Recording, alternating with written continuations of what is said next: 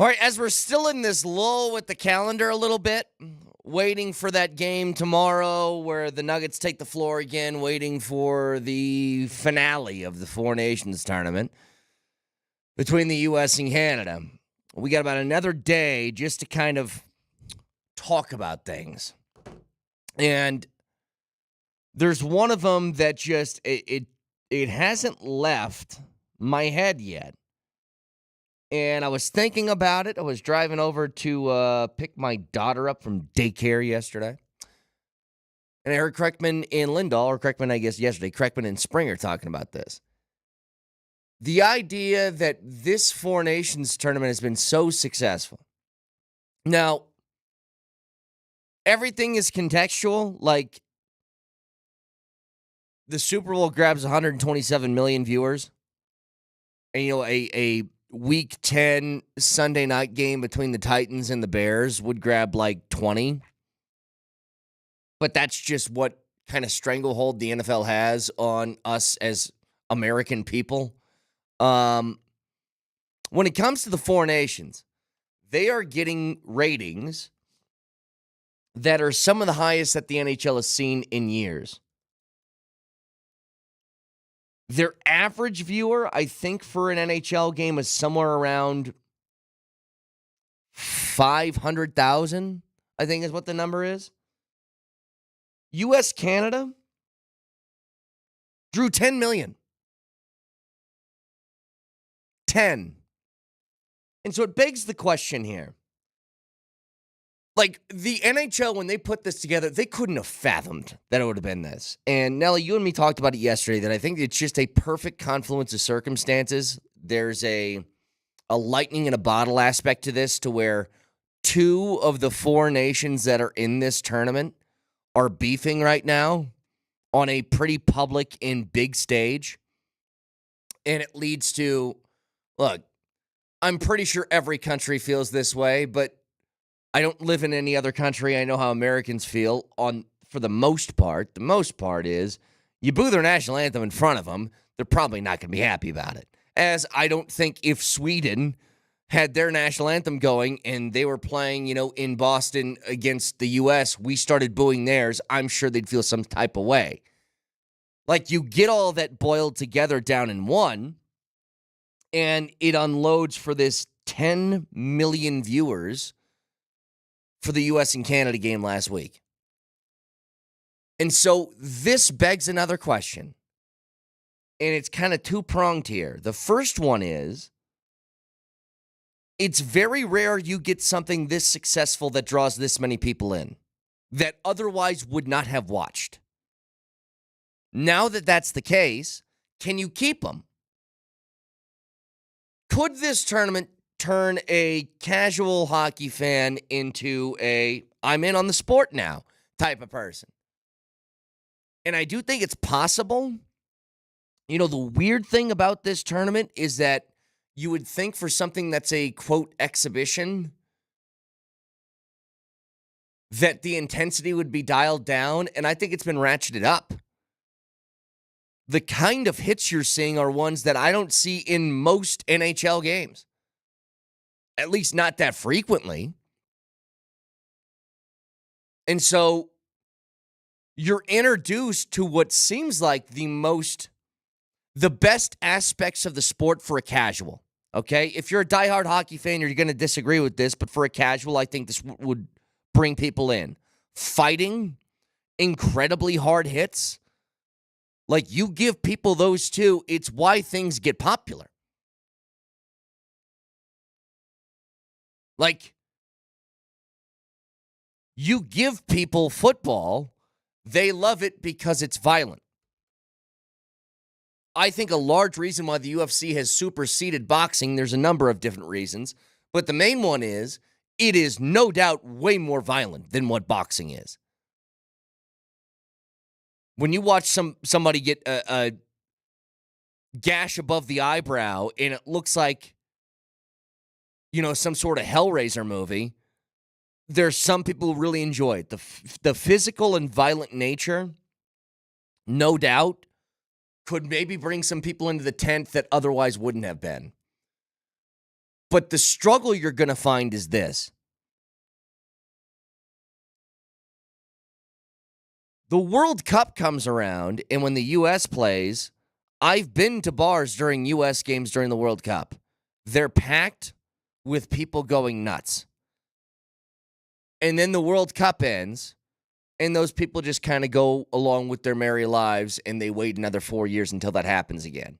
I think there's a whole swath of people that would probably fit into that category. That despite how amazing this from a straight viewing perspective is, even for a casual hockey fan, it's really easy just to jump on board with your country. It is. It would be pretty difficult afterwards if you're somebody who didn't have a hockey team that you rooted for. If you lived in Oklahoma City and you're really into this tournament and then the tournament ends, you're like, so what, I got to pick a team now? That's going to be a lot harder sell. You know, especially when this tournament ends. Like, Nelly, for us here in town, it is weird, right? Because we're like, go U.S., beat everybody. And then the tournament ends, we're like, the best players on Canada now play for our team, but I really love them too. Go team. You don't get the carryover, right? Like, if you're somebody who just sits there and goes, hey, you know what I love? The two guys I really love from the U.S.-Canada game were those Kachuk brothers. Those guys are cool. Do you know how bad? Oh, there it is. Every time. I guess I kind of got my first sentence out, but do you know how badly, before this tournament started, how badly I wanted to buy a Nathan McKinnon Team Canada jersey? Those things were sexy, are sexy with a capital S, but I don't know if I can do that. I don't know if I can support little brother to the north. I wish I could, but I'm torn. Yeah, I don't think you can. Well, I mean, you could. I couldn't. There's a level to this to where, number one, are you going to bring new people in? But the second part is, it's almost like a cheat code. You throw your country's, for the U.S., stars and stripes, for everybody else, your country's colors, your initials, all of that behind something, you're probably going to get a bump in viewership just because it's going to have a wider appeal. So PK Subban was talking about this, and it was a juxtaposition, like we were talking about yesterday, between the NBA All-Star Weekend and what the NHL is doing. Again, the NHL struck gold. But there's a very key difference here. And look, this is a long clip from PK Subban. But he was on ESPN yesterday, and they were asking him what he thinks the difference is and why is this so popular as compared to the NBA All-Star Game. Well, we'll kind of start and stop this, but here's a little bit of PK first. Hockey's a different sport from the NBA. You can't compare the cultures because of the way the game is played. You can step on an NBA floor and go through the emotions. You can't do that in hockey. You can't. Like, the culture of our sport, you have to play it with passion. You have to be willing to fight. You have to be willing to leave it on the ice. That's what fans are investing in. So for us, when we charge $1,500 for a ticket to come to Fournier, fans know what they're getting. Cale Makar, the best defenseman in the world, wasn't in the lineup for this game. This was the most viewed game that we've had in years. And you see it, it's because it's not just based on the skill and talent. It's based on the pride, honor, playing for the guy next to you. I got a question for the NBA players. What the hell are you playing for? Stop right there. It's a great question. It's what I was talking about yesterday. The NBA has a real problem in which when the players garnered the amount of power where they could choose not only I want out of this town, but I want to tell you exactly where I'm going to go. And at first it was like, you know what? Good for players knowing what their worth is and stepping up for it. And then it just kind of started to cross a line. And that line was this. You also have to be responsible for what you chose. And a lot of guys don't do that. And it's almost more annoying to me that they don't see it. These are guys who make upwards of $60 million a year, especially the ones with real power. And then, in an event that is, I mentioned this yesterday, the basic nature of what sports is entertainment. And entertainment is about your consumer. It's not about yourself. And it became a lot about themselves. It just did. And then they started barking at fans for the way that they consumed it. Like KD is still going, well, if you guys hate the All-Star game so much, then why don't we just don't do it anymore? And my response would be, well, why don't you find out why the fans don't like it and try and change? What about that? What about the people who bring viewership, which brings television contracts, which brings $60 million a year deals? They're telling you something about your product you don't like, and you just flip them the bird and say, oh, yeah, well, then we just won't do it anymore. Like, that's the kind of attitude I don't get. And you know what the NHL players did? They're taking this tournament at the risk of their own personal health and personal wealth, potentially, if they get hurt. And they're saying, I'm going to lay it all on the line because this isn't about us. You know, playing for USA on the front also helps because you have an added benefit to it. But it's also about showcasing your sport at its highest level. So let PK continue. What are you playing for? It's not about the money. You make all the money. What, you're injured? Well, there's a difference between being hurt and injured. Are you hurt or are you injured? There's a difference. In hockey, we play hurt. We play injured. That is the culture of the sport. Stop again. It's always been that way. That is also true. I think in the regular season, that's a great argument because the NBA has guys sitting out for load management. That does not happen in the NHL. I would say in something like this, even in the Four Nations tournament, if you are hurt or injured, don't play. Because I just keep it in the back of your head, this is an exhibition. And I would say that your hockey team that pays you a contract is probably a little bit more important than this tournament. But certainly in the regular season, he's right. Go ahead. So you want to talk about the business, the CBA. Fans get all of that. But what do fans resonate with? They resonate with what's real. You got to fight sometimes for your country. You got to compete. You got to go out there and leave it on the ice because those people are paying the price of admission. So fans know whether our stars are on the ice or not, they're getting their money's worth. The NBA has that issue that they got to work on. You got to create a better culture for your players. It starts with the leaders. This issue, there was no issue when Jordan was around. There was no issue when Kobe was around. There's no issue when Sidney Crosby is around. There's no issue when Wayne Gretzky was around because those are true leaders. They lead by example. Sidney Crosby, Hockey Canada, those players, both Canada and U.S., it was the players that did that for the Four Nations. It's not the league. The league set it up, but the players went out there and decided and said, you know what, boys? That is the most important detail in all of this, by the way. The most important thing. The league can try and set something up, but you have to have buy-in from the players. And it's the exact reason the NBA Cup doesn't work. Like, I think it's a stupid idea regardless. But you know what would make it different? Is if the NBA players treated it as if it was as important as they tried to sell it. If, just to go through the process here, if this Four Nations tournament started and guys weren't checking, there's no fighting, and you could tell they were taking it kind of easy, and final scores were 7-6, and there wasn't a lot of defense being played, and so I don't want to take the hit on that guy because I don't want to get him hurt, but I don't want to get hurt either. If they started doing that like it was the regular All-Star weekend, this thing's a total flop. And you know what we're doing today? Instead of praising its graces, I'm sitting here telling you another moronic idea from the NHL, trying to manufacture some sort of thing just to try and make an extra buck. The reason why it works is because the players treat this as if it's important. The first time this has ever happened. There is not a single thing that the NBA has done that the players do not see a personal,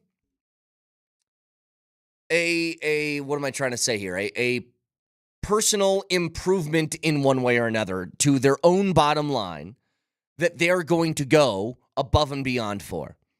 You know when your boss asks you to do a favor and it's not really your job and you could say no, but you just do it? The NBA, not a single NBA player would do that. Not a single one.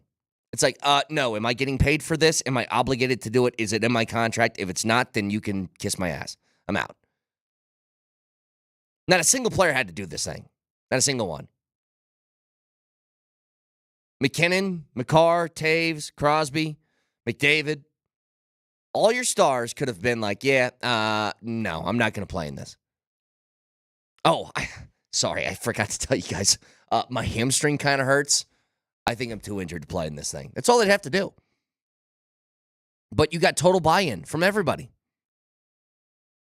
And it's the number one detail, I think, about hockey that separates those guys and makes them different.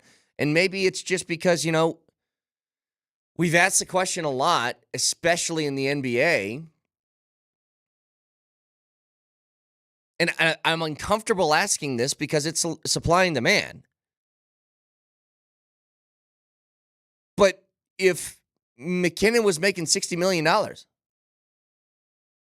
would he play in this tournament? I mean, would he? Or would they go as hard as they are? Like, I think there is a level of you make X amount of dollars, you start to get more and more and more and more and more entitled to things. It's just the truth. Well, let him finish. Go ahead, Nelly. And decided and said, you know what, boys? We're all in. When is the NBA going to do that? Because, I haven't sat down and watched the NBA consistently since Kobe. Since Kobe has died, I have not sat down and watched the NBA consistently. I love basketball. Love the players. I think LeBron's great. I think KD's great. Steph Curry. Love watching them. But you got to be on the court. You got to be there, and when you're there, you got to go all in. The fans got to feel that they're getting their money's worth. And right now, there's a big difference between what the NHL's doing with those events and what the NBA's doing. Four Nations works because the players are all in. I don't think there's a single thing that can be refuted with what Subban said. Not a single thing. And there's another clip I want to get to in just a few minutes that explains and I think crystallizes the exact opposite mindset. The exact opposite. This is about entertainment. It's about appealing to the people who are responsible for your dollars and cents when you get that check. And what the NHL did, I don't even know, are they being compensated for this, Nelly? Do you know this? I don't know, actually. I don't even know if they are. But even if they are, it's not, millions of dollars. It's a few extra bucks, and I don't even know if it's that. Maybe it's a big fat zero, and it's just, you're in it for the pride. But it is the starkest contrast between the two sports. That everybody's got someone, maybe it's your dad, whoever, that said, I stopped watching the NBA in X year because I just couldn't take X, Y, and Z. Like, they watched Michael Jordan, and then it got to, 2005, and they don't play defense anymore. And, we've all heard the same thing. And to a certain extent, you look back at those days, and you look at the game today, and you're like, it is a lot different. It's a lot. Those people watch this Four Nations tournament and are eating it up. Eating it up. So I want to play a contrast here.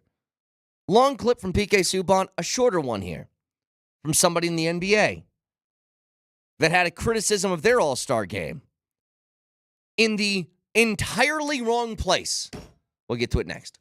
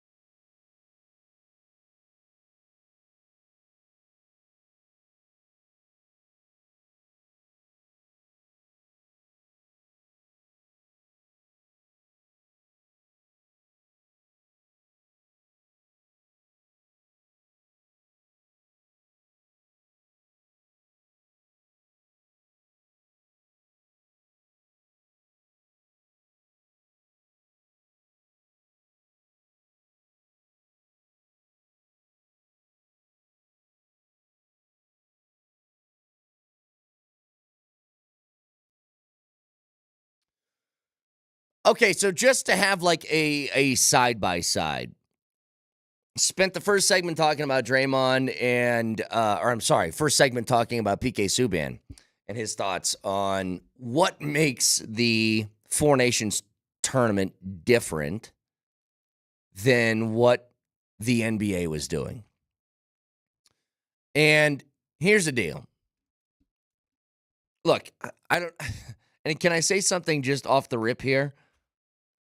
I'm not an idiot, okay, when it comes to why, I am an idiot, but I'm not ignorant to this fact. I know why Canada's booing the anthem. Like, you guys, I don't know if you think you're teaching me something. Like, they're booing because of Trump's tariffs, and I get it. But you're asking people who are wearing an American jersey to make that distinction right before a hockey game? They aren't gonna. Like, you guys know how the world works now, right? Like, your intent isn't always the way that people are going to take that. And sometimes they just don't care. So, I mean, that part of it notwithstanding, it's still a major part of why there's friction between Canada and the U.S. Like, you think Brady Tkachuk was down there before the puck was dropped on Thursday, Nelly, going, well, I know they were booing during the anthem, but, there's a whole bunch of geopolitical problems in this world right now that they're facing, and they don't like this guy in particular, so I'm going to not fight because they don't like booing the one guy, not my kid. No, he's just saying, I heard boos when our anthem was playing, so I'm going to fight somebody. That's all that happened. He said 25%? Wow, I'm on Canada's side. That's egregious. Yeah, I know. They aren't playing that game, okay? It's very basic. It's primal, if you will. I hear this during this. That makes me mad. Make me mad. Drop gloves. Punch somebody in face. Like, that's what they're doing. Here's the other thing, though. With what PK Subban said, PK was speaking from a place, and people, when I said this in the first segment, that I think money might have something to do with it. I had a texter that told me if McKinnon was making $200 million, he would still do the same thing. And I go, I don't know if that's true. Like, we can talk about the hockey culture thing, but the culture of that changes the more comfortable you get. And I'll give you a perfect example. What I think is analogous to this. Draymond Green, who was on the TV set with TNT, was talking to the boys about something. And it was this different format, different teams, OGs versus the world versus blah versus, I forget the other team, versus, and there was a Rising Stars one. Cool, Carl. So these were guys who were not actually named to the All-Star game. They were in the Rising Stars Challenge, but they decided to give them a team. And here's what Draymond said about it. Candace goes, I'm coaching some team. And she's right. Some team that no one wants to see. Oh, man. I had to work so hard to play on Sunday night of All-Star Weekend. And because ratings are down, because the game's bad, we're bringing in Rising Stars. That's not a fix. I never played in the Rising Stars game. My first 2 years, I didn't touch that game. And these guys get to touch the All-Star floor on Sunday night? Like, when the floor is the floor? You know, in America, the president has Air Force One, right? Yeah. They have several of those planes. It's only Air Force One if the president's on it. That's the All-Star floor. You have the court. You have the events. It's a nice-looking court. When All-Stars are on the court, now it's the All-Star court. Those guys did not make the All-Star team. To be playing in the All-Star game and you did not make the All-Star team is absurd. You know what else is absurd? When you act like it's such an honor to play on the court, and then you don't actually show it. Do you know part of the reason why these guys were even allowed to play is because you have bastardized that game to the point where they said, we need to do something different. And maybe these guys like Zach Edey and Dalton Connect will actually try. Like, that's a part of it. It's hilarious to me, and this is what I'm talking about. When I say money brings comfort, okay? The guys who are in the All-Star game, who would traditionally be in, would always be in. Okay, so here you go. Let me give you some names. Kevin Durant, how much money he make? 60 mil? Jason Tatum, it's another 60. How about Steph? Around there. Dame, same thing. James Harden, close. Kyrie, yep, up there. Jaylen Brown, yep, he's around that. LeBron James, sure. Anthony Davis, yep. How about the other side? Jokic, he's on a max deal. Karl Anthony Towns, yep, he's making some money. Shea, yep, he's making a ton. Donovan Mitchell, sure he is. These are all people who are making upwards of $60 million a year. They don't care about this stupid, silly little game you want to play. You know who might? Dalton Connect. He might be honored to be there, actually. Honored to, as Draymond would say, grace the floor of an all-star game. And it's like they don't get it. And that's what's annoying. And look, I don't want to sit here and yell about an all-star game, but it's an overall, like, cancer within the sport that I think is not helpful towards it. That sort of attitude. I've earned this. I've earned the right to play in a game we don't care about. Shut up. Like, I've said this forever about the dunk contest. I don't care about Mac McClung. Why is he in it, though? Because you won't. And I'm not going, look,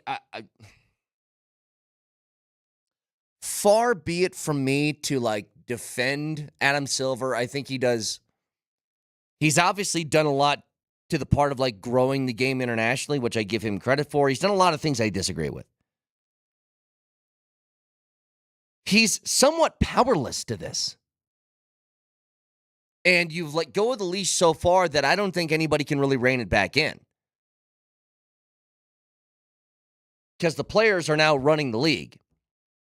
And what they say is the way that the league is going to be.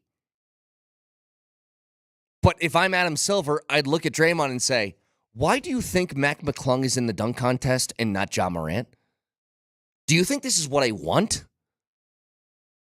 You think this is something that I prefer? Or do I just have to have a body out there to make sure that this is still a thing? Can you name me one other person that was in the dunk contest this year off the top of your head? It was Castle from the Spurs was in it. And then I don't know. Castle? You mean the show with Nathan Fillion? Yes. I don't know. See, I'm assuming Castle was there, but I don't know. And that's the point. People know who Mac McClung is because he's a G Leaguer that saw his chance to ball out on the national stage, and he said, hell yeah, I'm going to go do that. I'm going to take that shot because all these stars are too good for this thing. Like, I'll give you another example, Nelly. You don't think the money matters. Okay. I'm not saying you, just... I do think the money don't matters. The proverbial you. For the people who are saying that I'm wrong about money in the NHL and the NBA and how they can change perspective on things. If they awarded the winner of the dunk contest $10 million, do you think you'd have a star in it? Of course you would. It depends on the star, though, because LeBron James would look at $10 million and go, oh, you mean what I find in my pocket in loose quarters after I signed my Supermax? But who cares? But street clothes. What I'm saying is they're looking at them saying, oh, yeah, you want this to be good? Then make it worth my time. I ask you again, what are the NHL players making for this tournament?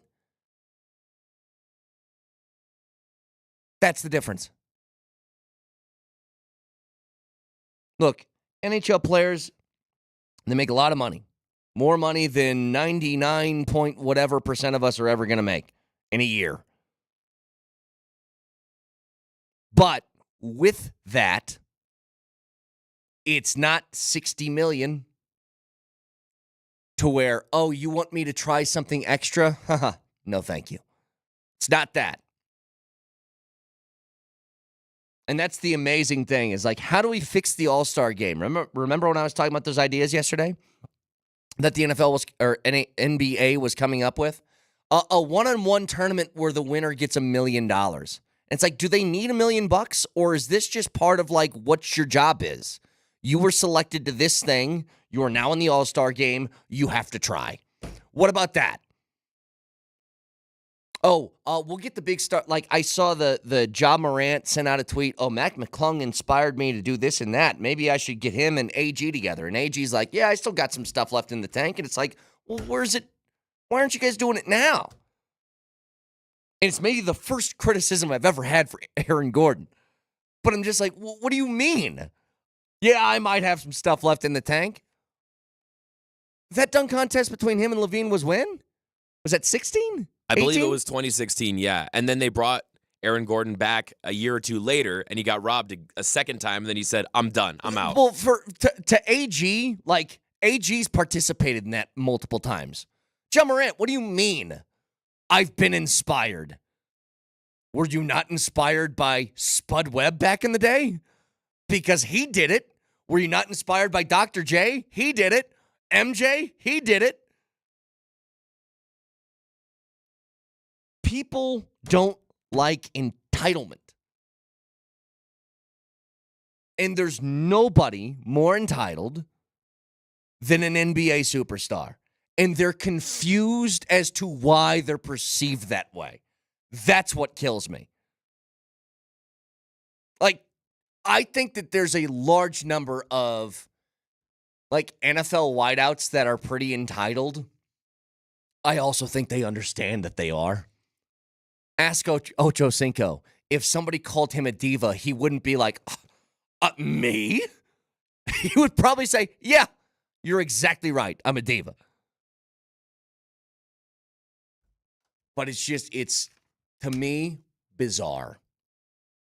303-504-0925.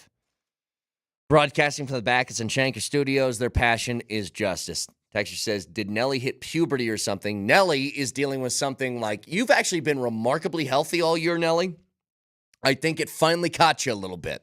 Just a little. Well, the good news is now I sound like Connor McGahee. Yeah, you know what? Ball Corporation, the future's in your hands. Recycle it. Remember when I had that? You're about a day or two away from when I was sounding like Jason Statham for a few days. It's about I can hear it getting there. So I think I can do what was that guy's name who had a chokehold on announcing every single event ever in the 90s? Oh, the big the movie trailer guy? No, Michael Buffer. Oh, Mike. Let's get ready to rumble. You know what? Pretty close. So the point is, strike while the iron's hot. If you need me to voice something, Brett, now is the time before I take some Dayquil. Speaking of, we should probably go do that thing here. Back after this.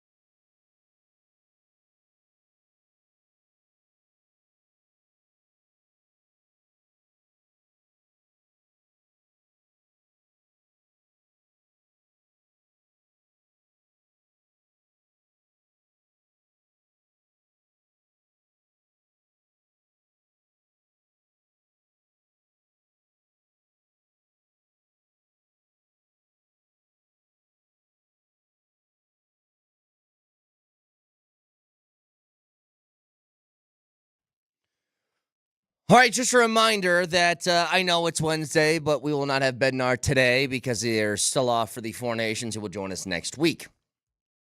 It's pretty crazy. The NBA is coming back. Is it today is the first game, right? I think it's the Lakers tonight.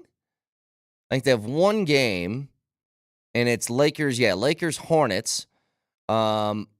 And then the Nuggets are back at it tomorrow. They'll get the Hornets on the second day of a back-to-back, which is a pretty nice easing your way back into the post-All-Star break schedule. I saw something yesterday and something today. I don't like how this feels. But guys, our golden child, our man who is responsible for our basketball happiness here, Nikola Jokic, just turned 30 today. So that first digit starts with a 3. Oh, good God! So first of all, happy birthday to Joker. Second of all, you start to see your beacon of championship window open person, your MVP, your star player. And that number turns to a 3 in front. You start to feel a type of way about it, don't you? I do anyway. Like, he's still got a long runway, obviously, of good basketball left because this is his best year he's ever had somehow. But when you got a 3 in front, a little bit different. You start to really hear that tick-tock, tick-tock of what you can do as a franchise to try and capitalize as much as you can on the window. My biological clock is ticking like I mean, this. kinda.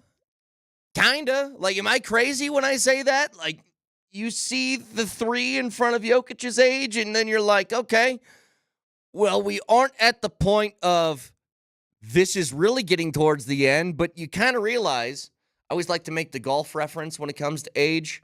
You know, as far as like athletics windows and where you can be at your peak, we're on the back 9, fellas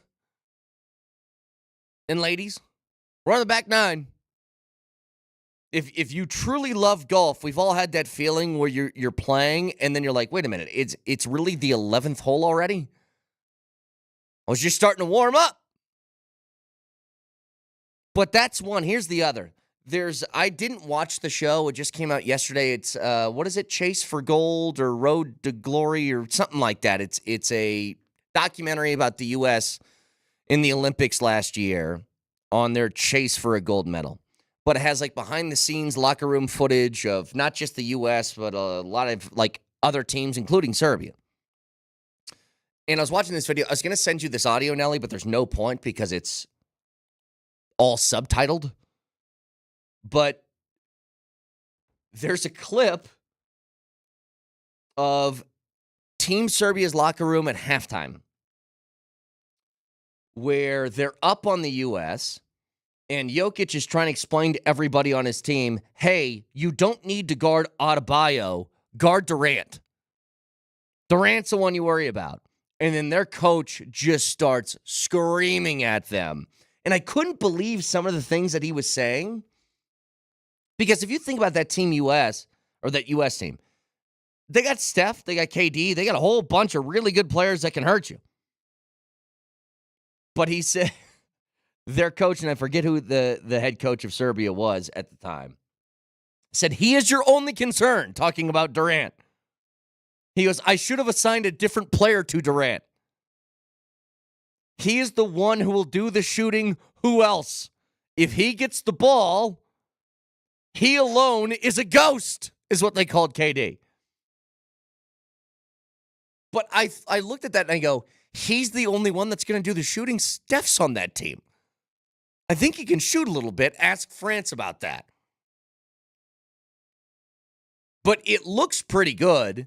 I don't know, like, how many, if it's an episode thing, if it's just a couple hours. If you guys have watched it, let me know. Again, I'm kind of out on the sports documentary thing for a while. I think that it's like oversaturated, but this one looks pretty good. But it's pretty amazing that Serbia-US game, which was fantastic. They're only worried about Durant, which was, to me, wild. And it still shows you kind of how much people fear that dude at his age. Because what is Durant? Durant's going to be like 36? Somewhere around there? Yep, 36. Texture said, surrounding Joker, he's not playing till he's 40, so there's less than 10 years left. Yeah, I mean, that's what I'm kind of getting at. When he's 30 years old, he's not going to be one of these guys who hangs on for as long as he can. So I don't know how long the window is going to be out there, but you got to stretch here for the next, I would say, 3 to 4 years at least to try and capitalize on something. And then, look, when he gets towards the end of this new contract, because let's see, Nikola. I don't believe in windows. Nikola Jokic, he signed a 5-year deal for $276 million last year.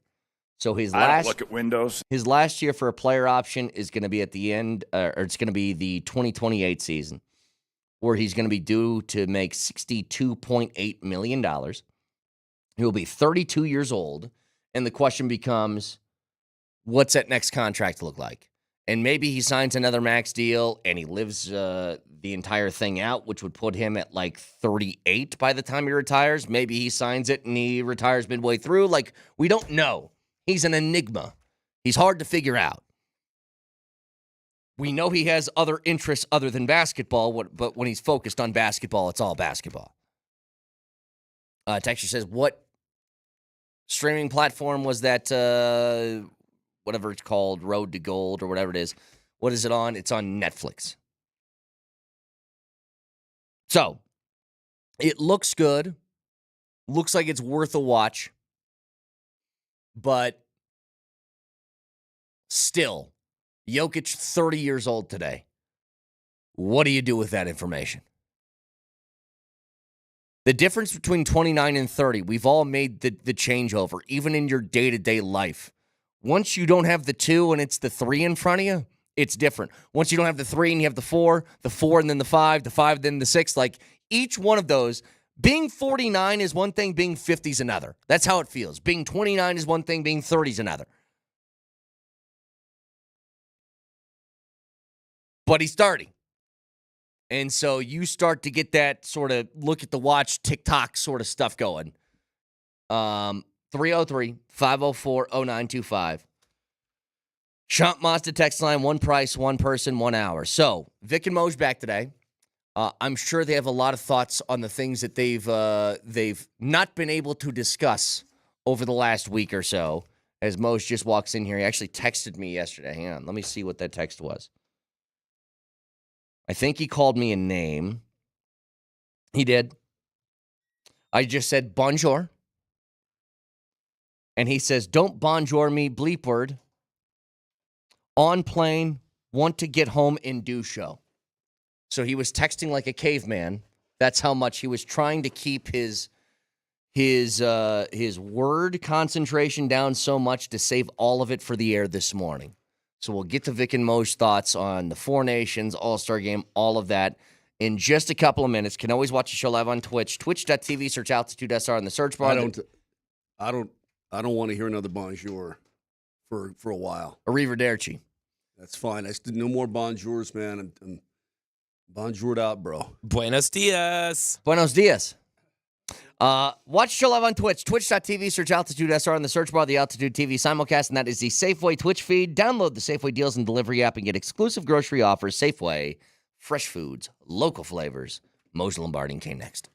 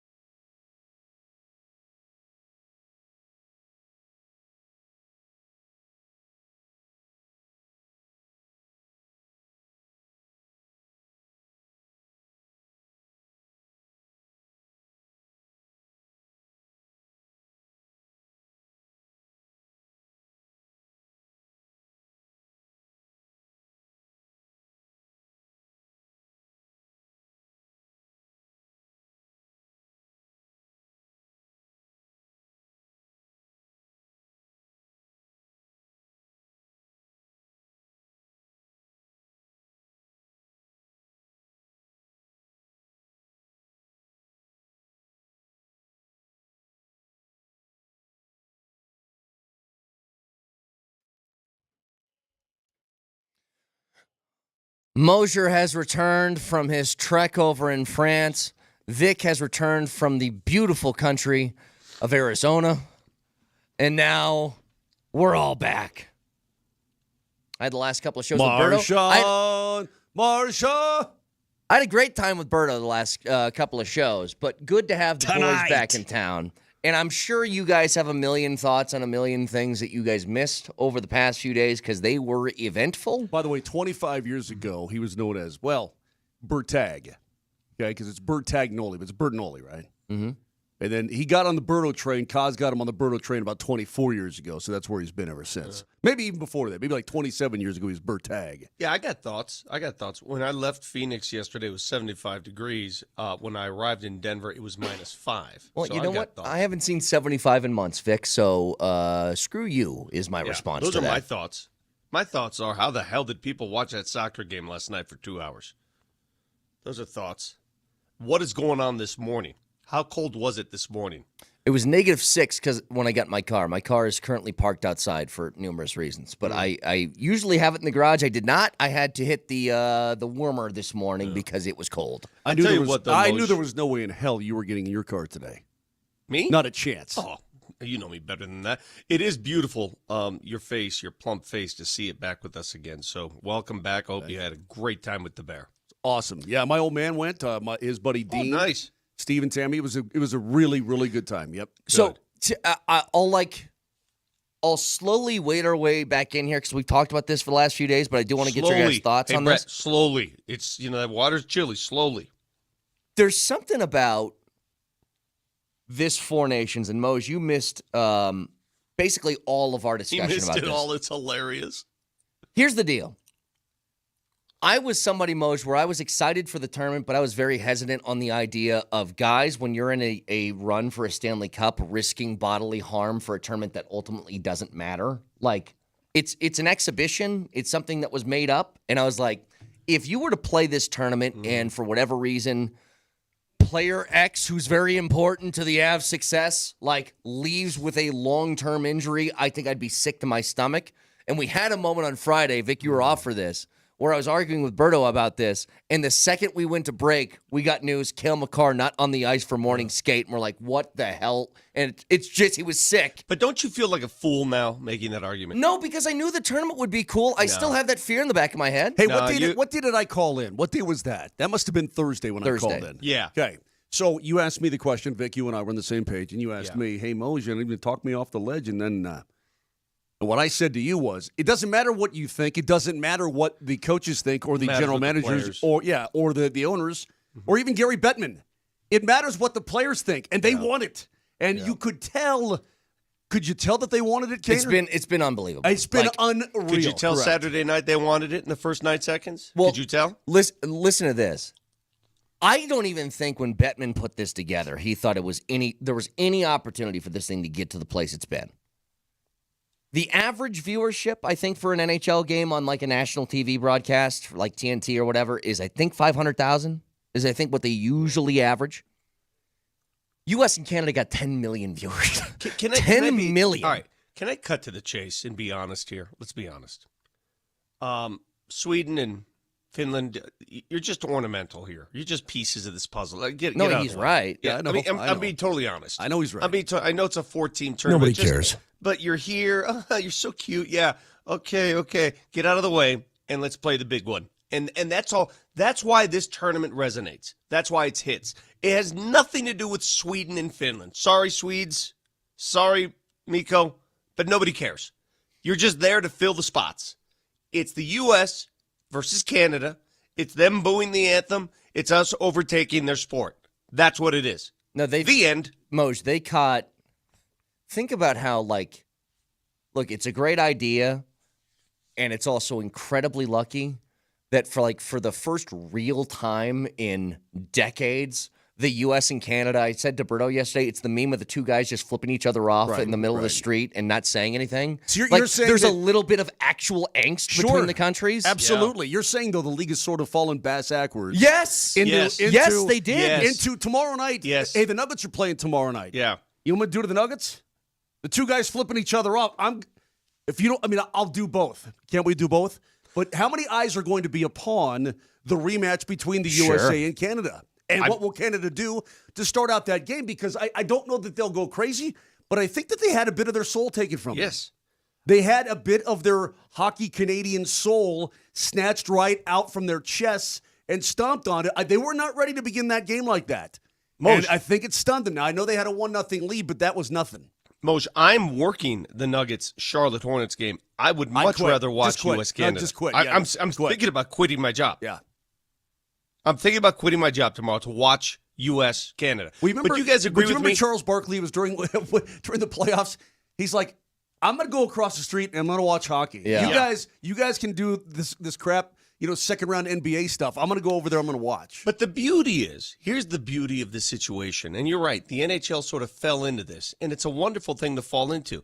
They fell into a rivalry, a would-be rivalry, a rivalry that's been percolating for quite some time. And we know what's going on here. We know what's going on. Canada is trying to save its soul. Canada is hockey. That's where the game was invented. That's where the game is played. This is where most of the big fans are. They're trying to save themselves and the honor of the sport. The U.S. is trying to take it from them. The same thing could happen if you presented a scenario, a tournament like this in basketball. The same thing can happen. The U.S. is trying to save itself in the sport of basketball. It wants to tell the world we are dominant. The rest of the world wants to disagree. If the NBA presented a tournament much like this Four Nations, except screw Four Nations, two nations, two teams, U.S. world, the end. That's it. That's all I need. I still don't think it would work. I don't think it would work because when you're fighting for Canada is different than fighting for the world. Like Giannis, if Jokic, I just saw a clip yesterday of the Road to Gold or Court to Gold or whatever that thing is. That Netflix documentary on the Olympics last year in basketball. If Jokic was playing for Team Serbia, he'd be all in. Jokic playing for the world, I don't think he cares. I think you're wrong. I think there is a degree of pride that goes in beating the U.S. team and showing them that, yes, we belong too. And I think a lot of these world players, the European players especially, they've been knocking on that door for quite some time. And I know that the U.S. team would be motivated because they want to send a message. Yeah, but listen, Serbia almost did it. I mean, as just Serbia, not the world. Serbia almost did it, bro. But the point, France is going to be able to do it sometime soon. France is.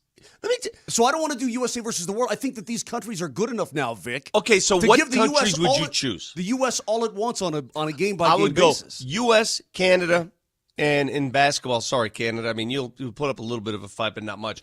Canada and basketball, France and Serbia. See, but there's one problem to all of this. The teams that are featured in the Four Nations are all NHL players. You couldn't do that in basketball. These other countries don't have enough to fill a full roster out. But we just went through this. Nobody cares about Sweden and Finland here. Nobody cares. It's not about them. It's about the U.S. versus Canada. I don't care who plays for Finland and Sweden. Okay, thanks for making a tournament. Now get out of the way. That's so condescending. It is very condescending, but it's the truth. Am I speaking the truth or not? The lowest rated game had to be Finland and Sweden. Did you care about? I'm sure it did. Yeah. You know the U.S. Sweden game meant nothing the other night. It meant nothing, right? Right. Correct. Did you care about that game? Nope. No, you didn't care about it. Nobody cares because the U.S. was already into the gold medal game anyway. But the only two teams that matter in this tournament are playing tomorrow night. And again, when the players buy into that, and why do you think the players buy into it? Why are the Canadian players into it? Why are the U.S. players? You guys tell me. What is it psychologically that makes them go all out? I have actually like 3 different answers to that question. And the main one to me is, well, you know what? We can play the PK Subban clip if you guys want to. It's really long, so let's save it. Let's save it for a few minutes. Yeah, I think he hits it perfectly. Yeah, I think he nails it. And without getting into too much detail, I'll play a card right now before we get to Subban that I think really matters in this. I do think it's something that you mentioned multiple times before, Vic. The NBA has, I don't know if you want to call it a problem or what, when guys are making upwards of $60 million a year, it's really hard to make them care about anything. I just think that's the truth. And I think there's something in hockey, Moj, where there's not as much money being made. You're talking about McKinnon's. Is McKinnon the highest paid right now, or did somebody jump him? No, Draisaitl's the highest paid. Draisaitl, and he's making 14.5. 14.5. That's a little above Zeke. Somebody thinks he's going to get close to that? That's a little above Zeke Nagy. That's the highest paid player in hockey is like the 5th or 6th best player on a good basketball team. And so, with that, it's a lot easier for those guys to be ego-driven in the NBA and just say, why should I care about this? What's going to motivate me here? Yeah. Like, I just noticed they're trying to make some changes to the All-Star game next year in the NBA. And one of them is like, hey, $1 million for the winner of a one-on-one tournament. It's like, can we save our takes on the All-Star game, because I got a lot of them. Just save them. Well, get in line. You're asking like what makes it different. I don't think that they're allowed to have an ego because the hockey players don't make that kind of money. I think there's a part of that. Someone's countering my point about U.S. and Canada being the only teams that matter. I'm talking about here for us. Yes, Sweden and Finland matter for each other. Here, nobody cares. Get out of the way. Get out of the way. Nobody cares. I'm on my way to my car. Get that other car out of the way. Nobody cares about Sweden and Finland here. We care about U.S. Canada. Hold on a second. I care about Sweden and Finland here. I mean, I like those are. By the way, Sweden, they lost. Well, they beat the U.S., but every other game they lost, it was very tight, man. It's like you're barely losing. Brett, do you care about? Did you care about those games as much as you cared about U.S. Canada? No. I would have if it meant like they had a chance to get to the final. But you know it didn't. But you know it didn't. Come on. No, the game I had the least interest in was Sweden and Finland. I'll say it. Yeah. Nobody cares. They're put together. By the way, I still watched it. Now, I didn't watch it the way I watched the other games, but I had it on. I don't care about politics at all. I don't care about that. We got to figure out a way to get Russia back in here somehow. Oh, that'd be great. You're right. Yeah. You're right. Because that's a team that could compete. Absolutely. And that's what the other one you bring in. You need to have even numbers. Yeah, and then exactly. Then maybe you do. Well, that's what they did. Bring in Peru. They sort of did a Czechia, Slovakia, Slovenia type of. Isn't that just he's a Czech, right? Correct. Yeah. But there is this is what I want to get to with Subban in a second, because the clip is long, so we're just gonna kind of like start, stop. But I want to put that side by side with something Draymond said, because basically PK Subban was explaining the difference as to why hockey players care so much about this and why NBA players don't. What about the national pride? Of course, that's a huge part. That has. I mean, do U.S. players? Who on the U.S. team that you can think of? I mean, listen, I don't want to say Steph Curry doesn't care about representing his country. I think he probably does. But is that the main motivating factor here? That's what it is for these guys, really, the hockey guys.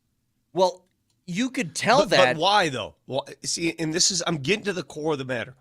Why is this so important to represent your country? And psychologically, I'm just telling you what I believe is at stake. Here's what I believe. Canada is defending the honor of what they invented. They don't want to give that away, but they know it's here. It's arrived. It's here. The U.S. is just as good. And they don't want to admit it. They don't want to go there. And the U.S. is on the precipice of taking over their sport. How many times has the U.S. team beaten the Canadian team in the last 15 years? Not a lot. No, best on best, it was the first time. Yeah, best on best, none. That was the first time in 15 years. Right. Yeah. So that's what the psychological stake is. That. Right there. It's not about hating the other guys, because they play with the other guys. Hell, they're teammates with the other guys in their professional teams. If you talk about World Juniors, no, that's a different story. Yeah, different story. But best on best. And those kids are all they're starting to filter their way into the National Hockey League now. Moj, same deal. Yep. Same deal. That's what's the pride is there. And I think the same pride exists in the basketball world. Well, we can get to that in a minute. We got PK Subban audio I want to get to. If you guys missed this, he was on ESPN, and he was on set with Udonis Haslem and a couple of NBA guys, and they're like, why does this feel so much different than the NBA? And he laid out about a 2-minute answer that I thought was perfect. We'll get to it next.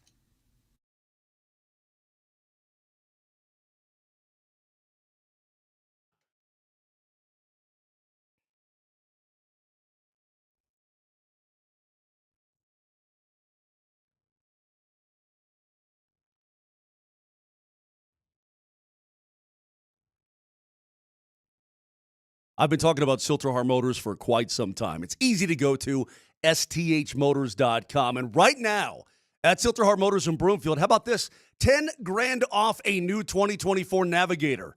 You got a bunch of them up there, and they are awesome. You're going to get 10 G's off that baby. You can lease a brand new Ford F-150 for just $399 a month. They've got over 1,000 new and pre-owned certified cars on their lot. They've got 5 of the top-selling brands all at one location, so why not stop by this week? It's the easiest shopping you could possibly ever do. Go online at sthmotors.com. You can give them a call. You can stop by the lot and peruse around. They'll say, hey, go wherever you want to go and see what you want to see. These people are awesome. Greg Larson and his staff do a great, great job. So do it one more time. Go to sthmotors.com. It's Silterhar. Everything you want out of a dealership.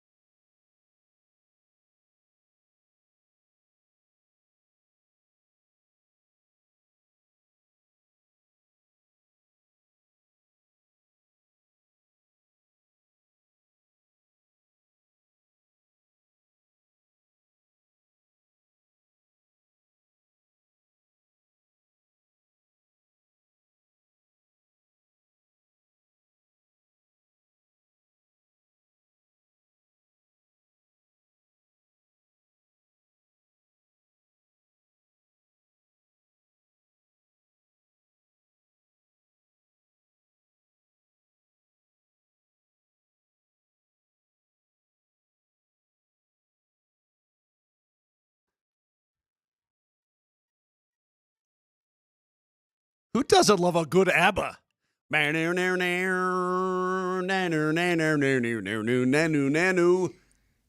You know, I almost forgot what it was like for somebody to hum the songs coming back from break. You missed that. You needed that. What'd you want to say? Mamma mia, this is Zabba, dude. Dave, here's Dave. So Dave, next to his name, he's in Manitoba. He's got a little Canadian flag next to it. It says, you guys are delusional if you think the USA beats Canada tomorrow. Beat me once, shame on me. Twice, I don't think so. Gold, Canada, gold. Okay, Dave. Thanks for listening from Manitoba. By the way, we do have Canadian Take that listeners. L on the way out. We do have Canadian listeners all the time, Vic. You know that, right? Yeah, maybe they don't win. Maybe Canada does come back and show some pride. Maybe so. But I tell you what, got your attention, don't we? Oh, yeah. Got your Well, attention. hey, by the way, going in, who did I say that I thought was going to win the tournament? Do you recall who I said I thought was going to win before this whole thing even started? No. The USA has the best team, and you know why? They've got a damn fine team up front. I think Canada has more skating talent. Well, they got the best goalie. They've got the best goalie, bro. I hate to tell you, but Hellebuck is the best goalie. Canada has the 3 best players in the world, at least up front on their team. That's absolutely true. But you're right. Isn't that sick, though? I mean, when they're throwing out Crosby, McKinnon, and McDavid, it's like, hey, come on, man. Am I biased in this, Moj, where I said, why isn't Blackwood on that roster? Like, I think Blackwood would have done better than Binnington. Am I wrong? I think if times had changed, if he had this kind of run, you've seen his numbers since the trade. Yeah. He's second only to Connor Hellebuck. You know that. Since December 14th, he is second only to Connor Hellebuck. His last 5 games, he went 4-1. Who does Hellebuck play for? Winnipeg. So you know what I mean. So Dave, stuff it. You know, you go just hang out in Manitoba. Nelly, get him out. Get him and the water bottle out. Out. Let's play some PK Subban. He was on ESPN yesterday. They're asking him, because the main story of the weekend is like, and I don't know when's the last time this happened, Moj. Help me out. Where the NHL completely overshadowed the NBA for like a long period of time. You know, it's really rare. Olympic hockey gets a lot of eyeballs. Sure. Gets a lot of attention. That almost feels like a cheat code because it's Olympics. So you're saying to me that the NBA All-Star Weekend was overshadowed by this game on Saturday night? Man, it seemed like it took over the sporting world. For true sports fans of competition, fans of real sports enthusiasm, sophisticated fans of sport understand the difference between the two events. But here's the thing. It's not just overshadowed them. Let me put it another way. Like, made them look terrible. What the NHL did for their, quote, all-star break is this, and what the NBA did was whatever the hell that was over the weekend. It made the NBA look stupid, and in comparison, made the NHL look amazing. You know, I heard Kreckman talking about this yesterday, and it was something I was thinking about, was could this tournament, because it's brought in casual hockey viewers, right? It's not just diehards watching this thing. It's brought in the casuals. It always does. Whenever they have something big go on in the world of hockey, like an international blow-up or something like, it always does bring in the casuals. He was wondering, would this bring new fans to the sport? And I don't think it will, just because it's the national nature of it. Look, if you're in Oklahoma City and you're a casual hockey fan, you watch this, you're like, this is amazing, but you don't have a team. Right. Like, you're probably going to go back to what you were doing before. Okay. Kind of like the U.S. in the World Cup. Like, you watch the World Cup, I don't know how many people, when bars are packed during that, then go and watch soccer afterwards. I don't know how often that happens. But here's PK Subban yesterday, and we can stop and start whenever you guys want, so just go ahead. Hockey's a different sport from the NBA. You can't compare the cultures because of the way the game is played. You can step on an NBA floor and go through the emotions. You can't do that in hockey. You can't. Like, the culture of our sport, you have to play it with passion. You have to be willing to fight. You have to be willing to leave it on the ice. That's what fans are investing in. So for us, when we charge $1,500 for a ticket to come to fans know what they're getting. Cale Makar, the best defenseman in the world, wasn't in the lineup for this game. This was the most viewed game that we've had in years. And you see it, it's because it's not just based on the skill and talent. It's based on the pride, honor. Stop right there. Stop right there. That's it right there. It's the pride. I guess it is the culture. And listen, the culture is shifted. It changes. It morphs, over time. But that's one thing that is, I think, stuck with the hockey world. You know, we talk about unwritten rules and the code and all this kind of thing. It's not like it used to be because fighting is virtually eliminated from the game. But you know what? It's still in there. Hey, did you see when Tage Thompson got blown up 2 weeks ago? Remember that? And his team did nothing. What happened to them? They got absolutely roasted by all of the entire hockey world, including their own fan base. Like, you bunch of babies, you need to stand up for your teammate. So what do? They have a meeting. This is where the morphing culture is. Before, it would have been no thought whatsoever. Hey, we're having a line brawl is what we're having. They had a meeting after the game, or the next day. Then the following game, they fought right off the whistle from this drop of the puck. Well, that's too little too late, Jack, right? Right. But that code, that pride, all that still exists. Sorry, go ahead. On the pride, honor, playing for the guy next to you. I got a question for the NBA players. What the hell are you playing for? What are you playing for? It's not about the money. Stop right there. Because that's the main thing that I took away was, what are you playing for when he's talking about NBA guys? And here's the realization. The only way this tournament works, the only way, is if everybody's on the same page. I could tell you what they're playing for. Well, go ahead. The NBA players are playing for a reward. They're rewarded and honored that all-star spot. The NHL players in this tournament are playing simply for honor and pride. That's the difference. I would have changed that to the NBA players are playing for themselves.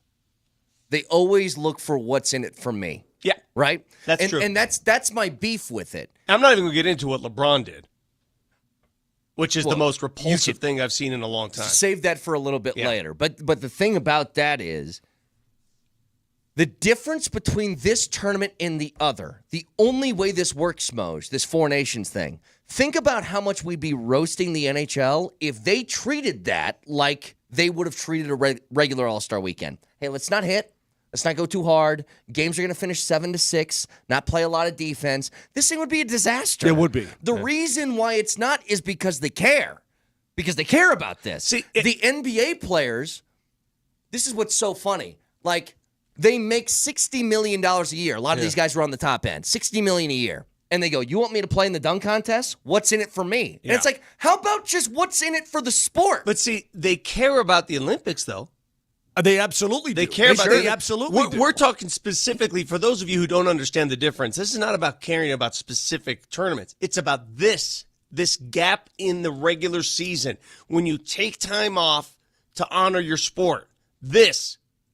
What the NHL has stumbled into right now is pretty damn special. What the NBA has dealt with over the last decade plus is getting worse and worse every year. That's what I'm talking about. That's what we're talking about. It's not the Olympics. It's not the regular season.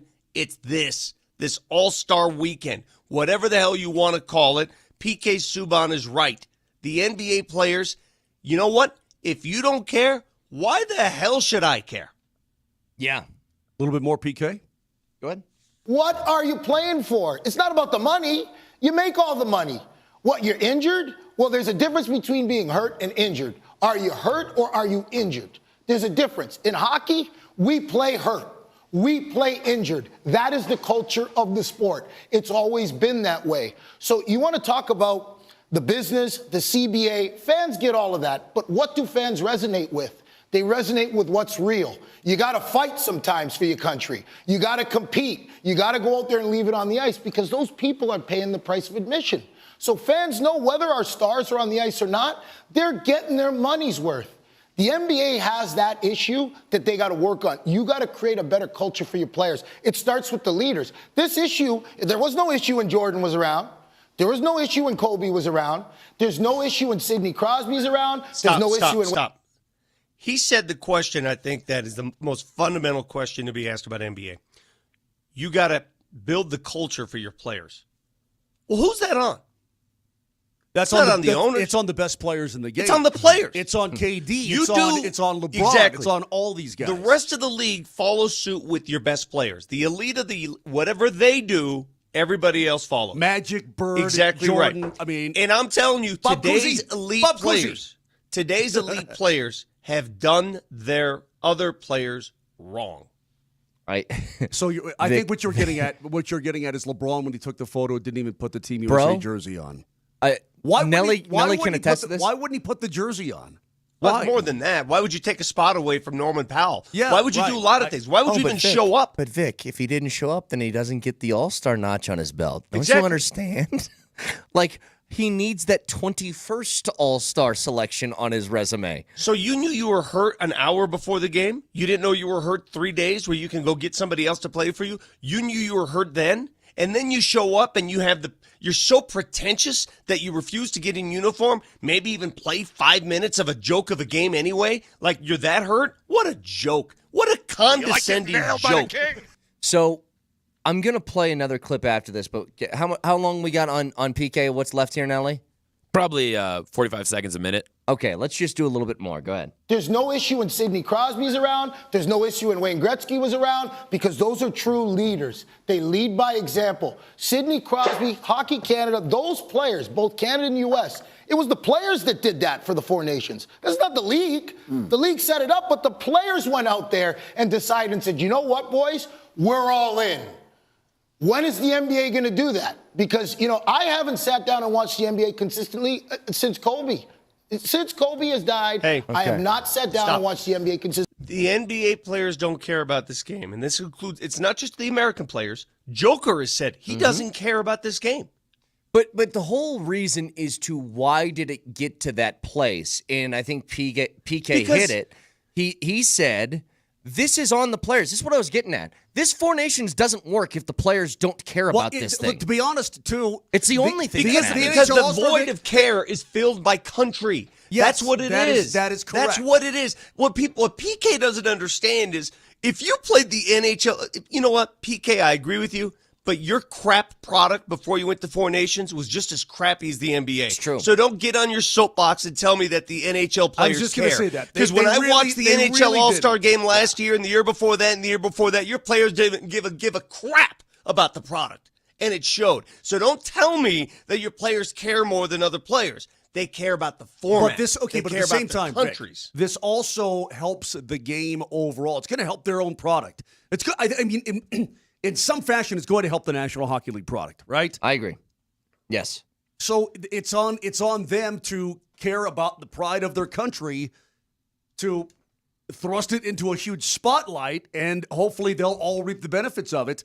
What he's saying is he doesn't think the NBA players really give a crap about the game overall, the game of basketball. We can quibble on that. Again, we can, but that's what I hear him saying. You can't say that about to usher it in. But who are the guys leading the way? The guys you just said the most recognizable player in the game today. I'm not talking about Joker. And Stephen A. also said there's no way that a non-American could ever be the face of the league. We'll get into that a little bit later on.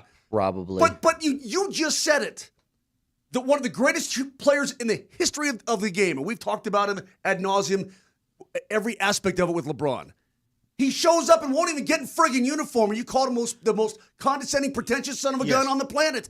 And that's the guy supposedly setting the tone for your league and your game? Doubt. It's okay, no doubt. Well, I think that's what he's getting at. He wants to be seen. He wants to be seen. He's in it for the wrong reasons. And if the rest of you don't see it, you LeBron lovers out there, if you don't see that, you are blind. You're blind. Here's what I said about it, and this is to me what a big difference is. What are sports at their core? They're entertainment. And entertainment... Well, at the core, they're competition. And the entertainment follows. But competition and the you don't have the entertainment without the competition. We've seen that. This is why we're having this debate. If you don't have competition, you don't have entertainment. I think the competition's a given. I think that's synonymous with what sports are. It's a competition, but the competition is entertainment, which then brings eyeballs, then brings money, then brings everything else. And the NBA, to me, feels like they don't care about the consumer of the product. They care about themselves and where their place is in the product. And I think this is where the NHL is different. Maybe not so much with this tournament, but I can tell you this. Take whatever, it's hard to compare this. The equivalent of the NBA dunk contest in the NHL would feature the NHL's best players. The NBA doesn't. Why? Because they go, what's in it for me? And at some point you got to say, $60 million a year is what's in it for you. Can I ask That's you what's this, in too? it. Yeah, I will say this, Vic. The fastest skater at the NHL All-Star Weekend is not some guy from the AHL. It's not Mac McClung It's not in the Mac McClung. NHL. No, you're right. How It's Connor embarrassing. McDavid. It's Cale Makar. It's Nathan McKinnon. And the way it should be. How all these embarrassing is it? And I feel conflicted about Mac McClung because he saved the NBA's ass at the All-Star game 3 years running because nobody else wanted to do it. How fitting is it now all of a sudden these NBA players come out of the woodwork saying they want to get back into the dunk? I know. What did it take? Let me ask you this. What did it take? A tweet from John Morant saying, I might. Where were you the last 3 years? Well, let me Where were you? Let me play another clip for you. Because, again, this is just about, and I understand, the Four Nations is different because you're representing your country, and that's going to bring a lot more pride and a lot more effort to it. I understand that Is there more part. PK here? I We're going think with PK. I think PK's done. Okay. I think PK's done. Okay. Because I want to play Draymond. Draymond was on set with the TNT people during the All-Star game. And remember, they did a different format, 4 teams. One of the teams was the Rising Stars. Did you guys happen to hear Draymond's thoughts on this? Here's Draymond. Candace goes, I'm coaching some team, and she's right, some team that no one wants to see. Oh, man. I had to work so hard to play on Sunday night of All-Star Weekend. And because ratings are down, because the game's bad, we're bringing in Rising Stars. That's not a fix. I never played in the Rising Stars game. My first 2 years, I didn't touch that game. And these guys get to touch the All-Star floor on Sunday night? Like when the floor is the floor? You know, in America, the president has Air Force One, right? Yeah. They have several of those planes. It's only Air Force One if the president's on it. That's the All-Star floor. You have the court, you have the events. So here's my message to Draymond. If this is such holy ground that only a select few get to touch, then why don't you act like it? Because here's the reason why the Rising Stars are in it. Because you don't care. And maybe Dalton Connect, who maybe never will grace that floor again after the Rising Stars Challenge, will treat that with some effort and care that the NBA would want because they were forced to change it because your product is garbage because of you. I watched the entire thing Sunday night because I wanted to properly evaluate what I was watching. Wemby cared. Victor Wembanyama cared. He played hard. Nobody else played hard. Like, here's the thing, Vic. He wants to sit there and pretend like this is, the Garden of Eden and only, like, a selected high elite few get to touch the floor. And you know what? To a certain extent, years ago, I would agree with him that Rising Stars should not be on the floor for the All-Star game. But they've bastardized that product so much that it doesn't matter anymore. And I can prove that because if you cared about these things so much, Mac McClung wouldn't be a 3-time dunk contest champion. And Adam Silver is probably sitting there saying, I'm only doing this because you guys forced me to. I have to find some different way to do things because you guys aren't motivated enough, and I don't know how to get you motivated. What do you want, more money? Here's my final thought on the difference between the NHL and the NBA. I'm an NBA guy. This is where I work. So I'm going to defend my guys and my teams and my sport, but I have no defense for this. There is no defense. You saw it. It's indefensible. But I will offer this. The NBA is too deeply suited. It's too deeply rooted in marketing. All they care about is marketing one another, each player, each individual. The NHL is not enough marketing. They need to share the wealth a little bit to improve both sports. The NBA can learn a little something from the NHL and vice versa. The NHL is like, it's like they're all alone and nobody knows who some of these guys are until moments like this. They need to better market their sport. NBA, calm down and just play. Hey, as we roll on here, can I explain when we come back why none of us, and Vic, you will know this as well as anybody, why none of us will ever move to Europe and should never move to Europe? Sure. Vic? Get to it next. Yes. Stand by. Standing.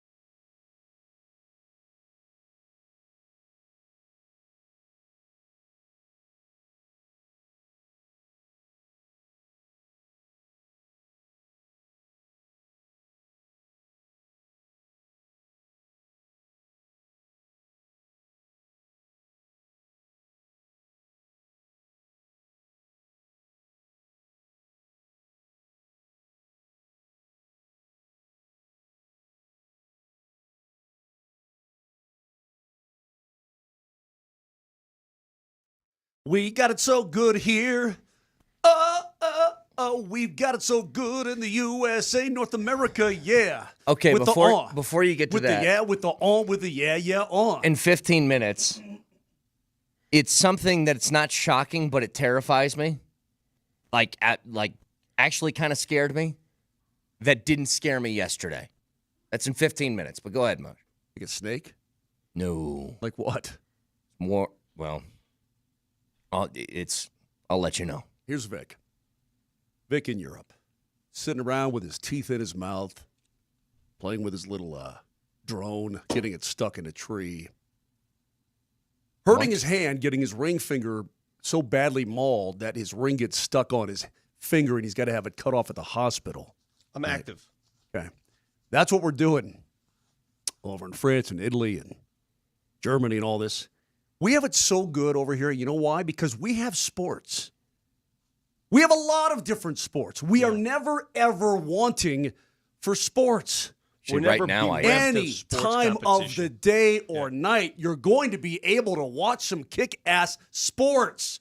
Whether it's football, hockey, basketball, baseball, tons of women's sports, golf. I mean, everything.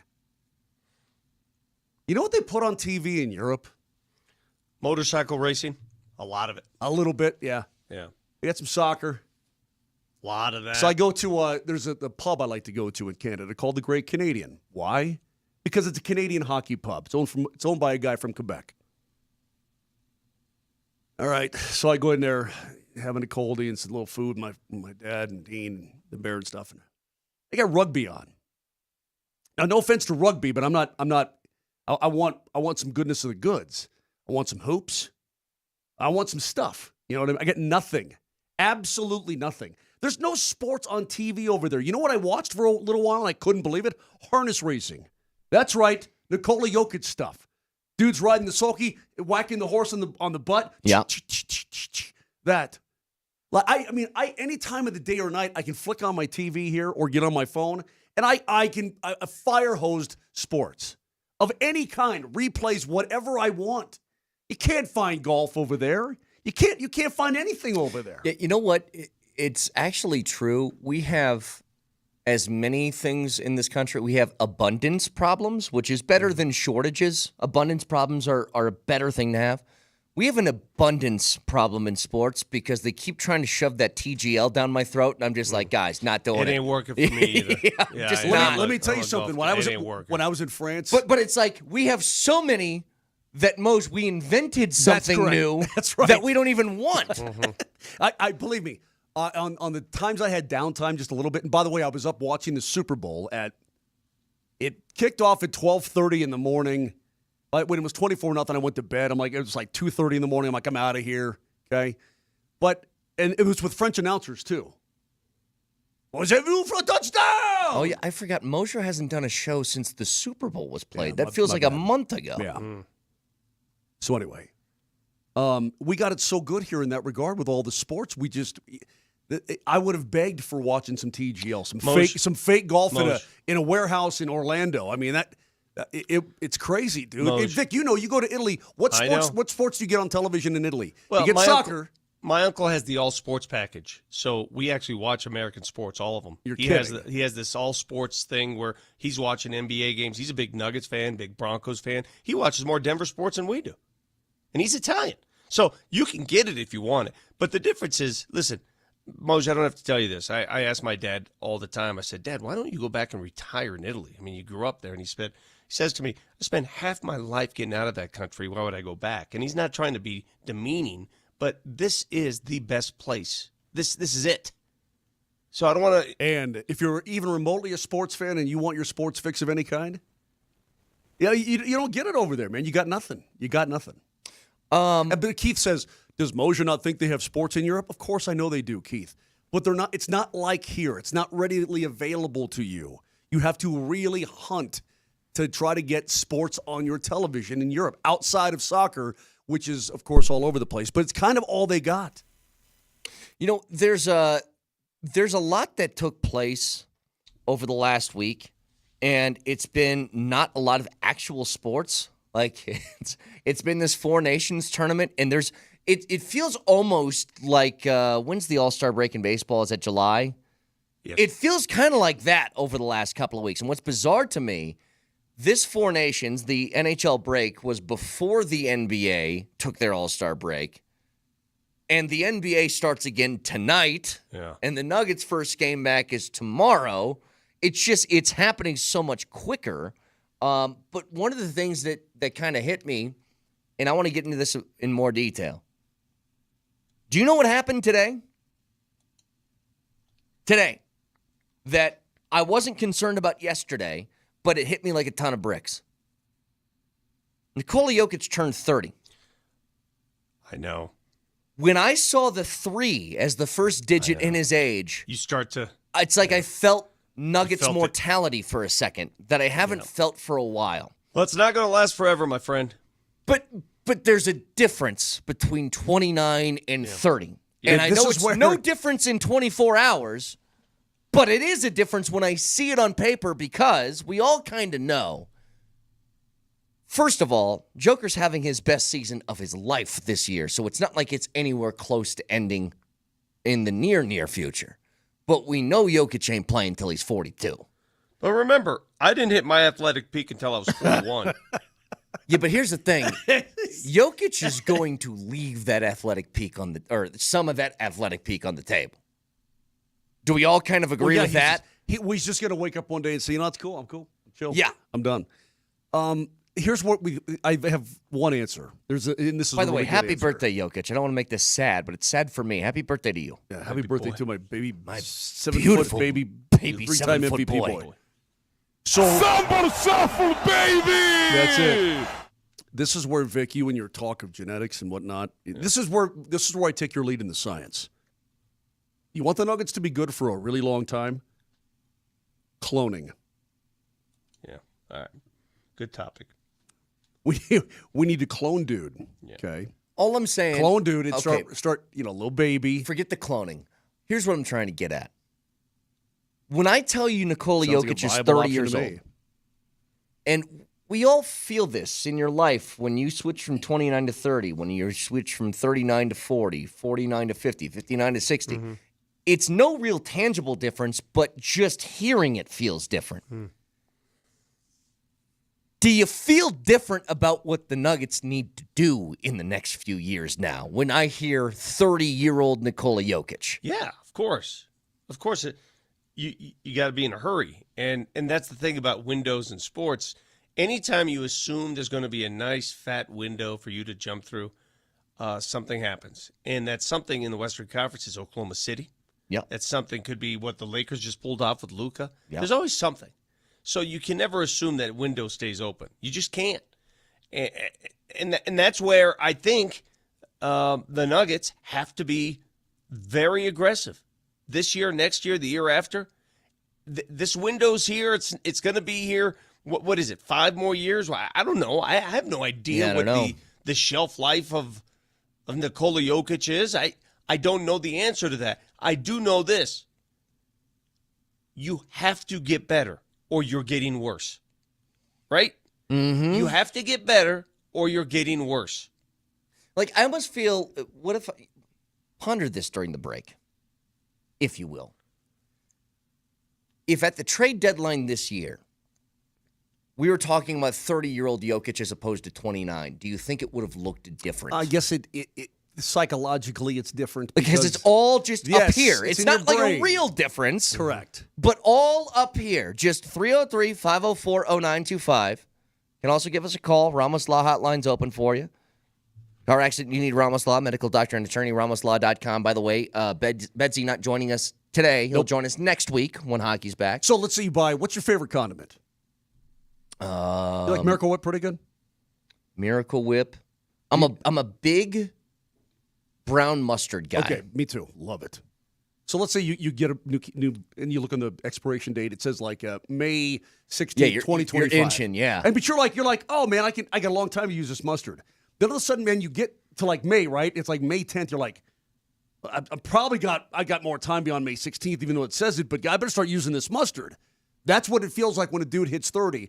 And I'm going to tell you this right now, Vic. If the Nuggets and the Avalanche don't come away with more championships in these historic windows because that's what they are. It's going to be disappointing. It's going to feel like you absolutely left it on the table. Well, even if circumstances hold on, were Moj. out of your control. Hold on. Even if they're out of your control. And I don't want to fall in windows. I don't want to fall into the same practice that the assumption is championships just are easy to come by. They're not. They're I don't so view hard. it that way. I don't see it as, oh my God, the Nuggets have to win 2 or 3, or it's no. They have to be in the mix. I mean, look at the Avs in the 90s when they dominated the division. Look at that. Moj, you said it yourself. How much time passed between championships, between cups? 5 years. It's not easy. It's hard. not easy. Even when you're the best team. Yes. It's hard. But being in the mix is a different story. Being in the mix, and however you want to define that. Yeah. Okay? That to me is channeling everything you can to go for it. Not necessarily. Listen, I know it's black and white for most. Either you win or you don't. For me, it's you got to be there. You have to have a chance. Okay. That's it. So hang on to that for a second because I got to follow up with another team I want to ask you about on that subject. 303-504-0925. Back after this.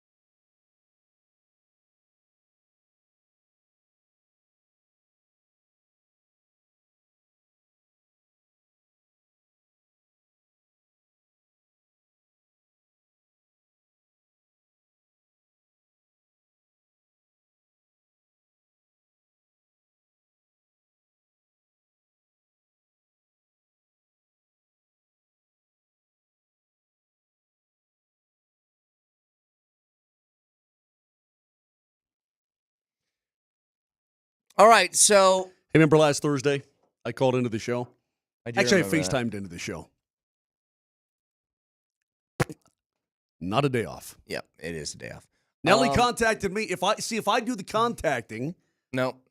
then it's one thing. But if I am contacted, then that's something totally different. Wait, you're saying I texted you, France, with the express purpose of getting you on the show during vacation. You're saying I initiated that? Well, you did because we're going to do the hockey thing. Yeah. Shut up. To continue this, I do think there's something about, especially Joker. Joker's just different in this sense. Look, I told you, he turned 30 today. And just in my head, when I see that first digit being a 3, it makes me feel different. Because we all kind of understand that Jokic is not going to have what you would consider the typical NBA career. And maybe we're wrong on that, but that's, I think, how most would view it. That he's not going to play until, like, the wheels are falling off. He's going to retire at some point when it feels like he's got game left. And is that 35? Is that 36? Is that 39? Is that 40? Like, we don't really know. But there is a real possibility that we all see that he's not going to, like, 35, maybe that's the number where he's just like, all right, I've done enough, I'm over it. So it does put a different kind of shelf life on a championship window that most people wouldn't. Like, Moj, McKinnon's going to turn 30. You don't have a fear that McKinnon's going to hang him up while he's still got a lot of game left. I don't get the same. It's different between Joker and McKinnon by a mile. And in my head, in my thought process, yeah. Here's what I got. I got a list of 12 players here, and it shows their team's on-off swings. When he's on the floor, here's what the numbers are. When he's off the floor, here's what the numbers are. And Jokic does not lead the league in the on numbers. That's actually Shea. Shea is at a plus 18.5 when he's on the floor. Jokic is plus 12.3, which is in third place behind Donovan Mitchell, who's 13.1. Now do the off. But the off is the one that's crazy. They are 8.2 points worse on average when he's off the floor. The next closest in the league to that is actually Wemby, who's 7.9, but nobody else is near that number. And in fact, if you want something that's really interesting, and I don't know what you do with this information, the on-off for LeBron James this year, when he is off the court, they're 4.2 better. When he's on the court, he's the only guy out of these star players listed that's actually in the negatives on court. He's negative 1.9 points. Are you kidding me? Yeah. That's crazy. Vic, is your wife doing dishes or something? Oh. But the point is this. That swing, because me and Berto were talking about it, what are the Nuggets if Jokic just, like, weren't there? If he just went on a sabbatical, because he's not going to get hurt, he never gets. That's a tough thing to answer because we haven't seen like extreme stretches without him, and unless you got a month straight without him, knock on wood. Thank you, everybody. Knock on that wood. We don't know what they are. I mean, what you could see in spurts, what you can see in just slivers, is not good. Obviously, it's not something that. But you could say that about a lot of teams that they'd go from a championship material to not good or but the contrast, Vic. I'll go back to like the 2019-2020 season. Do you remember when Steph Curry was out for the year for the Warriors? Yeah, they won 15 games and lost 50 because it was that shortened COVID year. But they were 15-50 when he didn't play. That's the kind of drop off I think you could expect. Sure, and that's the terrifying part of it. Well, dude, I don't think there's any doubt about it. Vic, this is my biggest fear. That when Nikola Jokic is all said and done, we're going to get back to basketball purgatory. And I'm not sure. I ain't going back. I can't go back. I can't do it. Don't want to do it. But I'm afraid of because you're talking about one of the best ever on a Hall of Famer. Well, we're spoiled now because we've never felt anything like this as Nuggets fans. We've never been to the mountaintop, looked over the edge, and said, "This is." I'm not even saying we're spoiled. I'm saying we deserve this. After all the pain of all those years, we deserve this happiness. Don't misinterpret we my deserve word, this, dude. I guess that's the wrong word on mine. I should not have used the word spoiled. I don't know what other word I could use, but to get used to that view, like we're not Boston, we're not the Lakers. Those guys get those views every 5 years, Mm-hmm. right? Those views. Hey, look at this view. Yep. All right, we'll be back. No problem. And then they just go to another Yeah. scenic view. So we don't know when the Nuggets will get back to that view. It took 50 years. Did you guys happen to hear, by the way? I wonder, I don't think anybody should be upset about this, but I did think it was just kind of interesting because it gives you another insight as to who Joker is personally. So he was at the NBA All-Star Weekend. He was asked a question. He was asked about the U.S.-Serbia game in the Olympics this past year. And he said it was the worst loss of his life. Yeah, he's made that known before. Said that before the NBA season. And it's, if you put that side by side with, they just lost a Game 7 where they're up 20 points last year in the second half in the postseason, and he says that's the worst. I don't think it shocks anybody because we know how much. He's being honest. Yeah. He's being honest. I mean, winning for your country and your countrymen and your friends, and that means more to him. And you know what? I respect him for that. There's another thing to it, by the way, that I think you could apply to the U.S. hockey team. Like, it's playing for your country. Hockey is one of the few sports that we, are not ever the favorites in.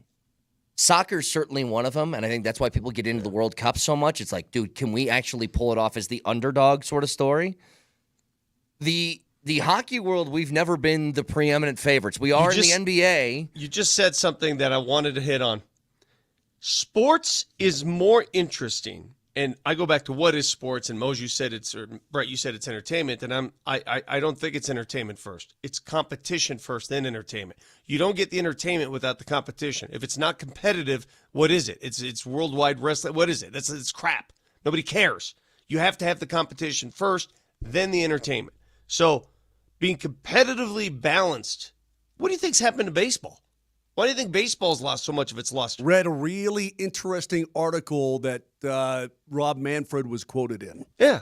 About that. Very, very, we'll get into that another time, but very interesting. The competition is first. It's By the way, number one on the list at every level. Rob Manfred's totally neutered.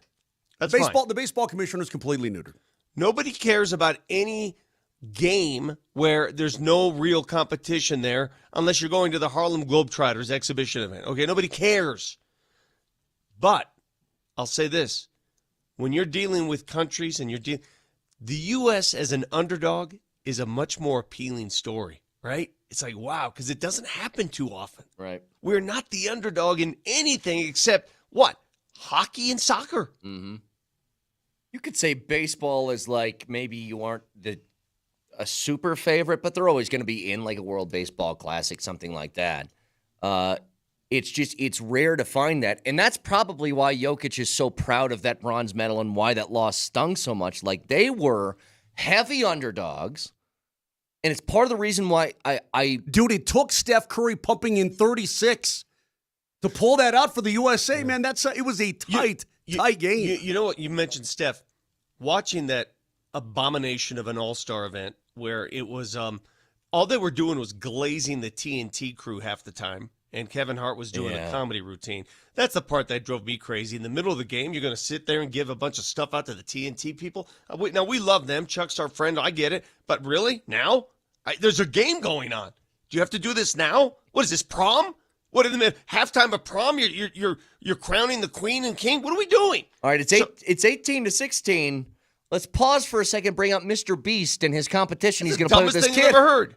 Yeah, I mean, whatever they were doing, stop doing that. Never do it again. It was dumb. However, when they got to play and you see Steph hit a half-court shot, you're like, whoa. You know, there were moments of brilliance. There were moments of entertainment. There were moments of that is cool, but they were few and far between. But even the half-court heave was like, that's not the sport. Understood. But you aren't playing the sport. But tell me when you saw it, you didn't say, wow. Right? At least elicited emotion. I rolled my eyes. I'm like, play basketball. Can you just play? Okay, John Wooden, calm down. It's It's not. I'm not there to Yeah, watch. Hey, John Wooden, why don't you just settle down for a second? Go four corners here, boys. Okay, so You got a chance to win the All-Star game. Then what did Luka do? With 20 seconds on the shot clock, he was at the other free throw line and tried to heave one up. It's just Luka didn't play in the game. Oh, whatever. Somebody did that. I forget who it was. Somebody just heaved it, and it's just like that's not. What are we doing here? Okay, play the game. Play So the you're sport. saying they got to be competitive before they're entertaining. So you just proved my point. Competition comes first, then entertainment. But the competitive nature of sports is what makes it entertaining. If you don't have that, then it's not entertainment anymore. All right. So I'm tired of this All-Star thing. We can all agree on one thing: the NHL can never now go back to the NHL All-Star game. Are we in agreement? Well, I don't. No. Vic, If they go back to that NHL All-Star game where the final score is 14-12, it's an abomination of what they've created. But let me tell you what you can't do. You can't do the Four Nations every Then year. don't do anything. Then don't do anything. I agree with Kevin Durant. Don't do anything if you don't want it. All right, so then here's what the schedule is. The Olympics are every 4 years, and the Four Nations will be every 2 years opposite the Olympics, so every 4 years themselves. So boom, bada boom, bada boom, bada boom. The next thing up for international competition for hockey will be the Olympic Games in Milan, Italy, in 2026. Moshe, if next year the NHL returned to that all-star format, you would sit there and go, what are we watching? You know it. I know it. We all know it. You know it. Can I ask a question, by the way? That it's eluded me. And again, Vic, I guess you and me are seeing things different. When Kevin Durant What's the question? When Kevin Durant tweeted that out, he's like, everybody complains about the All-Star game, then let's just not play. Can somebody explain to me why they don't play competitively in that? In hockey, I would understand if it's the All-Star game. It's a physical sport. You can get very easily hurt in that game. In the Pro Bowl, if you're playing full tackle football, guys can get very easily hurt. Yeah. What's the excuse in basketball to not play hard? I don't know what it is. And I'm trying to figure out for the life of me because go back, just YouTube it. Hit the YouTube button and pull up, I don't know, 1998 All-Star game. Just pull it up. Like when it was Kobe and MJ? Just pull it up. Like pull that it up and was see what competitive. Yeah, just take a. Now, it's not wall-to-wall competitive. It starts slow, but they get into it. It makes today's game look like a joke. Yeah. Right? I don't know the answer to that question. I don't know. All I know is this. If you ask me, Vic, would you prefer that Joker get a week off or go do that tomfoolery? Go get a week off, my friend. Yeah. Go rest up. Go. You know what? You know what Joker should have done? He should have had the gall of LeBron James and just came up with some mystery injury and just chilled out and showed up in his uniform and laughed at everybody's jokes. Just like LeBron, and just pretend that, I'm here, but I'm not. Should have done that. LeBron, the story goes, he is protesting something. He's mad at somebody. In the NBA. Yeah, he's got a lot to be mad about. Yeah. You know what? If there's anybody that's ever been jilted in their NBA career, it's LeBron certainly James. LeBron James, and he's got a lot to be upset about. But I understand the fallout of him not even wanting to put the uniform on or not even taking the time to put the uniform on to take a photo with his teammates. Why? The players and coaches don't care about the All-Star game. Even the coaches. You ask the coaches. Then why are you there? Then why are you even there? If Don't you're not even going to put play the it. uniform on. I'm with you.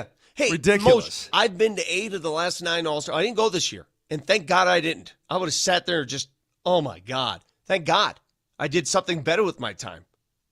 Don't play it. Don't play it.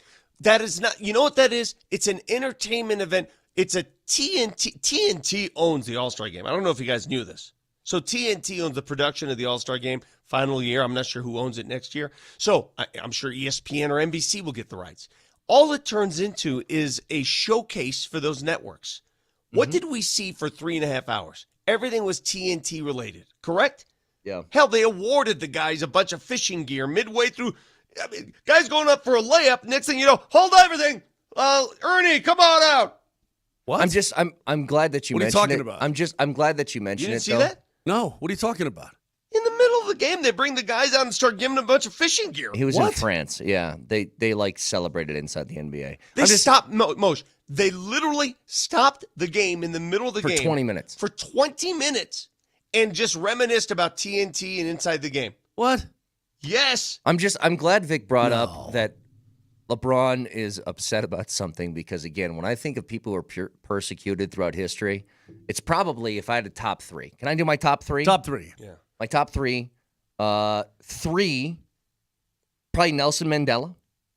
Two is Jesus Christ. Right. And one is definitely LeBron James. Absolutely. I don't think there's anybody that's had more trials and tribulations in their life than that man. More disrespect, to be honest with yeah, you. There's yeah. not a Like- human on the history of the planet who's been Not disrespected more. Not a single person, I think, has ever looked at LeBron and given him his proper credit. I don't think a single person has done that. Can you ask me, and a lot of people have already accused us of just LeBron hate, but we're not the only ones. Just open your eyes nationally. Can you ask me what would compel a human being to show up, not tell anybody, not alert the league, not alert a soul that you're not going to play until you show up there, and cost another player that on their resume that is laden with incentives? You know that most of these guys, if they make the All-Star game, they get incentivized for it. So you cost another player honor and money for what? Your own ego? I mean, yeah. Did you? I don't think you need an answer to that, Vic. It's me. Yes. And if you're wondering what the NBA, what's wrong with the NBA and why it's gone where it's gone, there's your answer. The players follow their leaders. Who is the leader of the NBA and who is? And it's not just him. Durant's the same way. Sure. Durant's the same way. Can listen to us anywhere on the Altitude Sports Radio app. It's powered by the Will Height Law Firm. Injury lawyers, go to willheightwins.com. That's willheightwins.com. Now, there's something I do want to get to. I asked this question to Berto yesterday. He disagreed with me. But it is kind of about, Vic, you were talking about being the party, right? When we were saying Jokic is 30, what do you expect? What do you want to see for the next few years, however many years we have him? It's like you got to be able to be competitive and be in it. Well, I get a question relating to the Broncos right on that subject. We'll get to it next.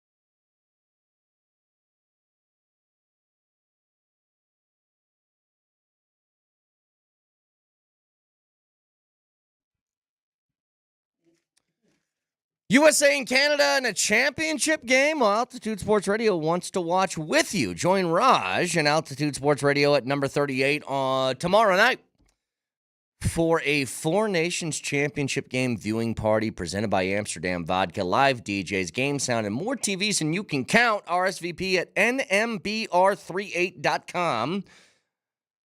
For Avs ticket and Avalanche gear giveaways, we'll see you at number 38 in Rhino on Thursday night. So, here's a question. We were just talking about Jokic. Kind of nervous now, man. For the game tomorrow? Mm-hmm. Oh, you got 24 hours. More than that. Dude, Canada's so good, though. We were just talking about Jokic being 30 and what does the championship window look like and what should the expectations be? And Vic was saying maybe it's not like total, like you have to win another championship, but you have to be in it. And I think that's at a minimum. Has to be. But let me throw this over to a Broncos question that I posed to Berto yesterday. And this is like a take it or leave it, okay? So the Broncos, after wandering out in the desert for, was it 8 years, 9 years? How long was the playoff drought? 8 years? They finally made it last year. And for about a minute and a half, it was really cool. You had the bomb of a touchdown on the first drive. You're like, dude, this is amazing. And then it just became Buffalo takes over. So you now have a new starting point of expectation, which I think is making the postseason. Take it or leave it. I guarantee you next year, the Broncos win a playoff game but lose their second one. Do you take that or do you roll the dice? I'm giving you another step, an incremental step in their development as a football team, or do you roll the dice on potentially getting more and potentially missing the postseason altogether? That's an interesting question. I'll take the playoff win and then a loss. They're not going to win the Super Bowl next year anyway, man. So as long as you give me some win, I'll take that right now. I believe firmly in you have to take steps. And I'm good with developing. The last thing I want to see is another big swing and a miss because we've done that. We've been there. How many times are you going to take this big swing and give up draft picks and then you jeopardize your future? Just take those steps. Take what's given you. Build. And that's what they're doing now, finally. I agree with you guys. I said I would take the win with the second playoff game loss and be fine with it because that would show improvement and you'd be still heading in the right direction. What did the nerd say? Because your quarterback's young. That's why. So here's because what your quarterback is young. You don't have a dude on his last legs. Mm-hmm. Let me try to be Berto. No, man, I want the whole thing, man. I want it all. See, if I'm playing football, I want the whole thing. That's exactly what he said. He said, I'm not taking that. And Nah, man. Bro, you play to win. So he was doing that yesterday. So and look, I did a straw poll. Did you do him to him, by the way? We did it once. We both did it. should have done we both him did it all tonight. day. Why don't you do him all day to him? Like Because you that be would him. hurt. That hurts. I don't know how he does that all him day. and you be him. Man. Tonight, if I talked like this all day, I'd be like, wow. That hurts tonight. But Nelly threw it up to a poll yesterday. What do you think most Broncos fans said? Do you think that they would take that or not? It was close to 50-50, but there was a majority on this. What do you think? Where do you think most Broncos fans felt? I think they'd take a dub and then a loss. 55% said they would do that. And I think that's the proper way to look at it. Because let me put it to you this way. Hey, I don't know how to tell you this. I don't know that they're going to make it next year, bro. Well, pause. So let's pause. This is what I thought about in answering that question. Mahomes, if Cincinnati keeps this thing together and doesn't have an awful start to the season, Burrow, Lamar, Josh Allen, Justin Herbert, you're at 5 playoff spots already, guys. 5. Okay, that's not a lot of room for some more in there. You're just talking quarterbacks, too. It's funny how this league works, right? You're just all you're doing is identifying quarterbacks. You're not even identifying teams anymore. But I think we all kind of understand the teams are pretty good around them, too, for the most part. And then you start throwing in, okay, what if Tua stays healthy all year? What if Tua's healthy for 17 games? Right. What if, But what if, and don't forget, somebody from the AFC South is in. Yeah. Hey, you forgot So somebody's CJ gonna win Stroud, that. who's made the Yeah, playoffs CJ. 2 years in a row. this is what I'm getting at here. Is like Broncos fans, I wouldn't even be sure if the Bengals didn't get off to such a horrible start. But they did. So I mean, that's the season. I think if you were to guarantee me a single playoff win and then a playoff exit afterwards, I would take that and not think twice about it. Because the last thing that I want, guys, imagine this. Imagine next year, maybe you don't have as much health luck as you've had the last couple, right? Like, the Broncos have been pretty damn healthy over the last couple years, especially on their offensive and defensive fronts. What if you finish 8-9? What does that offseason look like? Are we starting to talk about Sean Payton in a different light? Like, hey, you made the postseason once, but then you regressed. Well, are you on the hot seat now heading into the following year? Like, those are conversations I don't want to have. I want to be able to continue some continuity and make sure this team is still ascending. If the one thing Sean Payton has going for him besides his big fat contract, it's that I'm sure, Vic, and you would know this better than us two, I'm sure the current ownership group wants continuity. We've talked to Jeff Legwold on this very topic a billion times. You can't. Are you sure? I'm positive. You can't win by switching crap up every single year. You can't plow through coaches. You can't plow through quarterbacks. You can't plow through OCs. You can't do it. I've been gone for the last few days, so I don't know if this was news or not, but I'm hearing that the Broncos are bringing in another O-line coach to help along with Zach Strief, who is going to be promoted to offensive assistant. Has that been in the news?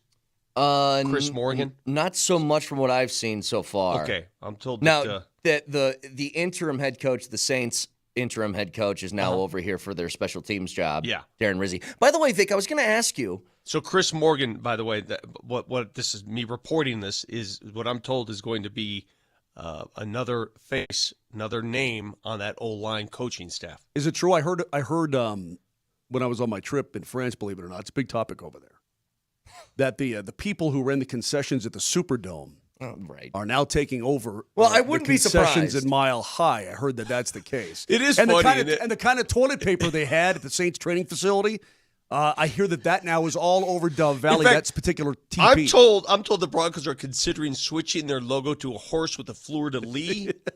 Okay, but here's the other thing I wanted to talk about. No. Does that bother you?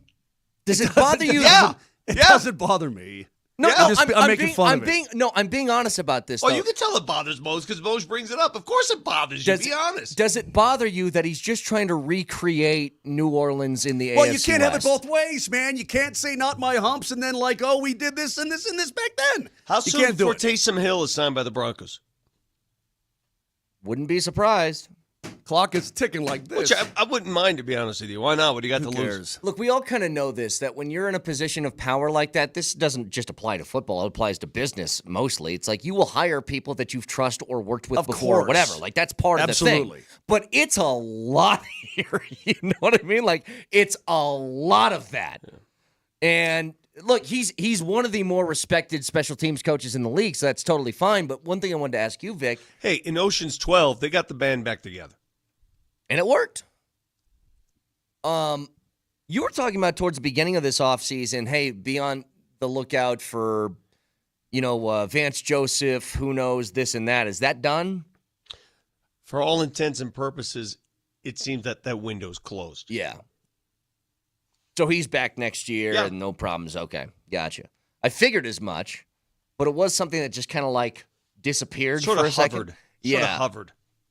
Because he was getting some head coaching interviews and all that stuff. But look, I'm happy that he's back. I thought it would have been a risk if he left or was let go or whatever the situation was. And this is why I get into the golly, man. You were 10-7, but how much of that was on the D? How much of that is great fortune via lack of injury? Yeah. Then the kid started to progress at quarterback, and he got better as the season went on. Sort of plateaued a little bit, but kept going. And then, this. I would not think that. I guess the natural idea would be, hey, you're 10-7, you went to the postseason. That's your expectations, and that's fine. Yeah, that's fine. But I don't feel great about it. I mean, like you just said, man, it feels like 6 spots are already locked up, bro, because somebody's got to win the AFC South. All those quarterbacks that you mentioned, none of them are in the AFC South, and that's a guaranteed playoff spot. And then you throw in Allen, Lamar, Mahomes, Herbert, and then there was one other you threw out there. Allen, Mahomes, Herbert, Burrow. Lamar. Or no. Yeah, Lamar, yeah. So that's 5 others. But Vic's that right. leaves It's one spot. Hey, there's C.J. Stroud that's still out there, and they've made the playoffs the last few years. Oh, by the way, because I can't name a quarterback there yet, we're just conveniently forgetting about Pittsburgh, who very well could find somebody else to jump in and make the postseason like they always do. Like, it's competitive in the AFC. Really competitive. You know what's crazy about the AFC West? Which team scored by far the most points in the entire division? In the West? Yeah, AFC West. Was it Denver? It was Vegas. Vegas scored over 100 more points this year than Kansas City. Really? Oh, I take that. Give that back. They gave up 100 more points in Kansas City. My bad. It was the Broncos. My bad. It was the Broncos. 425 by way more than Kansas City. Nelly. For the emoji. I feel like that's for the emoji. emojis next year. That's emoji. That is terrible. Did you really think the Vegas Raiders scored 434 points this year? They did not. Wow. They had the worst differential by a mile.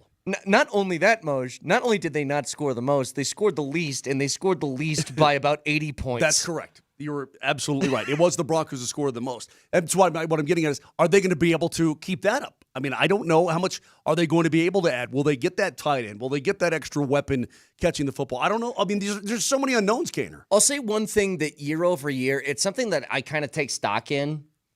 And we do this in the middle of seasons too. And it kind of tells you like how much of an opportunity is there for like some sort of yo-yo effect. And it's about what you did in one-score games. It's like, okay, at some point it's a talent, it's a skill to win close games. Another, it could just be it's a little bit of luck. The funny thing about the Broncos is they almost never won a one-score game. They crushed people when they won. They did. And they lost really close when they did take L's. Correct. Like the losses for them were a 6-point loss to the Seahawks, 7 to the Steelers, 7 to the Chargers, 2 to the Chiefs, 31 to the Ravens, 7 to the Chargers, and 6 to the Bengals. Now, if you were to go through how many one-score wins did they have? God, I hate the way you pronounce Bengals. Yeah. Every time. Did you say Bengals? Bengals. Just stop in my tracks every time. It's like my brain just, it blows a fuse. Every time. Hold on, like walk like an Egyptian type Bengals? Yes, that's what he does. Walk like an Egyptian. Bengals. Bang. Bengals. Bang. Bengals. Chitty chitty bang bang. Bang. There's an E. Bengals. Okay, if you do that, I'm going to hit you with sword. That's fine. I should And kind then of like that. We'll have a word off. You want to have a good old-fashioned word off with me? You sure about that? You sure? Get a little Dave Conception in your life? Can I ask you guys off topic? Tell me if this is normal adult male, middle-aged male behavior. Moser, tell me if you're wired like me. If you perform poorly in sport, if you go play golf, Vic, I've already had this conversation. Okay, let me put it out. I don't know where he's going. Brett, so I know exactly where he's going. Brett and I have already had this conversation. All right, good. I want to open it up to everybody because this happened to me yesterday. So I played golf yesterday morning on one of the most delectable courses I've ever seen. It was just absolute stunning beauty, green, just marvelous. Like you can eat it. It was there to be eaten. And I was terrible. I was awful. I embarrassed the family. Seriously, I should be cut off from my family. It was that bad. Couldn't get a swing together. Couldn't feel anything. It was just plodding away, chopping at the ball all day. Not a swing, just a chop. Yeah, we understand. And I was so mad at myself that I said, I'm going to punish myself. I ran up this mountain as hard as I could and got dehydrated and almost fainted. And I was happy that I did that to myself. See, I punished myself for performing poorly. 6:56 in the morning, Brett, Kane, and I had this very conversation. Do you guys are other adult males, and my wife's looking at me going, are you an idiot? I go, no, this is what you do. This is what men do when they perform poorly. No. You punish yourself. I'm going to promise you, Vic, when I say I mean promise you something. If I go on an airplane to a destination that I consider a vacation, actually, if I get on an airplane anywhere, exercise will not be had. It's no matter not the about situation. the exercise. It's not about the exercise. It's about punishing yourself. So if I would have played great, I would have just enjoyed the rest of the day. You see the difference? No. Nope. So you guys don't think like that? Here's what I would have done. I would have gone to the clubhouse. Brett and I talked about this at 6:56. We ain't running up Camelback, Jack. We're going to the clubhouse. We're grabbing some coldies, and we're going to wonder why in the hell from 120 out I stuck it in the desert off a lizard's ass. That's what we're going to do. I did a lot of that. Okay. So you shower yourself with alcohol as that's what you do as a reward. I don't reward myself. I punish myself. Oh, no. But it's a different way that you drink it. There's a different mode. Vic, instead of punishing yourself after a poor performance, you should just go to Rocky Mountain Men's Clinic. There you go. I knew you were going to go there, Nelly. Listen, this is a performance that is much different. This is a 4-hour performance. I think you should call a doctor. So you tell me, guys, I know I'm not the only one that's built like that. I know I'm not. I know there are guys listening right now that do that. So you think... Let me see. Self-flagellation is good. So you think there is... I don't think that's the proper way to put that. What do you mean? It's very much the proper way to put it. Self-flagellation. I partake in self-flagellation if I don't meet my standards. Brett, he is technically correct. That's what the dude from the Da Vinci Code does when he's whipping himself. Yes. Oh, yeah, that is the right. correct term. See, again, don't try to outword me, Kane. You want to get into a word off? I'm telling you, Vic, the amount of grown adult men that will play a poor round of golf and then say, I need to go run now, is almost 0%. I disagree. The percentage, because I saw a lot of adult men run in that mountain. But they didn't. And play I guarantee golf they all before. shot like crap that morning. No, on the I golf don't course. think they did. Dude, No, dude, I don't think they did. It's infinitesimal. Infinitesimal. The amount of people who would do what you did. Look it on the text line. Vic, I'm the same way, 1,000%. See? Built different. Hashtag. I ran up the hill and I ran back down. You want to put? So it's not about running. It's about hurting yourself. Then go to the desert, find a Gila monster, and latch that son of a gun onto your testicles. If you really want to hurt yourself, you want to talk a big game, big boy? Talk a big game and get it done. Go find you one of them diamondback rattlesnakes out in the Arizona desert and stick them on your jock. By the way, that's self-flagellation, Jack. Perfect Vic coming back to the show moment. He says something that 0.5% of the population will agree with him on. One person says it, and he goes, yep. See? Really? One person? 1901. Vic is totally right. Our competitive juices overflow. Then when we screw up, play poorly, I want to throw myself face first into a trash compactor. Exactly. See, you guys, I would never want to compete with you. You're soft. So can we get the commercial so I can do my Rocky Mountain Men's Clinic ad, please? Just so I have this right. I do something poorly in life. Crunches are the next step I need to go to. 100%. All right, got it. Back after this.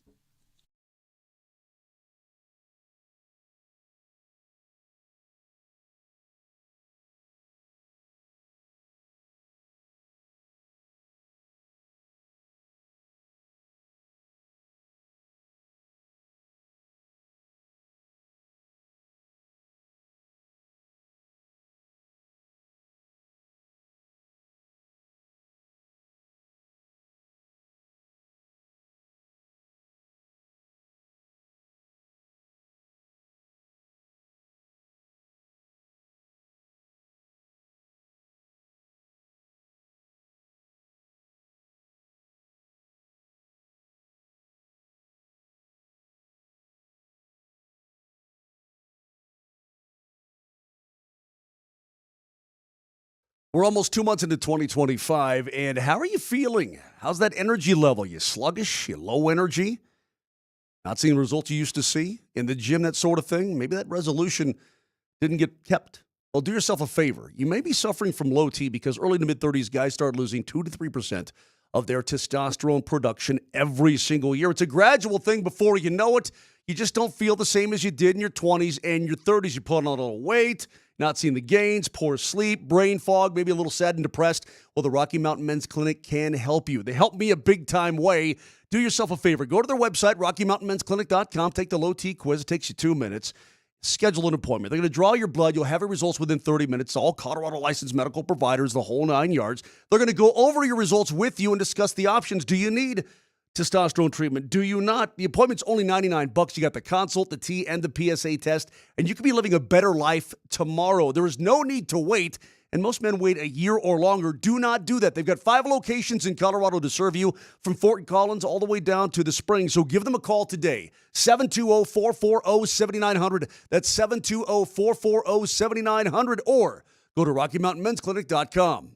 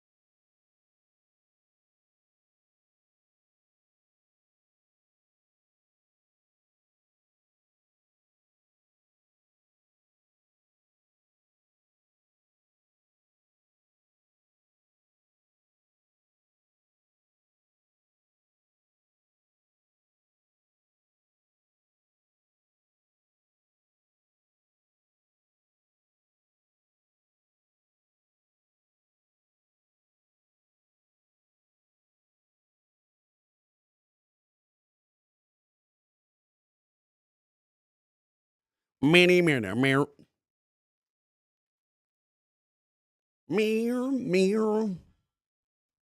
Wreck that world.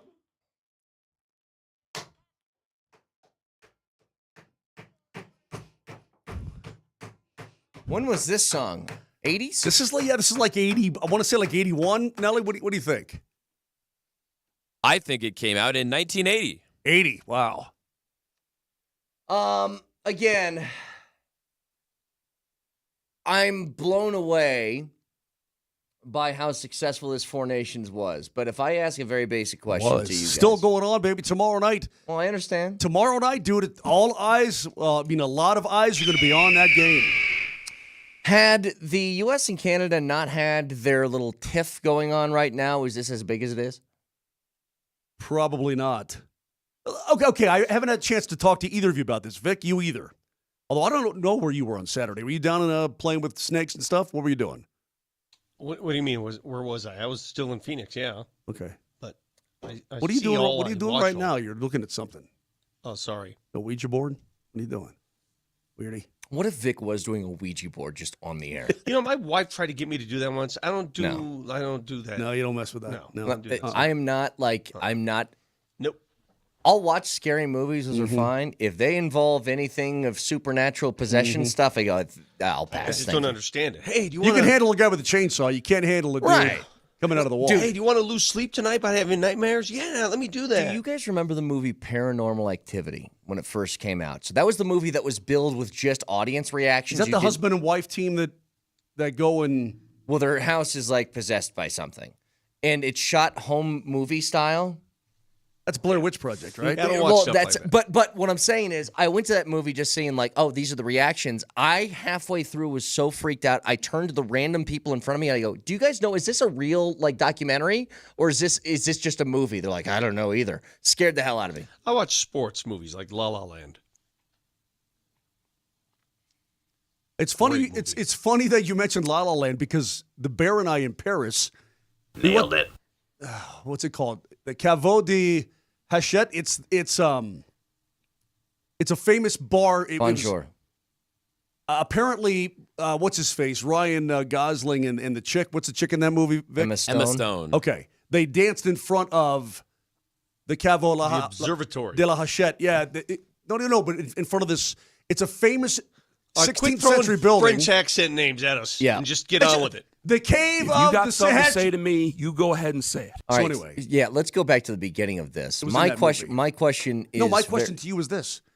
What was your reaction when they dropped the puck and Kachuk squares off with Hagel? Well, you're like, oh my God. What was your reaction? Your My visceral- reaction was I thought they had like a previous beef that they had to clear. Oh, no. with- No. Nope. Well, I mean, Hagel plays for the Lightning. I just that was my Kachuk assumption. plays for the Panthers. My but- assumption was, oh well, those guys clearly hate each other, and something happened, a couple weeks ago, and then I saw the other fight, and I'm like, wait, what's going on?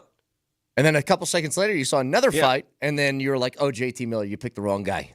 Picked the wrong Well, guy." yeah, pal." Colton Parayko's like 6'7", bro. I mean, That's he's why I gigantic. said pick the wrong guy. But a texture says this: yes, Canada and USA hockey have always been competitive. Why are we downplaying this and not giving the boys credit? I don't want to not give them credit, but look. There's very clearly a little extra juice in those games that probably wouldn't have been there had not been for some unforeseen circumstances, that took place a month and a half prior. Absolutely. Okay? Like Canada, who is famously known for being overly polite, probably isn't booing during the anthem. They've booed the U.S. anthem in the past. 20 years ago, they booed the anthem. I was in Vancouver, Yeah. doing a story on Burnaby Joe. When was that? 99? 2000, whatever. And I never forget it. I'll never forget. I'm sitting there getting ready for the game, Canucks and Avs, and they booed the anthem lustily then, and it was a big story then. I did the story. And before anybody starts with they aren't booing the anthem, they're booing, like you're asking a lot of people to make some different distinctions that they just don't care about. We tried this once. Remember when the NFL tried to have the discussion of it's not about this, it's about the other thing, and a lot of people didn't care. It's the same concept. Okay, so Brett, the game's in Boston tonight. It's on American soil in an American barn. Yeah. If you're in the stands, do you boo the Canadian anthem? I asked it to Berto yesterday. And look, I wouldn't.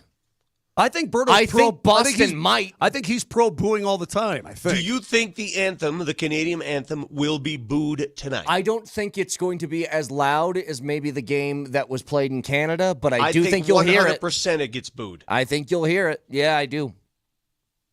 Do you think Boston fans are above going a little tit for tat on that stuff? 100% you will hear boos of the Canadian anthem tonight. How good is the Canadian national hockey team? They're very good. They're elite. Absolutely. They're in a bit of a pickle here, I think. Are you saying, all right, let's go out and win this game and get our revenge that way, right? Because now you're on American soil. Yeah. They punked you in your joint. Mm-hmm. They beat you up and then beat you on the scoreboard, right? Yeah. Do you say, all right, a little tit for tat, Let's throw down off the. I mean, so what I'm saying is, do you think for a final that they're going to? Sorry, I want to get the hockey vernacular correct. Is it final or finals? How are we going to do this? I have no thing? idea. Okay, because I was yelled at during Stanley Cup final. Yeah, it's the NBA Finals. Stanley Cup final. Is it 4-nation final or 4-nation finals before anybody else? I have no idea. Championship game, put it that way. Championship game. Do you think that people are risking, especially people who are important to your roster, chucking some knuckles off puck drop and going to the penalty box immediately? Clearly the Americans had a game plan in the previous on Saturday night, did they not? Was it the championship? But here's the difference. There's room for error in that game. There's room for error. The loser of that game still can get to this point. That's what I'm talking about. The loser of this game loses everything. So, by the way, Vic, the game is tomorrow. What did you say? You say it was tonight? It's tomorrow night, Thursday night. I don't think I referenced the date. Maybe a lot of people are chiming in. Okay, maybe I did. I apologize if I did. Tonight. Yeah, it's tomorrow. Okay. Either way, this game, you win this game and you almost forget about the first game. Sure. Like, they're not the same, right?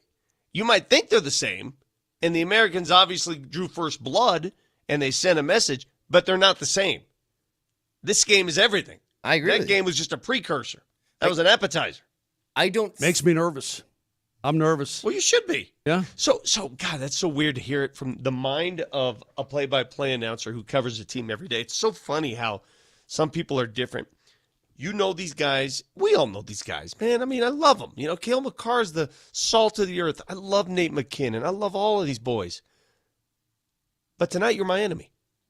Tomorrow. Or tomorrow night. God, I did it His again. name's Nathan McKinnon. Heard of him? And that's just, isn't it amazing how quickly that switch, it just flips? Okay. Well, Billy says, hey, Brett, it's actually the official title for tonight's game is the championship. Tomorrow night, championship. They're playing that championship. Do you guys agree with me on this? Do you agree with me on this? Hang on to that for me, Vic, because I got a comparison I'll make for you. Because I agree with you. I totally agree that tomorrow, this championship, I don't care about McCarr. I don't care about McKinnon. I don't care about Taves. I care about my U.S. boys.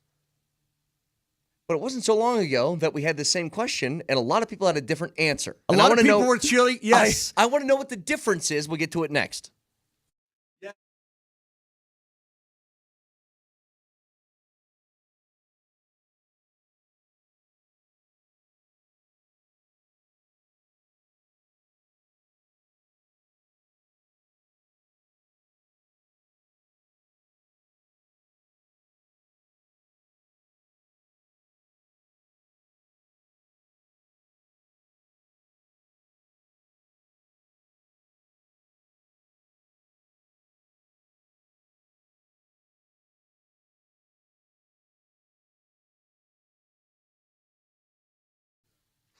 Hey, Vic Lombardi here. I don't know if you heard, but in Denver, it's pretty cold right now. Yeah, just walk outside. You ever had a pipe burst? What do you do? I have no idea what you do, but I tell you what I will do. Call AAA Service Plumbing, Heating, and Electric. They guarantee a 2-hour arrival window. No guessing, no waiting all day. Whether it's plumbing, HVAC, electrical, pipes bursting, they're on time and they get it done right. They are pros. You are not a professional pipe fixer. Call the pros today. Set up your appointment. AAAtoday.com. That's AAAtoday.com.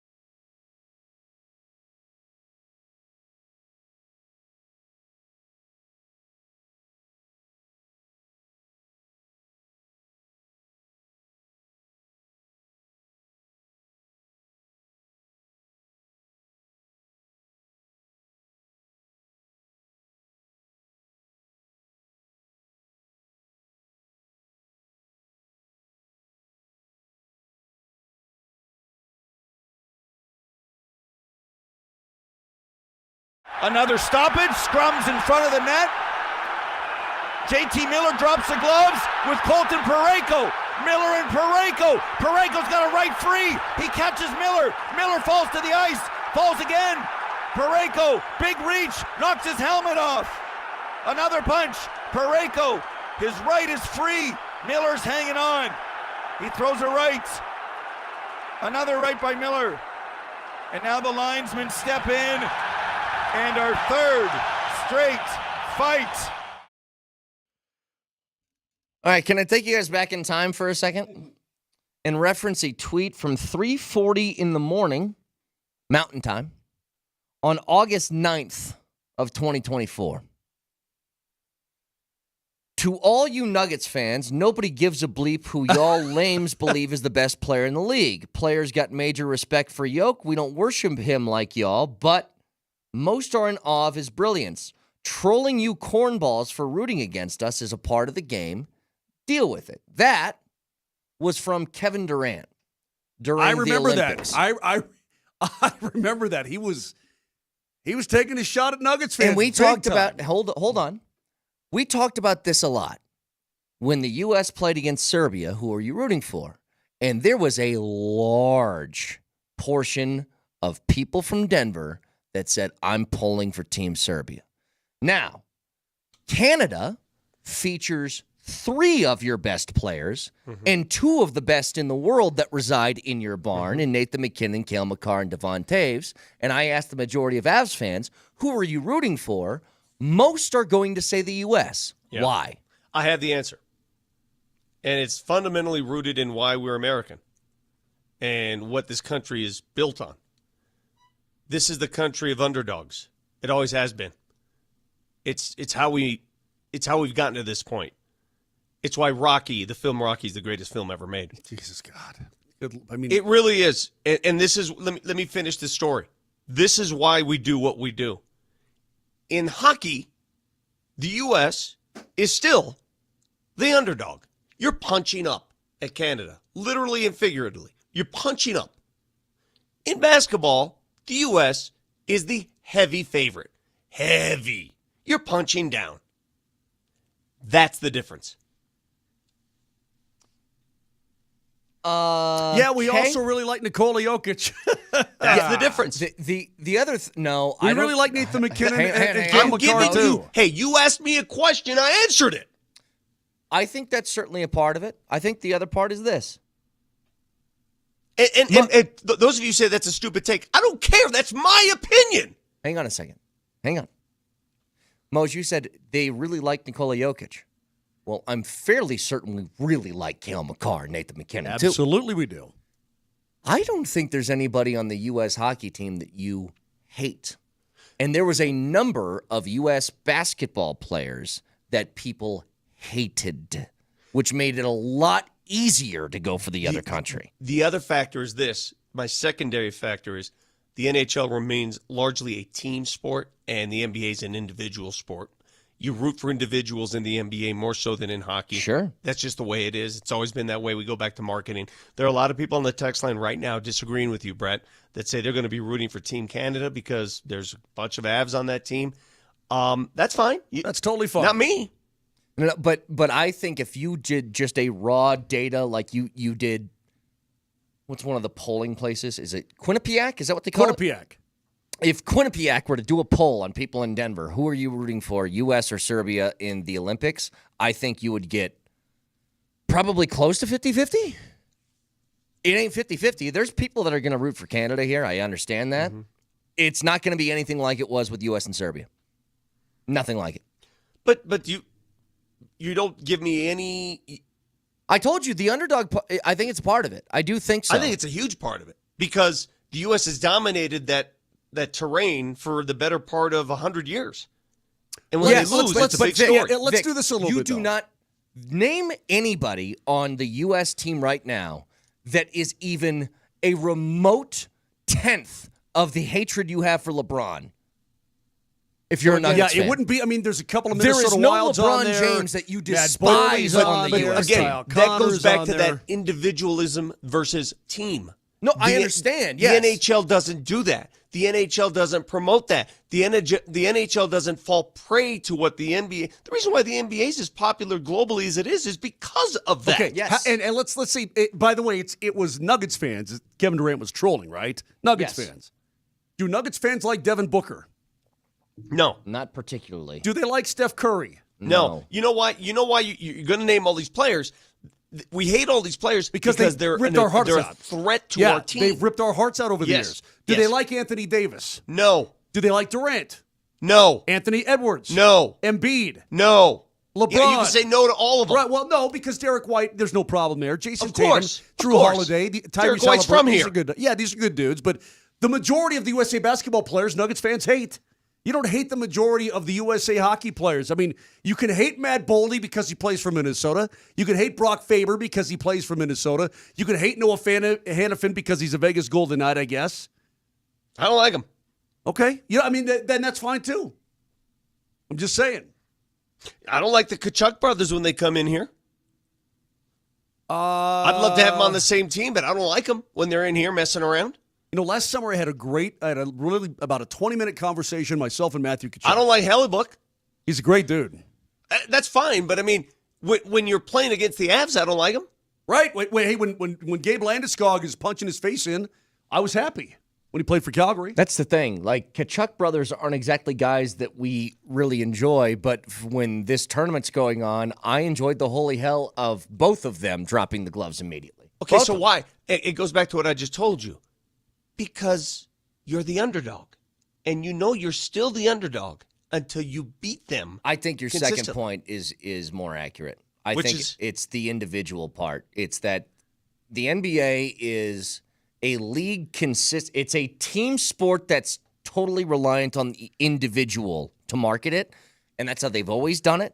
And so when you hate individuals, it makes it really hard Hey, listen. to root for a But team. here's the difference, though. And one of the reasons why I think a lot of Nuggets fans are rooting for Serbia, again, I go back to that underdog thing. There's Nikola Jokic, there's Bogdanovic, and then who?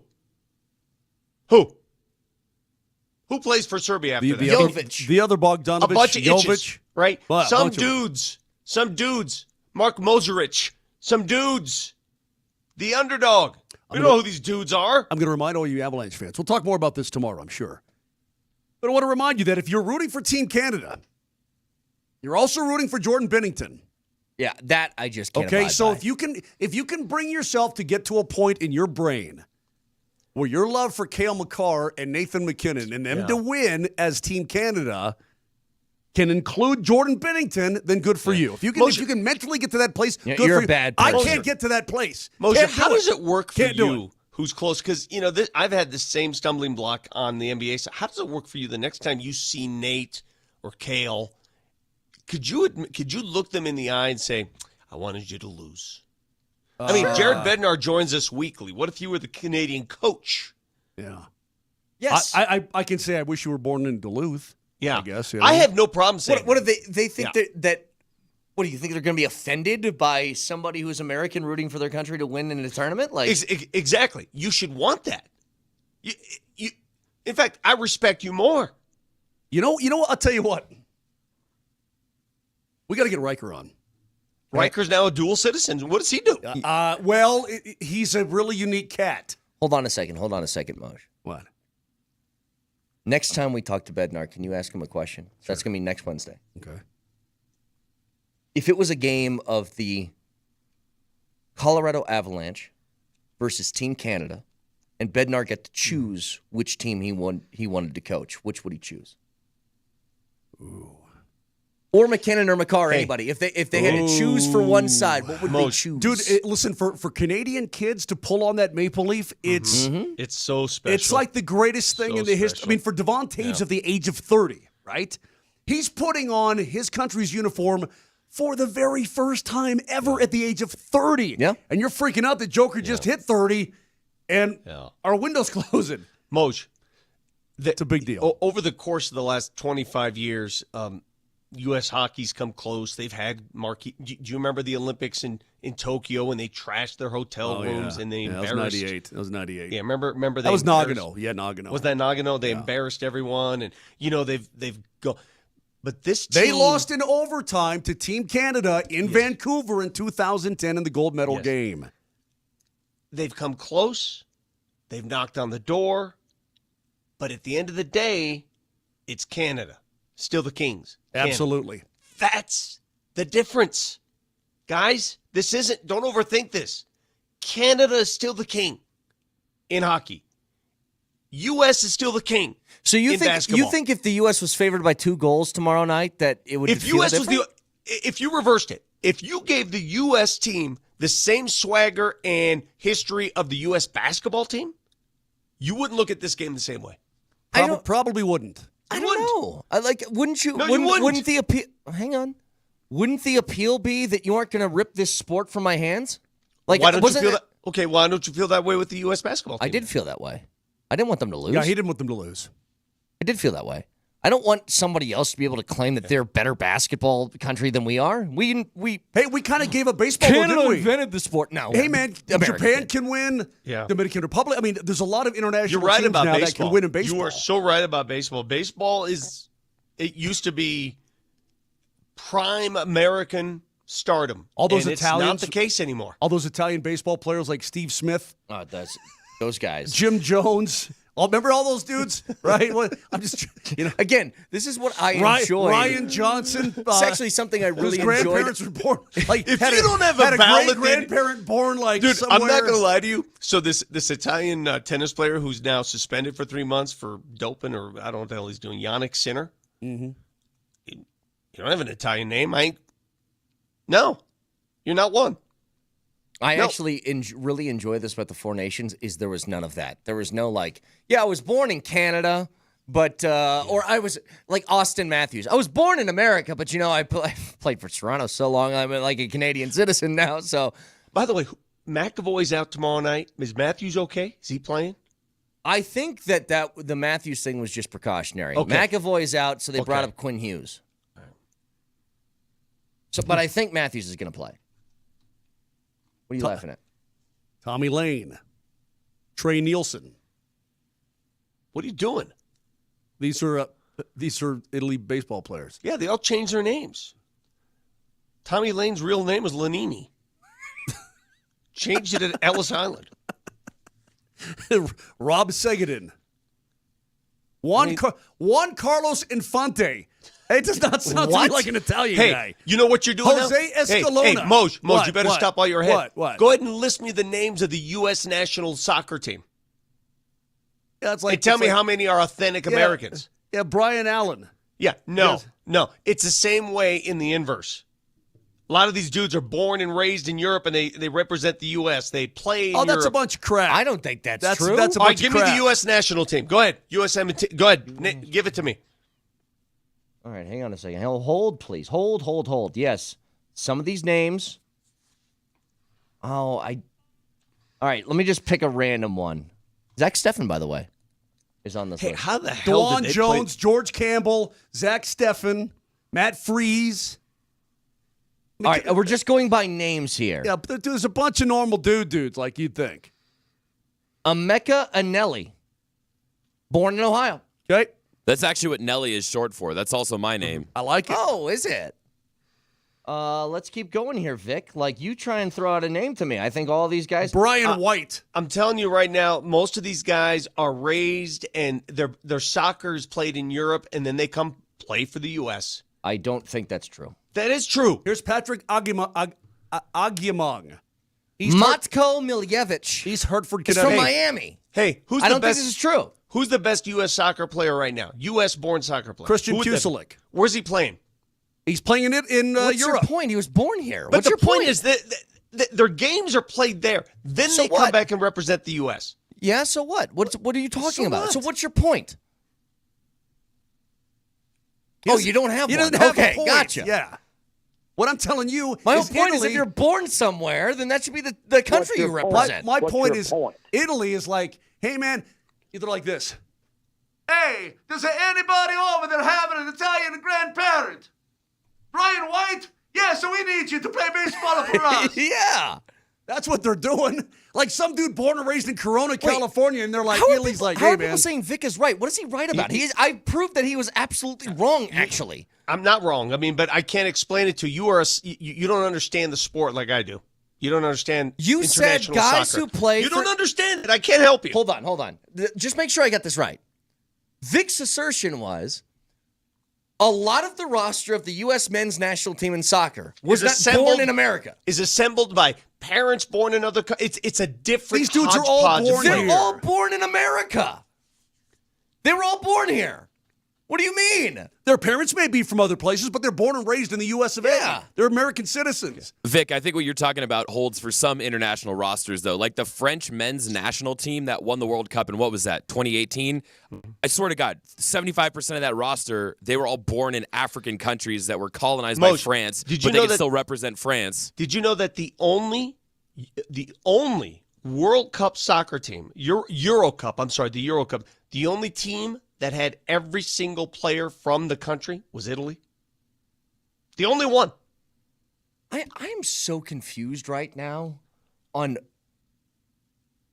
you're dumb, Brett. They lost to North Macedonia, by the way. They suck. Hang on. Tesher says, you're dumb, Brett. They don't grow up playing for the Rapids and then make the national team. Okay, that's fine. But Victor Wembanyama doesn't play professional basketball in France. He plays in America, but he's French, so he plays for Team France. What's hard about this? What am I wrong about? Am I wrong, Moj? No. By the way, did you see that Kyrie said in the next Olympic Games he's eyeing playing for Team Australia? Yeah, you know what? Go ahead, Kyrie.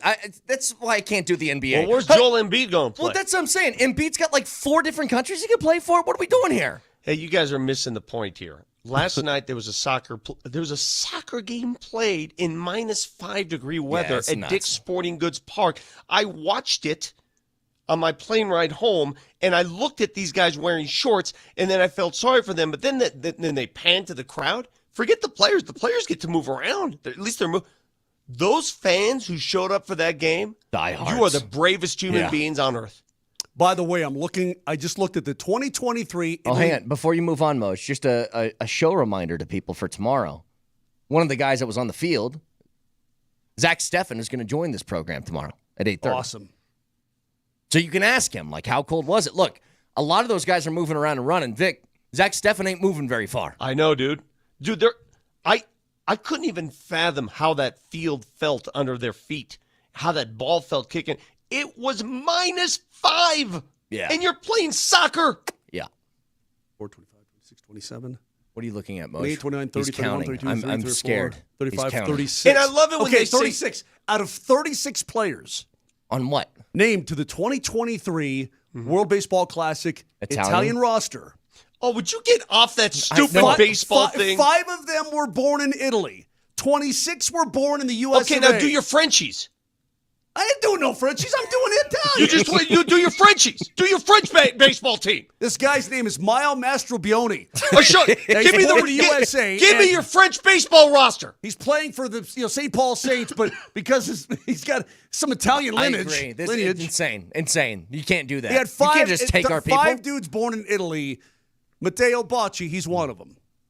Again, it would be like Joker playing for the U.S. It's like, I understand that he lives here now part-time, but he's Serbian. He plays for Team Serbia. Oh, I love this That's how name. it should be. Nicola Panazzi. That's a pretty cool baseball name. You know what? 6'2" That and guy a buck passes, 95. actually. Yeah. Hey, Nicola Panazzi, he passes. Well, he's born in Italy. all right, you guys are making this up. Duh. Now, You guys are making. Now here's the guy, Brett Sullivan. Hell of an Italian.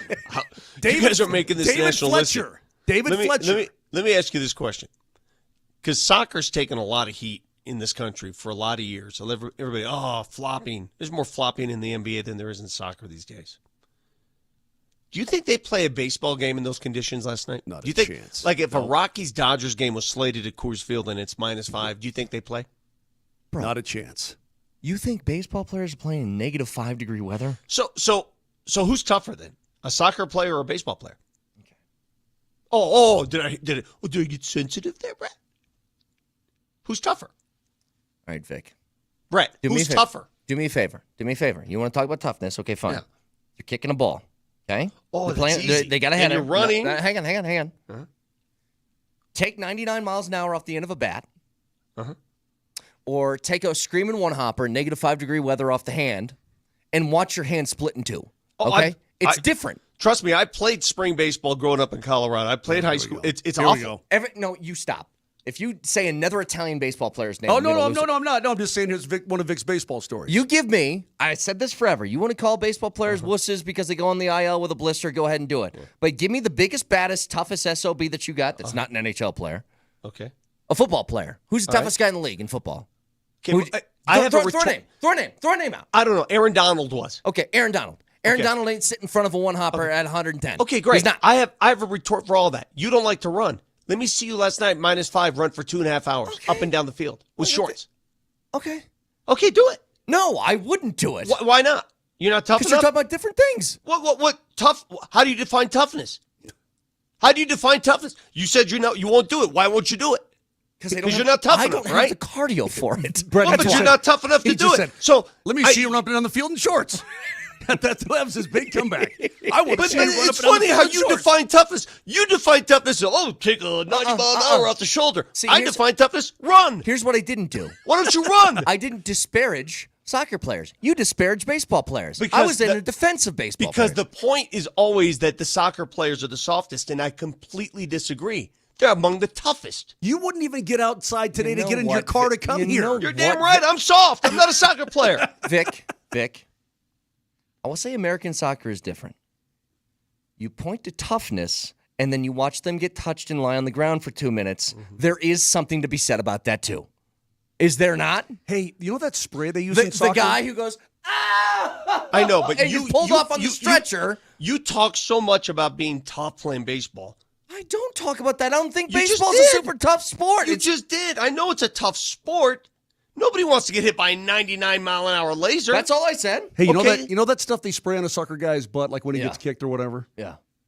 Like if it's -5, what do you That's a good then point, what happens? actually. I think you're probably in the clear. Heat. Oh, by the way, we got back last night. Quick. At 10 p.m. Got to our car. Wife left the window down. Ooh, that's always fun. It's a great choice. All right. 303-504-0925. Back after this.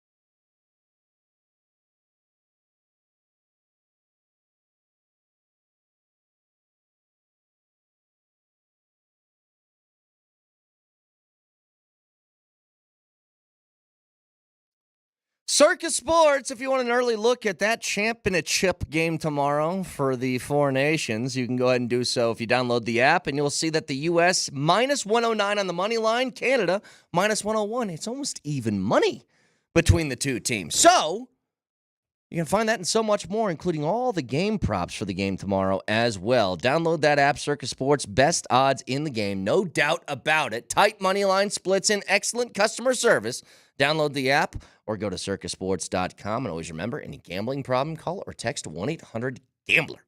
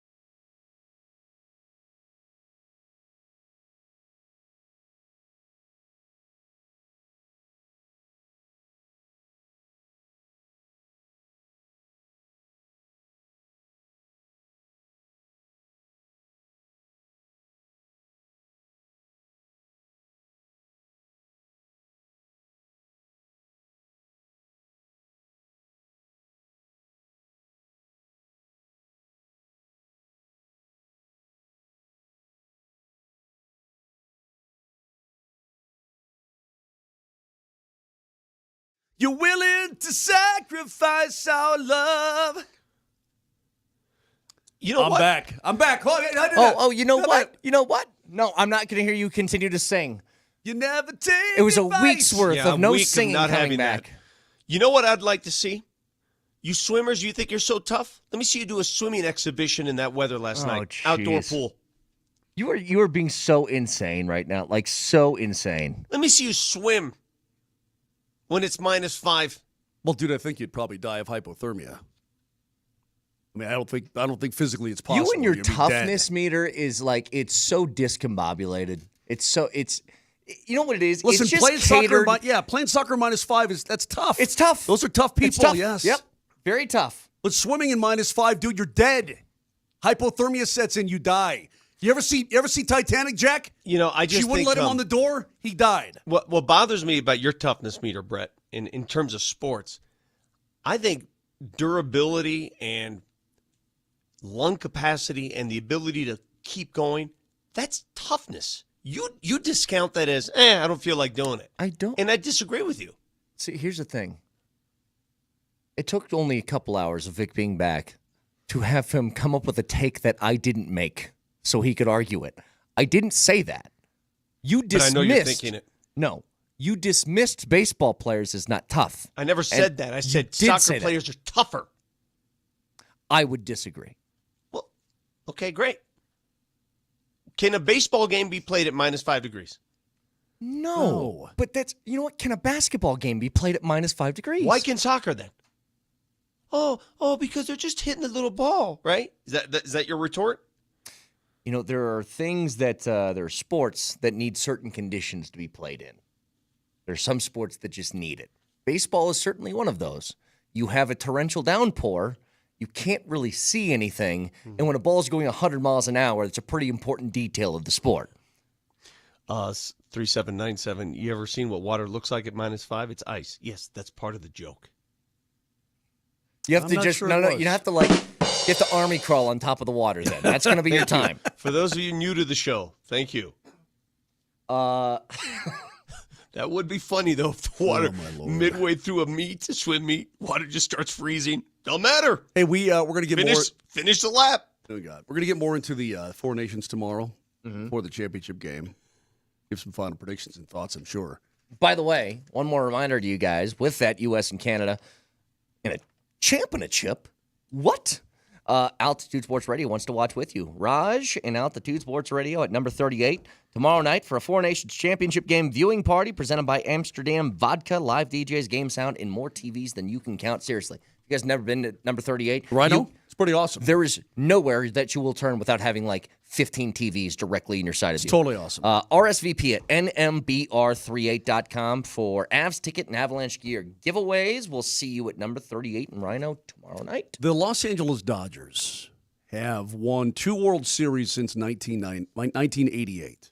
Just 2. Yeah. But with the way the game is today, there's a great fear, not only from the fan bases around the league, I think inside of baseball itself and other teams, that what they're building now is something that's going to be unsustainable for almost every other team in the league. And so Rob Manfred was talking about it. Again, a lot of screaming, a lot of yelling, all that kind of thing. The Dodgers have a $389 million payroll.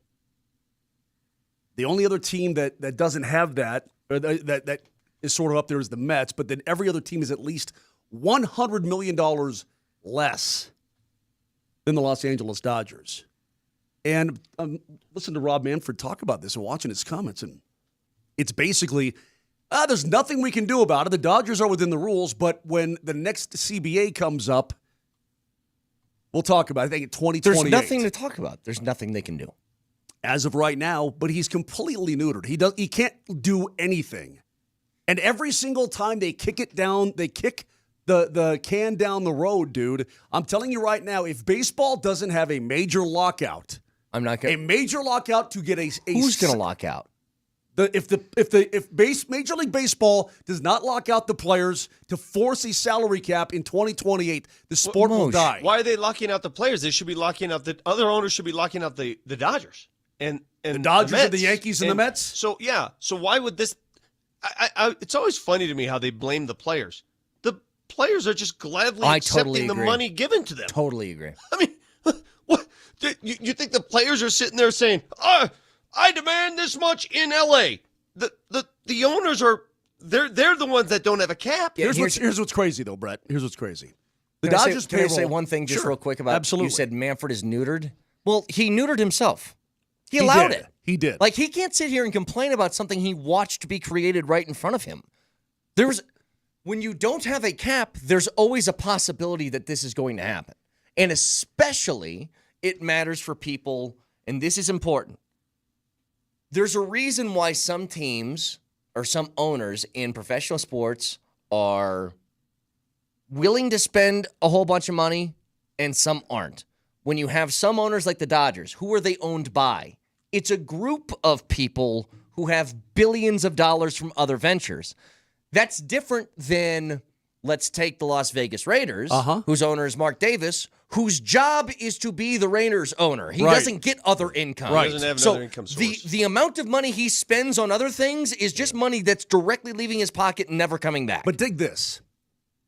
The Dodgers get over $300 million a year from their local television revenue. Over $300 million per year. Yeah, now do the Lakers. Right. Remember we talked about why the Luka trade happened? But dig and this. I said, some teams don't even have a local TV deal. Yeah. It's run by Major League Baseball, like the one right here in Colorado, for God's sake. Yeah. So how do you compete? And let me blow your mind. The highest payroll in baseball in 1996 was the New York Yankees. Guess how much it was? 96? Is that what you said, 96? Yeah, 1996. I'll say it was, 96. I'll say it was $21 million. No, hang on. Yeah. I'll say it was $41 million. It was $52 million in 1996. Vic's taking all my guess. He is. Sorry. The lowest payroll. 21, 41, 62, 13, 5. The lowest payroll, $1, Bob. Yeah.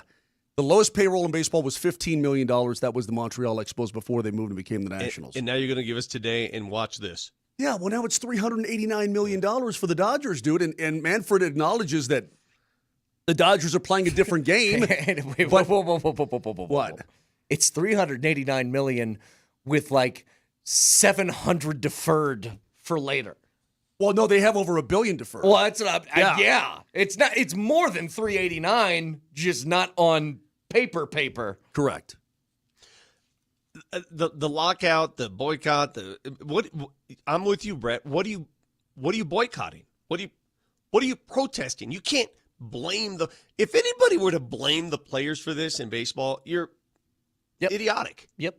The players just you want to pay me how much? Again, and let's do this. They're locking out with what's the end goal, Moj? You said a salary cap. Explain how that one happens when somebody's got $1.something billion in payments they need to make over the next 7 years. Right. Well, the Nuggets got screwed in the CBA because it changed, but dig this. It's too much, man. You can't just do that. Like, because here's the bottom line. 700, what was Ohtani and Soto's contract? Like $750 million? Yes. Okay, institute a salary cap. That would constitute, they would have to take a pay cut. You can't ask them to do that. They signed a contract. I'm just telling you. He says, quote, look, I don't know that the next CBA is really the way to address the media issue. Vic, you're going to love this. You ready? Mm-hmm. I think that the way to address the media issue over the long haul is really in our next national negotiations after the 28th season. I do think baseball needs to alter its approach in advance of those negotiations. I think we need more central control over all of our rights. So basically what he's saying is it's unfair for the Dodgers to get over $300 million a year and the Cincinnati Reds get nothing. Yeah. And so let's have a more centralized. But I'm telling you, what it is, it should be capped, salary cap. What it is what people don't realize about these regional sports rights and why it's important. It's so important. And Utah, ever since they got rid of their regional sports network, they've dropped, I think 75% of their funds are down the toilet. They don't have many more. Phoenix cut in half, Dallas cut in half. And one of the reasons people speculate that Dallas decided to move off the Luka deal is because those funds are gone. And if you look at the LA Lakers and what they make, they're about to make a $3 billion, or wait, I've got to go back and look at the number, maybe $300 million. The contract they signed for local regional television rights. It's more than the entire Northwest Division combined, an entire division. So that money adds up. What it does is it allows you more room for error. If you mess up on something, you have that safety net. Yeah. I mean, that's what the Yankees did forever. They'd sign a second baseman and the guy wasn't playing that well. You know what they'd do? They'd bench him and sign another guy and just add on to their payroll. Dude, I remember when Jason Hayward was signed by the Cubs after he played for Atlanta. Got like a huge, almost $200 million contract, and he stunk the second he got there. And he was on that roster for about 4 years. You just never saw him because they just got somebody else to roll through that outfield. Yeah. Now, if a team like the Kansas City Royals rolled the dice and lost and made bad decisions, that'll set your franchise back a decade. Oh, like another guy used to play in Chicago. Where does he play at now? Oh, here. That's right. Yeah. Yeah, the only prayer that they have is to try and maybe say, hey, in this new CBA, we're going to plan for a cap 10 years down the road from now. Right. And then you would have a player problem. But here's the bigger thing with the MLB. They've already kind of lost you two. They already have. Lock out for a year. See what that's going to do for your, like, currying favor publicly. Like, that's not going to work either. I just think that, again, we've talked about this on the periphery at times, and you hear me all the time. Baseball is killing itself, but it continues to thrive. I don't know how it does, and I don't know how you look at the inequities inside the game and say this is acceptable. But I keep seeing these stories pop up every month and a half, every 2 months or so. Excuse me. Another blank, blah, blah, blah. The Yankees, what was it, about a month ago, the Yankees and Hal Steinbrenner popped up and said, hey, man, they're different. They're different than us. And that's the Yankees saying that. Yeah. So once you start hearing all of this fraction, Well, then there you go. I think we said this before about the Yankees. Yankees can kind of just shut up. They're the guy with $10 billion saying the guy with $70 billion is not fair. Right. And you're like, all right, dude. Actually, they're more like the guy with $60 billion saying the guy with $70 billion yeah. is... Yeah. It's like, I get it. You weren't at his level anymore, and you used to be, like, top of the mountain. So what would that be, like Bill Gates complaining about Musk? Is that, like, the new thing now? Wasn't Bill Gates the richest guy in the world for, like I think 10 for a years? while, yeah. And then Elon Musk took over, and he's like, hey, man, that's not fair. He needs to be taxed more. It's like, okay. I don't think you're the right messenger for this. Anyway, 303-504-0925. Fact checker coming your way next.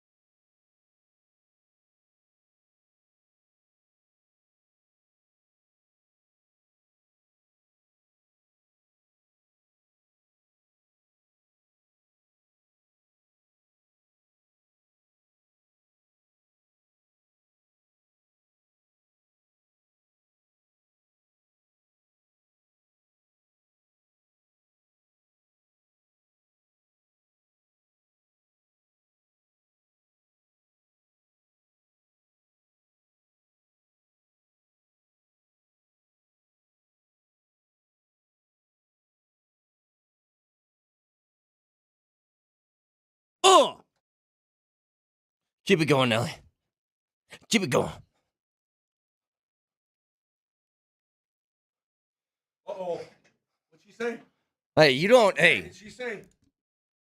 Missy does what she wants, Moser. She does. Missy Elliott can do whatever she wants. I miss Missy. Miss Missy. Hey, did you guys see that there could be a major shakeup in the broadcast landscape of NFL games, according to Pro Football Talk? Oh, boy. I saw this, and I'm like, God, this is... Where's Dork, by the way? Where is he? I don't know where Dork is, but Netflix Oh, there he is. Hi. is looking to snag a Sunday afternoon package from Fox or CBS, and I think we all kind of saw this coming. Dude, I just got an email in the airport yesterday from Netflix. You see what it said? What? Prices going up, Yeah, of up, course. up. I can't do this anymore. I can't. Hold on a second. Where'd it go? Like there's too many choices. I now. know, but There's here too it is. many choices. Price update coming soon. Hi, Mark. Thank you for being a valued member since 2014. Really? We hope you're enjoying everything Netflix has to offer. We're updating your monthly price to $24.99 pre-tax on March 18th. Yeah. Do you remember when YouTube was all the rage? Everybody said YouTube TV, man. That's where all the youngins go. Yeah. Look at what they're doing to you now. How you feeling now? So here's the situation. The current, Have you seen what YouTube TV's doing? in what sense? And they're jamming you with major price increases. And Oh, yeah. they don't give you any regional sports channels. Zero. And they're beefing with Viacom CBS, so Yeah. they just lost CBS Sports right before March Is that what Madness. you have? You have YouTube TV? Me? Yeah. I mooched it from someone else, yes. Okay. Yeah, my son has it, and he was like, "Oh, you got to get it. It's the best. It's the best." Now what? Well, the current broadcast deal for CBS and Fox to hold those rights for the afternoon games runs through 2023. They could pull the plug This 4 is years. 2025. Yes, they could pull the plug. You said it runs through 2023. Their current deal runs through 2033. I'm sorry, Jesus 2033. They could pull the plug 4 years early on that, so it could end in 2029 if they wanted it to. But are we really talking about taking the major package games off of basic television, basic cable television?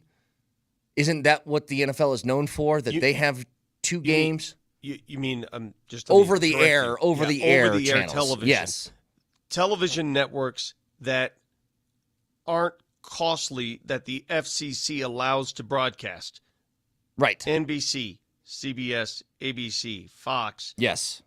You're talking about those Correct. specific networks. Well, every Sunday, in the early window and the late window, there is two games at one time of the day, depending on where you're at locally, and at least one in the other time slot. So here it's Broncos is on CBS, and then there's two other games that you get on either Fox or CBS. So why don't you ever see like Channel 9, Channel 4, Channel 7?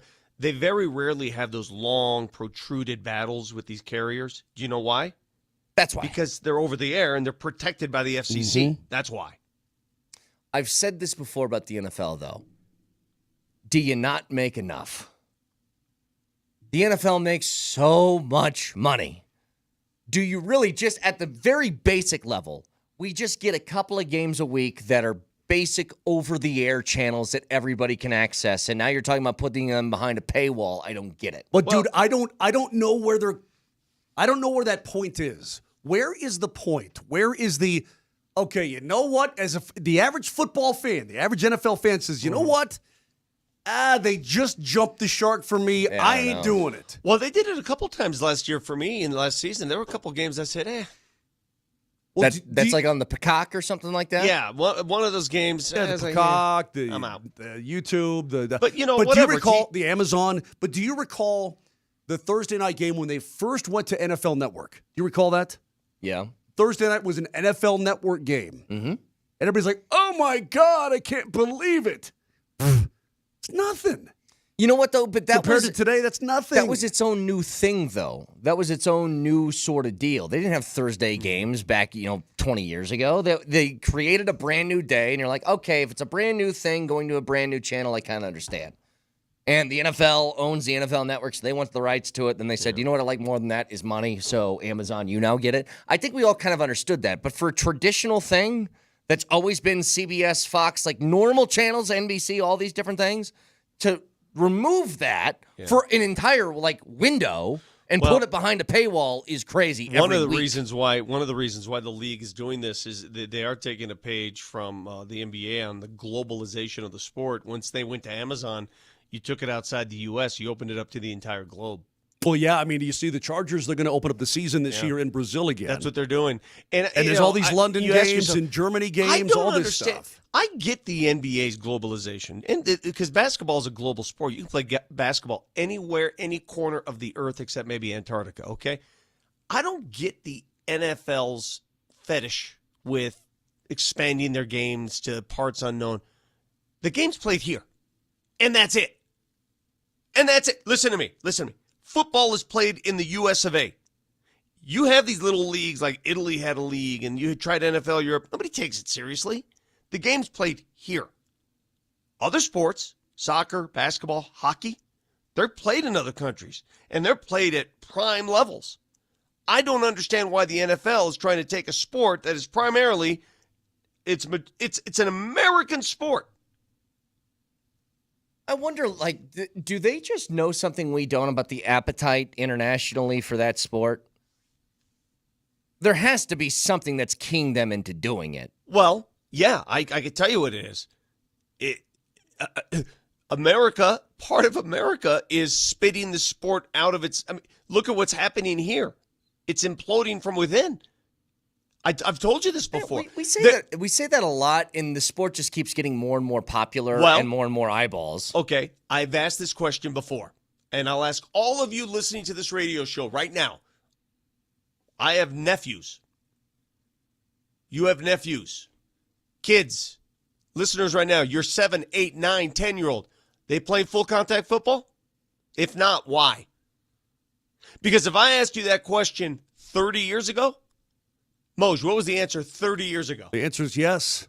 Okay, could I say that it is somewhat analogous to when kids were 11 years old snapping off curveballs 30 years ago, and they said it's probably not a good idea to do that early? Yeah, but you're talking about you're talking about not even playing the sport versus not doing a function of the sport. But you'll always have enough. You're never going to hit a point where you're like, so few people are playing football, we don't know if we're going to have a product sometime soon. It might be down, but it's never going to be gone, is what I'm saying. Yeah. You wouldn't think so, but I guess as we're getting to learn more and more about maybe this is their way of preserving it. Yeah, maybe. Maybe this is their way. Maybe they look inward in the U.S. and say, well, they're eating our own here. Well, I will say this. They don't want us, how many people worldwide do watch the Super Bowl? Not as many as to watch a World Cup. Not as many as the World Cup. It's not even close. All right. How many people outside the U.S. watch the Super Bowl? 62.5 million people last year. They don't have the numbers this year, but in 2024, 62.5 million people outside the U.S. That's a tiny, when you think about it, that's a tiny number outside the U.S. It's not even, really? All right, so here's just one point of reference because they just started playing games in Germany. So the German population is 84.5 million as of 2023. It says 20 million Germans consume American football in some form of fashion. But it's also on at 3 a.m. there, or in the nighttime and then 3 a.m. You know what? That, right? This is a pretty big number actually. So I just gave you Germany, 85.5 million people in their country. 3 million watched a Bucs and Seahawks game that they broadcasted with the German broadcaster. Mm-hmm. That's pretty big. They said it was 25% of the market share there. That's pretty big. So they must see some sort of growth that's just hard for us to understand. I mean, that's not a small number for a country not the U.S., to get 3 million viewers on a football game. Yeah. That's a pretty big one, actually. Bucs and Seahawks? I don't even know if I'd watch Bucs and Seahawks. I was going to say, hey, man, I don't know. Anyway. I'd be flicking around the channels. Yeah, maybe. I think the globalization of the NFL, and I swear by this, I think they're moving outside the United States because they don't want the game to die. I think it's just an extra avenue to make more cash. That's fine. Nelly, The fact numbers don't lie. Nelly monitors the mistakes in today's Fact Checker. Presented by Rock Plumbing, Heating, and Air Conditioning. Your local home comfort specialists. RockHeating.com. Rock, bringing comfort home and simplifying your life. Vic, what a perfect segue. Numbers don't lie unless Mark Moser is giving you those numbers and it's a stat about the Broncos. This happened earlier. Which team scored by far the most points in the entire division? In the West? Yeah, AFC West. Was it Denver? It was Vegas. Vegas scored over 100 more points this year than Kansas City. Really? Oh, I take that. I give that back. They gave up 100 more points in Kansas City. My bad. It was okay. It was the Broncos. My bad. It was the Broncos. 425. I mean, I was going to say, that would have been the most mind-blowing stat I've ever heard. I fixed it. You did fix it. Nah. I fixed it. Scored the most and gave up the most. Two different connotations to those things. Fixed it. All right, guys. Reminder, tomorrow as we get the Nuggets back, basketball will resume tomorrow. We also have the Foreign Nations Championship. The Nuggets were red hot coming into the All-Star weekend. And they catch the Hornets on a back-to-back because the Hornets are playing tonight, too. Sweet. This is a good, let's get back into the swing of things game. Stick it to them. So, talk about that. The Four Nations tomorrow. You can find the podcast, iTunes, Spotify, wherever you find your podcasts. Moser, Lombardi, and Kane. Have a great Wednesday. We'll talk to you tomorrow. Love you. Bye.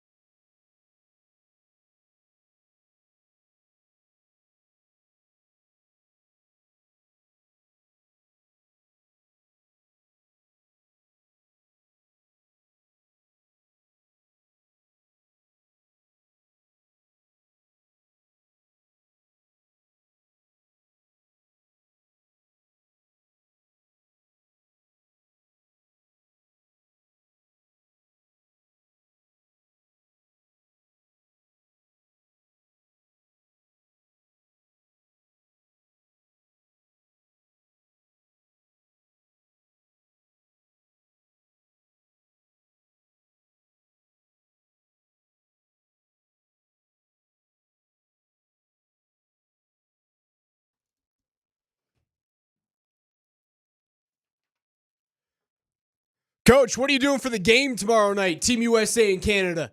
You coming to number 38, hanging out with me, putting on the red, white, and blue and cheering? You know what I'm going to do? I'm going to buy a 12er of glass Labette Blues and smash them before the game.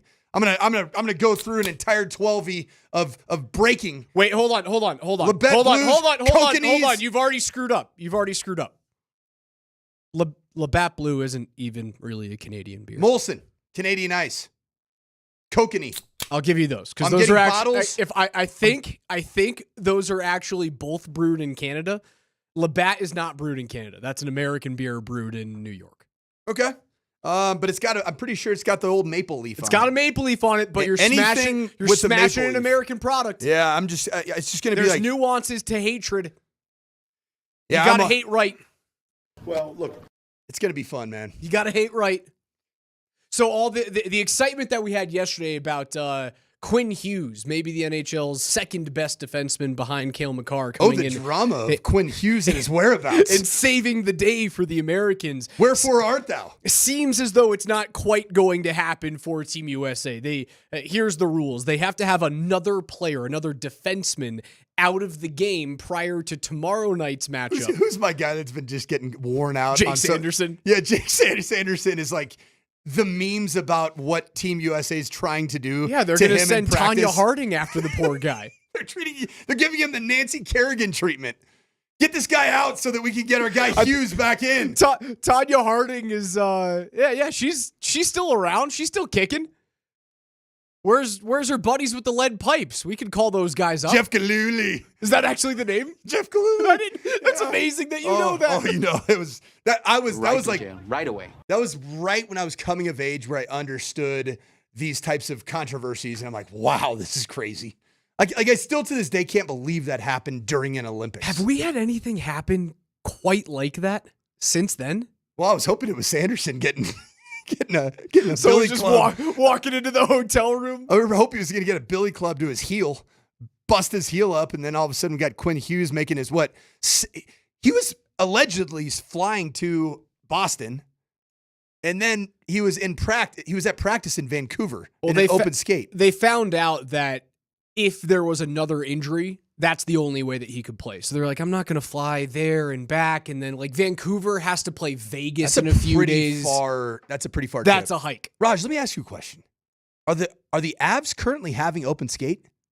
Like, did they have open skate yesterday? Yeah, you're allowed to skate. Okay. So do you know if the Avs are doing it? I don't know. I know that their next full practice. Oh no, they did. Their first practice was on the 18th. Okay, so yes, they skated yesterday. I was making sure that those stupid Canucks weren't cheating and getting an extra open skate in with Quinn Hughes. No, who should be playing for the Americans. Oh, by the way, that's a real thing. That's a real thing. And you know, I watched a little bit last night of the Netflix documentary on the 2024 Paris Olympics for basketball. It follows Team USA, the Canadians, France, and the Serbians. The 30-year-old Nikola Jokic, who's happy birthday celebrating to Nikola Jokic, his 30th birthday, who shares a birthday with Hall of Famer Dwight Freeney. How about that? And NFL Commissioner Roger Goodell, who turns 66. Yeah. Boo! Gotta love a good commissioner boo. Yeah. Hey, Nikola Jokic turned 30. 30 years old. How old are you, Raj? I am 31. I turned 32 in April. Would you say that Nikola Jokic or you have been more accomplished in their first 30 years of life? Well, let's spin that around to you. You got a decade on I mean, me. I was an offense coordinator at Notre Dame at the time. The hell were you doing? I'm just kidding. They're hosting a radio show. You know what was great about me at 30? I hadn't been fired yet. That was pretty cool. Speaking between about 30, I'll tell you, between 30 and 40, got a few of them. Speaking of young coaches, before we get into what I watched last night on either Quest for Gold or something, can't remember what the actual name is, what I watched on this documentary, did you see that the Commanders have hired a 21-year-old grandson of John Madden to be their offensive quality control analyst? A 21-year-old in the National Football League. Yeah. I mean, the original intent of the quality control analyst positions were young guys that were willing to do all the grunt work with the computers and drawing the playbook. So 21, that doesn't sound all that egregious. Even for me in the college game, I always found my go-to guy, my go-to tech guy, to be able to, that was just loved learning, loved all of his work or her work, but it was all males in my case, just the nature of the industry at the time. Wow. Yeah, sorry. Wow. Yeah. It's 2025, coach. Yeah. Well, that was all like in 2018. Oh, it was okay then. It was, the world was different than it is now. But so Wow. I would always find my person shall rename without sex identified. My person, and sometimes it was like a 19-year-old student that was just a volunteer and wanted to come and learn. And one of my people was a student that I ended up hiring away from Notre Dame after he graduated. Okay. He graduated at 21 years old to be my director of player personnel at Western Kentucky, and now he is the general manager of the University of Cincinnati Bearcats. All right, so it's not a made up position, because anytime I see quality control in a sports sense, I go, "What are you really doing? But you really actually have a job there. It feels like an internship, but it's an actual job." Okay, I'll see that. I watched Court of Gold last night. I didn't watch all of it. I thought it was going to be like a 3-part documentary. There's like 6 or 7 hour-long episodes, and this follows the 2024 Olympics. And it dovetails off of our conversation that we've had over the last day and now change here on the station. Everyone with 4 nations as compared to the relative lack of care. When did you start watching it? Last night. What time? 8 p.m. How many episodes did you get? 1.5. So it's not really binge worthy. No, it's binge worthy. I just happen to be like on nights where I don't have Avs games, man, I am sleeping. Okay. I am if I don't have anything to do. Oh, it's bed at 9 o'clock too. If I'm in bed at 8, I'm totally fine with that. Because my Avs games, I don't go to bed until 1 o'clock in the morning. So when I get to catch up on my sleep, I catch up. Last night was one of those. Just wait till kids come. And right. Also, You'll be trying sprinting for your bed at 7:52 p.m. I'm trying to handle those sleep debt I do the hours right swan now. dive. I'm going in. Cover me up. I'm Shatter going in. the springs. It's over. I moved on to episode 5, right? I started with episode 5 instead of going to 1. I will watch it 1 through 4 starting this evening. But I wanted to get the feel of the quarterfinal and semifinal matchups where they really follow Team USA and Serbia. Because those games for the Serbians were unbelievable. They trailed by 17 in the quarterfinal matchup against the Australians. Joker goes off in the second half. They beat him by 5. The semifinal matchup that you have against the Americans, you lead by 17 in certain portions of that game, and then Steph Curry goes off for 34. Bogdan kind of hits a wall after being red hot. What squirrel thing is getting you right now? I mean, we have some people that want to spend some money at the station. I might give them a little wave right there, Raj. Maybe. I mean, it's great. The great American economy. You've got to be sales driven. Gosh, Raj. I'm trying to set up what tough I to watched. make a buck Trying to these set days, up man. what I watched last night. I'm listening. Coach I can sees 7 multitask. people- Coach sees 7 people behind the glass, and he's trying to go sign babies' foreheads. The reason why I watched that is because I wanted to find intensity. I wanted to see if this whole narrative of, well, the NBA players don't give a damn is actually real. And it's not. What I learned over the course of the episode and a half that I watched, and it's a 24/7 documentary style where it follows, Bogdanovic with the Serbians. It follows him heavily. Do you like him? I do. Good personality. I would love to see him. How on the much do you Nuggets get someday. of Nikola Jokic on the doc? Nothing. I heard it gets a little bit. He talks about a bartender and Steve Kerr and a beer. Are you there yet? Yeah, they after they get to the bronze medal game and they win it, they just talk very quickly about wanting to have gotten historically drunk after winning a medal. Okay. And I chuckled, and that's about it. And Kamara goes, "What kind of nut starts a series at episode 5?" I knew I only had time to get through an episode and a half last night, so I wanted to get to the most important crap. So there you go. Do we agree, Raj? It's not like I didn't know what happened in the 2024 Olympics. It's like, oh no, I see dead people. Spoiler alert. Raj, do we know for a fact that Nikola Jokic enjoys a cold one? Yeah. Why then is Nikola Jokic? It's cool when he enjoys cold ones, but Luka Doncic, it's like the security team for the Dallas Mavericks came out when he'd have a post-game beer to celebrate a victory. Nicole is more accomplished. I want to stay on parade. Joker's got MVPs. Joker has international medals. Has an NBA championship. Dude, when you're at the top, I didn't know that the word medals was 3 syllables. Medals. Just trying to make it. Just trying to make it a point that the Serbians can point. KJ. Nikola Jokic enjoys 1 beer. And then we know that Luka Doncic.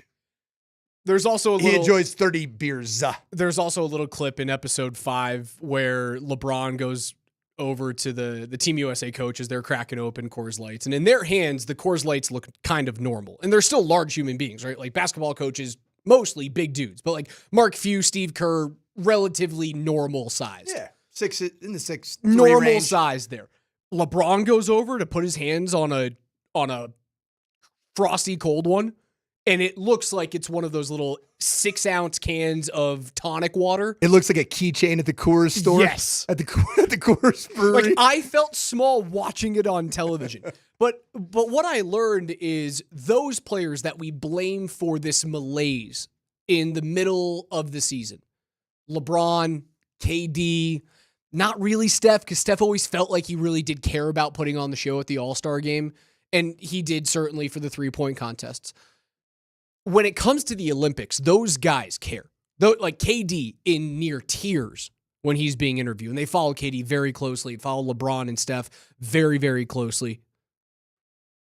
If you can find a way to replicate the emotions that go into an Olympic basketball tournament in the NBA to fix your All-Star game, that's the only way that you can do it. And I think that the Olympics has the one thing going for them, which is it's every 4 years.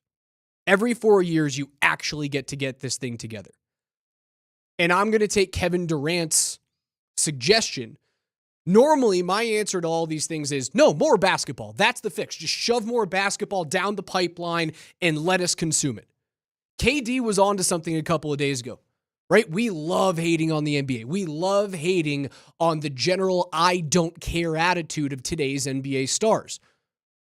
So to get rid of that, you have to remove All-Star Weekend.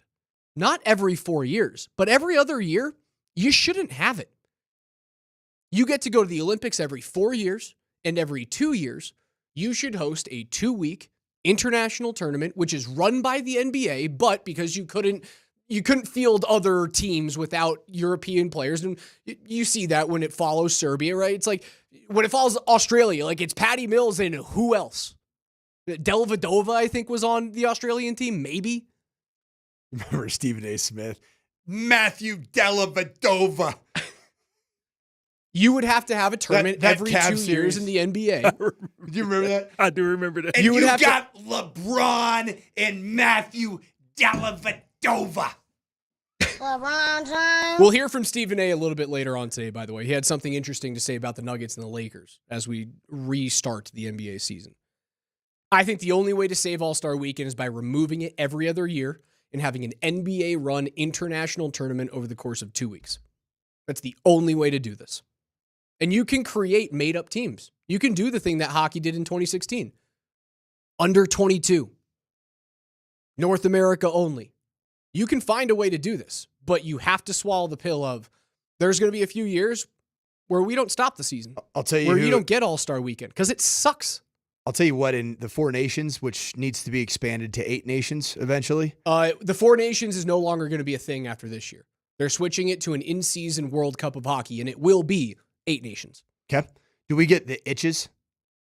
Because there's some good itches in Czechs. The Czechias and the Itchias, Slovenia, the Ias. You'll get Slovakia. Mm-hmm. You'll get Czechia. Yep. The former Czech Republic. Yeah, because Czechoslovakia. You realize that the Czech team has 2 elite players on it right off the top? David Pastrnak and Marty Necas. Mm-hmm. You'll get some Chiches. I like Chiches and some Ias. Chichis.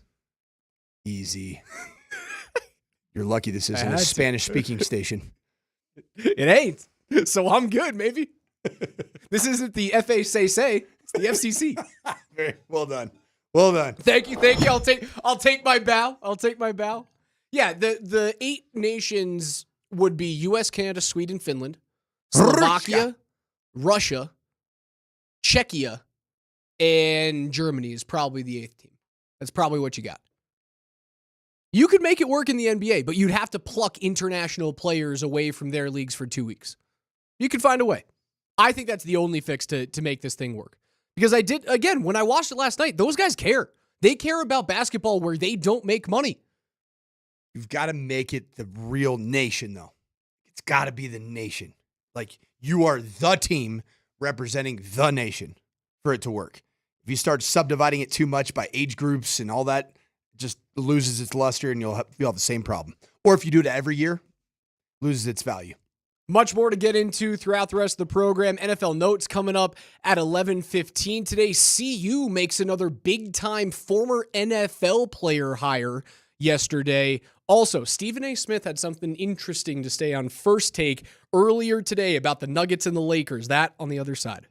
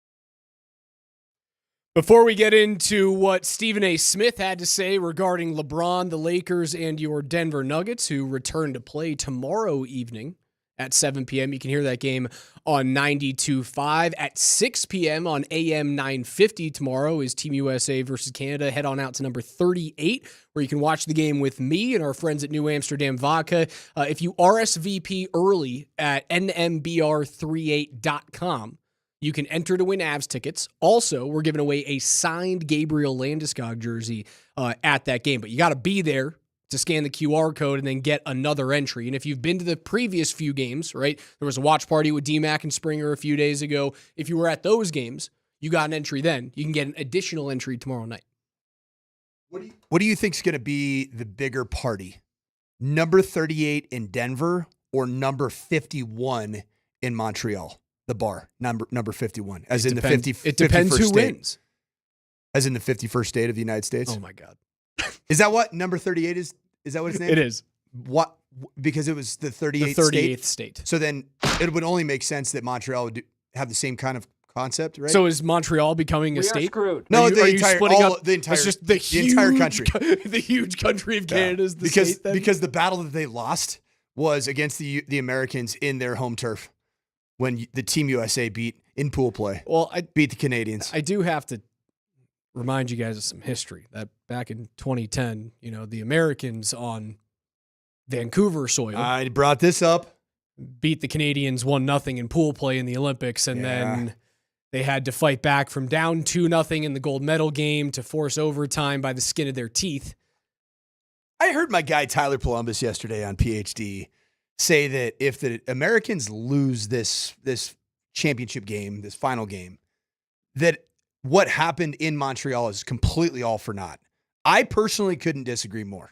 I would love to hear what you have to say. Oh, I disagree. Canada's the better hockey team. They are. The more star-studded. They're the better hockey team. Are they the better team? They're the better hockey team. Or do they have better better hockey players? team. Do they have better individuals? They're the better hockey team.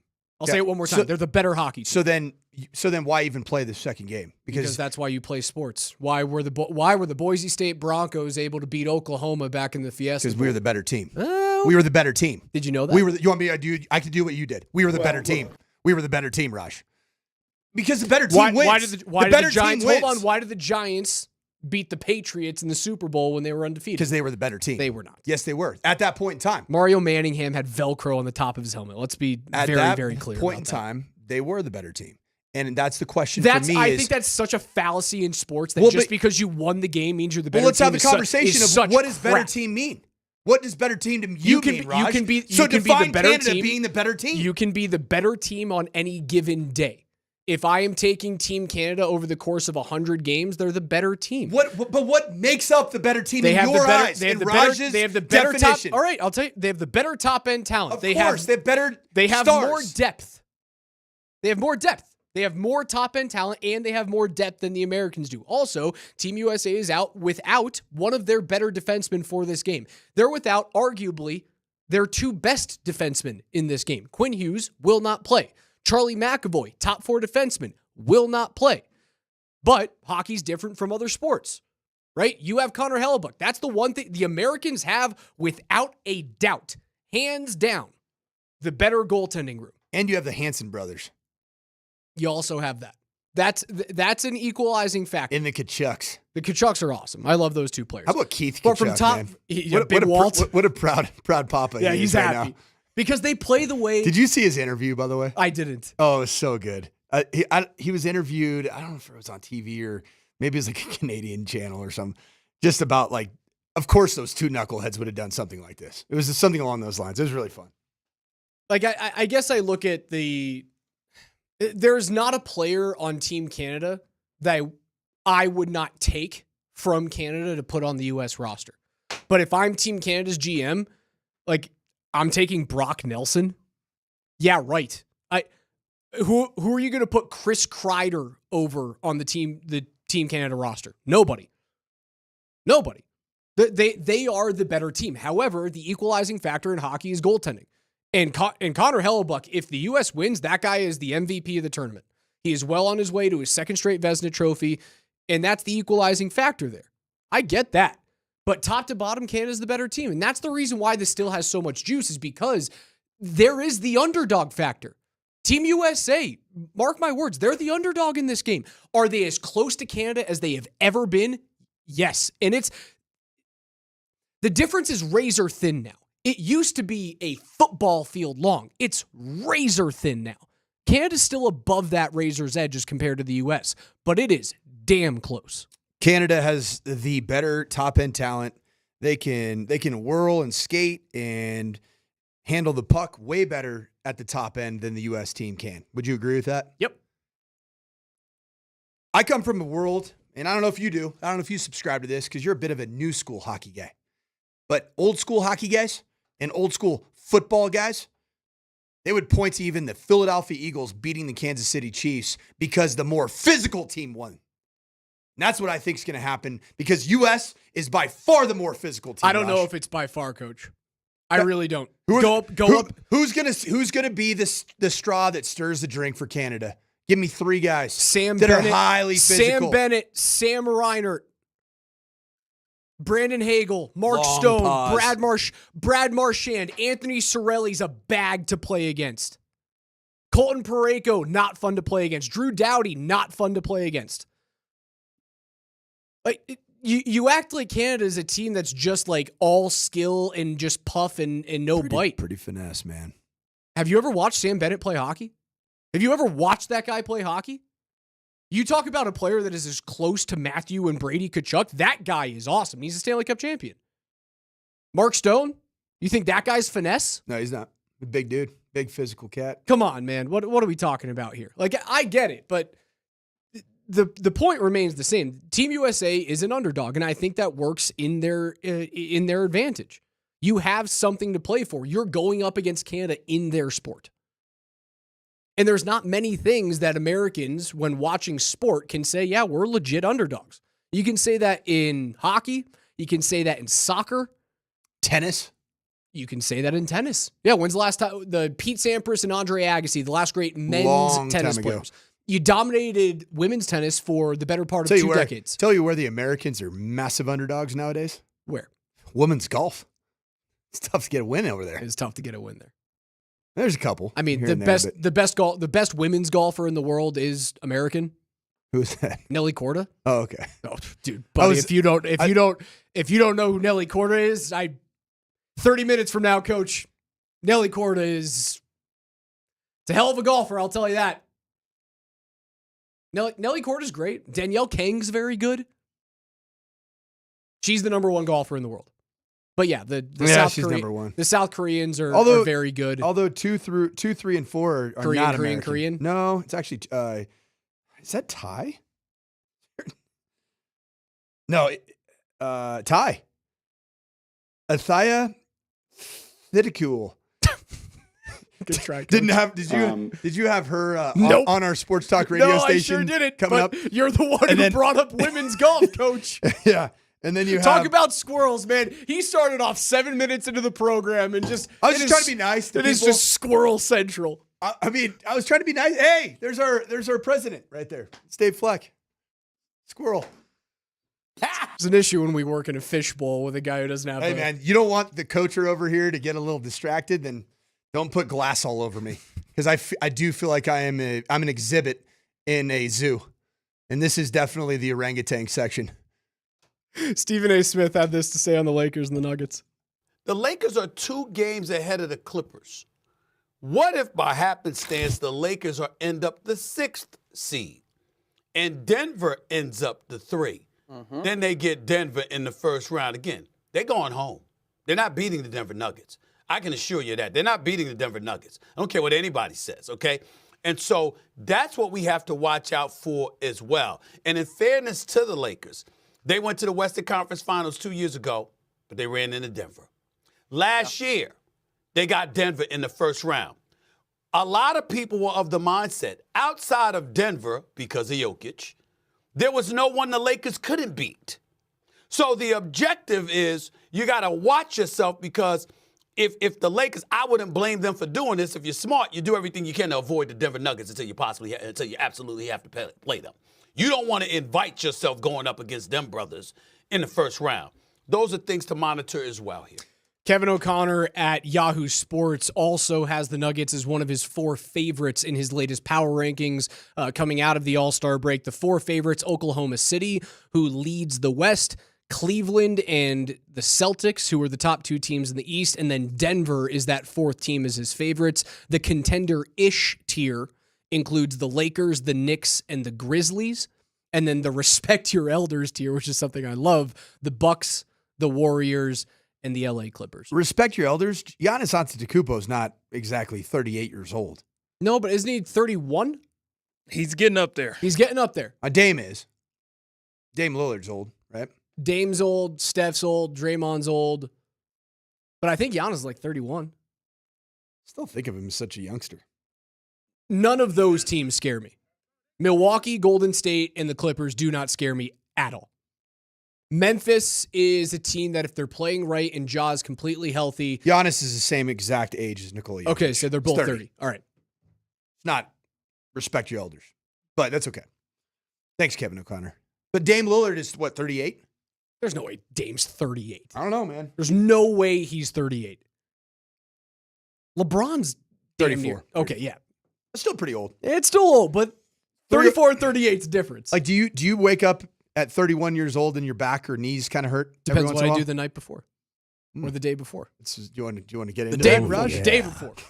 Would you like to? I ran yesterday. I had lots of running yesterday. I used my legs. Okay. Do you ever wake up and don't feel like you did maybe when you were 21 years old? No, yeah. So, I told you. So Dame Lillard has 3 years on you. And NBA miles on him. I got nothing. I got waking up and played a couple rounds of golf on the weekend. I feel sore. So what do you think about this? Of this power rankings, the favorites, OKC, Cleveland, Boston, Denver Nuggets. I think that's the top 4 without question. I do think that the next team that scares me is the Knicks. Because the next 3 that are listed are Lakers, and I think they don't scare me, Raj. They do not scare me. You do not have a big. You don't have the Nuggets complain about, the fan base here complains about not having a backup big. Joker would go off for 40, man. What's their answer? I don't know what the answer is. Either him or you put LeBron on him. You'd have to put a 40-year-old LeBron on him. Does Memphis scare you? Yes. If Ja's healthy, Memphis scares me. I think that is a knock-em, sock-em 6-7 game series if you have to see the games. Agree 1,000%. They got Zach Edey, they got Jaren Jackson Jr., and they got Brandon Clark. I mean, they got a humongous tall front line. Respect your elders. Bucks don't scare me. Warriors don't scare me. Well, you're not going to see the Bucks until a final, and they're not getting through the East. No way. I'm just saying, I guess for who's that team right there? The Clippers. It's their new logo. They don't scare me. If Kawhi was Kawhi of 8 years ago and playing basketball, yeah. If James Harden is still a guy who can go off, but he can't go off consistently, and we know what he does in the playoffs. Something's missing. Shrinker. Something's missing. Gets a little cold in the playoffs for James Harden. These are teams 11 through the 14 in Kevin O'Connor's power rankings. And 2 of these teams still, call them wounds, call them scars, they still scare me. Minnesota, when they're right, still scares me. Okay. Can they get right by the postseason? Maybe. Obviously, they're not playing without, they're playing without Karl Anthony Towns. Still have a rim protector in Rudy Gobert, although Nikola Jokic has eaten them alive at times. But still a very adequate big. And then the role players. Arguably the best defensive big in the league. And the role players for the Timberwolves just seem to get right at the right time. Who was our guy last year? Who was the dude who went off in game 5 and game 7 off the bench? I can see his face. I think he wore number 5 for them last year. Alexander Walker? No, not tall guy, Naz stretch Reed. 4. Naz Reed and Nikhil Alexander Walker. Went off, They man. both had great series. The Houston Rockets are they're a weird team to me. Quirky team. Just in terms of a strange matchup. Well, I know Demps loves them, and I think that he thinks that they've been building the right things and that they are long enough to compete in the West. Do you worry about San Antonio kind of figuring it out? Like the right time? Wemby was the one player on All-Star Weekend that you looked and you went, oh, he's got something else. Like not only is he physically different than any other player in the NBA that we've ever seen, right? He has the handles of a point guard and is taller and longer than anyone in the league. Does he have the same amount of post moves as the other guys do? But does he need to? He doesn't really need to. He's just taller. He's bigger. He can dunk from 15 feet away. It's insane. I worry about what I saw out of All-Star Weekend where he cares. That guy went hard during the All-Star game. And if he has that type of play during a meaningless weekend and you get him into the playoffs, I know he's been missing the tutelage of Pop this year. That hurts him. But you bring in that Chris Paul mentality with him. Chris Paul he's a sous chef that the main chef went home for the night, right? He cut his hand. He can't cook anymore. And this is the sous chef's time to shine. That is Chris Paul on the San Antonio Spurs right now. I think he is looking at Wemby and going, I'm going to mold you into the competitor that I always was, but never got a chance to win a championship. San Antonio scares me more than Houston. They do. But I do think the Nuggets they're getting right at the right time. I know I railed on them before the All-Star break saying that prove it to me against a good team. We're going to see it over the next month and a half. The next month and a half, by the time March is done, you will know exactly whether or not the Nuggets can compete in the West or if it's another one and done, two and done year. NFL Notes coming up at 11:15 today. Take us wherever you guys want to go on the Altitude Sports Radio mobile app. That's powered by the Wilhite Law Firms. They are injury lawyers. Go to WilhiteWins.com. That is WilhiteWins.com. CU makes a big hire on their offense or their defensive line. Also, get into some things with the Denver Broncos. I want to talk about veteran cut candidates. That's coming up next.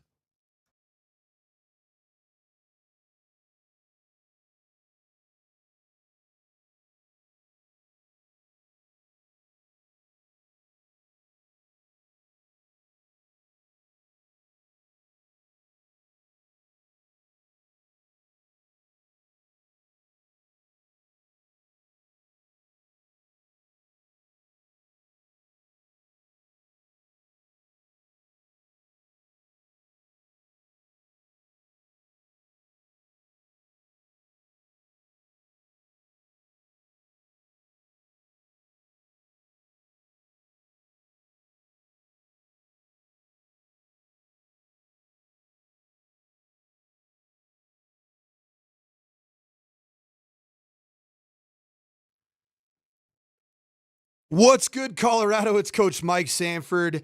And if you're looking at the snow reports, what's going on up there in the mountains and the beautiful Rockies, you need to get your snorkel out because over the last 5 days, you're talking at 40 inches of snow at Loveland Ski Area. And they've had the opportunity now to get those awesome snowcats out there and get the groom so you can find your corduroy if that's what you're looking for. But if you want that deep POW, you can also take their snowcat tour, get on the Continental Divide, and get some fresh runs, some fresh turns, because there is so much snow, all the way up to 195 inches thus far of snowfall for the season. Combine that with the highest average snowfall in the Front Range and Summit County resorts, there's no better place to go for powder seekers than Loveland Ski Area. Find discounted passes at skiloveland.com. I will be seeing you up there.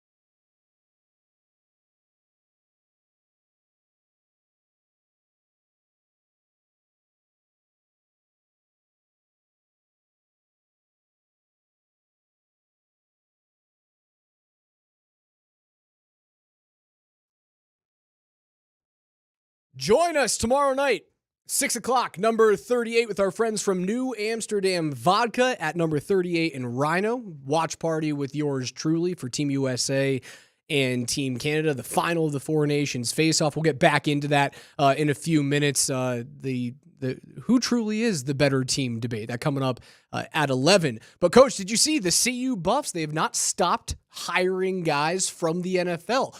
Former longtime defensive tackle and 2 years here in Denver with the Broncos. You remember him from his hair. Domata Peko, now signed as an assistant coach for the defensive line. So that adds to Hall of Famer Warren Sapp with the defensive line and Marshall Faulk as a running backs coach with Prime up in Boulder. Coach Peko. Peko. You got to call him Coach Peko. He's no longer just Domata. You must call him Coach. He is from Samoana, the high school in Samoa. Speaking of Samoas. Had a chance to host a all Samoan football camp. So every different village of the island of Samoa came over to UNLV when I was first coaching. And it was one of the coolest experiences. Frankly, I think this would have been a fairly comparable time to when Peko was coming out, just to give exposure to different college coaches, and ended up having players come over that ended up playing in the National Football League. It's a lot of fun. I think that is a huge win for CU to have direct ties to the islands. And when you have the ties to Samoa and you were born and raised there, it is such a fertile recruiting opportunity. Both Samoans and Tongans that have lived in the United States, and also some that are playing football and cutting their teeth playing on the islands themselves, and then in Hawaii as well.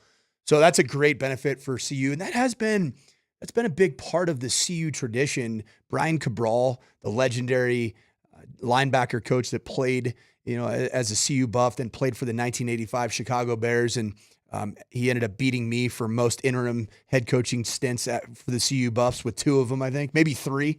But he was really influential in bringing about some great Polynesian players and opening up that pipeline. So I love this hire from Coach Prime. I love not only the fact that he has NFL chops, but he also has really good name recognition in and along the west coast of the United States, as well as the actual islands. And name recognition is very clearly something that Prime is all about, right? That is part of the package of Deion Sanders. When you come to me, you will be surrounded by Terrell Owens and Chad Ochocinco, and you're going to have Marshall Faulk, a gold jacket wearing guy in the running backs room. You're going to have Warren Sapp, arguably the best defensive tackle that we've seen in my lifetime. There's something different about Domata, though. Like, outside of Faulk and Warren Sapp, that dude's coached. Mm-hmm. Like, that guy, he was an assistant defensive line coach with the Dallas Cowboys last year. He's actually coached. Great ties with Mike Zimmer. Yeah, his former DC in Cincinnati, right? And then also helped out or I think he was the defensive coordinator this past year. Am I right in saying that? In Dallas? Yeah, I think you're correct. Yeah, that is correct. Yeah, he got fired. And then Robert Livingston, the defense coordinator for the CU Buffs, that came as the safeties coach from Cincinnati to CU. So there's a lot of ties that make this a really, really common sense approach hire. And I do have another question for both UKJ and Raj. There's something that I have observed that's very different than the last 2, we'll call it December to March timeframe of the CU Buffs football program. Outside of just announcing the hires of Marshall Faulk and Peko, it's been really quiet up in Boulder. It's been very quiet. Almost to the point that I've wondered, what's the reason for it? And so there's 2 different ways you can look at it. There's times where in the offseason, you are going to speak softly and carry a massive stick. And that's what Coach Prime is. He's letting it marinate. He's letting it brew. And then all of a sudden it's time to just uncork it and go. But there's also the question of, is it better because we don't necessarily have everything in place like we did a year ago, certainly at the quarterback position, certainly at the bona fide just touchdown-making, play-making positions that you knew you had in Travis Hunter, the best in college football, Will Shepherd coming in from Vanderbilt, LaJohntay Wester, who had 110 catches coming in from FAU, and then Jimmy Horn Jr., who was a known commodity for the CU Buffs. So the question is, why so quiet? There's two answers to that. One, they're very, very focused on Shedeur and Travis and making sure that they are as close to being 1-2 picks as possible. Who's they? Deion's camp. Okay. Deion's camp. Because those have to be, if you're coaching college football, those have to be separate entities. Deion's camp. They are separate entities because what happens with Shedeur and Travis, they don't benefit the 2025 CU football team in any way, shape, or form. They can benefit 25. No, recruiting's right. done. This year it does not. The June transfer portal is nothing. That's there true. Is no quality. That's in true. There. They do benefit 2026 and beyond, which is great. It's a number one great overall byproduct. pick is a huge feather to have in your cap. Massive, and it will happen. It's going to happen. Some way, shape, or form, and I believe it's going to be Travis Hunter. That's part of it. I think the other part is Deion's walking in and going, "Where's all the Louis? Where's the luggage?" I think this is the first year that he's looking around and going, all right, now we're actually building. Now we're actually trying to go from the bottom up. I'm not bringing in all-star level players. Like I don't, as you mentioned, I don't have one of the best quarterbacks in the country and I don't have the best player in the country. Now I have to work from the bottom up. I think they're far quieter right now because they go, if we come out and we're as loud as we have been the last 3 years, and this team looks young and this team looks like it's rebuilding and retooling, and we turn around a 4-win season, it then it resets everything that they've built to this point. You can't be loud and not have Shedeur and not have Travis and then be bad. You can be quiet and go, well, those guys left, and now we're rebuilding. Well, I want to make this abundantly clear. There is still a lot of talent in Boulder, and there have been some incredible recruiting victories for the CU Buffs. The question that I have, and with regards to maybe the fact that it is a bit quiet around the program, it is some of the most influential positions, namely the quarterback position. You don't have the known commodity. Caden Salter from Liberty, good player, nice player. Had a really good season 2 years ago. Last year, not a great season. Juju, good prospect. Certainly was a highly touted prospect, but still a prospect, a youngster. Yeah, you don't expect him to start this year. This team was so quarterback heavy in terms of the quarterback being the position that makes the plays in the critical moments. You're not going to have that guy. You're not. And frankly, if you say, oh yeah, you're going to have it just because we're like that. Like my son always says when he makes a catch in one-on-one, I'm like that. I'm built this way. Then that means that Shedeur wasn't that special, which I personally believe he was that special and will continue to be that special in the National Football League.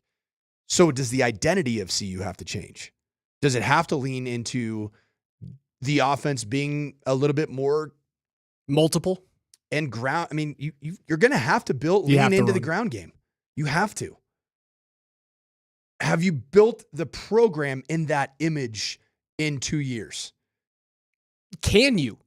Well, you've already got 2 years of what you've built as a program. I think they are softening the blow of what should be and what will likely be a step back season from last year to this, or from this past year to this next season. I think they're softening the blow with being very quiet. Also, giving them the opportunity to, if they repeat what they did last year, or if they look like let's call it a top 4 team in the conference, right? Like you're in the conversation. You might not be there, but you're in the conversation. It's a good year. I think you're also opening up the conversation, the headlines of, well, they weren't talking about us in the summer, were they? Remember all that? Remember all those people who were quiet, who were silent, and then Caden Salter turns into Liberty Flames Caden from 2 years ago. But he's doing it at CU, and he makes you relevant. It opens up that avenue of going, well, no one talked about us. All those haters, all those non-believers. It's the right position to take a seat. It is 100% just the going right quiet. approach. It's without question the right approach. It's just zero dark 30. Would you agree that it's just almost uncomfortable because we're conditioned Oh, yeah. a It's certain weird. way, and it's like, have we really heard much about this team, which, oh, by the way, starts spring practice in about 18 days? It just doesn't feel like what it's felt like per se, and I don't think that's necessarily a bad thing. I really don't. The coach in me says, this team's actually probably going to surprise some people. Four Nations face-off final coming up tomorrow evening at 6 p.m. Coach thinks that Team USA is the better club. I have Canada as the better club. I think Team USA are underdogs in this. We'll get back into it on the other side. Also, I mentioned there's a few candidates for the Broncos that could be veteran cuts if you need to open up cap space to bring in a big-time wide receiver. We'll tell you who those names are on the other side.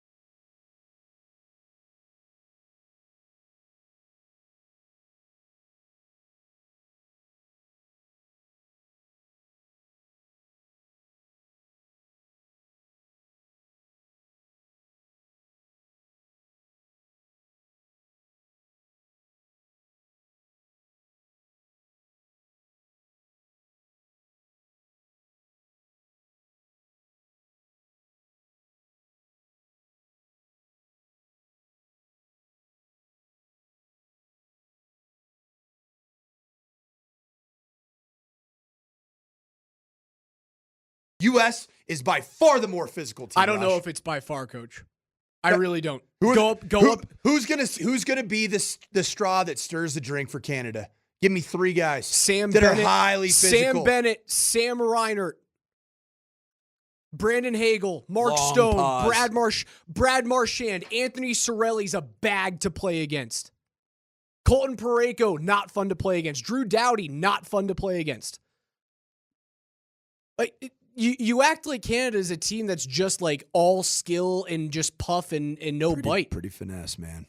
Have you ever watched Sam Bennett play hockey? Have you ever watched that guy play hockey?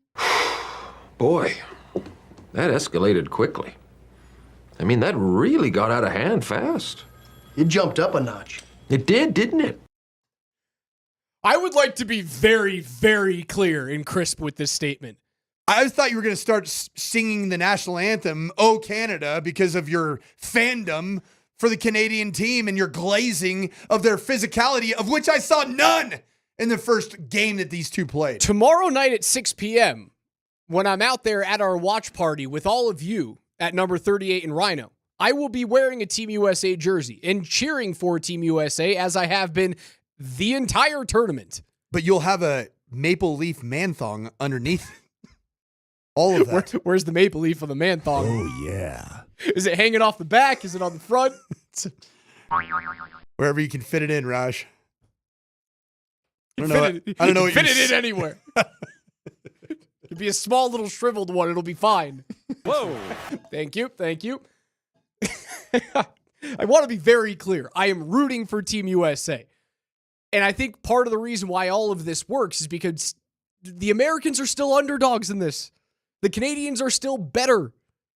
And losing Charlie McAvoy does not help. Not having Quinn Hughes in the lineup, it's uncertain as of this point. They're trying to ask the NHL to make this work. And it would be the most National Hockey League thing for them to go, oh no, like the second best defenseman in the world isn't allowed to play because of some stupid rules violation.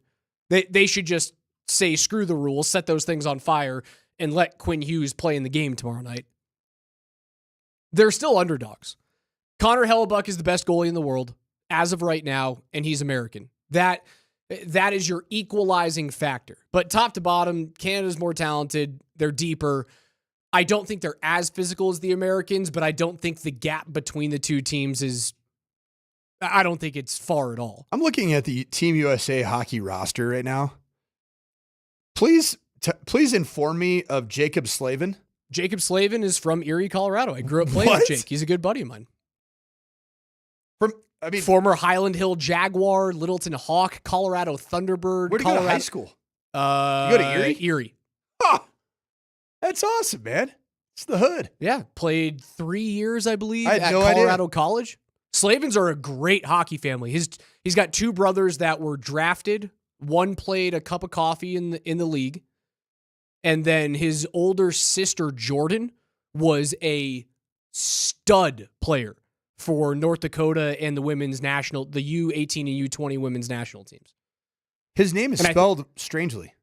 Jaccob. All the families are biblical spellings. J's, Jeremiah, Jordan, all them. Good family. Love the Slavins. Yeah, they're from here.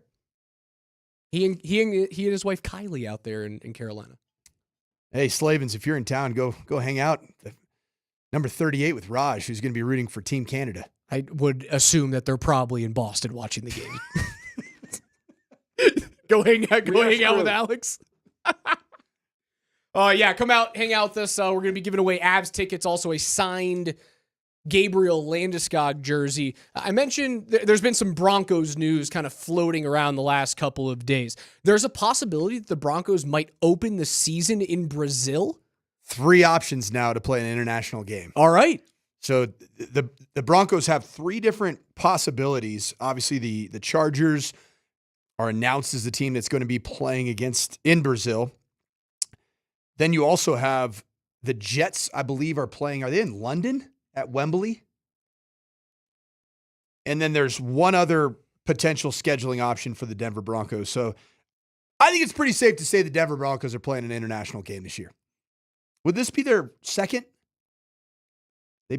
Russell Wilson played, he was the Heinies. Yeah, come back against to the Jaguars. London. Yep. And that was a Jaguars home game. I'd love to see him start the season in Brazil against the Chargers. That'd be awesome. Give it to me. Absolutely no part of it. Why? It's the beginning of the season. If it was like week 8, I would say no. But it's the first week of the season. You don't have to worry about all the jet lag going to and fro and splitting it in between games. It's the first. You could go out to Brazil 2 weeks prior. So we talked about it. The Chargers are going to be playing at the Arena, Corinthians. Jets are going to play at Tottenham Hotspur. And then the Jags, who are on the Broncos schedule, I believe, correct?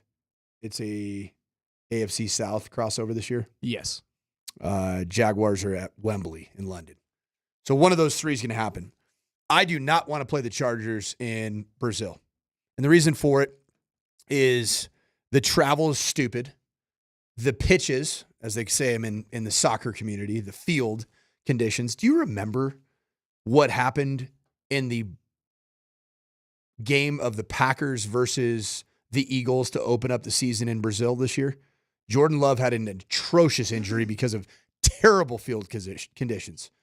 It derailed the Packers season. They didn't know what their identity was for the first 8 weeks of the season because they had a banged up quarterback. And playing with Malik Willis and got some W's, but then it took an entire 10 weeks for Jordan Love to get back into any flow in his second year as a starter. You don't want that from Bo Nix. Why don't they just make a field and ship it on over? Easy. Easy to do. I think you could find a way. Roll. Don't they roll turf? You can roll a bunch of turf up, throw it on a tanker, and ship it over. Work. It'd be getting sunlight. It sure would. Get sunlight during There's water all over the place. I think salt water for watering a lawn is probably horrible. It's not great. Not a horticulturist. Is that actually the right term? Close enough. I hope it is. Grass technician. All right, so you're out on that. Are you in on this? Von Miller might be a cut candidate for the Buffalo Bills. Would you be up for signing Von to a 1-year deal with a team option for a second to come in and be in his DeMarcus Ware era? Sure. I'm in for it. I think it would be an awesome full circle moment for Von, who wants to be back here. Like he talks about this franchise still all the time. It's his home. It's where he wants to be. He wants to have a home here and live here, like many Broncos players do after they're done playing. Even if they leave to go to other organizations, lots of them come back here. Them and Avs players are very, very quick to come back and live in Denver. I think it would be a perfect spot for him to come in on a cheap deal that gives him the option of, listen, if you want to come back for a year or two and you see that things are building and there might be a chance 2 years from now to really go after your Super Bowl where you can walk off into the sunset, much like Peyton did, how DeMarcus should have, although he stayed an extra year. I think it would be perfect. Sit him alongside Benito because those guys are rising, but they're not there yet. Also, the Von Miller intellect aspect of as a pass rusher and breaking down particular linemen, he's got an encyclopedia. He's got his ability to break down different tackles in this league, and he can share that information. He has a syllabus, right? Like the Von Miller passing Rolodex. A Rolodex. That's what I was thinking about. He can quickly get through. He's like, okay. If you asked your kids what a Rolodex was, would they be able to? No chance. No shot. Yeah, I mean, I barely could remember it just now. Last time I saw Rolodex was a decade ago. Yeah. Still a good term, though. I just think that Von Miller could share some of the wisdom. And then also, if he just gives you, man, if you got 10 sacks from Von Miller and he only played 15 to 20 snaps a game, big win. He'd sell jerseys. No question. Imagine Von Miller with the new the new look throwback. Did you guys see this? I just got chills. Did you see this rumor going around? What? About the NFL rival jerseys? The NFL is going to release divisional rival jerseys. I sent it on our text thread. And this is apparently they're trying to get to the bottom of what exactly is going on with this rival jersey situation deal. But it was a tweet that came across right here. Okay, so it's NFL uniform source. Breaking: NFL teams set to receive new uniforms as a part of a, quote, rival series set to be worn against divisional rivalries. No further details at this time. What do you think? What do you make of that? I don't know. I like jerseys. Jerseys are cool. And some of them suck, but when you have these types of initiatives, you get really cool uniforms out of them. Like, look, the reverse retro for the Avs. One of the best jerseys in the history of the National Hockey League is the white Nordiques, burgundy and blue that they wore at the Lake Tahoe game a couple of years ago. That's one of the best jerseys ever made. And you would never have gotten that without these type of like weird, kitschy. It's very clearly we want to sell more jerseys, so we have to make more jerseys. It's the reason why the NBA comes out with new jerseys every single season. City Connect and that's what I'm wondering. Skyline jersey, all that crap. Is the NFL looking at this as an opportunity? And City Connect has been a big win, I would say, for Major League Baseball. Some of those have been fantastic designs. And then I would say that what the NBA's done with what I think they call it the rival, or they call it NBA's Classic and City Edition jerseys. I think those have been big wins too. Like some of them are horrible. Some of them are good. They've all hit, in my opinion, with what the Nuggets have worn. The Nuggets red uniform that's a miss.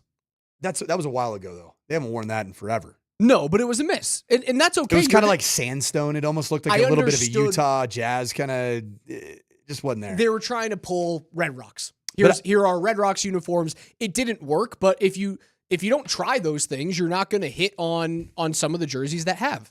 Let's quick little straw poll here. KJ and Raj, would you say that the black 5280s have been a general win for the Nuggets? Yes. Yeah. The Mile High City.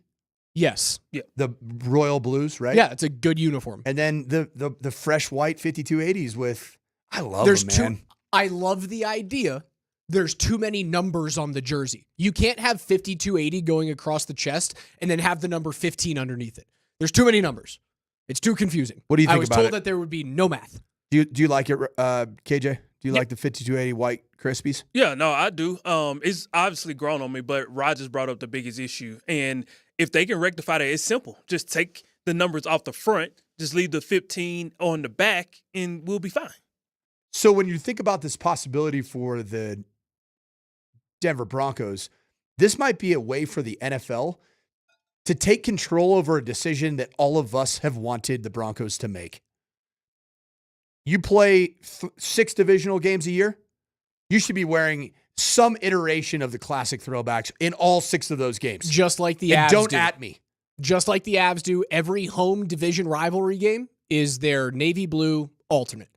I completely agree with you. You get 3 games at home in your Orange Crush throwback jersey, and then 3 games on the road where you're playing in the white version of those. Those are so crisp, silky. And then the white helmet that went with that last year. It was last year. They had the ice white helmet. It would work. 2023, right? I don't know when it came out, but yes, if everyone knows the white helmet with the old school D logo, it would be awesome. Beautiful. It'd be perfection. I would love it. Before we get into NFL notes on the other side, I want to get your thoughts on these 3 players that could be veteran cut candidates for the Broncos, right? Because Vaughn might be cut by Buffalo and that could come in. I have 3 names that if you need to open up somewhere around $10 million in cap space to sign someone, you would have to have 2 of these 3 names cut from the team. I'll start with the first and probably the least likely to go out. Jonathan Franklin Myers. No chance. Don't do it. Could be cut this year. He'd be a dead cap this season at $3 million, but you would save 7 against the cap. You want that 7 playing for you. No shot you would get rid of him. Great addition. Even if it would mean that you would have to add his name to these next 2 to bring in, let's say you gotta open up $10 million in cap space to get Devontae Adams here. What about that? Not John. Interior pass rusher, known commodity. No chance. No chance. That was the steal of all steals when you got him from the Jets. All right, so he's a UFA after next season, going into his 30th year in the NFL. That'll be in 2026. The other 2 names I think are a little bit more edible, and we're going to go from this would hurt the Broncos more to it would hurt the Broncos less. Right in the middle here, Alex Singleton. Dead cap at 1.3, you would save nearly 5.6 against the cap this season. These are all post-June 1st releases, by the way. I love Alex Singleton, man. Can't stay healthy. He just had one injury. I'm nervous about a guy who plays that Dude, much. the guy's been a tackling machine. I know, for this but franchise at such unbelievable value. I worry so about he gets one injury and you just kick him to the curb? I mean, thank God you're not my kid's coach. It's an ACL at 32, coach. And he's a dude who plays constantly, and he's a tackling machine, but he's really 32 he's years old. involved in every single play. He is going into his age 32 season. Wow. I love the guy. But I get a little bit nervous. You would save around $6 million if you were to cut him. I think 31, yeah. So he's going to be going 32. into his age 32 year. You're right. I mean, Coming off of an ACL. He turned 31 just recently, this December, like just a couple months ago. All right, so 2 no's? That's a no for me. 2 no's. And the other one that I have is PJ Locke. You would cut him for $1 million. You'd save 4.1. I think the guy brought too much value in the last 2 years and is a big part of the resurgence that you had defensively. But aren't we talking about how the safety position is a position that you need to get better in? I think you need to get longer and rangier, and PJ Locke's not that. Squatty body. Of the 3, he's my best candidate. All right. But you got to feel good about what's coming in. You got to feel good about getting some range and length, or you got to feel really good about JL Skinner, who was your draft pick 2 years ago.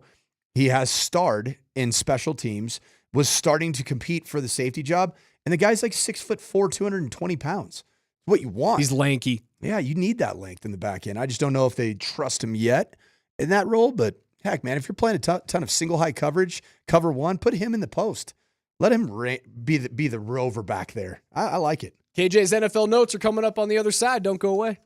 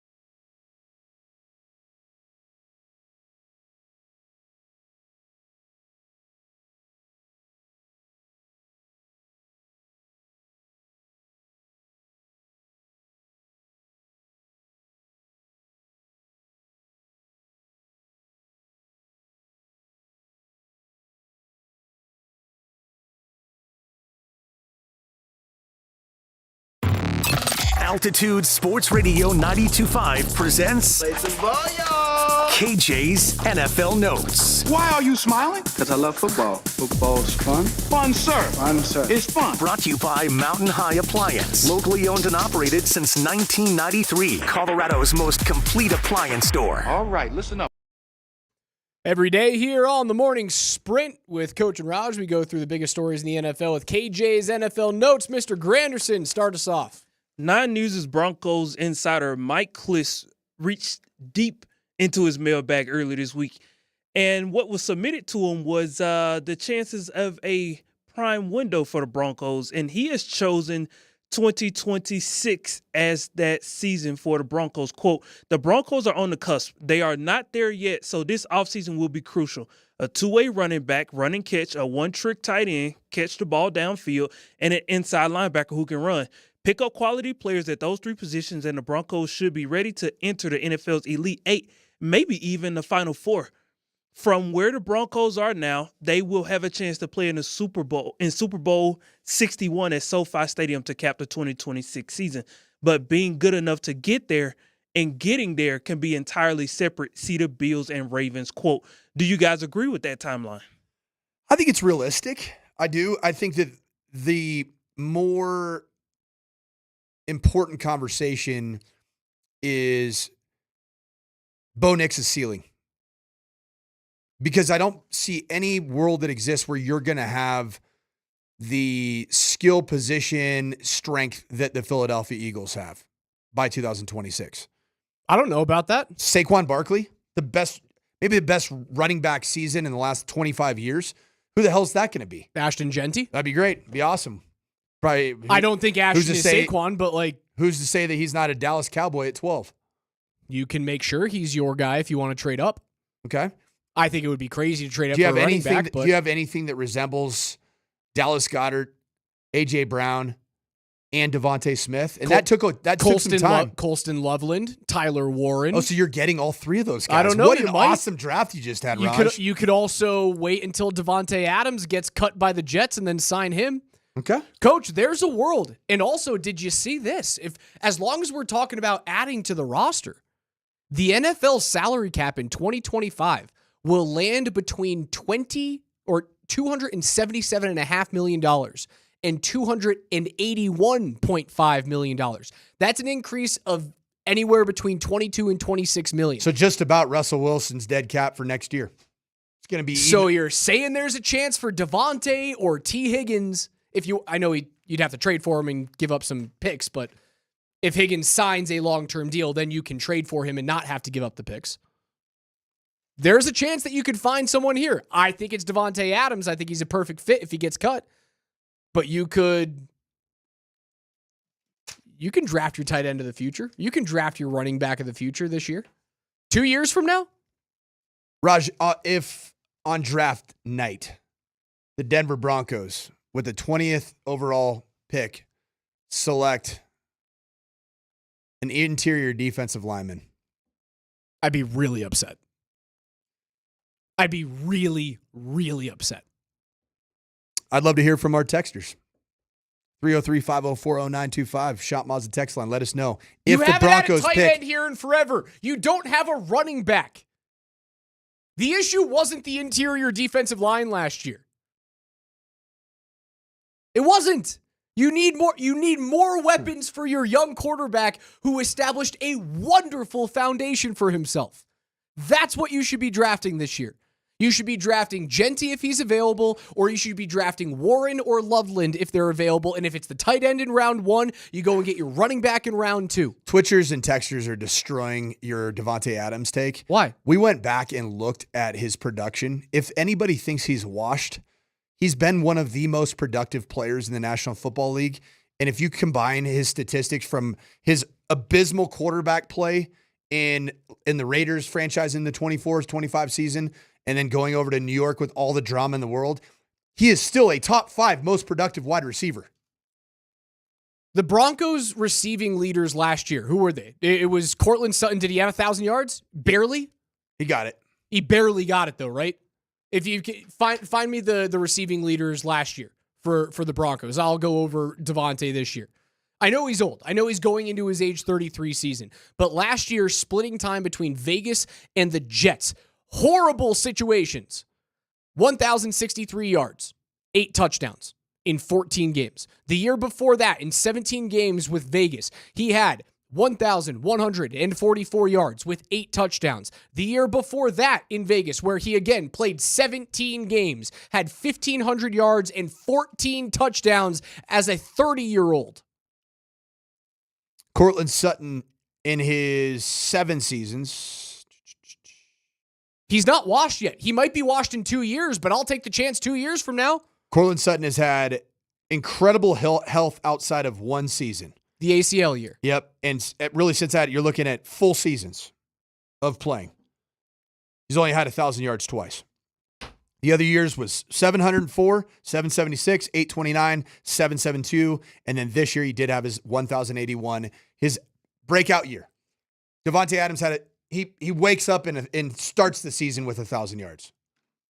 He does. He gets out of bed with crap quarterbacks around him and puts up 1,000 yards. If he gets cut, you should be on the doorstep offering him the money, especially with the cap increase this year. I think you could do it. You get your wide receiver number 1 right there. You draft the tight end in round 1. You draft a running back in round 2. And 2 years from now, which is the timeline that we're talking about, you're right there. Tell me I'm wrong. I think you'd be wrong if you tried to make that argument against me. You've got to get Bo Nix something that can create touchdowns. Ideally for me, I want it to be Ashton Genty. Is it going to happen? I don't believe so. If not, Tyler Warren, Colston Loveland, Emeka Egbuka. Somebody's got to create touchdowns for Bo Nix because game planning touchdowns, it becomes very challenging. And the book is out in terms of how Sean Payton is going to game plan touchdowns for Bo Nix. And that's why there is a sophomore slump for quarterbacks like we saw this year in the regular season for CJ Stroud. KJ, keep it going. I have 2 middle fingers. ESPN released their best fit list for the top 50 free agents in the NFL this offseason. They have the Broncos linked to an inside linebacker, but unfortunately it is not Zach Bond from Philly. They have an interdivision collision, as Mark Bertinoli would say, developing with Nick Bolton going from Kansas City to Denver. The biggest problem with Denver's defense last year was when they did not have Riley Moss, they struggled over the middle. With a tandem of Nick Bolton and a healthy Alex Singleton, would that at least fix that problem if they face injuries in the secondary in 2025? Yeah, I think it would actually fix some of the stout nature of your defense so that you don't get bully balled like you did in the postseason against the Buffalo Bills. You couldn't get off the field. James, what's his last name? Running back. James Cook. Yeah, James Cook was actually doing his last name says. He was cooking. And you had a hard time staying on the field and you had a hard time getting off the field. So I do think you need to address the positions that make you more physical and make you more versatile across the middle of the field. And so, yeah, a Bolton, who does bolster your coverage in the middle of the field, but also gets you more stout in the run game. You just can't play a full season with Justin Strnad. That was the problem. Would you cut Singleton if it means that you guaranteed Bolton comes in? No, that doesn't move the needle for me. No. Because then who's the other linebacker? I don't know. You'd probably have to draft him. You'd have to find a Cody starter. Barton? You'd probably have Bolton? Maybe, but you'd probably have to find a starter somewhere in round 3. Maybe you package some of those they have 3 day 3 picks, something like that. Yeah, I think so. Maybe package a couple of those to move up into rounds 3 or 4. And if I'm going to play around with that, just give me Drew Sanders. All right. And he showed flash. He can run, he can cover, allegedly. I'll give that for you. KJ, keep it rolling. I have 2 middle fingers. The Giants wide receiver Malik Neighbors was recently on the Ross Tucker show. Ross and Malik got into what he'd prefer for the 2025 season, a veteran quarterback or a rookie quarterback. Neighbors is a fan of how they used to do it the old school way with quarterbacks, and he takes a minute to explain why. I would say probably both. I mean, exactly like you said, you'd rather have a young guy where you can grow with, and a veteran that, you can play with early on. He knows what's going on. Got it. But that rookie also can learn from that vet. That's a good point. So when he comes in, it's not like, here, you're the savior of the team. Here, like Aaron Rodgers, Jordan Love, or Alex Smith, Patrick Mahomes. Exactly. It makes the level, it makes that you're not so nervous about what you get into. Having that just going into this season, I'm gonna go use myself as an example. I wasn't the savior of the team, so I didn't have that kind of pressure on me. Did I have pressure? Yeah, I was a 6th overall pick, but it wasn't like that kind of pressure that the quarterbacks have. Right. You trying to change a franchise, you coming in, they don't have no quarterback there. You have to change this franchise around. I don't want that on a younger guy, a young QB, that can mess up their mind. You start hearing that, you're a buzz, they should never pick you. It kind of brings you down. So I'd rather have a vet that can teach that rookie, and then when his time comes, Speaking of not being the savior, Malik Neighbors, the fact that you are a New York Giant, it speaks to that Joe Shane, general manager, passed up on the opportunity to draft one of 3 quarterbacks. Michael Penix Jr., J.J. McCarthy, Bo Nix. A generational draft class. Somebody make that make sense to me. That the New York Giants, in their Danny Dimes football hell, that played out exactly how everybody knew it was going to play out, passed up on those 3 quarterbacks. All 3 of them showed incredible promise, including J.J. McCarthy, who got hurt, yes, in preseason, but he looked great fantastic. in the preseason. He looked great in camp. So is this Kirk Cousins to the Giants? Is this Sam Darnold to the Giants? You imagine you're in the same building that it all went awry. It'd be so funny. And then the Giants make it work. And then it pops. It'd be unbelievable. That could happen. Kirk Cousins, man, I just feel like his best ball, it played out, man. I mean, because you were set up for success in Atlanta with the skill players around you. God, they keep getting contracts, though. Did you see Andy Dalton signed a 2-year contract with Carolina? That's different. That's a 2-year, $4 million per deal. They keep getting deals, man. These vet quarterbacks, they just hang around. They never expire. What about Jameis Winston and Cam Ward? Like, have Jameis Winston be the vet that you sign and Cam Ward be the rookie that you kind of bring him along in due time with. I don't know. If you're drafting for Malik Neighbors, doesn't seem like Malik wants a young guy there. I mean, he knows Jameis Winston's capable of making Jerry Jeudy look like a 150-yard receiver on the way that Malik Neighbors basis. Just spoke about what he wants in a quarterback is a backhanded way, whether he meant it or not, of going, I don't want anything to do with the 2 quarterbacks in this draft. He threw a Shador in downtown New York. And he's like, yeah, I want a vet. Yeah, I don't want those guys. That's essentially what he's saying. He's going, well, we're drafted all the way up there? Nope. Well, we can do that next season. Thank you very much. You know what the great thing about all of it is, man?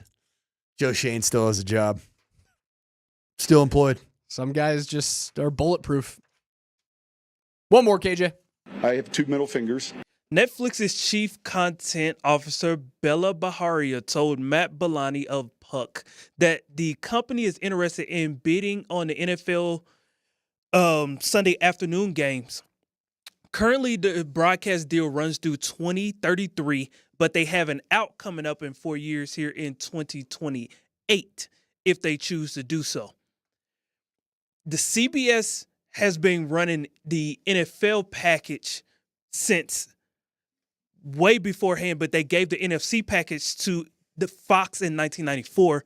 CBS took over the AFC package in 1998, saying all of that to say, let's look in our crystal ball 10 to 15 years down the road. If every NFL Sunday game is behind a paywall because it is heading that way, what's more likely? Would you guys still pay for it, or would you take that as an opportunity to finally boycott the NFL? It depends on how many different paywalls. That's the problem, is that you're getting to the point where you're having an Amazon Prime paywall, a potential Netflix paywall. Are we going to be in some Paramount paywalls, because they've had some disputes even with YouTube TV as recent as earlier this week? If you're looking at 5 different paywalls to potentially consume the NFL that you need to consume even for your own home team, man, I have a hard time believing that there won't be people that would boycott. The reason why the NFL works is because you can watch it. because you don't necessarily have to pay to watch it. It's always there. If Netflix wants this and the NFL is cool with just selling the soul for the rights to broadcast their games, Netflix is going to get it. Like, that's a $290 billion company. The company that owns CBS is Paramount. They're valued around like 9 right now. Paramount Global, $7.24 million. If Netflix wants it, they get it. For the love of God, don't make this happen. I can deal with the one-off streaming games, the international games, maybe the Thursday night game. I can deal with that. I can deal with the wild card weekend. Even though I came on, I said, it's all your fault, streamers. It is, cord cutters. This is all your fault. And I'm also to blame. It's my fault too, because I have all of those subscriptions. It's our collective fault for buying into that lie that, cutting the cord was going to save us money. It's nonsense.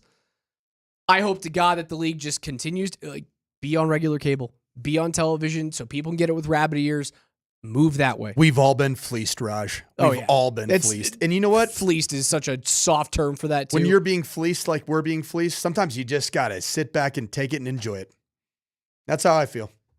That'll do it for NFL Notes. NFL Notes is brought to you every single day by our friends at Mountain High Appliance, Colorado's most complete local appliance store. Locations in Denver, Louisville, Littleton, Colorado Springs, and Glenwood Springs. They offer every major appliance line and brand. You can find them at mountainhighappliance.com. If you guys don't know what you're doing tomorrow evening for USA and Canada, come watch the championship game with myself at number 38 on Thursday night for the Four Nations final viewing party. It's presented by Amsterdam Vodka, live DJs, game sound, more TVs than you can possibly count, and you can RSVP right now at nmbr38.com. If you RSVP there, you will be entered to win Avalanche tickets. Also, if you show up that night, we're giving away a signed Gabriel Landeskog jersey. We will see you at number 38 in Rhino at 6 p.m. tomorrow.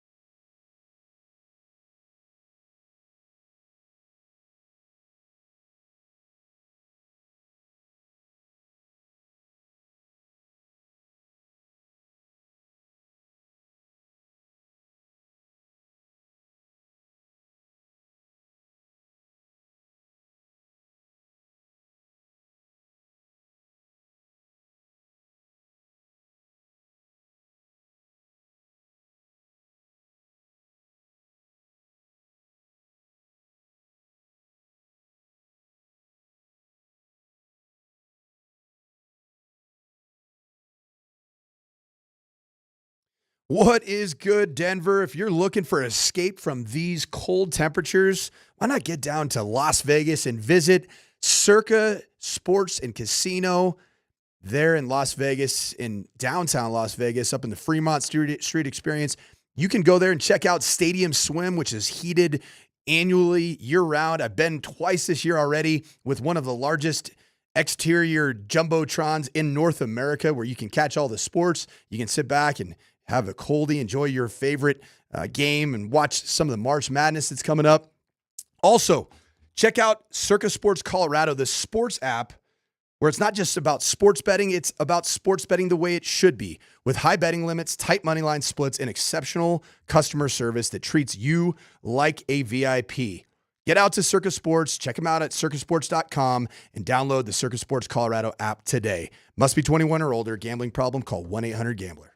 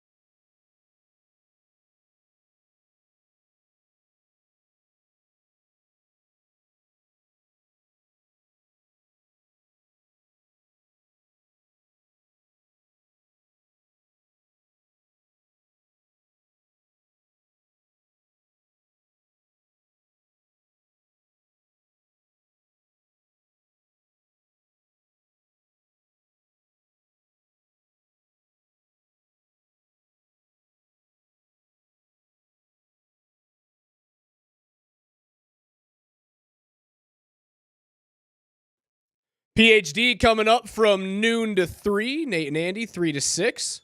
Hey, the Pids won a frozen game last night. They beat LAFC.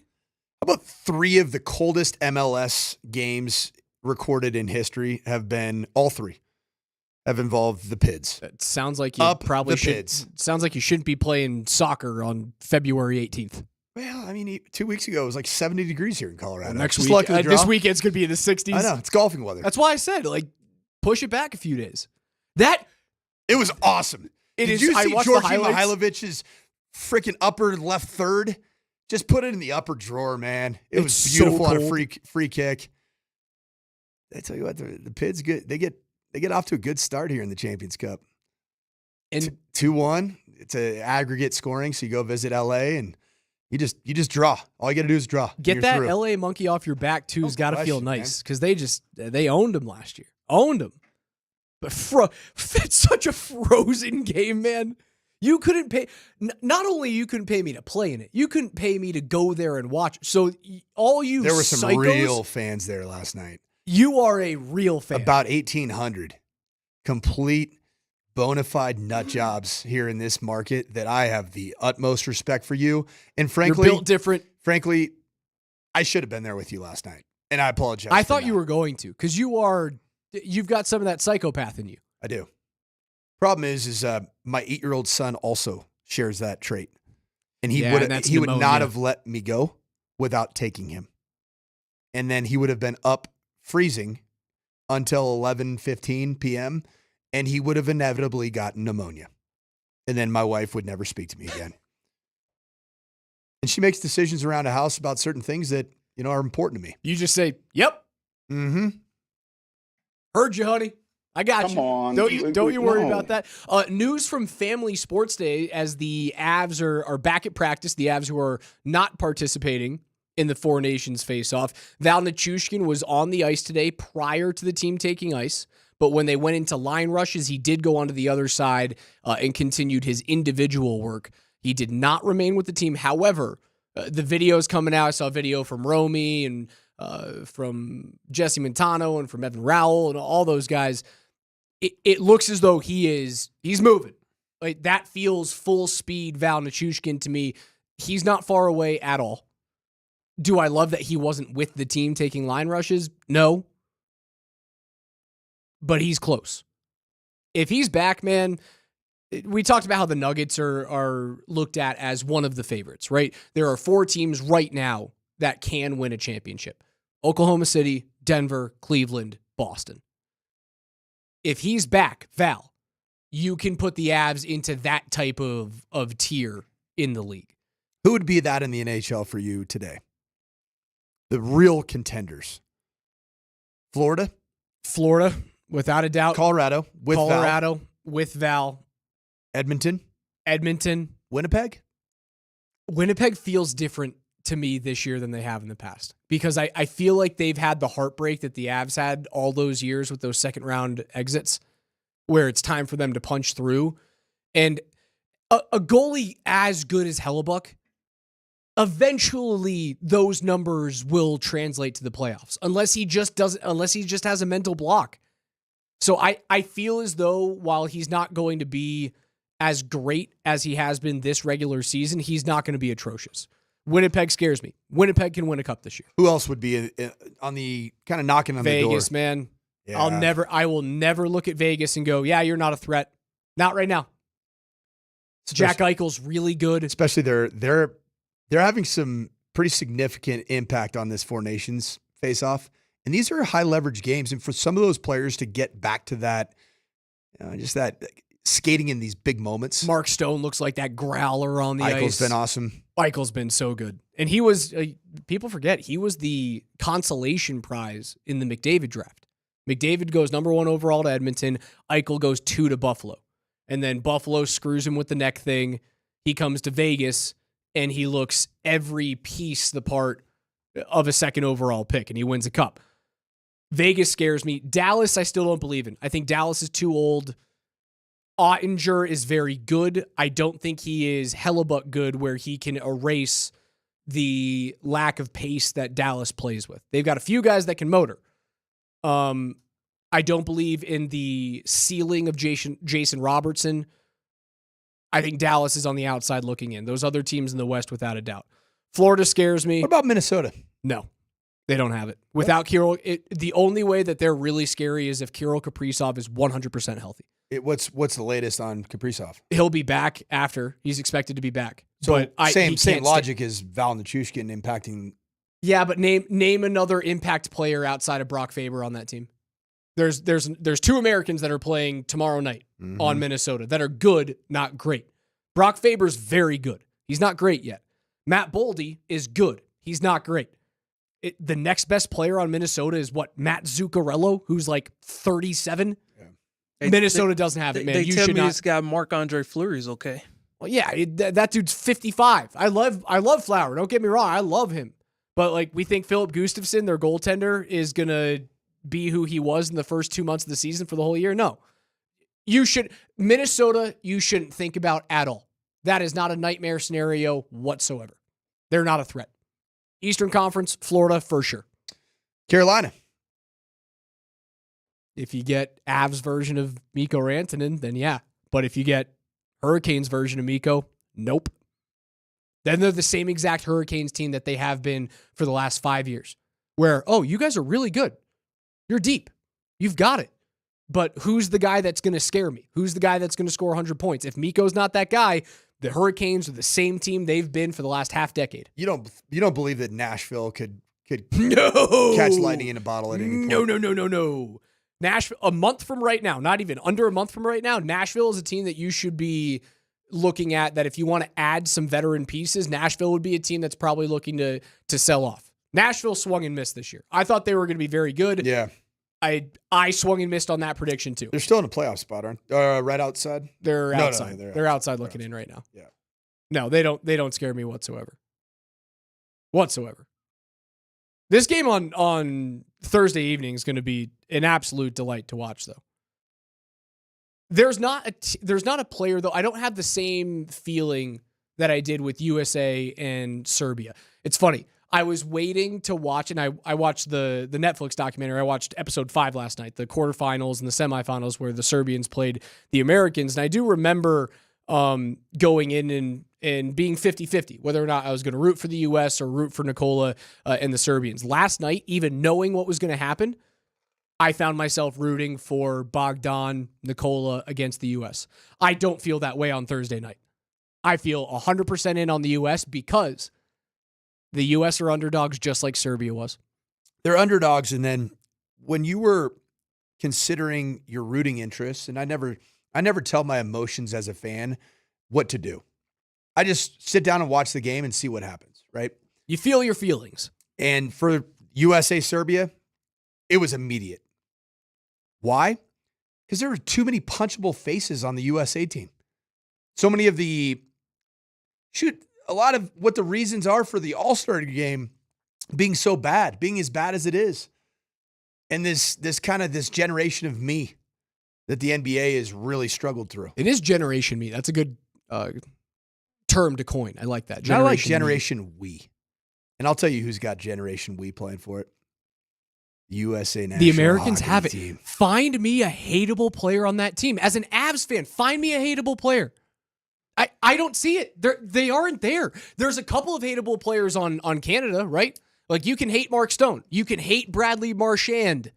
Although there's a possibility that Brad Marchand may be Binnington traded to the Avs. You can hate Jordan Binnington.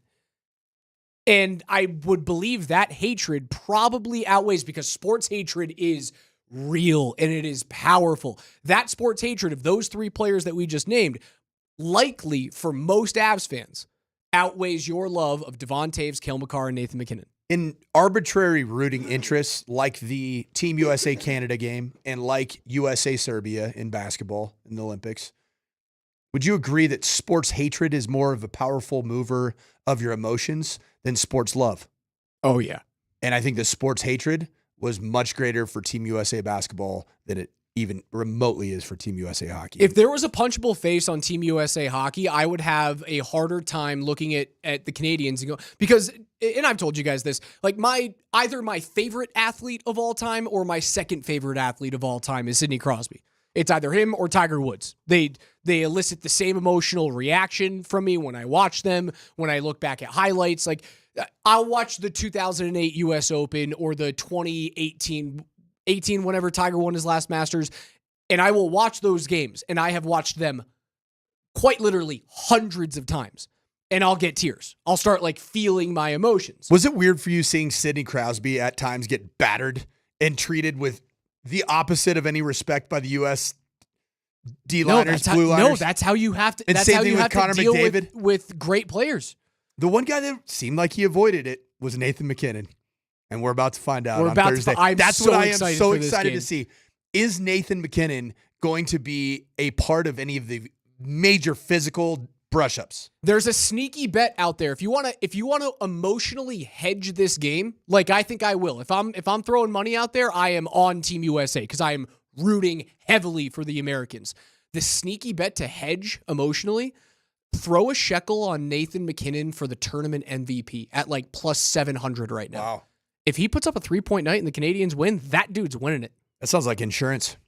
Emotional insurance. That's what we do. We just protect ourselves about feeling bad here on the Morning Sprint. It's Coach, KJ, I'm Raj, PhD's next. Talk to you tomorrow at 10.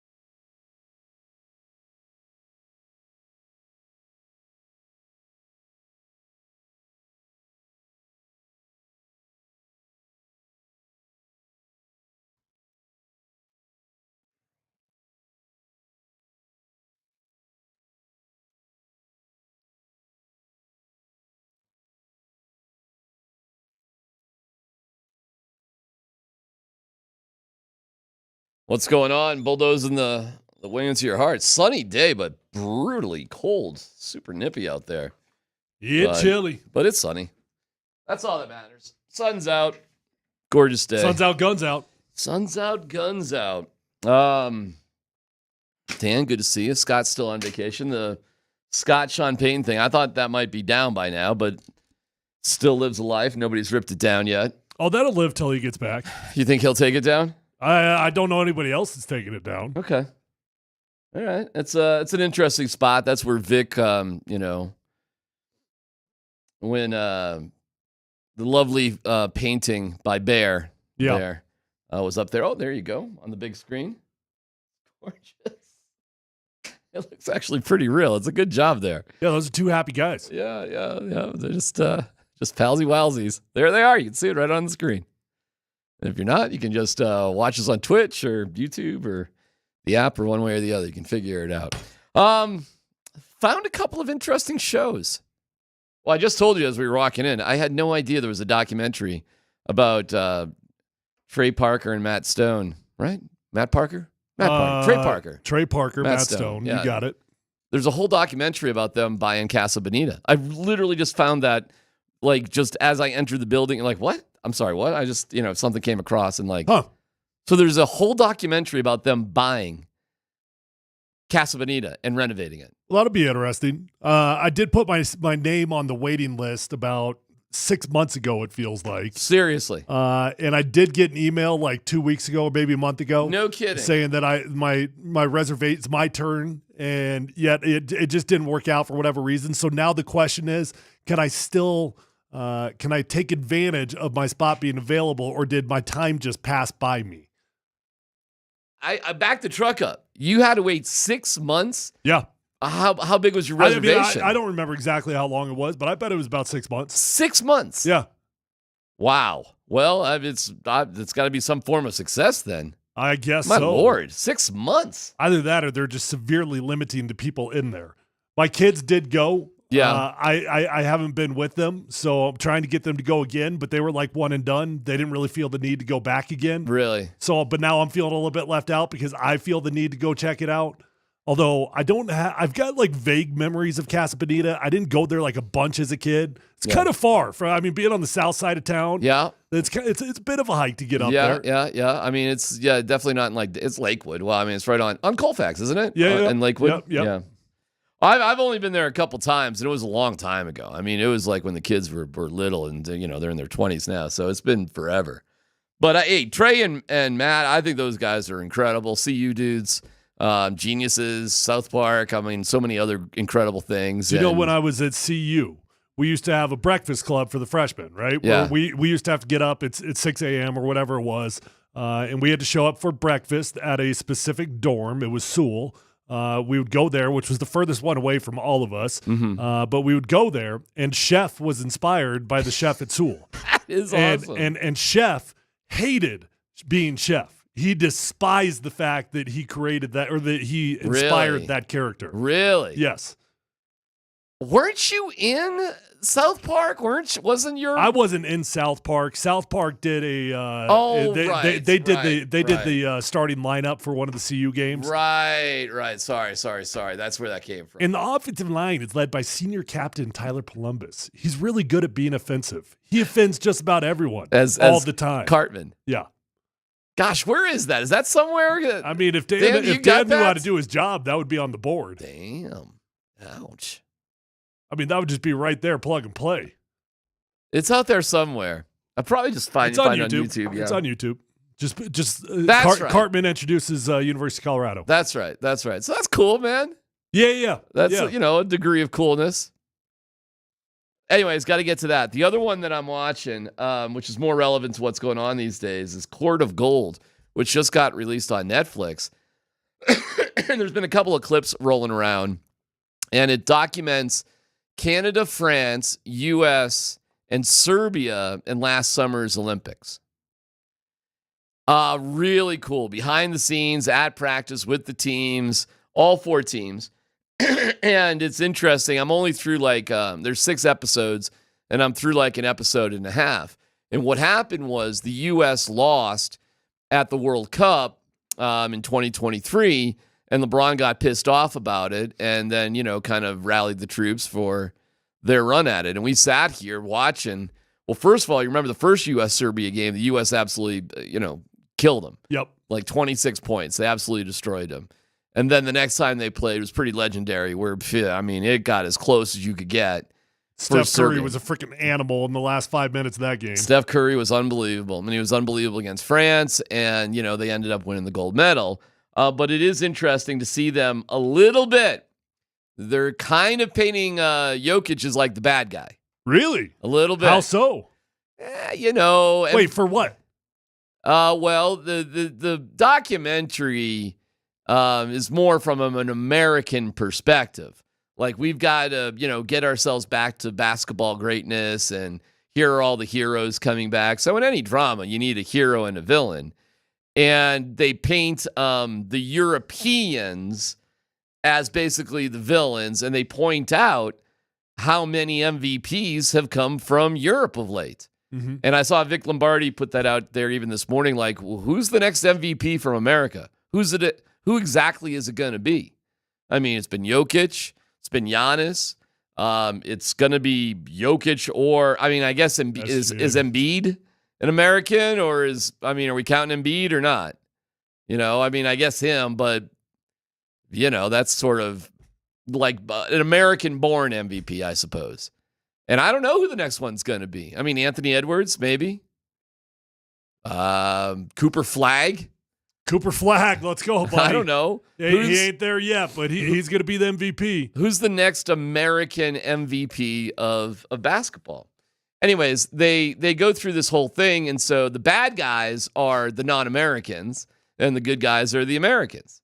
And, there's a scene where Kevin Durant is talking about playing for America, and he's, got tears and how much it means to him, and LeBron is the best, and Steph, and it's all from that perspective. I just actually Googled next American MVP in the NBA. Tried to see betting odds. Right? It's got to be Anthony Edwards. Well, I couldn't find specific betting odds on the American, but this article I'm reading says that there probably will not be another American-born player to win the MVP until at least 2030.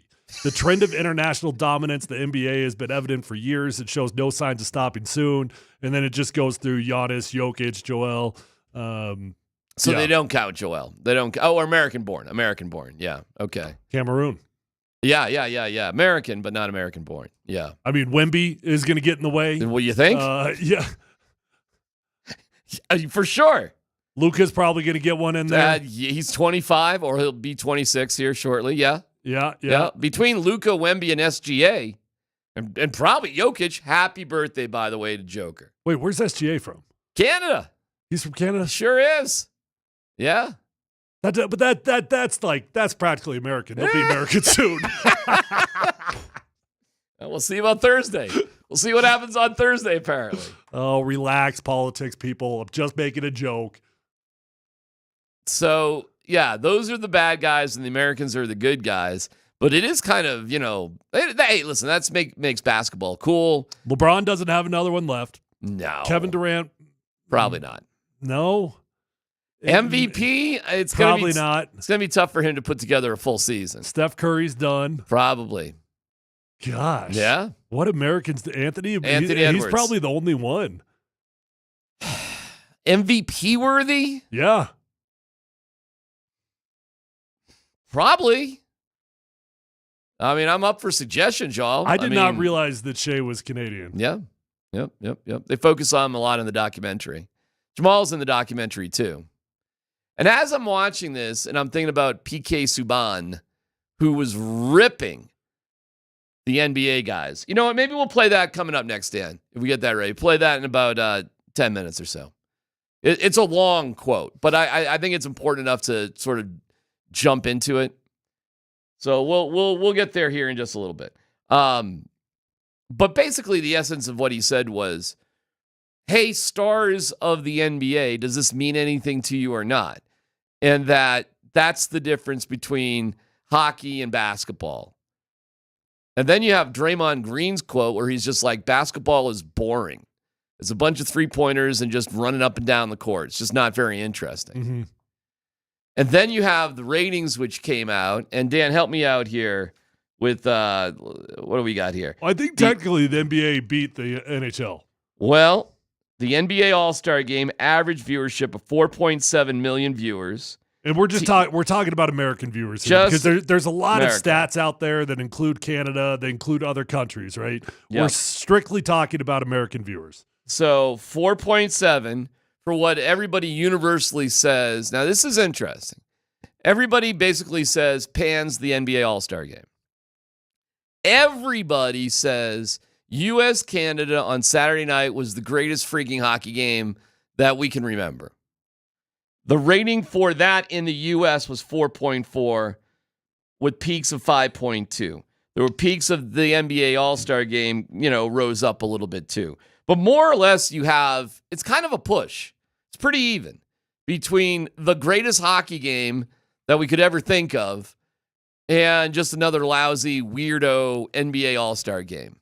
So what does that tell you? Well, I mean, first off, it just goes to show you that hockey is unfortunately still a bit of a niche sport. That if that was like the greatest game that we could have ever possibly dreamt of, and it felt like it was a Game 7, and it still did not beat out the most pathetic All-Star game of all the most pathetic All-Star games in the NBA, it just goes to show you, number one, I think hockey should be proud that they got in the same ballpark. Yeah, great night for hockey. I do think that they should be proud about that, and that's a cool thing. Yeah. But it does just go to show you that there are just not as many hockey fans in America as there are to other sports. I would agree with that, but I would show that because of that, they cared more. Hockey fans cared more than I don't the doubt NBA that. fans. I mean, hockey fans are passionate now. So the average NHL game, okay, it's about 1.2. Wow. So that just absolutely destroyed. I mean, it's almost quadruple. But the average NBA game, what would you guess that would be? I don't know, 3 point something. No, 1.9. 1.9. So I mean, it's about double. So the basketball All-Star game is actually in better shape than we would say. Even though we just widely thought it was garbage, it shows that people are still interested in turning it on. People like seeing All-Stars. Yeah. They do. There will always be a thing about seeing the best of the best on the same court. So maybe the NBA really, they don't really have to do a damn thing at all. But it was interesting to watch this Olympic documentary and see how much the Olympics did mean to the USA basketball team. I mean, they weren't messing around, man. They took it serious, but not as serious as the other countries. The USA still had a training camp like 3 weeks ahead of the game and won the gold medal. Whereas these other teams, they keep their national teams going. They never stop. They do training camps and world championships, and they just keep going and going and going, where the USA team is really just assembled a few weeks before the Olympics, and that's it, and then just breaks up for whatever other international competition exists. So coming up, PK Subban really took apart the NBA. You'll hear that coming up next.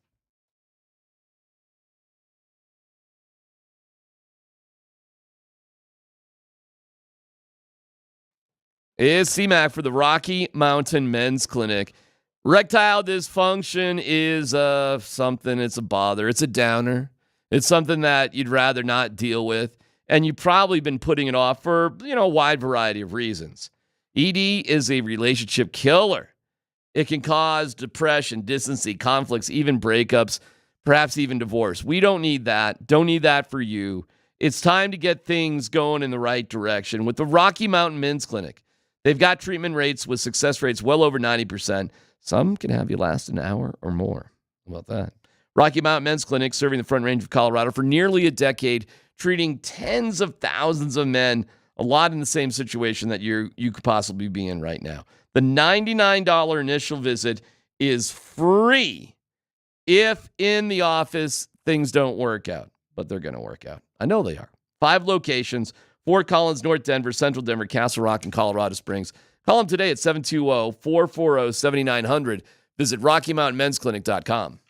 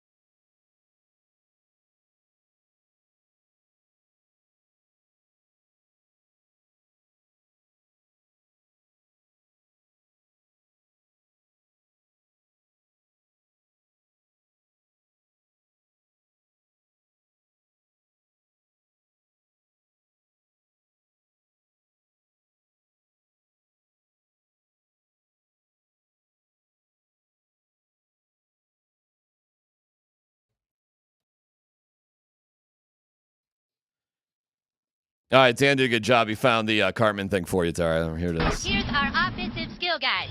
Cody Hawkins is the quarterback because he's the coach's son, so he can do whatever he wants.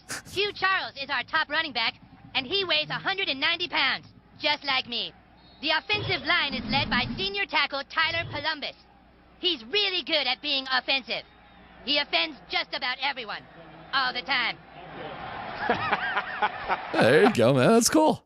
Hey, I That's guess awesome. I guess that was my 15 seconds. What was better, winning the Super Bowl or letting Cartman introduce me? I mean, that's right up there. That's Yeah, pretty I mean, good, it's man. tough one, tough you got one. that, and Yeah. then you got the James. Wait. Is that Matt Stone or Trey Parker? Who does that? That is, holy cow, Trey. That's Trey? Yeah, Trey does Cartman. So I Gotta can think say about that. But how Trey does Trey's like the guy. How many human beings can say that Trey Parker said their name? Huh? Not many, Huh? man. Me. I can't. That's cool. It's very cool. I'm a little offended by how they described me, but whatever. I mean, they had to, have some fun with it. Yeah, I'm just double checking. Trey. It is. Yeah, it's Trey. Yeah, it's Cartman, man. You got introduced by Cartman. That's freaking cool. Hey, if Cartman makes fun of me 13 or 14 more times, I'm out of here, man. Hey, Dan, by the way. Do you understand? going home? Do you understand what I just did there? Yeah, I get it. You do? You're going home? Nope. What'd you do there? That's a basketball reference. Oh. Yeah. Good one. Sorry. I kept it in the family. Gotcha. I'll tell you this, Dan. If they're promoting their documentary about Casa Bonita somehow, that'd be kind of cool to get these guys on. Big Nuggets fans too. They're big Colorado All Sports fans, Broncos fans, everything. So I don't know how exactly you'd go about that, but I think those guys are great. I don't know if 6 months for Casa Bonita. People are saying the waiting list is over though. So, Oh, really? so now you don't need reservations. You can just you go can just there. go. Oh, okay. All right. That makes a hell of a lot more sense. So why did I wait 6 months for it? I don't know. Because you signed up like the day that it opened. I did. Like, I literally signed up the day that they made the reservations I available. gotta go. Yeah. And now it's like, is it still in business? I do wonder. I mean, they poured a lot of money into that sucker. Well, apparently that's the nature of the documentary. I mean, I just saw a preview of it, and they claim that it's over $40 million that they put into it. What? $40 million into a restaurant? I mean, that's the preview thing that I saw, yeah. That does not seem like a sound investment to me. No, they said it was incredibly stressful. And it was like they're proud of it and it's coming around and whatever, but it turned out to be a much, much bigger project than they anticipated. What's the break-even point on a $40 million investment on a restaurant? How much of the sopapillas? Sopapillas? They charge an entrance for the cave now? Got me. I mean, maybe he's a cliff diver, and he's also on stage 3 for bachelorette parties. I don't know. Oh, do you remember like 2 weeks after they opened, the workers striked on him? Is that right? Yeah, that's true. That's true. I did not know it that. was literally like 2 weeks after they opened, and the workers walked out on him. Why? I don't know. Money. Why else do they ever walk out? I have no idea. What else would it be? Well, there you go. I don't know, man. Lakewood. I don't know the next time I'm going to get to Lakewood to go to Casa Bonita. Probably never. That place but- better be jam-packed every single day of the week. It is a crazy place. I got it. I handed to him. I haven't been in there since it reopened. So that'd be a fun adventure, man. A little Casa Bonita. Yeah. I mean, I was bummed. My kids, they were like one and done. They didn't want to go again. Yeah, because they don't. Well, who's it for if it's not for my kids? It's for your kids, but I mean, this day and age for kids, it's hard to please them. It's true. They've seen a lot of other crap that's cool. I could watch cliff diving, or I could watch Netflix on my phone. Exactly. Like it's just not the same. There's a lot of things that get kids' interest. Now, is the food still served on a conveyor belt? I don't know, man. I would love to know that. That's a great question. Anybody that's been, can you let me know if the food is still served on the conveyor belt? That's why they charge $45 for enchiladas? That can't be right. It's not that. It's not great, guys. It's now like a tourist trap. Just went 2 weeks ago. Well, it's always been a tourist trap. Just don't ask Vic. He was complaining about the $45 a person cost. Wow. So this really is like a destination that you're doing like Damn. once a year type of thing. If you got a family of 5 or whatever. Yeah. It's like it's like going to the Benihana or something. It's like special I special could get a steak occasions. at Del Frisco's for less than that. I gotcha. No, they bring it to you, Tyler. I guess they don't have the I don't know. Conveyor belt. The documentary's been out for a while. I had no idea. It's new to me. Anyways, that's that. We'll get to where the Broncos could be playing, which is kind of interesting in a second. And Jeff Legwald will join us in about 20 minutes. PK Subban on Get Up on ESPN. This is a long one, right, Dan? So, we might have to stop it or whatever as we go. But here is a little bit about PK Subban ripping basically the NBA players. Hockey's a different sport from the NBA. You can't compare the cultures because of the way the game is played. You can step on an NBA floor and go through the emotions. You can't do that in hockey. You can't. Like the culture of our sport, you have to play it with passion. You have to be willing to fight. You have to be willing to leave it on the ice. That's what fans are investing in. So for us, when we charge $1,500 for a ticket to come to fans know what they're getting. Cale Makar, the best defenseman in the world, wasn't in the lineup for this game. This was the most viewed game that we've had in years. And you see it, it's because it's not just based on the skill and talent. It's based on the pride, honor, playing for the guy next to you. I got a question for the NBA players. What the hell are you playing for? What are you playing for? It's not about the money. You make all the money. What, you're injured? Well, there's a difference between being hurt and injured. Are you hurt or are you injured? There's a difference. In hockey, we play hurt. We play injured. That is the culture of the sport. It's always been that way. So you want to talk about the business, the CBA, fans get all of that. But what do fans resonate with? They resonate with what's real. You got to fight sometimes for your country. You got to compete. You got to go out there and leave it on the ice because those people are paying the price of admission. So fans know whether our stars are on the ice or not, they're getting their money's worth. The NBA has that issue that they got to work on. You got to create a better culture for your players. It starts with the leaders. This issue, there was no issue when Jordan was around. There was no issue when Kobe was around. There's no issue when Sidney Crosby's around. There's no issue when Wayne Gretzky was around because those are true leaders. They lead by example. Sidney Crosby, Hockey Canada, those players, both Canada and U.S., it was the players that did that for the Four Nations. It's not the league. The league set it up, but the players went out there and decided and said, you know what, boys? We're all in. Okay. Boy, a lot there. That's a pretty damn good take. I like a lot of that, especially the last part right there. The league didn't do this. The league set up the games, but they couldn't make the players care. The players just care. It's just what they do. It's the sport. It's the culture. Football is very, very similar. There's no such thing as not playing hurt. There's literally no such thing. You got a sprained ankle, you're going through it. You got a sprained knee, you're going through it. It ain't until you're injured, until you are sitting out a game. But that's just not what the NBA culture is, and I don't think there's any going back. The money is so different, especially for hockey. I mean, hockey's looking at these NBA guys. Like, you think NFL guys are looking at NBA guys like they're loaded.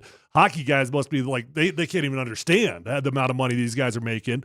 I do understand from a club's perspective in the NBA, you're paying a dude $100 million, probably a lot more than that, quite frankly. And you do want to protect your investment a little bit. So you've almost enabled this culture of softness for the players, whereas that just does not exist in hockey. Do you think he's talking about something beyond just the All-Star game?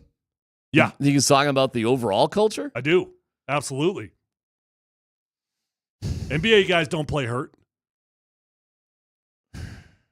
Okay. Jokic just played through a bunch of injuries. But, I mean, he's a bit of an anomaly. Do you want Aaron Gordon out there who's got, some lingering stuff, or Jamal who's got some lingering stuff? You want them to be precedent? Well, that's the part that I'm saying that I do understand from the club's perspective. The amount of money is so astronomical with these guys that you feel the need to protect your investment. You feel the need to keep these guys healthy. But I do think that it's gone too far. Do you know Charlie McAvoy of the Bruins? He's still in the hospital. He's in the hospital. He got an infection based off his injury that he suffered during the Four Nations.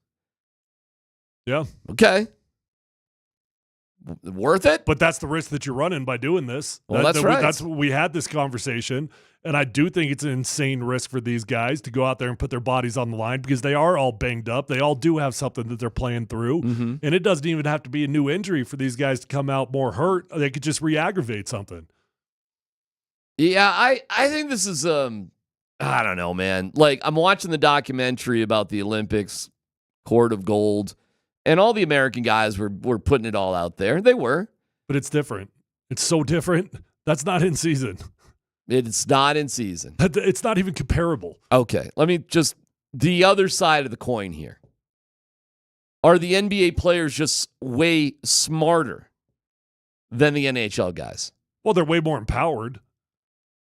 Yeah, but are they literally smarter with the decisions they're making rather than these NHL guys who are getting in fights and hitting each other? I don't know that I would say that. I mean, somebody that chooses to play through pain, does that make you dumb or does that make you loyal? Just go and counter argument here. Who's paying you and what kind of bucks are you making? Or is it about, your paycheck or your country? Both. Okay. Because why in the world would the NBA guys who get paid all that money do anything above what they normally are? I mean, are we really? Yeah, but why does that make them smart? It just makes them empowered. That would make them smart because they're not putting themselves at any unnecessary risk. Yeah, but a lot of times that is way over exaggerated for something that doesn't mean anything. What is unnecessary? Is winning a game necessary or not? I'd say like taking a charge or. I mean, perhaps, I would say part of the problem is just the amount of games that are played. You've got so many games that are pointless that you don't care that are scheduled losses. That's a part of the culture as well. You realize like Charlotte is playing tonight and then they play the Nuggets tomorrow. The Nuggets are going to beat Charlotte. That's a scheduled loss for Charlotte. It's a back-to-back West Coast swing. I know there's rest after. The Nuggets are clearly going to win that game. And then on Saturday, that's a big one against the Lakers. That's a huge game, it feels like.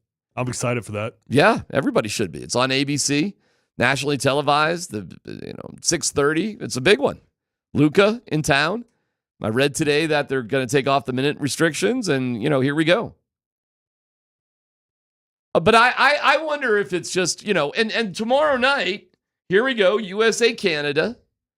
We're having a big viewing party for it. I told you I was out there with Spring at number 38 on Saturday. It was freaking awesome. I think NBA players make the decision that probably 9 out of 10 human beings would make if they had that kind of money in the pocket and if they had that type of security with the contract. I think there's probably more human beings that would choose the path that NBA players choose. But if you gave guaranteed contracts to NBA or to NFL players, I'm not sure the culture changes. Well, hey, listen, we're out there for it on Thursday. We'll see what happens. I'm going to anticipate it's going to be kind of the same level of intensity, excuse me, as last Saturday. I don't think there's going to be a fight right off the bat, but there'll be something. There has to be something, right? And that's happening in number 38 with Raj and Spring, presented by Amsterdam Vodka, live DJs. They got the TVs on. It's an awesome place to watch a game. You can RSVP at nmbr38.com for Avs ticket and Avalanche gear giveaways. So you get signed up. You go in the running for all sorts of great stuff. And I know they have a Gabriel Landeskog autographed sweater there as well. So that is Thursday night, number 38 in Rhino. Okay. Jeff Legwall will join us here in about 10 minutes. There's an interesting situation for the Broncos, Tyler. And they are going to play this year the Chargers, the Colts, and the Jets. The Chargers, Jets, and Colts are all playing in Europe, meaning the Broncos could possibly be playing one of those games. The Chargers game, I believe, is the first game, the first game in the first week of the season. That's in Brazil. The Jets are in London. The Colts are in Berlin. As a Broncos fan, if you could go to one of those places for one of those games, and we'll put a poll up as well. Tell me them all again. Okay. San Diego in Brazil. Okay. Right at the beginning of the season. I don't know when the other two games are. But the Chargers game is like the first week of the season. So not what, I'm just talking about as a fan that you would go to, not, hey, what's best for the Broncos. Mm-hmm. Brazil for the Chargers, London for the Jets, Berlin for the Colts. What would you prefer and why? And we'll throw the poll up there at on the old X. Either Brazil or London for sure. I'm probably going with London. I mean, I've never been. Brazil's more exotic. Like, it's more like a destination that you really need a reason to go to. London might be something you might just do because you do a European vacation one time in your life and you might just hit it up. Yeah. So from that aspect, Brazil does feel like a little bit more exotic of a location. Right. I'm feeling it's a little bit safer over there in London, and you don't have to worry about quite as much. A little bit nervous about Brazil? There's a lot going on over there.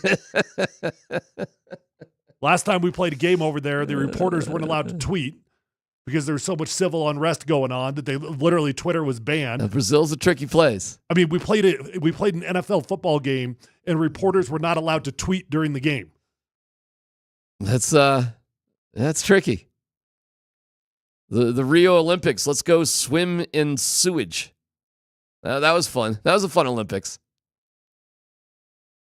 I don't remember the sewage. Oh, yeah. the Rio Olympics. What was the deal? Oh, my God. It seeped into everything? Yeah. They were trying to do the triathlon, and like the water was filthy. They couldn't get it clean. Yeah. They had to push it. They delayed it, and then they eventually did it because I don't think they had much of a choice. Because swim through the poop, man. I mean, that's what they did. It was disgusting. And they were worried people were going to get really sick and disease and the whole thing. You don't remember? Oh, yeah, I guess not. No, it's a whole crazy thing. Good luck, triathletes. Best of luck. What are you choosing? Well, I see what you're saying, man. Like, I guess the adventurous spirit in me would have me go to Brazil. Right. Because it feels like it'd be just more commonplace in life that I would go to London or Germany, like when am I ever going to plan a trip to Brazil? And the answer would be never. I've been to the German airport, so I feel like I've got that. You've been there? You got that? I got nice little, incredible showers, by the way. Amazing showers in the airport. Never seen anything like it. Incredible first-class showers. Couldn't recommend the shower more. People are putting up the triathlon issue was in Paris. It was in Paris as well. It was in both places. Both places had ridiculous. You can look it up, man. The Rio Olympics had all sorts of problems too, but Paris did as well. Paris had sewage problems. Being a triathlete, Tyler, doesn't pay these days. Tough life being a triathlete. I guess I would go to Brazil, and try to be the adventurous spirit in the whole thing. The opponent, I don't think really matters. Let's just hope the Broncos don't have to do it. Hope they don't have to travel, period? Absolutely. Well, they got 3 chances. Outside of the station, get a sponsor to go with them, which does sound pretty cool. It would be amazing to do that. I would love to do that. I think the odds are pretty good the Broncos ended up at one of those places if there's 3 different odds that they'd be there. You know what? Let's talk about it with Jeff Legwall and see where we are in terms of free agency coming up next.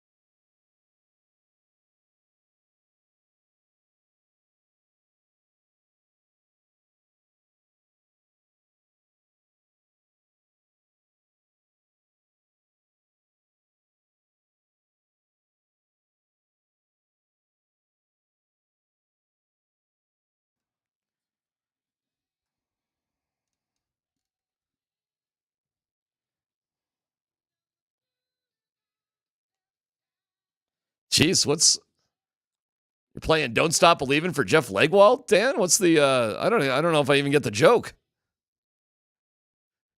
You talking about the draft? You talking about free agency? Is that what we're talking about? The land of desperation, free agency? Jeff Legwold is brought to you by the International Brotherhood of Electrical Workers, IBEW Local 68. Start with a job, end with a career. Yeah, Jeff, what's your overall vibe on the lovely world of free agency?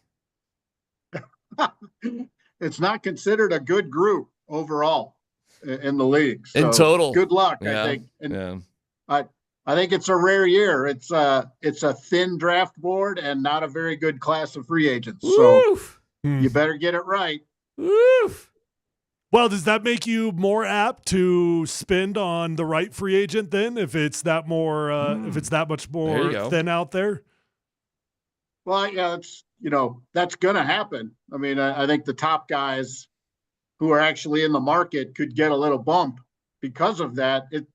It's not that they're bad players or they've had poor careers. It's that a lot of the top guys at each position are coming off injury or had an injury last season, one of the two, and a bunch of them are over 30 and some are over 33. And in the NFL world, that's always something GMs consider, even though in real life, that's a pretty good sweet spot in your 30s, but in the NFL, not so much. So I think that's the reason for the concern, just the number of guys with some kind of injury flag in the free agency pool. And, it's one of those things. Are you paying for who the player was or for the player you're going to get? Inside linebacker, then. Let me give you three guys that I think are in pretty good shape that might have Broncos interest. Tyler Loves Greenlaw, Nick Bolton, and Zach Bond. What's your vibe on those three dudes? Yeah, I think, maybe we see differently because of the former Saint quotient, but Bond seem to be looking for a bigger player physically than Bond is. Personally, Bolton is probably the best schematic fit, and Greenlaw is probably the best athlete of the three. So it's just kind of what you want from those. But schematically, in terms of what he was asked to do in their defense, Bolton is probably the closest fit between Spagnuolo and then what Vance Joseph is running. Well, we were talking about that. We like Bolton a lot, and he checks a lot of boxes because there's nothing inherently wrong with him, and maybe we'll see where the Chiefs' finances, perhaps that's just not, maybe that's their Danny Trevathan, right? Like somebody they love, they can't keep him for whatever reason. That would seem to be the most logical pickup, but hey, I'm open for conversation about whoever else is out there, that particular position, even if it's our own guys. Right. And that's a position where you would look in the draft too, because your feeling is, on one hand, if there's no reason they have to make a salary cap move, like Alex Singleton, I keep hearing people talk about, you got to make this, they don't have to make a salary cap move this time around. So that would just be, to me, that, they aren't enthused about his comeback from the injury, but, having seen him walk around the facility late in the season and talk to him, I think that's going pretty well physically. So I think if you have him back in the lineup, it's a lot easier to play a rookie at the other spot or a younger player at the other spot, if you're so inclined. Jeff, what's the status on the coaches that departed and finding replacements? They're looking around. I think the feeling is, that they'll probably promote from within on one or two of those defensive staff spots. I know people who are sort of interviewing with him or have interviewed with him. I think that'll be one of the big updates we try to get at the Combine next week. But he is out there trying to finish that off. You routinely want your staff in place, or most of it, by the time you go to the Combine. So yeah, is this normal timing? It feels a little slow to me. We haven't had any news. Well, I think some of that is intentional on their part. I think he's done a little more than is out in the public as we all try to ask around. I'm going by people I know in the league who know who he's talked to and some of those things. But again, it's I don't think, they don't have like the massive coordinator position open. I don't think they have, once the special teams job was filled, I think that's really the one, if you're a fan, that's going to have some impact on what you see on the field. I think the rest of these hires are just moving people around and, getting a position coach here or there. If Vance had left, or if Davis Webb, the quarterback coach, had left, or Pete Carmichael or Joe Lombardi, then I think we'd be talking about, that's something where you might see the impact of a change. How tempting to go back to the New Orleans well. And I can think of two guys, Juwan Johnson, tight end, and then Taysom Hill. How tempted do you think Sean Payton will be to go to either one of those guys? I think he's always tempted. I think Juwan Johnson certainly would get, that's a guy who might get paid a little more because of the way the market looks. And teams were informed today the cap's going up about $23 million. So that's a pretty good bump. Cool. That's $53 million bump over the last 2 years. So that's good for free agents. But so I think Johnson certainly, and if Hill ends up out there because they have to cut 30 guys to get under the cap, I think he would always be interested in him. And, at last check, we don't know what they want to do at backup quarterback yet, since both of those guys are free agents. That was actually literally the next one on my tongue. I was going to ask what your opinion of that was on the backup QB situation. Is there a world in which we run it back with both those guys? I don't know that both, Tyler, but I think certainly that's a scenario that they would consider if the money works out. I know they like Wilson an awful lot about his improvement and what they saw. And I think for him, the question would be, does another year as a backup help me down the road? Or, is this my lot in life moving forward? Will I be a starter again? All of those things. But he certainly did his part here, just functionally. For me to see him at OTAs in May and then see the guy I saw warm up before every game with Davis Webb, it was a pretty remarkable change in fundamentals and just the clean technique you saw. Now, what's it look like under a pressure of a rush and changing coverages and all of that? I can't tell you that right now, but he was a different, better player by the time the season ended compared to when it started. Okay, Berlin with the Colts, London with the Jets, Brazil with the Chargers. Jeff Legwall, get your passport out. You got to pick one of those to go to. What are you preferring?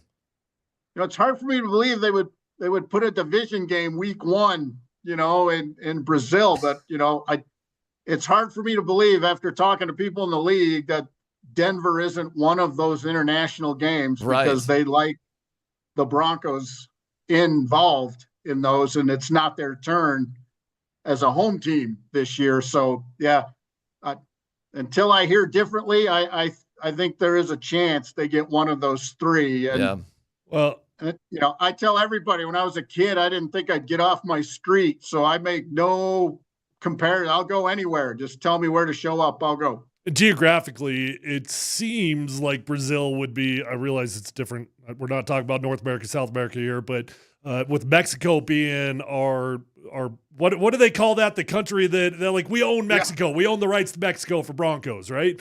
It feels like geographically Brazil. They've got like sister cities and all of that, but and they've made a heavy investment there. They've had staff members go to Mexico and participate in league events. So that's certainly again, I think that they're going to play there at some point. It's just a matter of when. What's the primary language of Brazil? Spanish. Portuguese, I believe. That is correct, Mr. Legwall, for the win right there. Portuguese practically is Spanish. All right, Jeff. So next week, Yeah, You go ahead. didn't think I had it in me, did you? That DMac? was, No, you got dude, it. You got yeah. it. You got it. I got a library card. Don't you worry about it. You said you didn't go leave your street, so I don't know, but you check things out. You will be at the combine. What day are you going there for? When is all the press and all that? Is that Tuesday when they start? That kicks up Tuesday morning, so that'll be the when the fun fest begins. But I think Sean Payton and George Payton will likely meet with us in some fashion on Tuesday morning. All right. Well, we'll talk to you from the combine. Thank you, Jeff. We appreciate it. We'll talk to you from Indianapolis next week. It's the Jeff Legwald Show, which is brought to you by the International Brotherhood of Electrical Workers, IBEW Local 68. Start with a job, end with a career. What questions would you have for Sean Payton and for George Payton as we get into the combine? And what are the Broncos looking for? Plus, this is an interesting sort of situation with the All-Star game and the controversy that it stirred up. Is Thursday night even better than what we saw Saturday? Details next.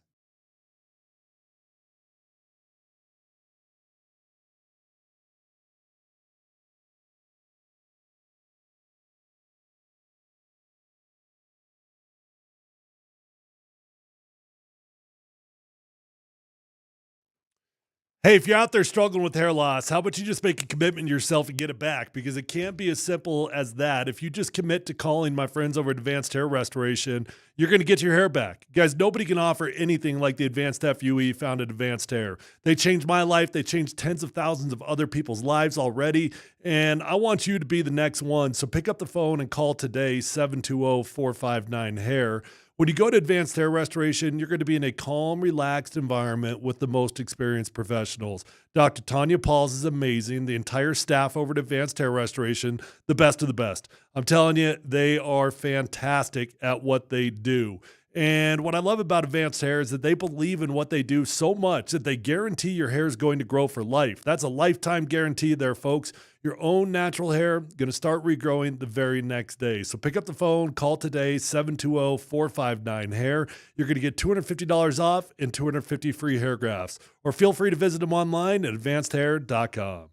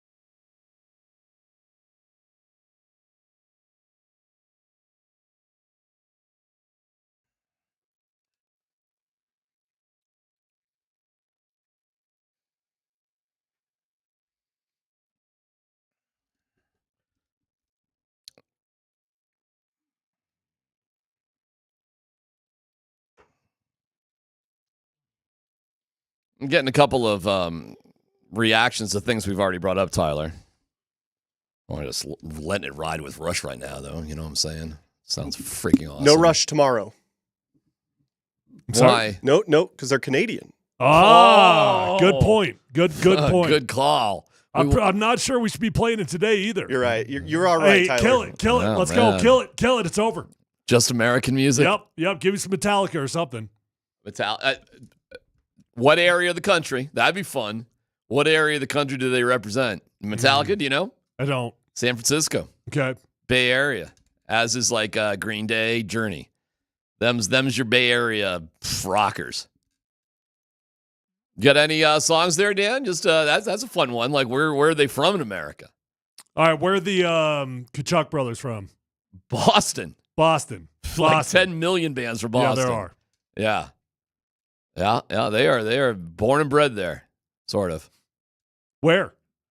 I think, God, I want to say Somerville. God, I just read it. I was reading Keith Kachuk's Wikipedia page the other day.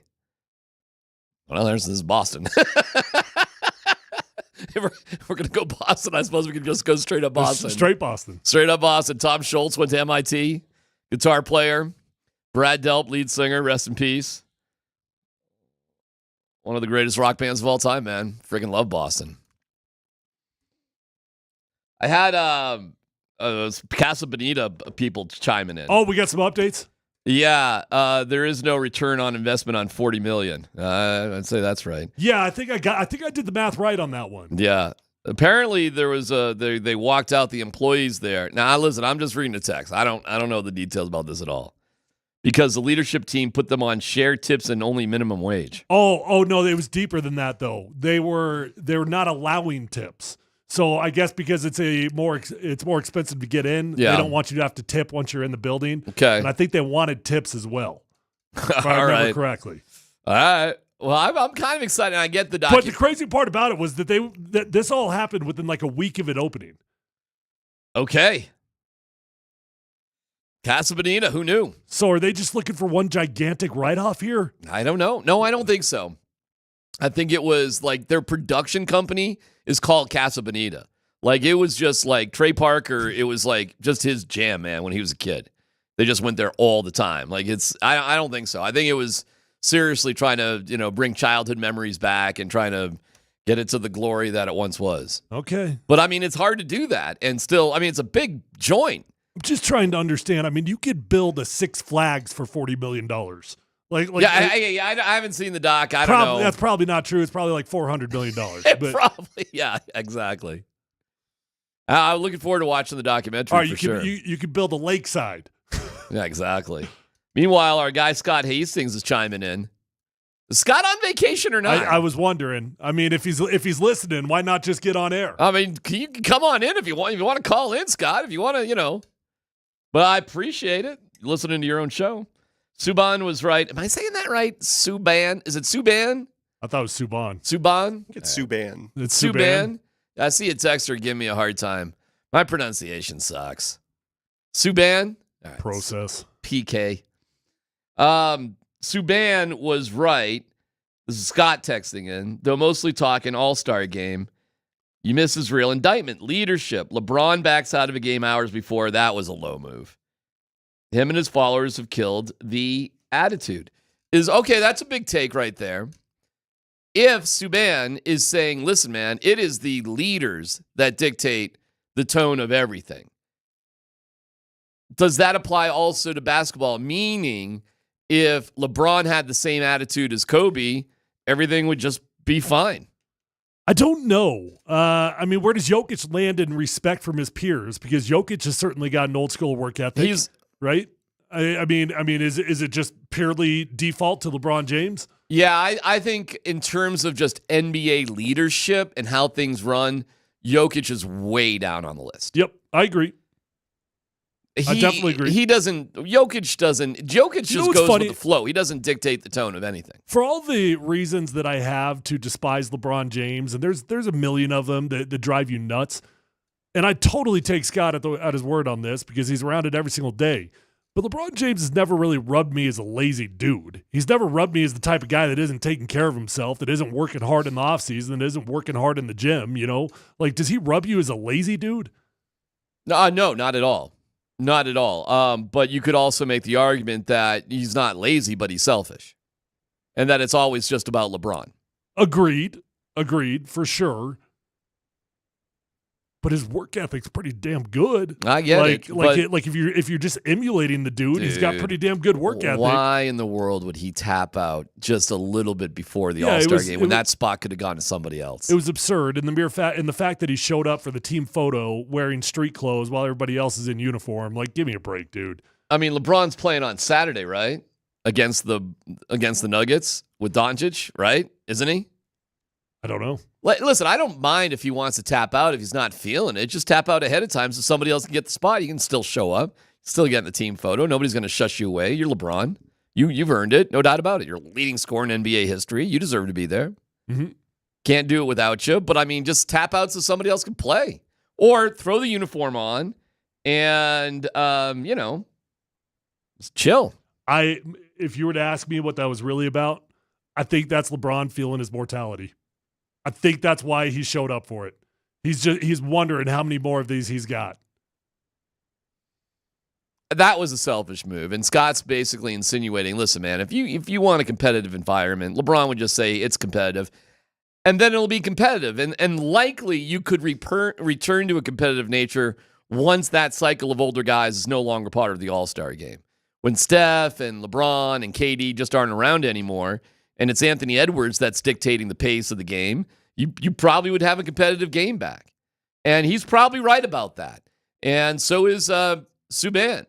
Like, if Crosby wasn't into it and McKinnon wasn't into it, then they wouldn't be into it. But as long as those guys are into it, the rest of us are just going to get in line. No problem. Like, if the Americans... Yeah, but the question is... I don't know that the next generation is going to be better, buddy. I mean, if anything, it just feels like that each generation that goes by, it just gets a little bit worse and worse. We'll see. We'll see. Meanwhile, Michael Malone says all the Nuggets were available for practice today. Yeah, you had the Nuggets at practice. You had the Avalanche practicing down there at Family Sports. So we'll give you reports about that as the teams are slowly getting back into things. So that's cool. So this is from Vic Lombardi. Michael Malone says all the Nuggets are available for practice, including MPJ, Vlatko, and even Deron Holmes. Oh, wow. Okay, that's cool. Yeah, very cool. So we'll see who the starting five is tomorrow. We'll see how it goes, and I know Vic Lombardi posted that. We'll get you some sound, so we'll catch you up to date on that. So everything kind of coming back here, slowly but surely.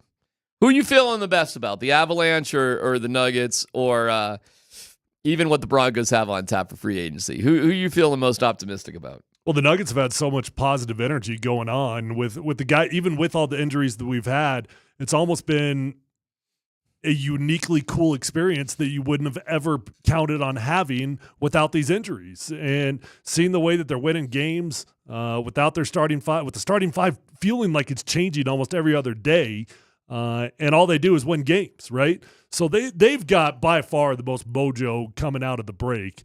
I don't know that I'm panicked about the Avalanche, but you can certainly feel a difference in tone when Michael Malone speaks versus when Jared Bednar speaks. I'll just put it that way. And then as far as the Broncos goes, dude, free agency is either the most boring thing in the world or the most exciting thing in the world, and I don't know how to predict it. I mean, the teams that want to participate in day one, that's a fun ride. Yeah. And it's a scary ride because you're probably paying A+ money for a B+ player. But then there's the teams like the Broncos have been in the past where they're just like, yeah, we'll pay attention on day 3. What would you be asking next week? George Payton and Sean Payton will take the mic like on Tuesday or so.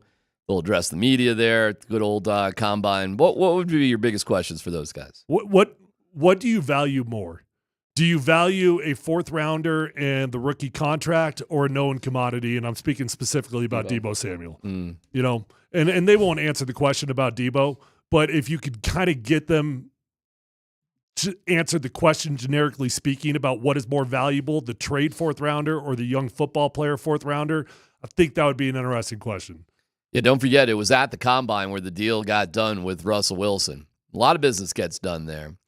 And the famous... Which it's pre-free agency for the record, so it's all illegal stuff, but you're not wrong. Yeah, well, the famous story is that there was a trade deal written out on a laundry ticket, and it's kind of a legendary sort of piece of paper, but they've never made it public because there was a player on the laundry ticket initially that was not part of the deal that Seattle wanted. There's a lot of suspicion that was Pat Surtain, like that they just would not. That's the one guy they just refused to move on from. They wouldn't do it, no matter how bad they wanted a quarterback. Well, thank God. Thank God, indeed, thank God. And here we are, just a couple years later. What a wild world it is. And the Combine has so many fascinating. I've never been to the Combine. I expect the Broncos to be involved on day one. I do. I don't think Sean Payton can help himself. No, not this year. No, I mean, because they had to tap out last year. They didn't have a choice. They got the money to make some things happen this year. They do. Yeah. They got plenty of space. So it'll be fascinating what direction they want to go. Restructure a deal or two in there, and you could have as much space as anybody in the NFL. Yeah, listen, I understand what Jeff's saying. There's no reason that you have to financially dump Alex Singleton, so why would you? Hey, fair argument. No problem. Well, that's what I was saying the other day. I said I think that they'll carry the two linebackers they had, and they'll add somebody. They can do a million different things that they couldn't do last year. And the salary cap's going up by nobody's surprise, right? We are, man, I do wonder who the first $70 million a year quarterback's going to be. $70 million. Dude. It's crazy. Probably 4 years away from that. Who's that going to be? I don't know. 4 years away. Probably someone that's not even in the league. Could you see Bo Nix being that guy? No, not yet. You love those questions. I do. No. I'm not saying no, he can't do it. Let me be very clear. I'm not saying no, he is incapable of being the highest paid quarterback in the NFL. But I will give you a hard no if you're asking me, would I bet on the fact that he's going to get that? And I would give you a hell no, I wouldn't bet on that, because year 2 is by far the most revealing year of any quarterback's career. Are you expecting a dip? That's not what I'm saying. It's not what I'm saying at all. I've got more evidence to tell me Bo Nix is heading in the right direction than any evidence to tell me elsewise. Yeah. But I understand, and I've been around this league a very, very long time where I've seen a lot of rookies have solid years, and all of a sudden year 2 just feels radically different. We have an idea for a bit that could definitely go down in flames and be terrible. More that I think about it, the less I actually want to do it, but Dan did right. Feels a little early for it. Yeah, I know. There's all sorts. When Dan asked permission, I said, well, first off, DMac said yes, so I guess we'll do it. There's all sorts of ways this could torpedo. Second off, I was just a little bit concerned on if the fans are going to be educated enough this early on in the process. Well, but you know what? What the hell? Yeah, so maybe we can manipulate it a little bit. The concept is, it's the concept that, again, this could die a very quick death on the other side. But if you're a blue-collar dude, it's the blue-collar mock draft, meaning you get to make the Broncos pick, but you got to have a blue-collar job. So it's for blue-collar dudes only. Oh, white-collar people don't work hard, huh? We can have a white-collar draft another time. But this would just be for the blue-collar dudes. And then we got into like a debate like, what is a blue-collar guy? Like, what counts and what doesn't count? AI's taking over all the blue-collar jobs. Good luck. Better find a white-collared one. So, like here at the radio station, none of us ever dress up. Not really. Do we have a blue-collar job or a white-collar job? Oh, this is white-collar as it gets. White-collar as it gets, right? So your clothing might not matter. No. Then we were trying to think, can you have a blue-collar job and still wear a tie? Huh. Something to think about. Name one. We couldn't do it. We could not think of one. Blue-collar tie. It's construction foreman? Yeah, but I got to go meet with the investors? I think you got the white-collar job in a blue-collar world. You're right. I don't think you are. If you got a tie on, how could you be? But I still got to put a hard hat on to go on site. We get into an interesting conversation. And by the way, you win absolutely nothing for this, of course. In our great tradition of winning absolutely nothing, there's absolutely nothing. Yeah, think about it. I already see a good one. What's that? Hang on to it. Hang on to it. But we need callers for this to work. And we'll set you up. We'll make it relatively easy for you. But you need to prove that you're a blue-collar dude, 303-504-0925, and you get to make the Broncos pick. Never mind all the other picks. We'll just stick to the Broncos. And we'll get you the latest mock drafts and what they're telling you. We'll see if this dog can hunt. 303-504-0925. We're just looking for blue-collar dudes coming up next.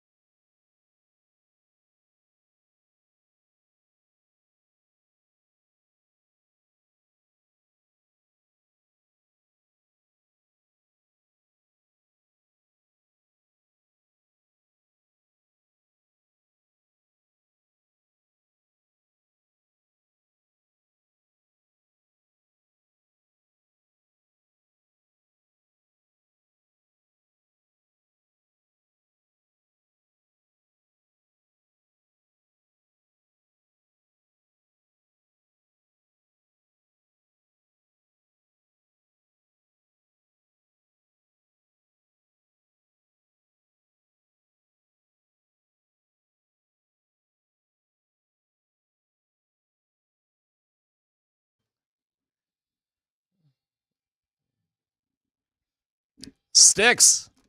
You know where Sticks is primarily from? Boston. Chicago. Blue collar man. Time for the blue collar man mock draft. There is one obvious blue collar job that you wear a tie for that many people pointed out. There's Blue collar job. One really obvious one that we didn't think of. That you wear a tie that's obvious. Yep. Give me one more hint. And Pat, Steve, and Craig, hang on. Well, it's service related. I need something more than that. Boy, I'm hungry. Waiter. Waiter. A waiter. Waiter. Absolutely. Yeah. Yeah, you're absolutely right. Yeah. It's definitely a blue collar job. Now, let me give you another one. Let me give you one more before we get to our callers who are patiently waiting. I appreciate it. That's a good one. What is being an NFL football player?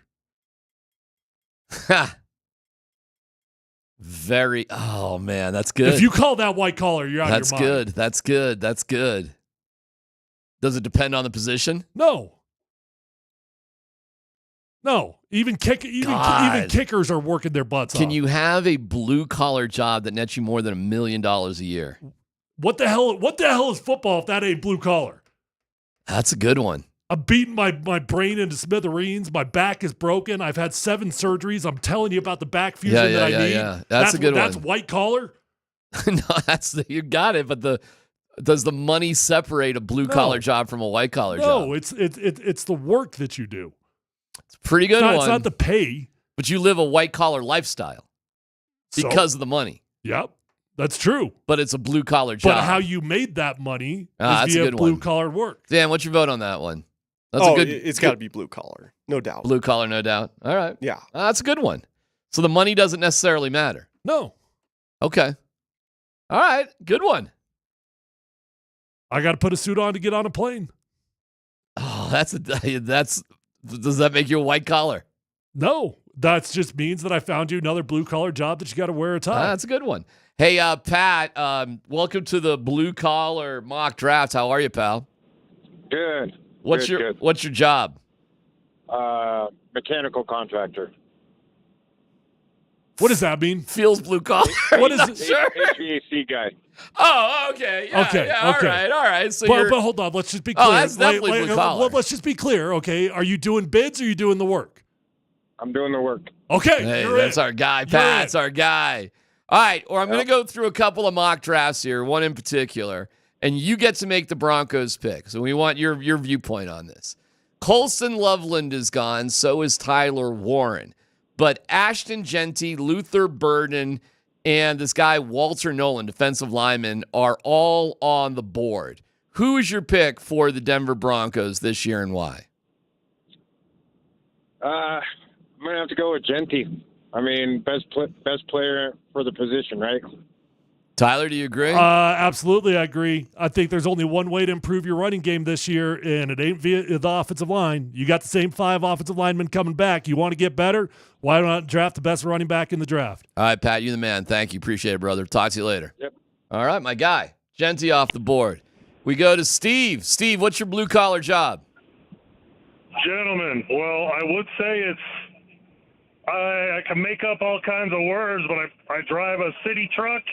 And I pick up trash cans all day, baby. You're our man. You are our man. Were you about to call yourself all day, baby? Were you about to call yourself a sanitation engineer or something like that? No, I won't do that. I won't do all that. But all right. I was thinking of some big words, but couldn't do it. We appreciate it. Okay, Genty, I'm looking at another one. This is a mock draft from the Milwaukee Sentinel, of all places. And this particular one, Genty is off the board, so is Tyler Warren. However, Colson Loveland is still on the board, as is Emeka Egbuka. And anybody else you want to throw in there, you just have to shout it out. Who's your pick? I got to take Loveland. You know, this team needs some kind of middle threat. You know, I think we could pick up a running back somewhere else. I mean, there's lots in the draft, so I think Loveland would be a good match. Stretch that middle of the field and help the run game. You know, with not having a tight end and those linebackers have to stay in the box, I mean, it really puts a strain on the running game. Appreciate it, brother. You like Loveland there, Tyler? You know, I've gone back and forth on that one a lot because I do like Colson Loveland. I think he's a good football player. I think he can help the Denver Broncos out quite a bit. But boy, do I hate the position in the first round. Almost as much as I hate a running back, and I know I just said I would take Ashton Jeanty. Selecting a tight end in the first round generally is bad business. So I think if you were to put me on the spot today, I'd probably take Emeka Egbuka because of the value of what you're going to have to pay that position down the road. All right, we go to our guy, Craig. Craig, what's your blue-collar job, brother? I cut iron. I'm a machinist. I cut iron. I'm a union man. I've been cutting iron for Cameron Iron Works. We make blowout preventers for Shell and Exxon. My man, I love it. How long you been at that gig for? The movie Deepwater Horizon? Yeah. That thing that blew up, that's what we make. That goes on the ocean floor. Wow, brother. How long you been doing that for? 22 years. Where in Denver do you do that? I don't. I'm retired out of there. I was in Houston, Texas. Oh, That's where I okay. did it. Gotcha. That didn't work out good for Deepwater Horizon. I mean, hopefully you guys didn't make that. Well, I mean, there's a lot of rigs out there. Hey, that's serious stuff. That's a ring groove seal. No weld. You can't weld that part. If you weld it, you got to trash it if you're screwed up.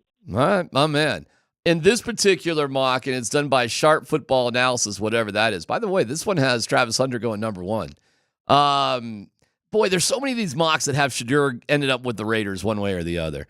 But in this one, Genty's gone, Tyler Warren's gone, and Colson's on the board. There's a bunch of wide receivers on the board, but Genty's not there. Neither is Tyler Warren. Who you taking?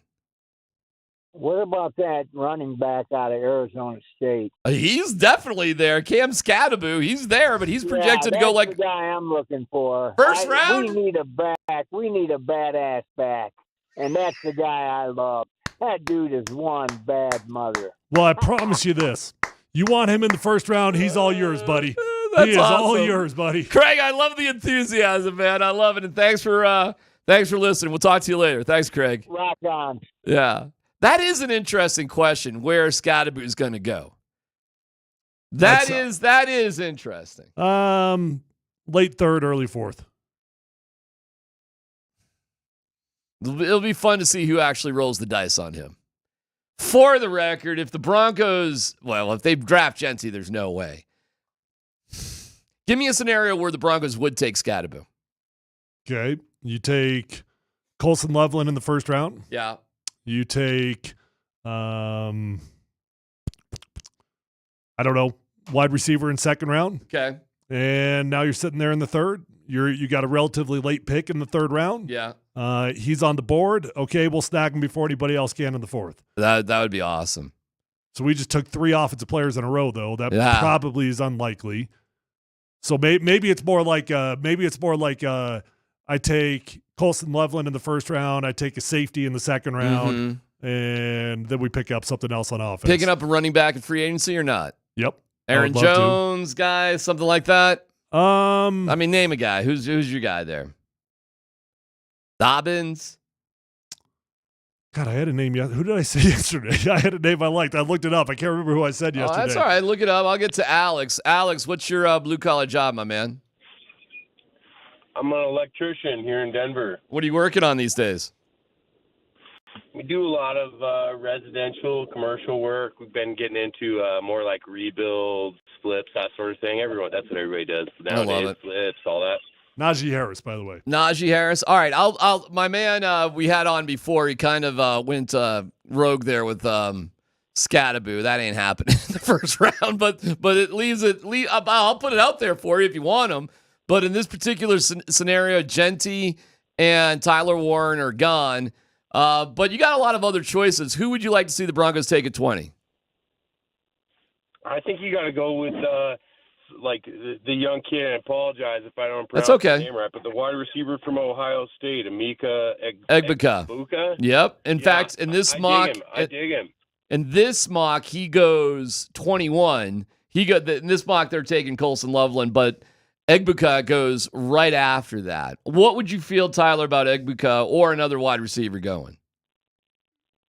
Hang in there, Alex. I mean, I could envision it. I could. I mean, it wouldn't take a whole lot to talk me out of drafting a tight end in the first round. So I think just by value of the position alone, I could be talked into selecting a wide receiver. It would check out behind you because Dan just put up a mock draft from Pro Football Focus. You gotta be kidding me. It's got Cam Scatterbo going number 21, one spot behind, and it's got the Denver Broncos selecting a running back, Travion Henderson out of Ohio State. Well, for context, this is their all-skill player mock draft edition. What the hell's the point of that?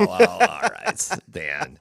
All right, Alex, we appreciate it, brother. Thank you for listening. Talk to you later. I guess You Dan guys just... have a great day. Listen to you guys every day. Man, we appreciate it. Thank you, Alex. I guess Dan just got me. Hashtag fake news. Yeah, I retweeted Adam Scheffler, by the way, over the weekend. So a darn Schefter. Yeah, man, I could not believe I got zinged by that. It was about DeAndre Hopkins. Remember I said on the air, hey, DeAndre Hopkins is hanging it up. And I'm like, oh, my God. Adam Scheffler strikes again. We go to Michael. Michael, what's your gig? What's your job, bro? What's up, guys? I'm a chauffeur. A chauffeur? Ooh. Chauffeur would be wearing a tie. This is an interesting technicality. But you are a driver as a chauffeur. Wow. So it doesn't matter. Driving, for sure. It doesn't matter what the load is. If you're a driver, you're blue collar. I like to think of myself as a transporter. Transporter. Transporter. Yeah. What's an Uber driver? I think it's blue collar. Really? Slightly less qualified than me. Yeah. Hold on. Doesn't blue collar involve physical exertion? Well, I mean, you could drive an 18-wheeler. How much, that's blue collar. How much, physical exertion? Well, they got to help with unloads, right? I don't know. Dude, I'd say a chauffeur driver is a blue collar job with a tie. We didn't even think of that one. That's a good one. Wait, do you wear a tie, Michael, when you chauffeur people around? Depends who the passenger of the day is, but sometimes, yeah. I don't know why, but an 18-wheeler feels different to me. Give me the most famous person you've chauffeured. I think Glenn Close back in the day. Oh, that's pretty good. Put that rabbit in the pot. You know what I'm saying? Watch out with Glenn Close. That's a good one, Michael. All right, Michael, we go to Pro Football Network in this one. You might have a good one here. Let's see. Oh, we got basically everybody on the board. We got Tyler Warren on the board. We got Genty on the board. We got Loveland on the board. What is this mock? This is a wild one. You literally have every single person on the board in this one. Why don't they have Tyler Warren going? All right, so who would you take? You literally could basically take anybody we've talked about in the offseason. Who would it be? I'm going to throw a little bit of a monkey wrench at you. Go for it. I'm going to call Darren Moogie at the New York Jets. All right. And I'm afraid for Garrett Wilson. A first rounder for Garrett Wilson? Absolutely. Ooh. What do you think of my guy Michael's strategery there, Tyler? I mean, on the surface, let's go. I'll take Garrett Wilson. First rounder for Garrett Wilson. It's the 20th pick. It's hard to know. I'm not going to shoot it down. Yeah. He's elite. Yeah. He's already proven it with a bunch of, booty quarterback play. And you're going to get him at probably a discount than what he would get if he makes the free agency next year. You know what? I'm looking at the mock right now. I missed Tyler Warren because he went so high. In this mock, I'm sorry about that. He went 7 to the Jets. Who's the quarterback for the Jets next year? Sam Darnold going back home. You think so? No. Actually, what I really think is going to happen with Sam Darnold, and I would put money on this, even though I'm not going to, I'd put money on it that Sam Darnold's going to get franchise tagged by the Vikings. Wow, what would the franchise tag be for a quarterback these days? Well, whatever it is, it's got to be in the 40s. Whatever it is, it's more than what the annual average would be if you gave him a long-term deal, but you're just committing for one more year. Michael, bachelorette parties, fun or a big pain in the ass? Well, if I got to clean up a mess in the back, then I think it's not a good day. Okay. Thank you, Michael. We appreciate it, my man. Last one here. David, what's your gig, David? What do you do? I am retired now. I only had 3 jobs out of high school, but the second job that I had out of high school for 15 years was trimming and removing trees around high voltage power lines. Wow. Okay. I'm sorry. How long did you do that for? Oh, just short of 15 years. My Lord. You ever zap yourself? You know what? One time we were working in somebody's backyard, and what I did was I ran a bucket crew, so I had a 55-foot cherry picker. We would do trees that you could reach from the street or alleys. Mm-hmm. So we were in somebody's backyard, and I don't know what happened. They must have had a faulty ground, but we were doing this tree, and I touched the tree and their camper shell that was sitting right next to the tree there, and I caught a little buzz. Okay. Well, hey, I think that's for 15 years. That's the worst. Not bad. That's all right. That's safe work right there. That ain't bad at all. All right, my man. That was year round. That was in the ice and the snow and below good for zero. you, bro. That's amazing. Summer, you name it. How old are you right now? 66. And you're retired? I retired when I was 55. Oh my God! I'm turning 56 in June. I ain't even close. Should have been a tree cutter. Yeah, I'm not even close. Some of the trees that we did, I remember we got called out in the middle of the night when a tornado went through Denver and the lines were down. But, you have to treat everything like it's hot. Yeah, no doubt. And, we'd run into trees on fire. It was unreal, man. Pretty dangerous. What do you do with your time now? Besides listening to us? Nothing? Seriously? Nothing. Not a damn thing. How do you like that? Not bad. I love it because the last job that I had sucked. Okay, brother. Well, man, I love it. All right, in this particular mock draft, let's see who's left there. You got Genty on the board, Loveland on the board, and basically any receiver you want. Egbika, Burden, and Malachi Stark's a safety too. But you don't have Tyler Warren. Who are you picking? I'm taking Genty. Genty. Yep. God, that seems like the most common sense thing to do, right? Well, like, if Genty falls to you, how do you not take him? It is a risk. There's no question that drafted running back in the first round is always going to be a risk, but I think there's always unicorns. There's always exceptions to the rule, and this feels like as safe of an exception as you're going to find. If you can get Genty in here and get Wilson later on, that's what I would do. Garrett Wilson. Yep. How are you going to get Garrett Wilson, though? What are we doing here? All right, brother, you got to go back and do nothing. Go back and get after doing nothing and listening. Thank you, guys. Thank you, David. Appreciate it. He wins absolutely nothing also. And that concludes a version of the blue collar mock draft right there. Can't wait for the white collar one. The white collar mock draft. That's what you're hoping for? You can't wait to hear that? Them's my people. Hey, I'm an investment banker from Greenwood Village. The Fat Cats mock draft. That's who we got to appeal to. Those guys. Yeah, we'll get that done. Yeah. All right, no dumb questions on Twitch, on the YouTube, wherever you want to go. It's PhD.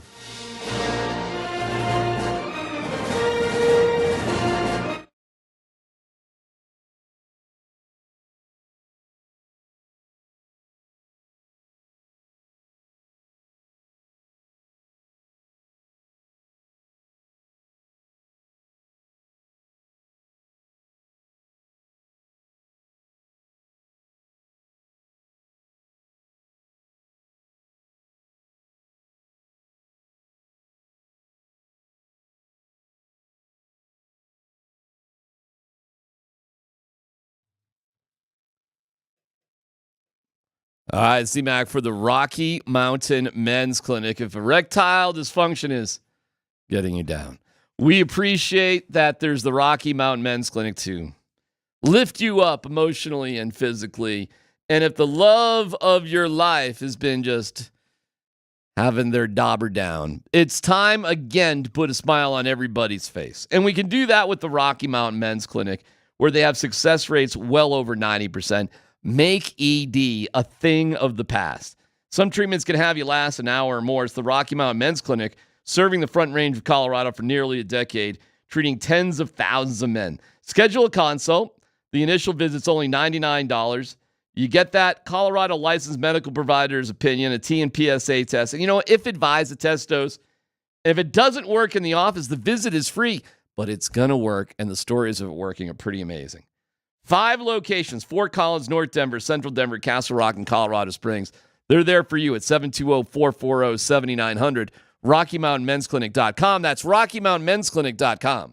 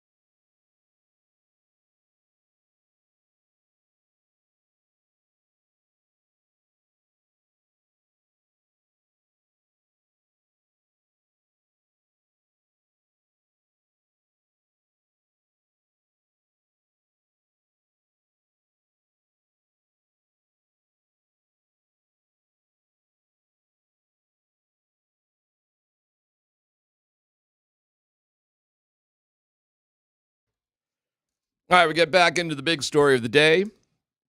Coming up at 2 o'clock. What's that? Nothing. And good job with the blue collar mock draft. That was fun. Yeah, people are dying for the white collar mock draft. No, you know what? I'm really debating here. I don't understand why it feels different in my head. I guess this is like you rooting for Serbia in basketball, you rooting for USA in hockey. Mm-hmm. I don't know why it feels different. A dude that's driving an 18-wheeler versus an Uber driver or a chauffeur. A chauffeur just does not scream blue collar to me. Driving is driving. I don't know about driving that. is I'm driving. I'm not convinced. All right, let's get to no dumb questions. Let's go. Polumbus, Hastings, and DMac present No Dumb Questions. This is your safe space. I like to use no dumb questions as parenting advice for myself. You're a smart guy. Send us your not dumb question now. Tweet it, text it, or Twitch it. It's No Dumb Questions on Altitude Sports Radio 92.5. All right, Switchers, I'm looking at you. Looking at the texters, YouTube. There's all sorts of ways to reach out and touch us and comment about whatever you want. You throw something in about driving. I think driving's just just blue collar, period. If you got to sit there and drive. No, I'm not convinced. Now, I don't know the. What's the difference? Well, do you unload? Do you load? Do you do all that? I guess you got to get a luggage bag out of the trunk. You got to probably do something like that. Yeah. No, that don't count. Probably have to fix something if something broke or something. No, I'm standing on business on this one. 18-wheelers, that's blue collar. No dumb question. Is a school teacher a blue-collar job? Ooh, that's a good one. I would say no. I'm going to go with yes. I would say no, except for the shop teacher. You're okay. You do get a lot of time off. That's Tyler that said that. You do get a lot. I mean, come on. What blue-collar jobs are you getting a summer off? I do not think a teacher is a blue-collar job. It's an important job. That's not a blue-collar It's got job. blue-collar vibes, though. It depends probably on what you teach and where you teach it at. There's probably some context that we can work in there, I'm not saying is AP Physics at Regis a blue-collar job? I mean, I doubt it. You know what I'm saying? But, if you're teaching shop at, Aurora South, perhaps that's a blue-collar job, or you're in the auto mechanics job there at George Washington. That's probably pretty blue-collar. I think there's got to be some context there. I don't know. My 2 cents on that I think you're fixated on salary. I don't think salary has anything to do with blue-collar. You're probably right about that. For example, if I'm a gold miner, and right. if I'm Steve Parker Schnabel. from Schnabel, that's right. Wow. That's right. I'm Parker Schnabel. Almost said my boy Parker Sandoval, I coached when he was a kid. If you're Parker Schnabel, that's about as blue collar that as you kid get. wasn't blue collar. I mean, that Parker kid, Schnabel? That kid was just gifted it. No, man, that kid worked pretty damn hard. He does drive. Yeah, I'm gonna give it to you. He kind of earned all of that, don't you think? He was a little turd when he was younger, though. Total turd. But he had his grandpa. That show was so good in the first couple years, man. Hey, I was that comes Gold on. Rush. I'll still binge watch that. You know what? I still like it, but I find myself just getting to the fast forward into when they have the cleanup. I sort of get it. I see what they're doing. Something always kind of breaks. It looks hopeless, and then I like to get to the cleanup and whatever. How about when the crew went to South America and they found nothing? Oh, yeah. You remember that season? I do remember that. That was unbelievable. That was the most incompetent crew. Who's that guy, man? Fat dude. They were in South Park in Colorado. The big bearded guys? Yeah. They actually did. But that's actually my favorite crew. I know. Todd Hoffman. The Hoffman crew. God, I'm all over this. The Hoffman crew. Yeah, they were my favorite crew I love Parker too, but they were my favorite crew too because of how incompetent they tended to be. No, not incompetent. They got good family Tyler. values. Well, yeah, okay. And they got their grandfather, the whole thing. But I mean, dude, they had some, they were borderline totally incompetent season after season. Yeah. They had some rough moments, man. Are you guys okay out there? And they did mine out here in Fair Play, South Park, that area. That was the season out there. It's kind of cool. I haven't watched it in a minute, though. Then there was one they were mining. All right, anyways, with the gold mining. Let's see. You got any other no dumb questions there? I'm happy, Dan. I mean, we got a some? lot of people just chiming in on the blue collar stuff. Go, give me some of it. Teachers are paid professionals along with athletes who went to college. What is no. People are hung up on salary just like you. DMac, It's hard not to be. I've driven trucks and been a school shop and ag teacher. That's blue collar. There are degrees to blue collar. Yeah. I hauled sheep, which is a lot different than driving a limo. Yeah, well, okay. You hauled sheep? Yeah. If you haul sheep, you're a blue collar dude. Right. Those sheep can't get that. Yeah. Someone else wants to. They want to know, do chauffeurs have to put chains on their tires?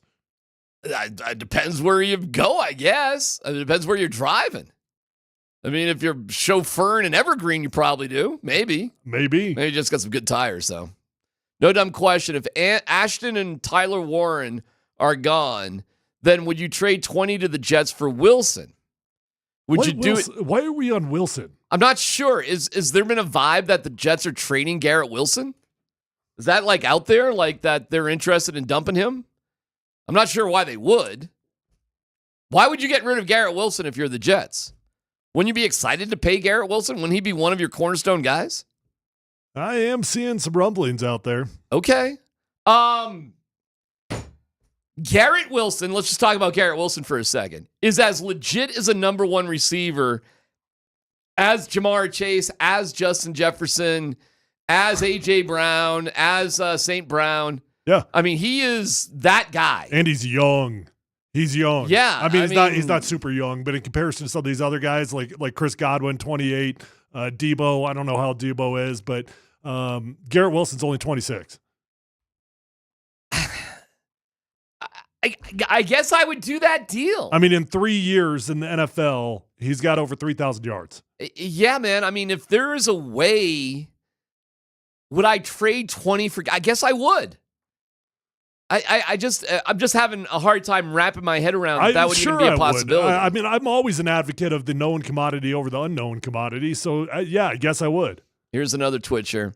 No dumb question. Will Bo Nix do worse his second year? Well, we did kind of touch on that a little bit earlier. I don't think so. Tyler's not predicting it, but there is, people have had bumps in the road on their second year. Now, I'm offended by this one because all this means is you don't listen. You don't listen, person. This is to the 4713. They say no dumb question. Yeah. Is it hypocritical that Tyler, DMac, and Scott give Sean Payton crap for going to get his guys from the Saints? And you clearly don't listen to me because I've been very, very clear about that is a normal thing. I was a product of that. I went with Mike Shanahan wherever You're he a went. Nepo baby. I'm a Nepo baby, but I wasn't a son. I was just, but, I mean, he liked me. Yeah. And so everywhere I went was either Mike or one of his disciples. And I'm telling you, that is 100% commonplace inside the NFL. But my MO on it, my theory is it's good and healthy to go back to the well for guys like me. Guys that were just kind of fringe starters, guys that were going to be on the bubble of being a starter or not, those dudes that you can just trust. What I don't like is going back to the well for the Taysom Hills, guys that are over the hill for 3 years and all of a sudden you think you're going to recreate some magic. Well, but where you would like? I am not anti going back to guys that you trust. Where would Juwan Johnson be there? I think that's a tweener. That's definitely a tweener that you're going to probably pay a lot of money to for a pretty dang good tight end. Where would Alvin Kamara be? Oh, that would be dumb as all get out. Okay.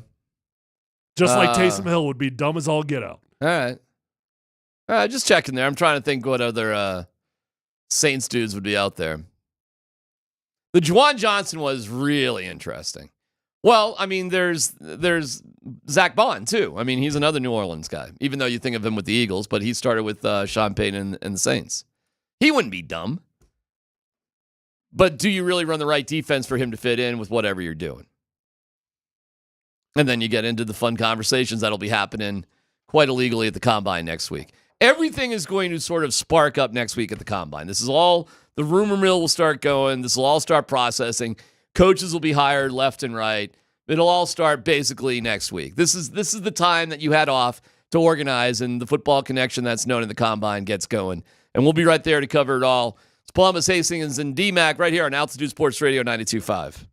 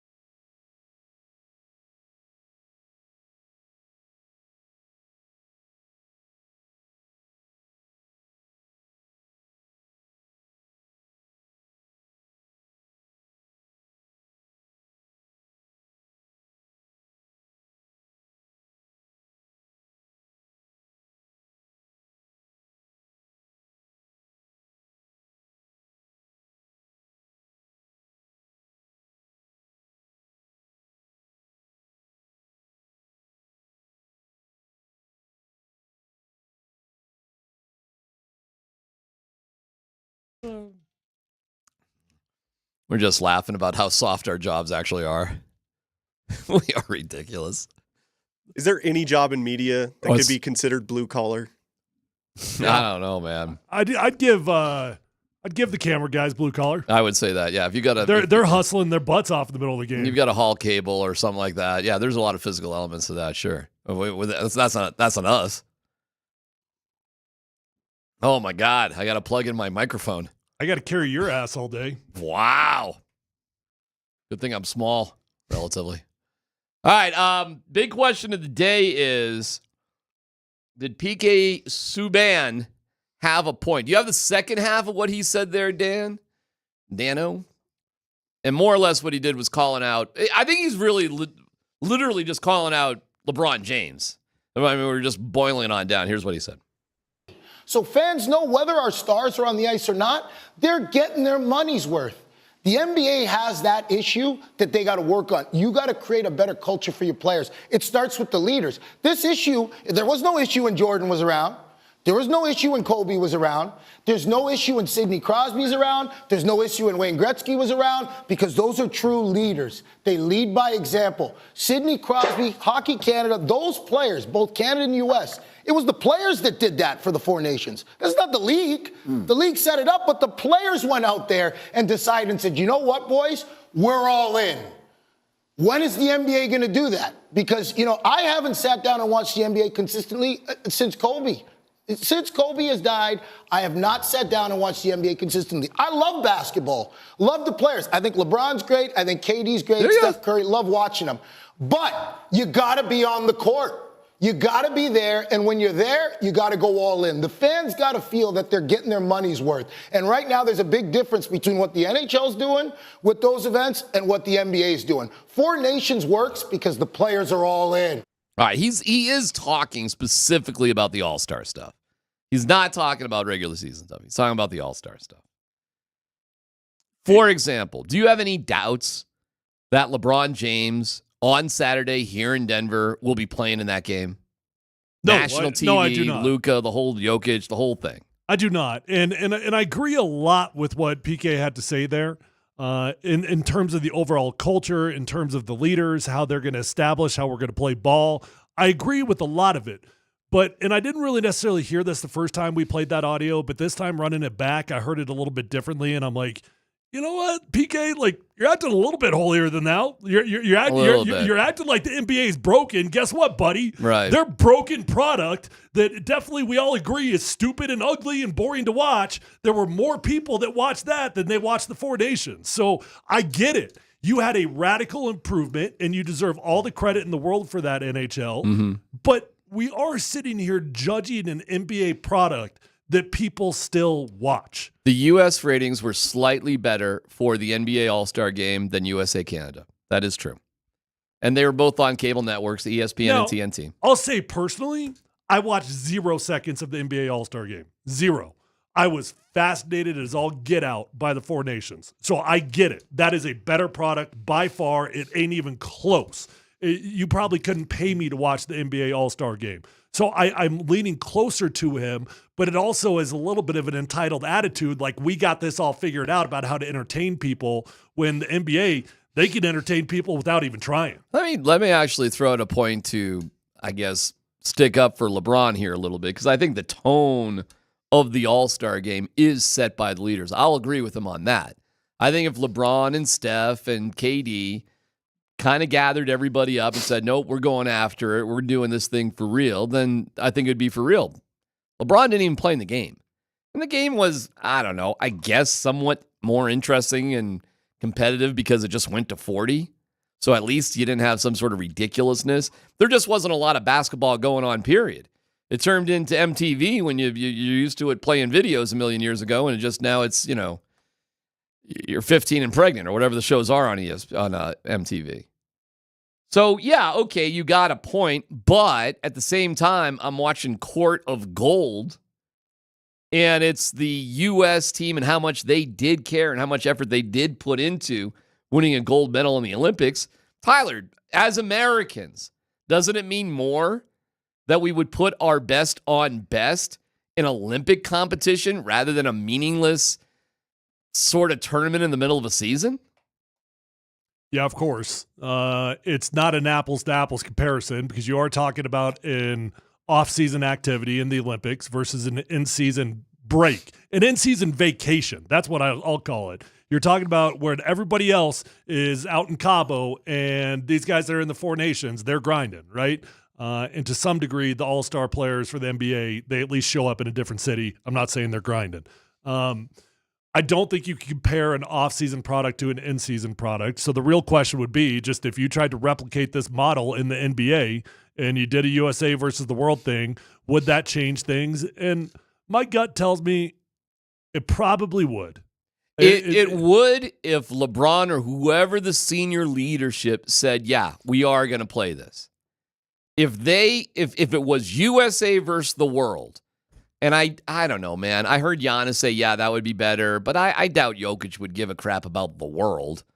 But okay, for the sake of argument, it's USA versus the world. So that actually is, I don't want to bypass that though, because that's an interesting point.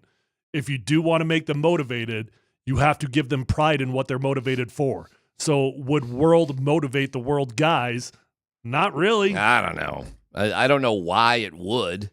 I mean, is like, Wemby really, pumped up that Germany's getting maybe that's a bad example with France and Germany. I have no idea. I don't know. It'd be interesting to ask some of those guys. I mean, hey, Jamal, you're playing for world. How do you feel about, well, that'd be Jamal in an all-star game. Womp womp. I'm sorry about that. God, I am watching this documentary. Jamal didn't even play for Canada. Well, he started to. You watch the documentary, there were some intentions. Didn't work out that way. Aaron Gordon got so screwed over by not being part of Team USA. Like, Halliburton didn't even play. I could not believe when I'm watching this documentary that Aaron Gordon was not part of Team USA. I cannot believe it. Such an insult, man. All right. Feel bad for AG on that one. All right. Whose spot's he taking? It's Halliburton. Start there. I mean, I got no beefs with Derek White, but I mean, he could have played instead of Derek White. I mean, there's a lot of dudes he could have played instead of. Probably could have played over both those guys for sure. And he talked about it, that he was part of those conversations, and then his phone stopped ringing. I think it sucks. I think AG would have been great on that team. And, Well, you go back to what AG had said in the offseason, and he literally tweeted out that Steve Kerr had asked him if he wanted to play on Team USA. Right. He was like, hell yeah. Right. Then after the Olympics were over, AG put out another tweet in which he said, if you don't think I'm working every damn day to be a part of this in 2028, you crazy. I got goals. Oh, I love that. All right. Okay. So maybe, hey, for the sake of argument, are we being too harsh on these NBA guys? They care about the tournament that matters, which is the Olympics. I mean, they have. And by the way, that ain't no cakewalk. And that is never, ever going to be an easy tournament for the U.S. to win ever again. Never. Playing their best players. That is never going to be an easy tournament. I'm not going to say we're being too hard on them because it's bigger than just the All-Star game. It goes down to load management, all the games that these guys are taking off. It goes down to fans paying to see LeBron James play, or Joel Embiid would be a better example, and he's just never out there. It's a deeper issue than just the All-Star game. Hockey, hockey's got a lot of games too now, yet how often are we sitting here talking about hockey like that's a scheduled loss? Not often. Right. Now, you might logistically look at it and be like, okay, that looks difficult. Going to be tough, yeah. Right? Like, okay, that's a tough stretch there. You're playing your backup goalie in this one. But you damn sure ain't talking about it like they're okay with losing the game. Yeah, like Charlotte here tomorrow night is a scheduled loss for the Hornets. Because they play tonight, they're going to lose tomorrow. So that's a culture problem for the NBA. That is, and I can make the argument, the reason why you have some of these scheduled losses in the regular season is simply you condense the schedule because of other reasons. I mean, you condense it for the Emirates Cup, whatever it was called, the cup thing. That's your baby. Floor. I was actually dramatically less interested in that bad boy this year than I was last year. I don't even know how you forced the interest in year one. I don't know. They had a different court. Seriously, it was kind of like that was it. Other than that, gave me a freaking migraine. Yeah, the court gave me a migraine. I wasn't into it this year. I was kind of into it last year, and this year was just like whatever. Yeah, it's a good question. Why the hell is that? The Avs play back to back when they start. They play at Nashville, then at St. Louis. They have a back to back. But we ain't sitting here talking about they're going to lose that second one. Like it's guaranteed. They don't care. I do wonder how they'll treat Taves, McCarr, and McKinnon this weekend after what they've been going through. Seriously, the game's on Thursday. Are you playing those dudes a day later, 2 days later? Here's what I can tell you. That kind of sucks, don't you think? Not having played hockey, but I've been a professional athlete. A break in the middle of the year is incredibly important. Incredibly. You are so mentally fatigued. You've got to step away for a few days. And I do think these guys, they probably won't admit it because they're hockey guys. They'll probably be back out on the ice unless somebody tells them differently. Yeah. They are going to need a mental vacation. Yeah, and you could give it to them, man, because it actually could work out. I don't know. They probably won't. They'll probably be in the lineup on Saturday and Sunday because they're hockey dudes, and that's just what hockey dudes do. But looking at the big picture, maybe you just try to survive these 2 games if you're the Avs, and you have a 6-game homestand starting next week. 6. So, bam. It's been a minute since we've seen hockey at Ball Arena, and now it's 6 games over the course of a week and a half. It's pretty awesome. Let's roll. It's tempting as hell to tell Taves, McCarr, and McKinnon, dude, we'll see you next Wednesday or whenever that game is. Here, I'll look it up when they're playing next. Because they play Nashville and St. Louis Saturday and Sunday, which is cool that it gets back. And then the next home game is Wednesday, the 26th against Jersey. Okay, the game's Thursday. You give them Friday, Saturday, Sunday, Monday. We're giving them 4 days. Hey, we'll see you for a skate on Tuesday. But they won't. They probably won't. You're probably right. You're probably right. They'll probably be in the lineup against Nashville on Saturday. Mm-hmm. Hear the game right here on Altitude Sports Radio 92.5. Puck drop at 4 p.m. Culture good. Next day at St. Louis. As awesome as USA Canada was, there's elements that I'm thinking about it like, I don't know, man, like, you know what it is? It's like 2 days too long. Like it should already be over. Like we shouldn't have to do it again. Not from our perspective. That doesn't bother me as much because I promise I'll watch tomorrow just as much as I would have watched today. That part, I agree with you. It feels like it's too long, but they should do it for the guys. They should bump it up for the guys. I know that they want time in between to recover and everything, but I promise you what they want more than that is time on the backside. Can I ask you a stupid question? No dumb question. Guys, what if they just did USA, Canada, Finland, Sweden, Germany, whoever, world rival weekend instead of the All-Star game, and you did just play 1 game? And there is no like tournament or championship, and you take a couple days, and maybe you do spread it out. 1 day's in Montreal for a couple of teams, and then a couple teams play in Boston or whatever. I'll tell you why. I understand what you're saying, and it sounds kind of fun on the surface. Athletes don't get motivated without a reward. They got to win something. Well, they're not winning it. What are they winning for this? A cup. Well, listen, man. Not a cup, a trophy. I don't know what it is. You think when Nate gets back, should I go up to him? Hey, man, congrats on that trophy. What do you think? What do you think he's going to say? I think it's going to mean something. The trophy? The winning. The winning will mean the winning. It's not the trophy. That's not what matters. It's not the trophy. It's being a champion. Well, you're the champion over the U.S. or Canada or whatever. Bragging rights. Well, wouldn't you have bragging rights in 1 game? Hey, guys. It's way different. Okay. That's an exhibition. But you're the one that said this means nothing if the U.S. doesn't win on Thursday. Yeah. Because there's something on the line. Just like it would mean nothing if they lost a one-game exhibition or won one. Well, speaking of USA Canada, Raj and Spring, or maybe just Raj. Is it just Raj? Raj, at least Raj, will be out there at number 38 Thursday night for a Four Nations Championship game viewing party presented by Amsterdam Vodka, live DJs, game, sound, and more TVs than you can count. I mean, you can probably count the TVs if you wanted to.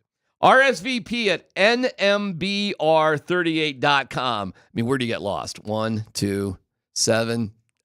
Too many TVs. So go to nmbr38.com for Avs tickets and Avalanche gear giveaways. We'll see you at number 38 in Rhino tomorrow night. Let's football go next.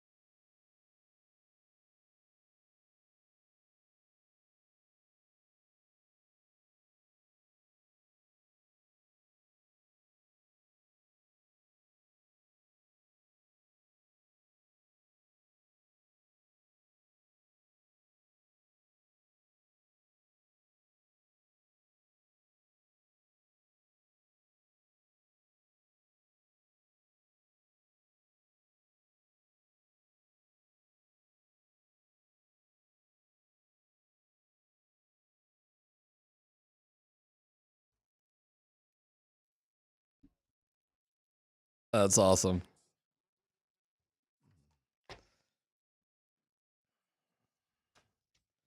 Cam Scatterbo. I can't wait to see Cam Scatterbo. I assume he's at the combine. Let's Football Go, brought to you by Mountain High Appliance. Found them at mountainhighappliance.com. They're the best. Dan, Buds, Quinn, Tanner, let's Football Go, brother. Let's go. All right, let's hear from Jeff Legwold on with Nate Kreckman yesterday. So we've been talking a little bit today, fellas. Year 2 for Bo Nix. So here is Leggy giving his thoughts on what will be the biggest hurdle for Bo Nix to overcome in his second NFL season. From a technical standpoint, I've talked to defensive coaches, and you could see it even toward the end of the year. They have decided we'll force him outside the numbers and take our chances. Yeah. And he is a different player in that scenario. And I think technically a lot of second-year quarterback developmental issues are because you're no longer an unknown. Sure. They're right now, Bo Nix may be doing some workouts and some of those things, but the people who are going to face him are taking him apart piece by piece. And you have to come back ready to address your weaknesses because your opponents already have. Okay, so Leggy's basic premise there is that teams now have all the tape they need on Bo Nix. That's one of the biggest hurdles for him to overcome. Do you guys agree with Leggy there? Is that the biggest hurdle in year 2 for Bo Nix? Well, I think it goes both ways, right? Like a really highly educated second-year quarterback has got a lot of tape on the defenses he's going to play. So it could go in both directions. But, of course, it's a true statement. You got an entire year of game film. That's a lot of tendencies. That's a lot of tells that you can now game plan for. I would say what Jeff's talking about there with defenses trying to take away the middle of the field, he's right. But I would make a I'd have a slight difference in opinion as to why. And the why they're taking away the difference in the middle of the field is more to me that's just what Sean Payton, that's how he wants to play ball. And so that's a smart defensive coordinator going up against Sean Payton and understanding how he wants to play ball. But I'm with Jeff to the degree of year 2 is, to me, the most revealing year of any quarterback's career. His success will more or less be determined on the same old things: turnovers and ability to convert on third down. The bonus with Bo Nix is he can scramble around and run a little bit. So even if things get a little sideways or confusing, you can still keep the ball moving if you can just run a little bit, and he can run a little bit. So to me, I'd be surprised. I think the Broncos are going to put a heavy emphasis on getting a couple of better running backs. Their offensive line is as solid as you get, aside from maybe the Eagles, which is monstrous. Better than the Chiefs' offensive line, that's for sure. We'll see what they do in the offseason. And if you can get a couple of dynamic guys where they're going to make things easy again for Bo, as they do for most NFL quarterbacks, with screens and other safe throws just to get you going and keep it going. I don't know, man. I just don't see a scenario where Bo Nix really has a regression because he does have the ability to run around a little bit. That's pretty naive, dude. I mean, there's not a scenario. He could get hurt. Did Robert Griffin know how to run around? He could get hurt. If he gets hurt, if he gets hurt and he doesn't have the same confidence to scramble around, it could impact everything. Sure. You know, if that is taken out of his game, if mobility is taken out of his game, there's ways to game plan for mobile quarterbacks too. Like if that's what you're worried about, well, you take that away. If you're worried about the middle of the field, you take that away. If you're worried about the flats, you take that away. All right, so there's a counter to every move. You take away the running ability, however you do it. What does that leave open? Well, there's going to be, to your point, there's always going to be options out there. And that's why what it's really going to come down to is where Bo Nix's football IQ is at by year 2.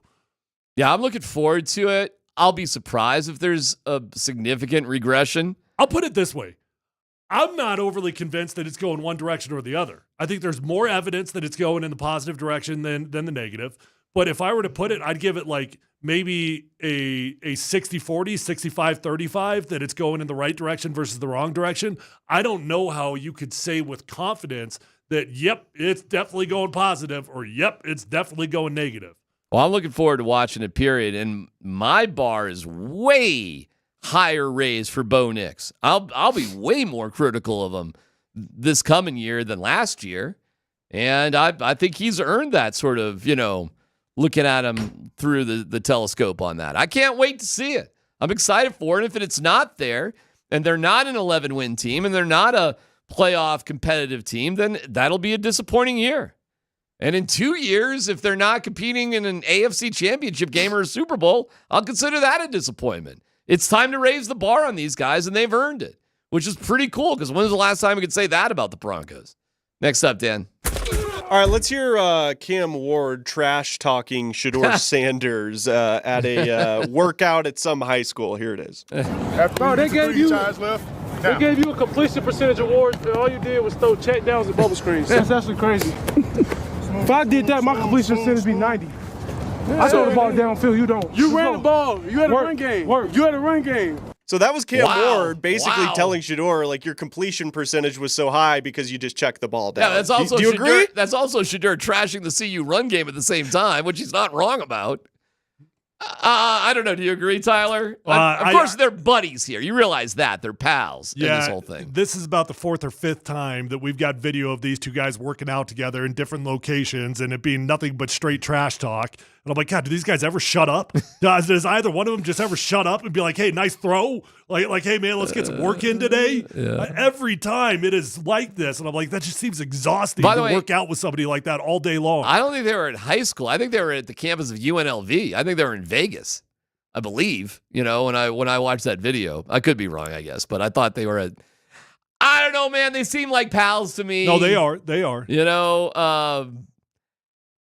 Is Shedeur Sanders' stats a result of a lot of safe throws? Well, I mean, probably, yes. But that's fine. But here's where I struggle with the whole Shedeur Sanders conversation. I feel like Shedeur threw the ball down the field all the freaking time. Me too. All the freaking time. Agreed. I mean, every game you had 5 or 6 completions of 20-plus yards. Every freaking game. So, yes, the percentage is probably skewed. Just like Bo Nix, by the way, who is the most accurate quarterback in the history of college football. How did the Oregon Ducks play ball? Behind the line of scrimmage. Nobody had completed more behind-the-line scrimmage passes than Bo Nix. So, sure, it's a fair statement, but is it a reflection on whether the dude can push the ball down the field or not? I would say no. Do you think Shedeur, is there any scenario where he goes later than 6 to the Raiders? Probably. Really? Yeah, I think there's scenarios for everything. Okay. Is there a scenario where he drops out of the first round? No, hell no. Okay. All right. So there's some sort of limit there. Sure. Next up, Dan. All right, lastly, fellas, Jordan Schultz, who is a Fox Sports NFL insider, is reporting that Bengals superstar wide receiver Jamar Chase will command over $40 million per year on a long-term deal. So here's my question. Is it worth paying any wide receiver $40+ million a season? It's all relative. They are raising the cap. It's going up again. They announced that today. It's all relative. Is it worth it? It's about percentages. So the real question is what percentage of money should go to any particular position, Tyler? And this is where right now the value of the receivers is clearly over cornerback. And that's just what the NFL tells you. Look, I don't know how many years it's going to take for me to be right on this hot take, but I'm going to be right. I'm going to be right eventually. They're going to hit a bubble with these wide receivers. It's like you in the housing market. It's asinine. It's absolutely asinine, and I would actually say no, it ain't worth it. It is not. The amount of quality football players, you guys do realize wide receiver is the most dependent position on any football team. Single-handedly the most dependent football position. I have a hard time valuing that way more than an edge rusher. I have a hard time valuing that way more than a left tackle. Mm-hmm. So are wide receivers valuable? Yes, because they score points. But this bubble is going to come, and I think it's going to come aggressively when it hits. Dr. Paul Brewery is looking at you like, if I could short it, I'm shorting the hell out of that baby. That's right, baby. That's right. There you go. I don't know what to say, man. It's going up. There's a dozen or so receivers that make more than $28 million a year. There's like 5 or 6 of them that make more than 30. That's freaking quarterback money. Wow. But what's quarterback money going to be? I mean, we are going to get, you're going to get a $70 million quarterback here probably in the next 5 years. The cap keeps going up. The interest in football is through the roof. Everybody is making cajillions of dollars here. They're going to add an 18th game. They're going to stretch out the season even longer. You just set a record for Super Bowl advertising, and you had the most eyeballs on the Super Bowl that you ever had for a game that on paper wasn't even all that interesting. History would tell you the teams that pay the wide receivers the most, they don't win Super Bowls. Now, the Eagles just won. They pay A.J. Brown. What's he AJ makes, getting he paid? makes 30 plus, something like that. He's up there. The Chiefs, the Chiefs aren't, who are they paying? They're not really paying anybody, are they? The Chiefs, they're paying Patrick Mahomes, who they're paying. They're paying Chris Jones. They paid Travis Kelce. What do you see for A.J. Brown? Oh, it's confusing. Yeah. $18 million was the cap hit. That ain't 30. He's up there. That's pretty reasonable. That's well, less than Cortland Sutton. What's he make this year? Like, what was his cash this year? What was his salary? What's his average salary? Whatever. I mean, next year his cap hit's 23.4. Okay. That's pretty reasonable. So he's a bargain. Now you're getting me to highest paid wide receivers. Well, you got him on a bargain then. I thought he was up there. No, but the part where it gets confusing was signing bonuses and everything. Oh, okay. I was just going like, average per year, that sort of thing. Well, cap hit. I mean, that's the simplest way to look at it. Because the cash really doesn't matter. It's the cap hit. Wide receivers. They're a fun group. Oh, all right. Well, okay. I mean, this list here, the total value of the contract. I mean, I know we're getting into some semantics here, but Justin Jefferson on this one that I'm looking at from overthecap.com, Justin Jefferson, total value $140 million, average per year $35 million, total guaranteed $110. CeeDee Lamb, $136 million total value, average per year $34, total guaranteed read the fully guaranteed, not the total guaranteed. A.J. Brown, $96 million total value, $32 a year, $84 million total guaranteed. No. Fully guaranteed $51 million. Yeah. That's the one that matters. Okay, so you're not looking at the average per year? No, I'm saying the total guarantee is a totally manufactured number based off injury stuff. So I'm just looking at the total value and average per year. He's the third highest paid guy. Okay. And then you got St. Brown on that one. If it's just average per year based on their contract, in order, Jefferson 35, CeeDee 34, A.J. Brown 32, St. Brown 30, Tyreek 30. Well, check out the top 10. Ayuk 30. Check out the top 10 guys and tell me how those teams did. Vikings playoff team, Cowboys garbage, Eagles Super Bowl champs, Lions championship team, Dolphins out, 49ers disappointing, Dolphins out, Jets garbage, Bears suck, Rams nothing, Eagles. Devontae Smith makes 25. So you got one Super Bowl champion and you got two playoff teams out of the top 10. So they're paying Smith and A.J. Brown and Jalen Hurts. How are they doing it? And a huge offensive line. You know how I know how they're doing it. I actually do know how they're doing it. They draft. They're awesome at the draft. Mm-hmm. They just have starter after starter who are draft picks. They hit on the draft. And they got a coach that's, survived and worked things out. You know what? It does go to show you, like, you want to give up a fourth rounder for CeeDee Lamb, you better be fixing on winning like this year. Because you're giving up years and years and years of a potential, you tell me what, at the fourth round. Somebody could help out for a long period of time. Right. High quality player. Right. For what? CeeDee for all I'm saying is Deebo Samuel for 2 years. All I'm saying is I'm standing on the teams that overpay for wide receiver generally doesn't work out. 30% of those teams. You got 3 out of 10 teams that were even playoff teams. All right, but in fairness, the Dolphins were in the playoffs last year. The Niners were in the Super Bowl last year. The Cowboys were in the playoffs last year. But I did start the conversation with winning the Super Bowl, not the playoffs. Well, I mean, you got all right, fine. What about being in the Super Bowl? You don't. I would say that counts. All right, so you got the 49ers, you got the Eagles. That was before they paid Ayuk. That when the Niners That's were in true. the Super Bowl. That's very, very true. You know what is interesting here? The Chiefs don't have anybody on this list. The Chiefs' highest paid guy, is that Marquise Brown? Could that be right? Wide receiver? Yeah. I mean, the Chiefs have nobody on this list? Well, what was Hopkins? Oh, Hopkins. I'm sorry. There's Hopkins. My bad. Yeah, Hopkins, $13 million per. Man, how did the Chiefs do it? Jeez, really? That list really Seriously. goes to show you Cortland Sutton's getting paid probably less than his value. Where is there's Sutton? Cortland's like number 20. I can't even count that far. Yeah, I'll go down 1, 2, 3, 4, 5, 6, 7, 8, 9, 10, 11, 12, 13, 14, 15, 16, 17, 18, 19, 20, 21, 22, 23. Holy cow. 24, 25, 26, 27, 28. 28th highest paid receiver. You can't tell me there's 28 wide receivers better than Cortland No, Sutton. you're right. You're right. If I'm looking, Now you understand why the dude wants to get paid no, more. I totally get it.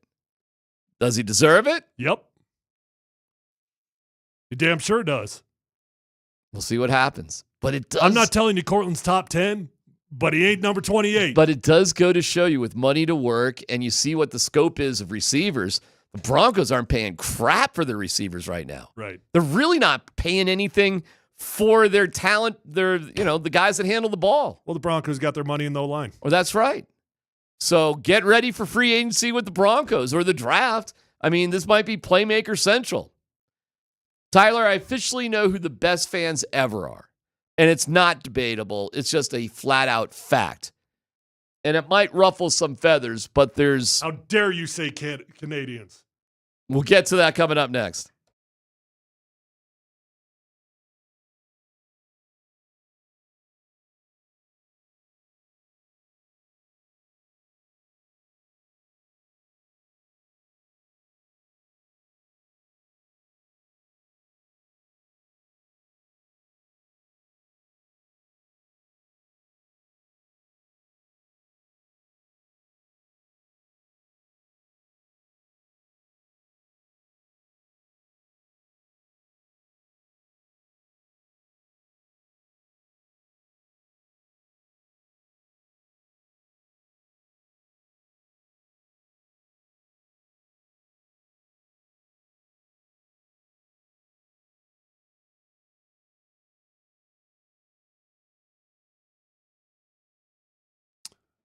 All right, guys and gals, if you're in the market for a new vehicle, don't waste your time. I know the weekend is just almost upon us, and you don't have to drive all over the state of Colorado this weekend looking for a new vehicle. Just go to Phil Long Ford. They're going to have the vehicle of your dreams. There's over 1,000 cars, trucks, vans, SUVs, electric vehicles, even commercial fleet vehicles on their lot right this minute. So we're talking about one-stop shopping, and you're going to get the best price. You're going to get the best deals. The incentive deals are fantastic. The interest rates are rock solid. And with an award-winning service department, once you buy that new vehicle from Phil Long Ford, keep it serviced over there. You'll have a beautiful ride for a long time. Guys, I built a long-term relationship over at Phil Long Ford since my rookie year in the NFL, and I keep going back because I always have a fantastic experience, and I know that you're going to do the exact same thing. If you haven't given a test drive to one of those electric vehicles, you're missing out. Feel free to shop from the comfort of your own home at phillongdenver.com.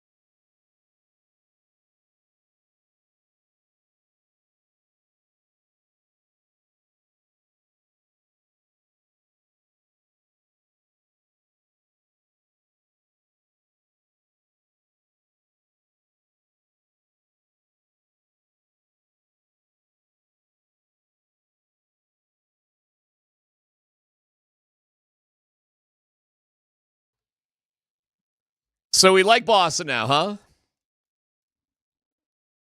We're rooting for Boston? Mm-mm. We're pro Boston here because of Team USA trying to play Canada and winning in Boston? All right, cool. It's fine by me. We could do all bumper music from Boston tomorrow if you wanted to. There's plenty of bands. Buddy. Let's relax a little bit. Like this is an American thing, not a Boston thing. But we are banning Canadian music. That's a fact. Do you know? Boy, that's a little trivia, little radio trivia for you. Have you ever heard of the Canadian content rule? No. True story. Okay, I'm going to guess. Okay. Let me guess, because is it like the CFL?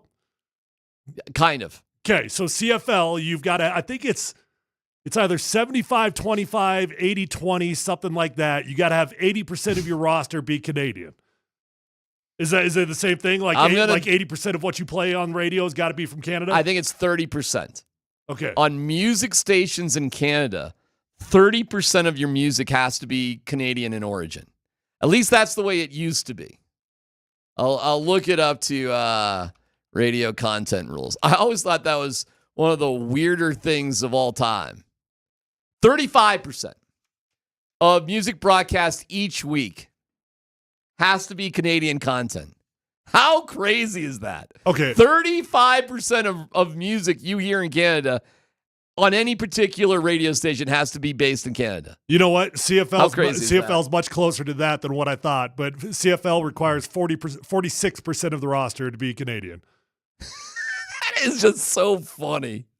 They do make an exception for classical music formats. Is that right? Well, you know. They don't have that? How many classical Canadian composers are there? Beethoven, Mozart, Dudley Do-Right. I mean, what are we talking about here? Don't forget, you can see at number 38 with our boy Raj. Tomorrow night, Four Nations Championship viewing party presented by Amsterdam Vodka. RSVP at nmbr38.com for your Avs ticket and Avalanche gear giveaways. That's number 38 in Rhino. I was out there on Saturday. It is awesome. Also want to thank our friends at Revitalized Health. You visit them at revitalized-health.com for sponsoring this fine program. We appreciate it. Nate and Andy are coming up next. We'll get their take on all the things that are going on. Happy birthday to Nikola Jokic. Is that right? How old is he? He is 30 years old today. Do you It's remember? all downhill from there. Do you remember turning 30? I do, because I retired at 31. Okay. So Jokic has got one more year. That's it. Enjoy it. I remember my 30th birthday. I was a little bummed turning 30. I was 30 kind of bummed me out. I'm turning 40 here pretty quickly. 40 to me wasn't that big of a deal. 40 was kind of meh. 40, that seems old. Yeah. By the way, the decade that nobody... I'm about to be 40? The most difficult decade of life, I truly believe, is your 40s. We started working together when I was 31. There you go. That's crazy. That's crazy.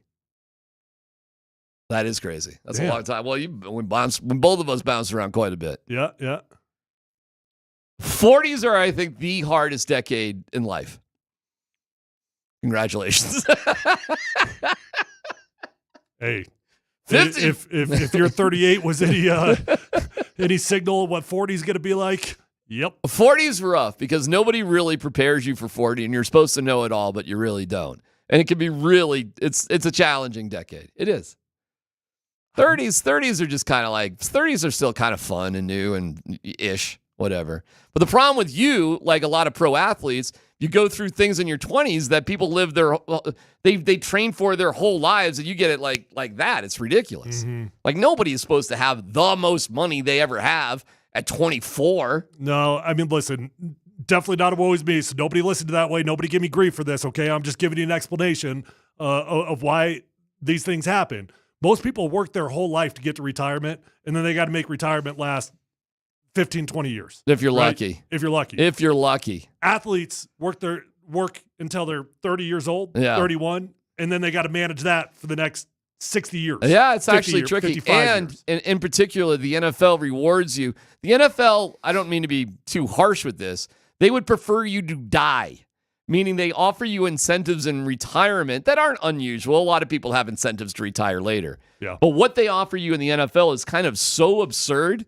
They're betting on you just dying before you ever really cash in. No, you actually have to make a choice. You can get paid more if you don't want to leave any benefits for your family.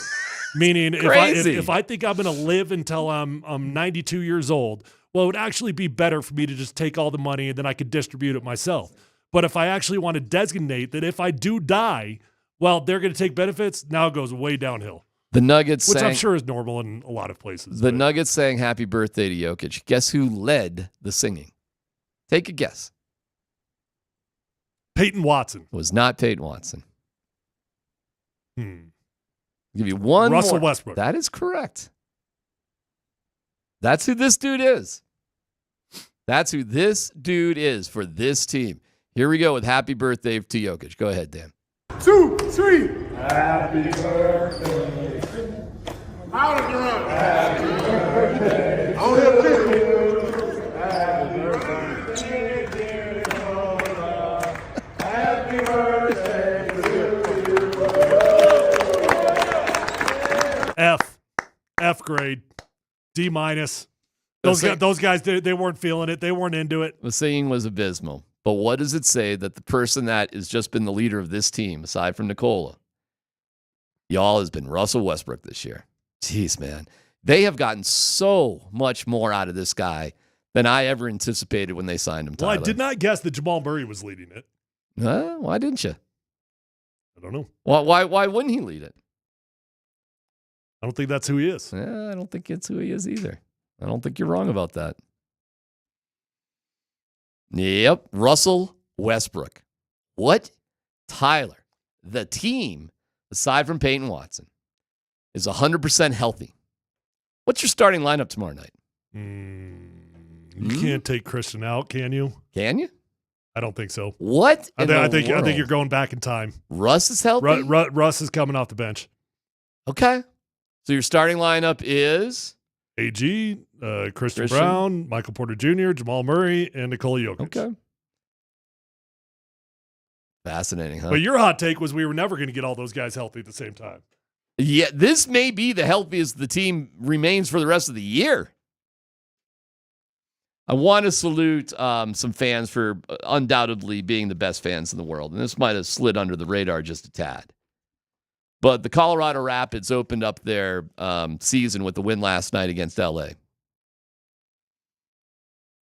Tyler, it might have been 5 degrees out at Dick's Sporting Goods Park. And I just want to say, and it wasn't packed, obviously.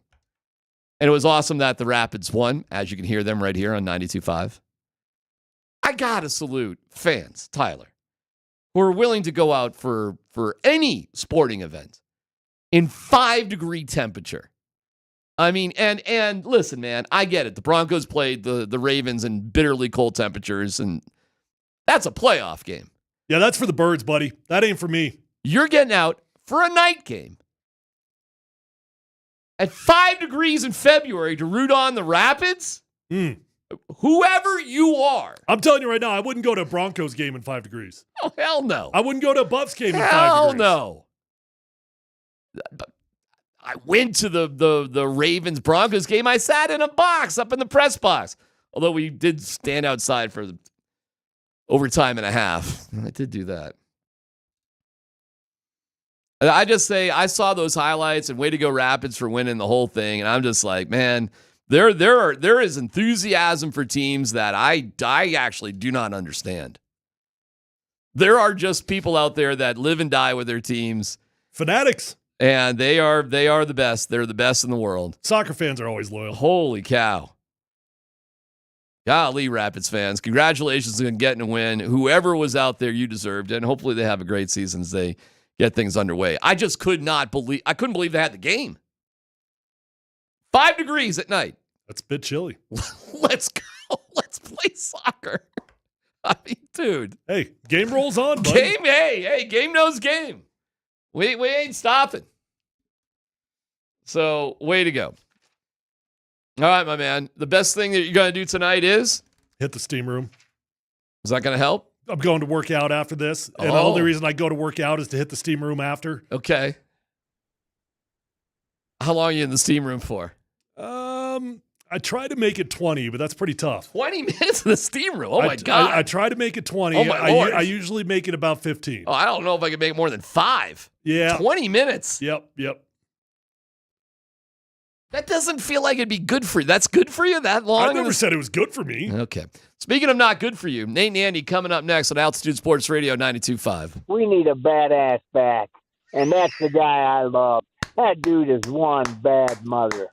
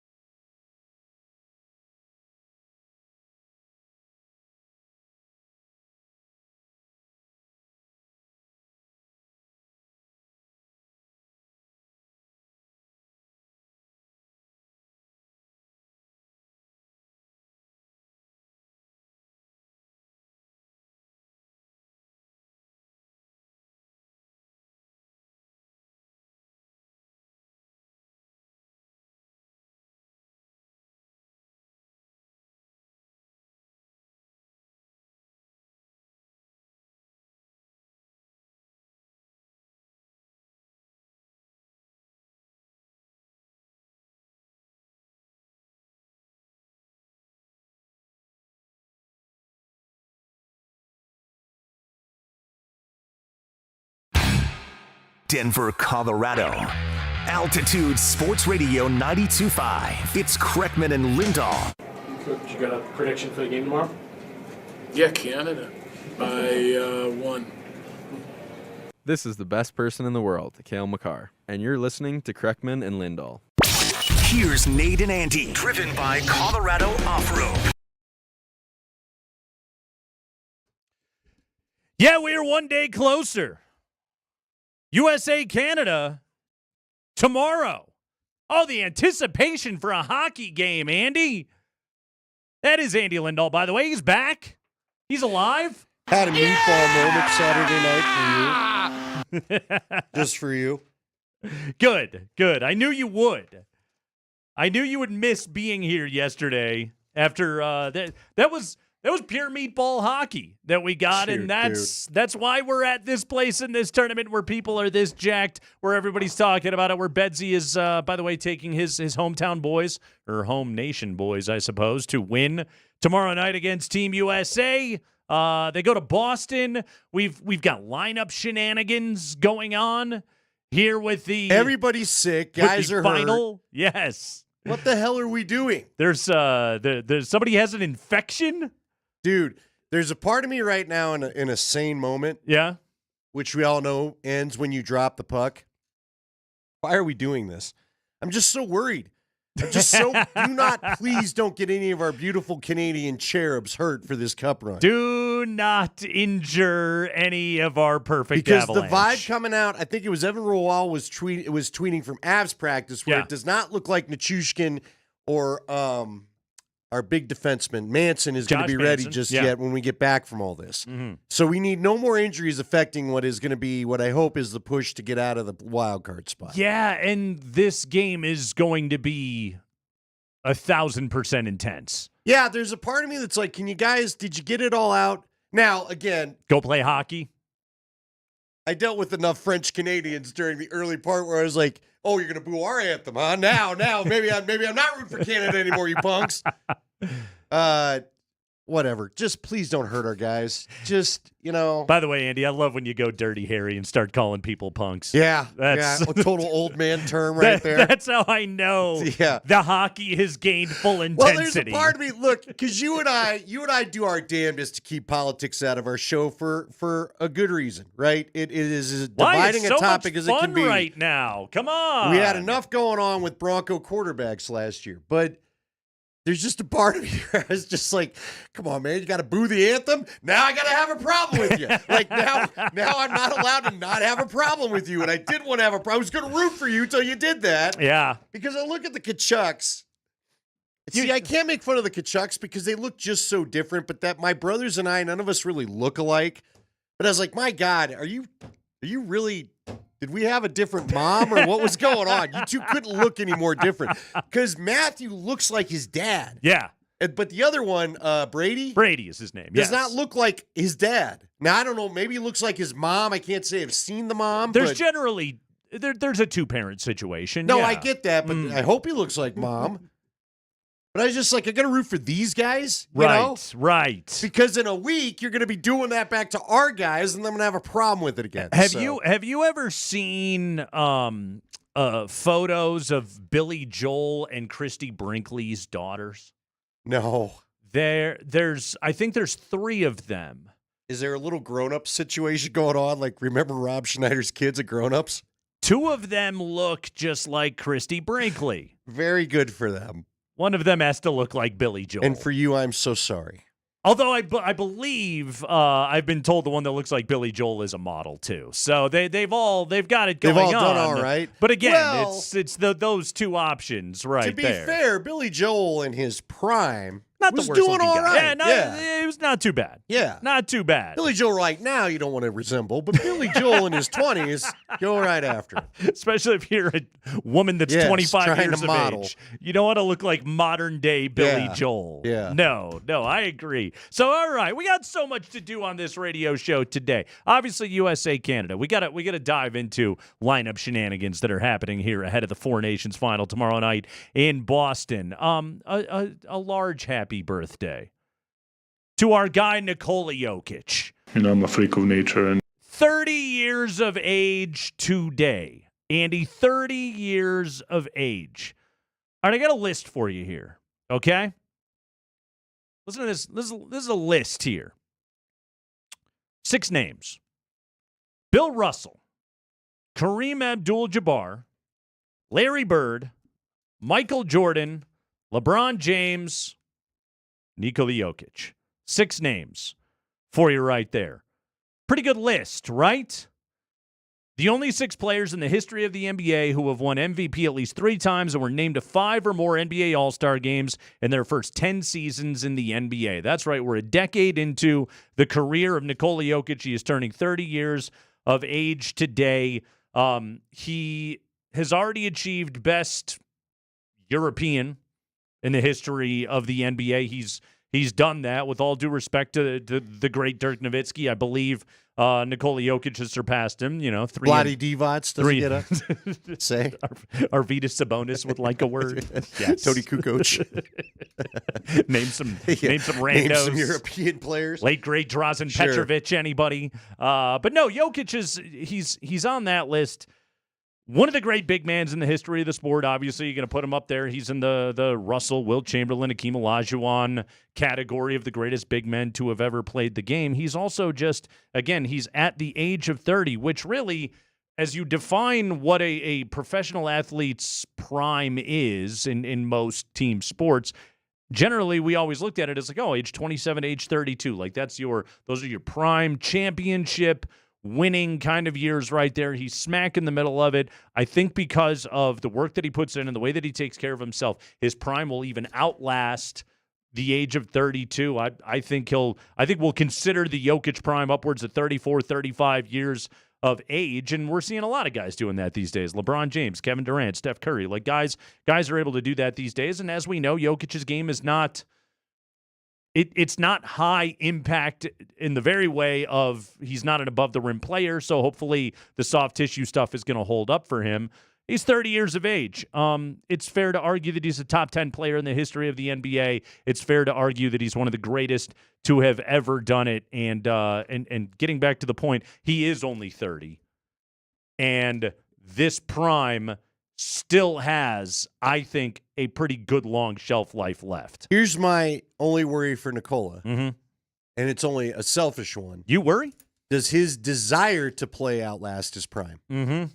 You know? Right. Do we get another 5 years of Nikola Jokic by your metrics? Right. Because I don't disagree that nothing in the game's going away. Nope. It's getting better. Right. He's getting better. He, to me, I always like the comp of Peyton Manning with him because Peyton Manning is still the smartest football player I ever saw as far as knowing what everybody was going to do before they did it. And I was lucky enough to watch it all live right in front of me on the sideline. It was unbelievable how he knew I'm going to throw it right here because everyone's going to clear. This is how the chessboard's going to work out, and my guy's going to be right there. That's Nikola Jokic. Manning's fastball lost some MPHs. It did not matter because he was putting the ball in a spot where you couldn't get to it. He was always just about a half second ahead of you. Nikola feels like he's at least a full second ahead of everybody on the basketball court, and I don't see that changing. The question becomes, has he made enough money and he just wants to go back to Sombor? Right. Am I out here on the United States? Here's the thing I will say, and I can't pretend for 1 second to be inside the head of the great Nikola Jokic. Watching NBA All-Star Weekend, seeing some of the videos that have come out from behind the scenes, him kidding around with Wemby, him making fun of Kevin Hart. Thank you. Thank you, Joker. Oh. But he seems to be enjoying it.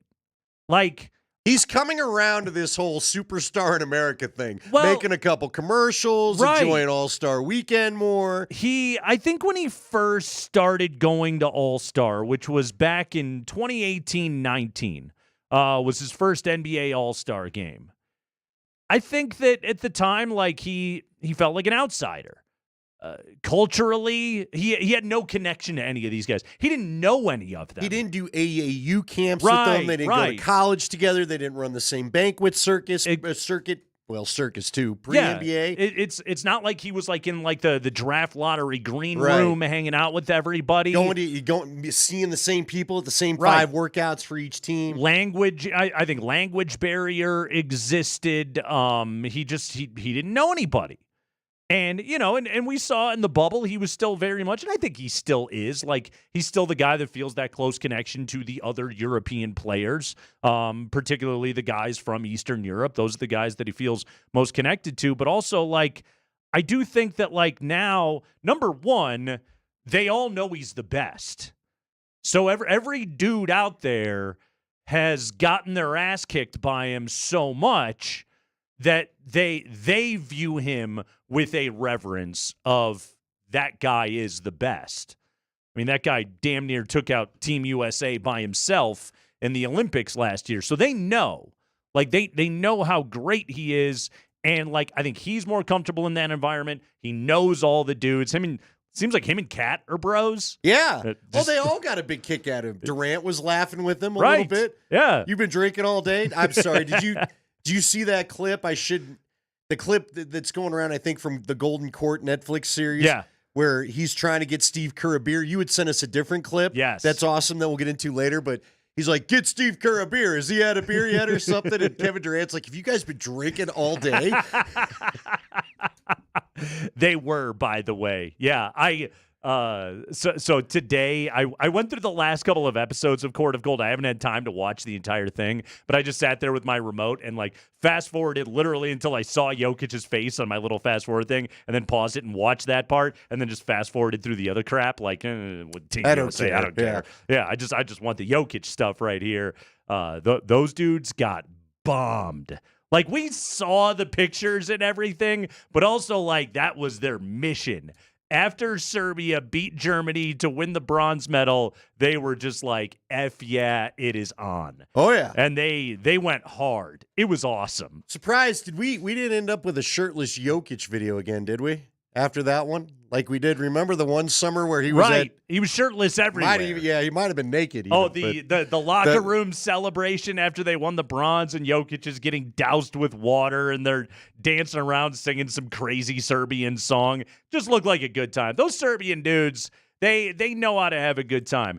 The Americans in that tournament, in the Olympic tournament, when they win the gold medal, it's just all relief. Yeah, they're like, thank God. Thank God we didn't blow it. We didn't let everybody down. Exactly. And the stuff from the semifinal game with Serbia, it's amazing content. I want to get into some of it today here on the show, and we're going to talk a lot about Nikola Jokic on his 30th birthday. But for Serbia, it's just like, oh yeah, like this is all a good time for us, you know? Like we aren't just here trying to survive getting screamed about by Stephen A. Smith on television. We're just here for fun. And they certainly seemed like they had a good time. They did, and they deserved to. Yeah. Because as you said, they were real close to pulling off an upset that nobody saw coming. No, it was funny. Like after Team USA won that game and they were all sitting outside the arena, like waiting for the bus, and the coaches had a cooler full of beer.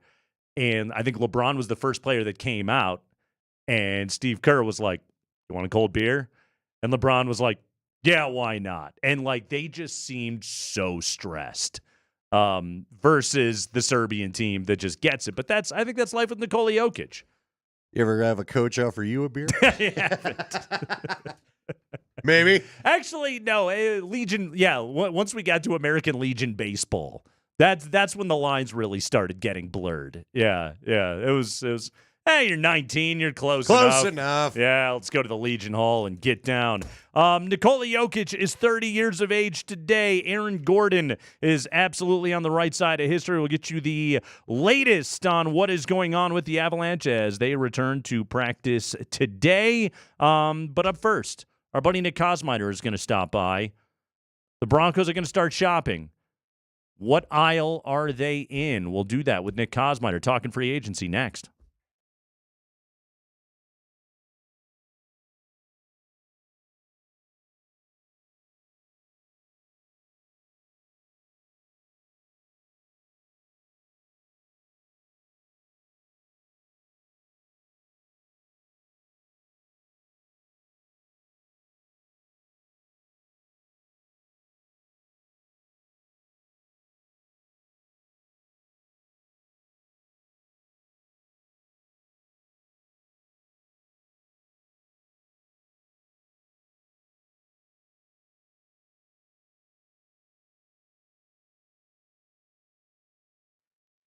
Hey guys, Andy Lindahl here for Colorado Off-Road. Are you in the market for truck or 4x4 accessories? Because if you are, you got to go see my buddy Jerry Jones at this great Colorado business.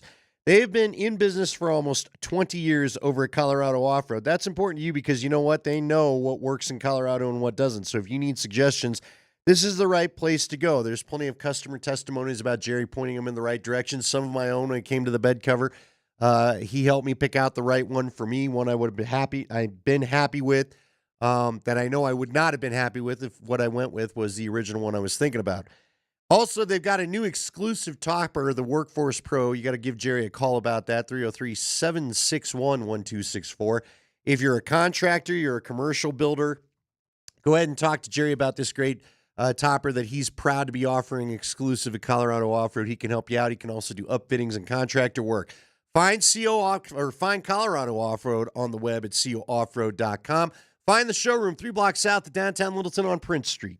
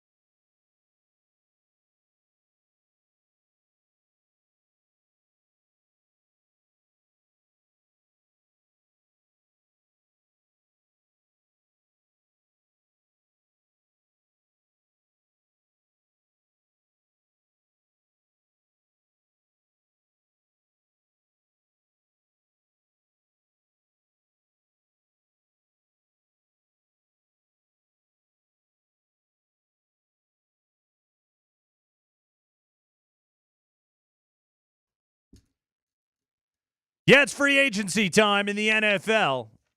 we're going to start legally tampering, and then we're just going to start tampering, and then finally they're eventually going to start signing dudes.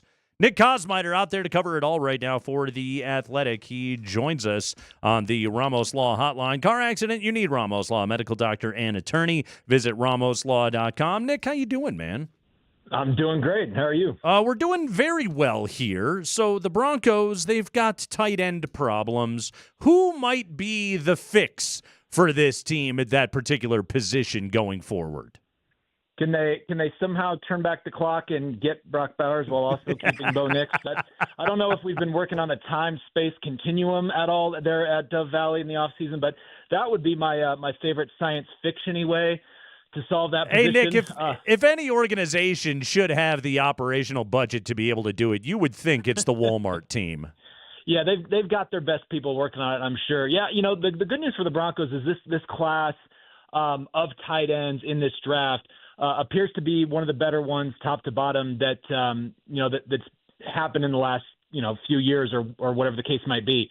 Obviously, Tyler Warren looks at this point to be the crown jewel of that position in this class, although we have to kind of go through all this pre-draft process.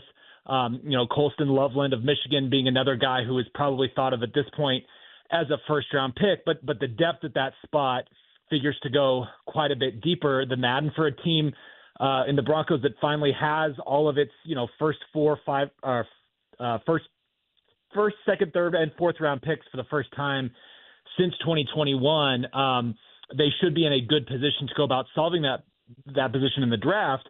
But then, of course, free agency comes first, and not necessarily the same depth in the free agency class as there might be in the draft. But they'll of course explore there as well. Wouldn't surprise me if they address this position in multiple avenues. Real quick, because I know we want to get into some of the Saints moves you talked about in your article yesterday, or maybe that was Monday. I'm losing my days already, Nick. But a little bump in the salary cap, a little higher than maybe they expected. I think, although we get to the point where the teams always expect some kind of bump, but we're going to be up, what did I see, about 275 on the high end, 271 on the low end, but we're looking at another, 20-some million in cap dollars. What would that mean for the Broncos? Well, I think the Broncos, to your point, Andy, have been expecting this. George Payton said at the end of the season that they were planning to operate with about $52 million in cap space going into the offseason. When you looked at, sites like Over the Cap or the NFLPA's internal data on salary caps at the time, you're looking at it and say, and it was about $32 million in space. Well, where are they thinking the extra money comes from? They knew that this was happening with the salary cap. So this has already been a part of what teams are planning for. Not obviously a big surprise internally. The bottom line is that the Broncos should have flexibility to do almost whatever they want. If you go back to the postseason press conferences or the after-season press conferences, the main message was, look, we went through the offseason last year needing to be, prudent and careful in the way that we spent money. Part of that was because of the dead money that they were taking on, but it was also part of wanting to get younger and embrace that sort of movement. They signaled last month that they want to kind of take the ethos of that into this offseason of, being really targeted in the way that they address roster needs and free agency. But, Greg Penner left open the door of if we need to be aggressive in a certain situation, we're going to be able to do that. So we'll see how things materialize with their list of needs and wants when free agency hits.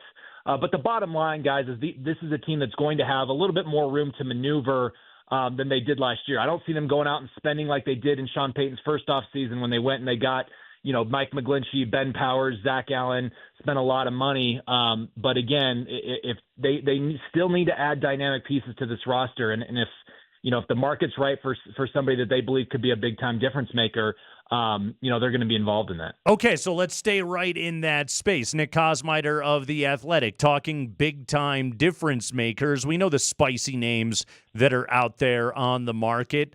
Nick, let's be dreamers here for a moment. If one of those marquee names were to potentially end up in a Broncos uniform, which do you think would be the winning move for Denver? Well, I just look at what they really need versus where there's some value available in free agency, and you look at a spot like safety. You know that they got Brandon Jones from the Miami Dolphins on a pretty economical contract last year, and he performed really well. But they need another player at that position, an upgrade at that position. And you look at a guy like Javon Holland. Reuniting Brandon Jones with Javon Holland, a guy who has been able to have a lot of versatility in the way that he plays defensively. A guy that Vance Joseph, I'm sure, would find ways to use in that defensive backfield. He strikes me as somebody that they could, go out and make a competitive offer for. Nick Bolton at inside linebacker. How about taking him away from the Chiefs while also giving you somebody that's a little bit more athletic in the middle, can do a little more things as a pass rusher and in coverage. Those are the positions where I think if you're really going to go out and make a move to get a difference making starter, those are the positions, at least in free agency, that I really think I'd be looking at.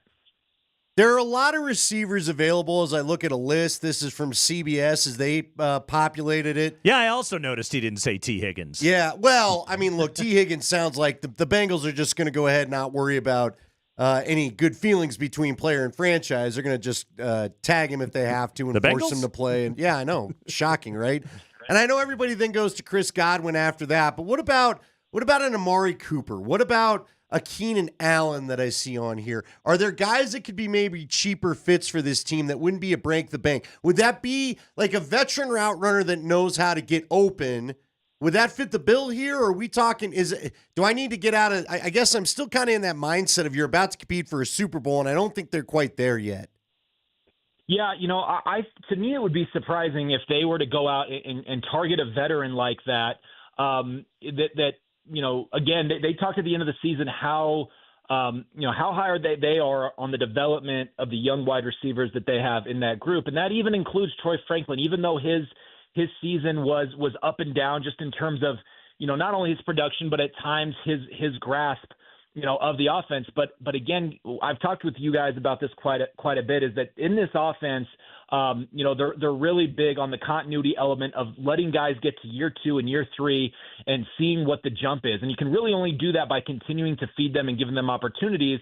We saw that with Marvin Mims in year 2, especially during the second half of the season, was, okay, not only is he starting to grasp what we do, but we are starting to grasp how he is best utilized. We add to his menu, and then we start to see the results from that. I think that they're kind of looking at Devon Bailey and Troy Franklin, and of course Mims going into his third year, of saying this is where our growth is going to come, and then perhaps you add another guy in the second or third round of the draft to keep pushing that group, to give you something new. The big question with wide receivers, I think more than external veterans, is going to be what you do with Courtland Sutton. I think the last time I was on with you guys, kind of talked about what a contract extension might look like. Calvin Ridley being a production and age comp, where he got a 4-year, $92 million deal. Even if they don't go the length of that term with Courtland Sutton, that could be sort of the neighborhood that you might be living in. And I think given his production last year, it's a what have you done for me lately kind of league. What do you project him being, in the next year or two? I think he probably warrants that. It certainly would on the open market. So, again, I think that's where their priority is going to lie wide receiver-wise. Sean Payton said it at the Super Bowl that he kind of feels good about where they are. So, again, I just don't necessarily see them being very involved, kind of in the top of that free agency class, even, top third of it, so to speak. Yeah, which I don't have a problem with. Boring. You overpay the first 24 hours. I know, like no top wide receiver. They're not going to make a splash. They're not going to be pursuing a quarterback. Like, the reality of it is that this is an off season that is not as like sexy as the ones that we've had in the past 5-6 years, of whether it's looking for a new coach, exploring the different avenues that they're going to take at quarterback. But frankly, like, getting to a place where you're boring and you're just sort of looking at how you're going to add to those all important margins. These moves are just as important as ever. Just not quite as sexy, and that's a product of getting your quarterback right and ultimately heading into the direction that they think they need to be going. Yeah, the Chiefs haven't had a sexy offseason in a long time. Yeah, I'd like to get there, you know what I'm saying? Let's go back to that article we referenced. It was Monday. It's the third listed on the Athletic app right now. I was reading it the other day before we get to Taysom Hill, who I think would be fascinating. Look, as I look at that top 25 list you and I were talking about, there's no tight ends on that top 25 list. So you think there's a New Orleans candidate, another New Orleans Saint could come rejoin with Sean Payton at the tight end position? Yeah, Jawan Johnson. Obviously he's a guy that was with Sean Payton in New Orleans to start his career, came in as a wide receiver in 2020, and then ultimately, kind of got convinced to move to tight end. And just his second year at that position in 2022, I believe, was third in the NFL among tight ends with 6 touchdown catches, over 500 yards. And then this past season, you'd have the numbers in there, Andy, but he set career highs in catches and yards. And again, not a guy that was necessarily at the very top of that position production-wise, but has 18 touchdown receptions over the last 4 seasons, and is a guy that looks to be giving you 500 to 600 yards, receiving 50 catches. Again, ultimately, they want to find a young player that has a chance to be a real difference maker at that position, but they simply at this point also just need an upgrade in terms of pass catching, potential at that spot. And so he's a guy, because of his familiarity, obviously not only with Sean Payton, but with some of the other coaches on this staff, matched with the need that the Broncos clearly have for the position. He was teammates with Adam Troutman. So there's a lot of reasons that particular, player could make some sense for what Denver's trying to do. What about Taysom Hill? Sell me on the idea of Taysom Hill in a Bronco uniform. Well, again, if you could just put on the tape of the game that he played last year against the you're gonna have to help me on the opponent, but where he essentially was serving in that wildcat role. He scored 3 rushing touchdowns, all of them coming from direct snaps under center. And I know you wouldn't want to take Bo Nix off the field very often, but I think for a team that at times has struggled with that short yardage game and short red zone area where they would like to maybe have a little bit more flexibility. Obviously, Sean Payton would figure out a lot of different ways to feature Taysom Hill and that sort of thing. Again, guy's 34 years old. The money would certainly have to make sense from the Broncos' perspective, because it's not a guy that's going to be your number one tight end. He's not going to be playing quarterback or anything like that. But the uniqueness of what he can do and Sean Payton's familiarity with it, that it all points to being able to have that guy on your roster and use him in some specific ways. By the way, it was the Cleveland game last year. Cleveland game. Right. 7 carries for $138, 3 tutties, including a 75-yarder. Pretty good game out of Taysom Hill in that game against the Browns. Nick Kosmeter is with us on the Ramos Law Hotline. Nick, I'm going to do the thing that you love, and I'm going to ask you about not the team that you cover at the moment, but the team that you used to cover. And that's the Nuggets. Nikola Jokic, 30 years of age today. If I'm not mistaken, you were pretty much there at the beginning to cover the career of Nikola Jokic. He comes in from Serbia. He eventually replaces Nurk in the starting lineup. And today he's the best basketball player in the planet. It is as unlikely a sports story as you're ever going to find.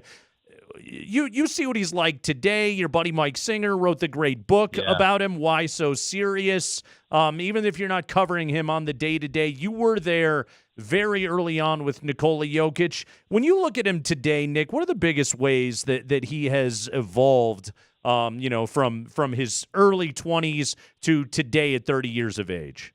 Well, I think for one, just his sort of comfort in that role, if not comfort, certainly like less of a reticence of accepting who he is and what that means. And I think that honestly has probably helped him continue to propel his career in the way that he has. I've told you guys this before, that the thing that will always amaze me about Nikola Jokic is his ability to raise the floor every time you think that he's as good as he's possibly going to be, because it just doesn't seem like you could get better.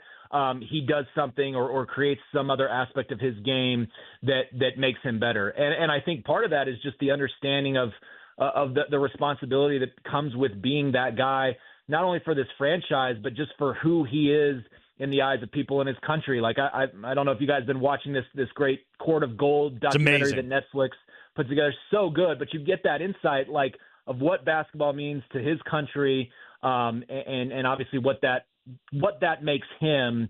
in the eyes of, of Serbians, and then of course, here NBA fans everywhere, most notably here. I think that's what's been cool about it, is just see him again, not without changing who he is, right? Like there's no difference in who he is, and there's certainly times where he's just over certain aspects of it. You saw some of that, like he was ready to get to the All-Star break, and then he gets there and he's like, what is this game? Right. There's still some of that, which is great. Like he continues to be who he is. But I just think overall, like you see from the way that he dresses, from the way that he talks, like he took that on in a way that you just to have that responsibility every single night and embrace it. There's not a lot of athletes in general that you ever see do it with such consistency. Acceptance of who he is and what that means. That's very well put right there. Because I do think that it's a big transition that we have seen for him low over the years. I still remember the time, standing there in front of him at the end of the season and him saying, "Oh no, this is Jameer Nelson's team." No, it's not, my guy. It's your team. Right. You are the best player around these parts, and now he undeniably gets that part of his job. Nick Kosmider, nobody does that job better than he does. Longtime Nuggets beat man, now covering the Broncos in the NFL for theathletic.com. Nick, well done as always, man. All right, fellas, be good. Talk to you soon. All right, Nick Kosmider. He is suggesting assorted ex-Saints that could be good here in Denver. I'm in for Taysom Hill. That's fun. Let's talk about it. I'm interested. You're not? I'm not so sure. Okay. you don't like the somebody getting tough yardage, short yardage. You don't think. The Well, Broncos, I mean, I'm hoping you're drafting. I think Ashton Genty can get you some tough yards. Not there at 20. No, not with the recent draft stuff. He's skyrocketing up the boards there, Nate. I'm gonna be stunned if he makes it past 10. Hey, I saw an article today that said the Raiders may skip QB and go 6 with Genty. That'd be fun, right? Just a team getting a little drunk on power and saying, why not? Let's go get our dude right now. Well, Pete Carroll probably remembers if I'd have given it to the running back instead of letting the quarterback throw. I mean, wearing another ring. That quarterback thing is, I'm not going to downplay it, but like you got to figure that out. You can be looking at a guy touching the ball 300, 350 times a year.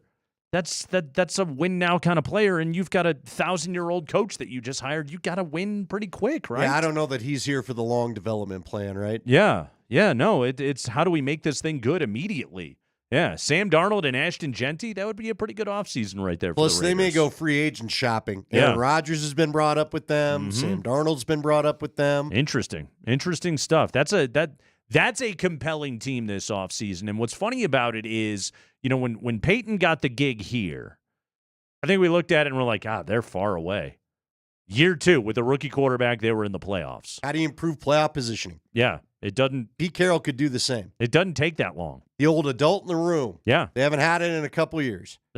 Chargers did the same thing. They went and got a real coach, and look at that. Holy crap, they're kind of good. It really does make a big difference when you have somebody in the building that knows how to build up that culture. Hey, USA and Canada in a championship game. Altitude Sports Radio wants to watch with you. Join Raj and Altitude Sports Radio at number 38 Thursday night. That's tomorrow night for a Four Nations Championship game viewing party presented by New Amsterdam Vodka. Live DJs, game sound, and more TVs than you can count. RSVP at nmbr38.com for Avs ticket and Avalanche gear giveaways. We'll see you at number 38 in Rhino tomorrow night.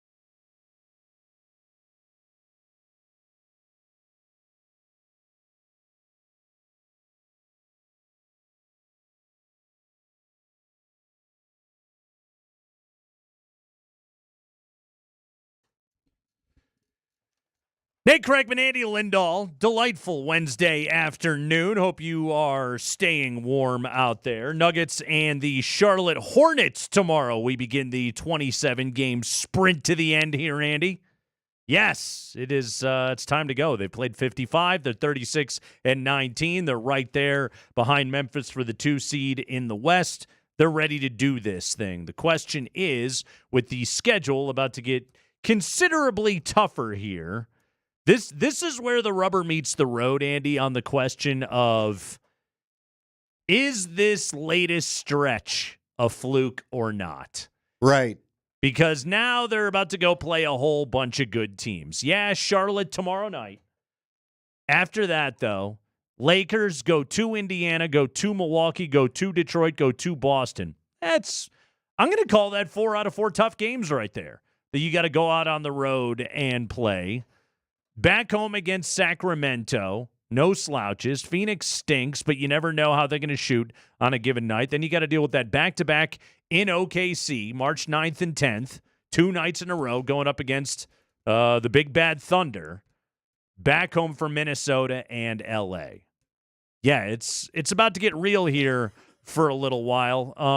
The question is, number one, how healthy are the Nuggets coming out of the break right here? And number 2, where should we set the expectations for this team as they come out of the All-Star break? Is this simply, in other words, a championship outfit that's just ready to put their foot on the gas? It's a great question. I don't know the answer to it. I really don't. This has been a wild, weird season. We've been up on them. We've been down on them. We've been all over the place. Again, another deadline without anything really coming to fruition because of the cap situation. Mm-hmm. So, look, I would tell you this. The ESPN folks, as they start to talk more basketball now, have been saying, don't sleep on this Denver Nuggets team. Nikola Jokic, everybody is, and they even brought it up and admitted it today. There's MVP fatigue with Nikola Jokic. But every year, he's playing a better year than the year he did before. Yeah. So the fatigue is not going to go away. As long as Nikola is playing at that level, as long as there's no nagging injuries, as long as his three-point shot continues to be what it's been all year and there's no evidence to say it's going to go away, then, yeah, I think you push for the number 2 slot. You try to avoid OKC. I don't know if you're constructed to take down OKC. That's my problem. They've got a lot of size. Sure do. A lot of shooting. Yep. And you'd have to have all your guys, like, again, I know you can beat them, and I think of that stretch you just laid out there, those back-to-back, you got to get one of the OKC games, don't you? You can't go losing both of them to OKC. It feels like not that you're going to catch them, but for a confidence thing. Yeah. For a hey, we know we can go in that building and beat those dudes. Yes. And look, OKC's kind of had the better of you for 2 years. Sure have. So It's kind of like Minnesota. What I brought up when they got boat raced by Minnesota that Saturday. Didn't feel good. Yeah. Go show those guys, hey, you don't have anything on us. Don't you be thinking this is yours anymore. Right. So we're the ones with a trophy of all these teams. Yep. Go show them that. Yes, I completely agree with you on that point. Go show those dudes. And again, the 2 seed is so critical for the Nuggets in the Western Conference playoffs because it allows you the possibility of just avoiding those guys as long as humanly possible. And guess what? Chet only just now came back from injury. He's known to be a little bit fragile. What if somebody else gets nicked up? The playoffs are an absolute grind. If you can get a perhaps weakened or vulnerable OKC team in the Western Conference Finals, it increases your odds of being able to beat those dudes. I do believe this team has everything it needs, especially if Aaron Gordon's healthy. Really, Nate, don't we have to watch the health of Aaron Gordon down the stretch? Sure do. Is that probably the most? Because Jamal looks like he's out of his funk. He looks like he's, as you laid out last week, early season Jamal showed up even though we didn't want it to, but it looks like he's back to the Jamal we know. As long as that sticks around, I think they're in every game. But Aaron Gordon's got to be healthy. Aaron Gordon is their toughness. He's their size. He's their defensive presence. They've got to have him. Yeah. Yeah, you have to have him. You have to have his toughness. You have to have his, to your point, his defensive versatility and his ability to be able to guard basically on most nights, honestly, like 2 through 5 on the floor. He's fully capable of being able to do that. Let's hear a little bit here from Aaron Gordon. So AG he's on the media tour right now because he's an underwear model. Good for him. Yeah, that's what AG is up to. which I can't believe they passed over me and Andy, but they did, and they decided they wanted to go with Aaron Gordon. Did you at least get a call? I didn't even get a call. It's I got to talk to my agent. Unbelievable. You have to hire one first, but yeah. Got to find that jerk first.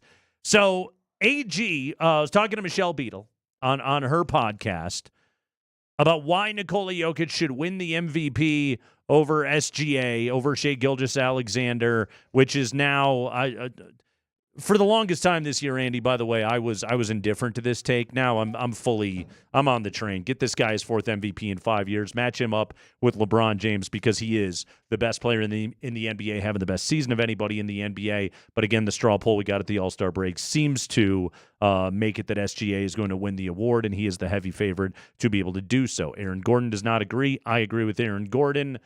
Here we go. I mean, you see the plus minus when he's on the floor and when he's off the floor. It's by far the best team in the league when he's on the floor, and it's ugly. You know what I mean? The other way around, as far as the statistics, or like as far as like the plus minus is going. That's coming around. We're fixing that. But at the same time, like, he got MVP last year. He's better this year. All of his numbers are up. He's shooting the ball better. He's averaging a triple-double. His numbers are better than Shai's. I get they're on a winning team, but like, come on, bro. He's doing it with 12 rebounds and 10 assists. Like, what are we looking at? We're looking at one of the most ridiculous.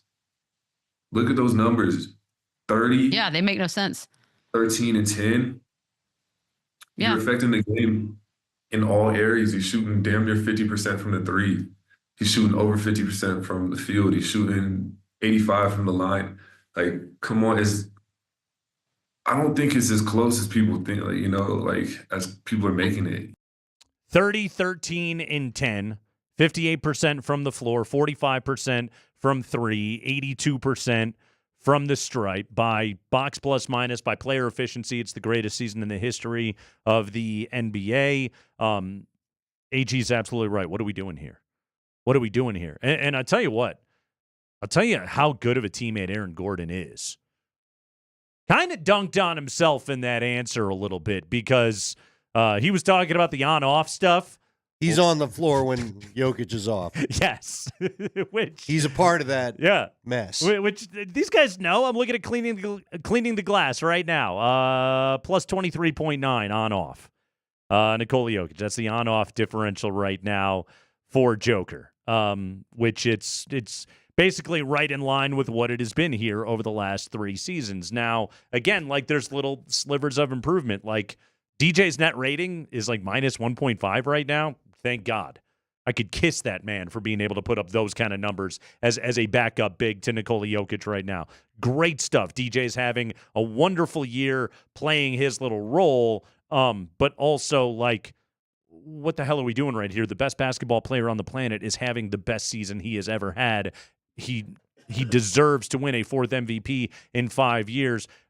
All the flowers in the world to Shai Gilgeous-Alexander, who has been nothing short of marvelous this season. But no, he's not the most valuable player of the NBA right now. Yeah, but he doesn't have the media machine behind him, and that's all there is to it. He's not going to get the media machine behind it, I don't think that that's completely true. And I only mean it in this way.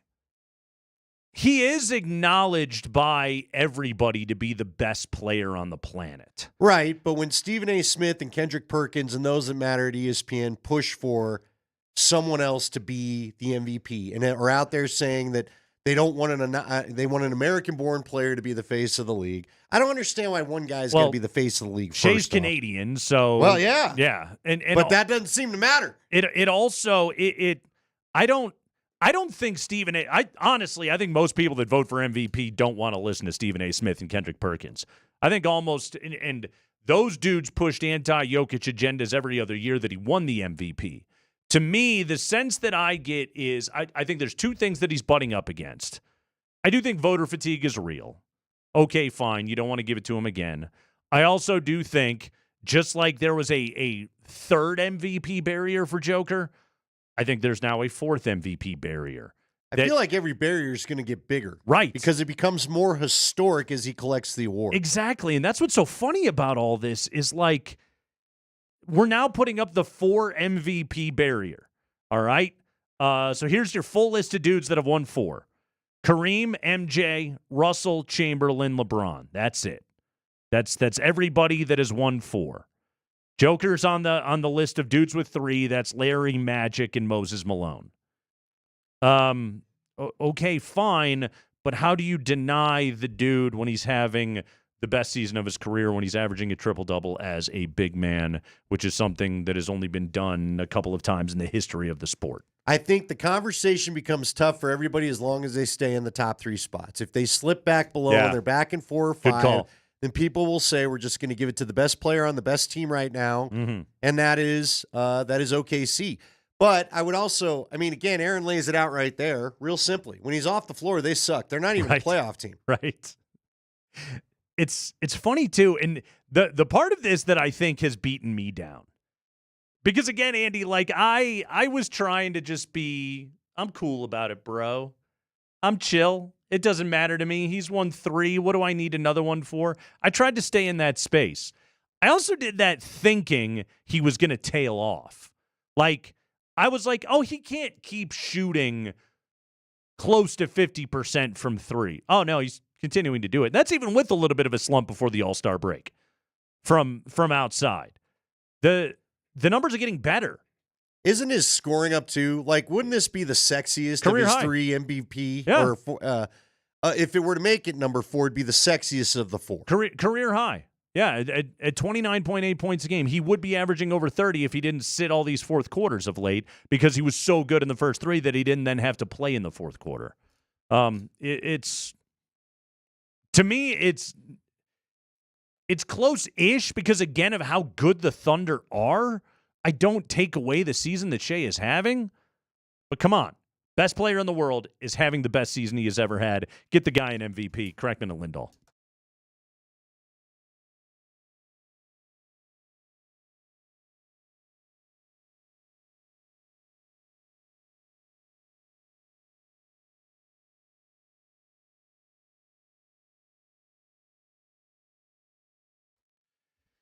Hey, it's Nate Kreckman for Roller Auction. Go to roller.bid and check out the selection of auctions that are available to bid right now, as well as everything that is coming up here in the near future at roller.bid. Right now, you can go to roller.bid. You can bid in their February 2025 government computers, police evidence, general surplus, and more auction. Oh, what's available in this auction, you ask? Well, guys, check this out. Genie Man lifts, audio equipment, automotive equipment, drones, generators, power tools, bicycles, sporting goods, landscaping equipment, IT and electronics, comic books and trading cards. That's right, calling all nerds.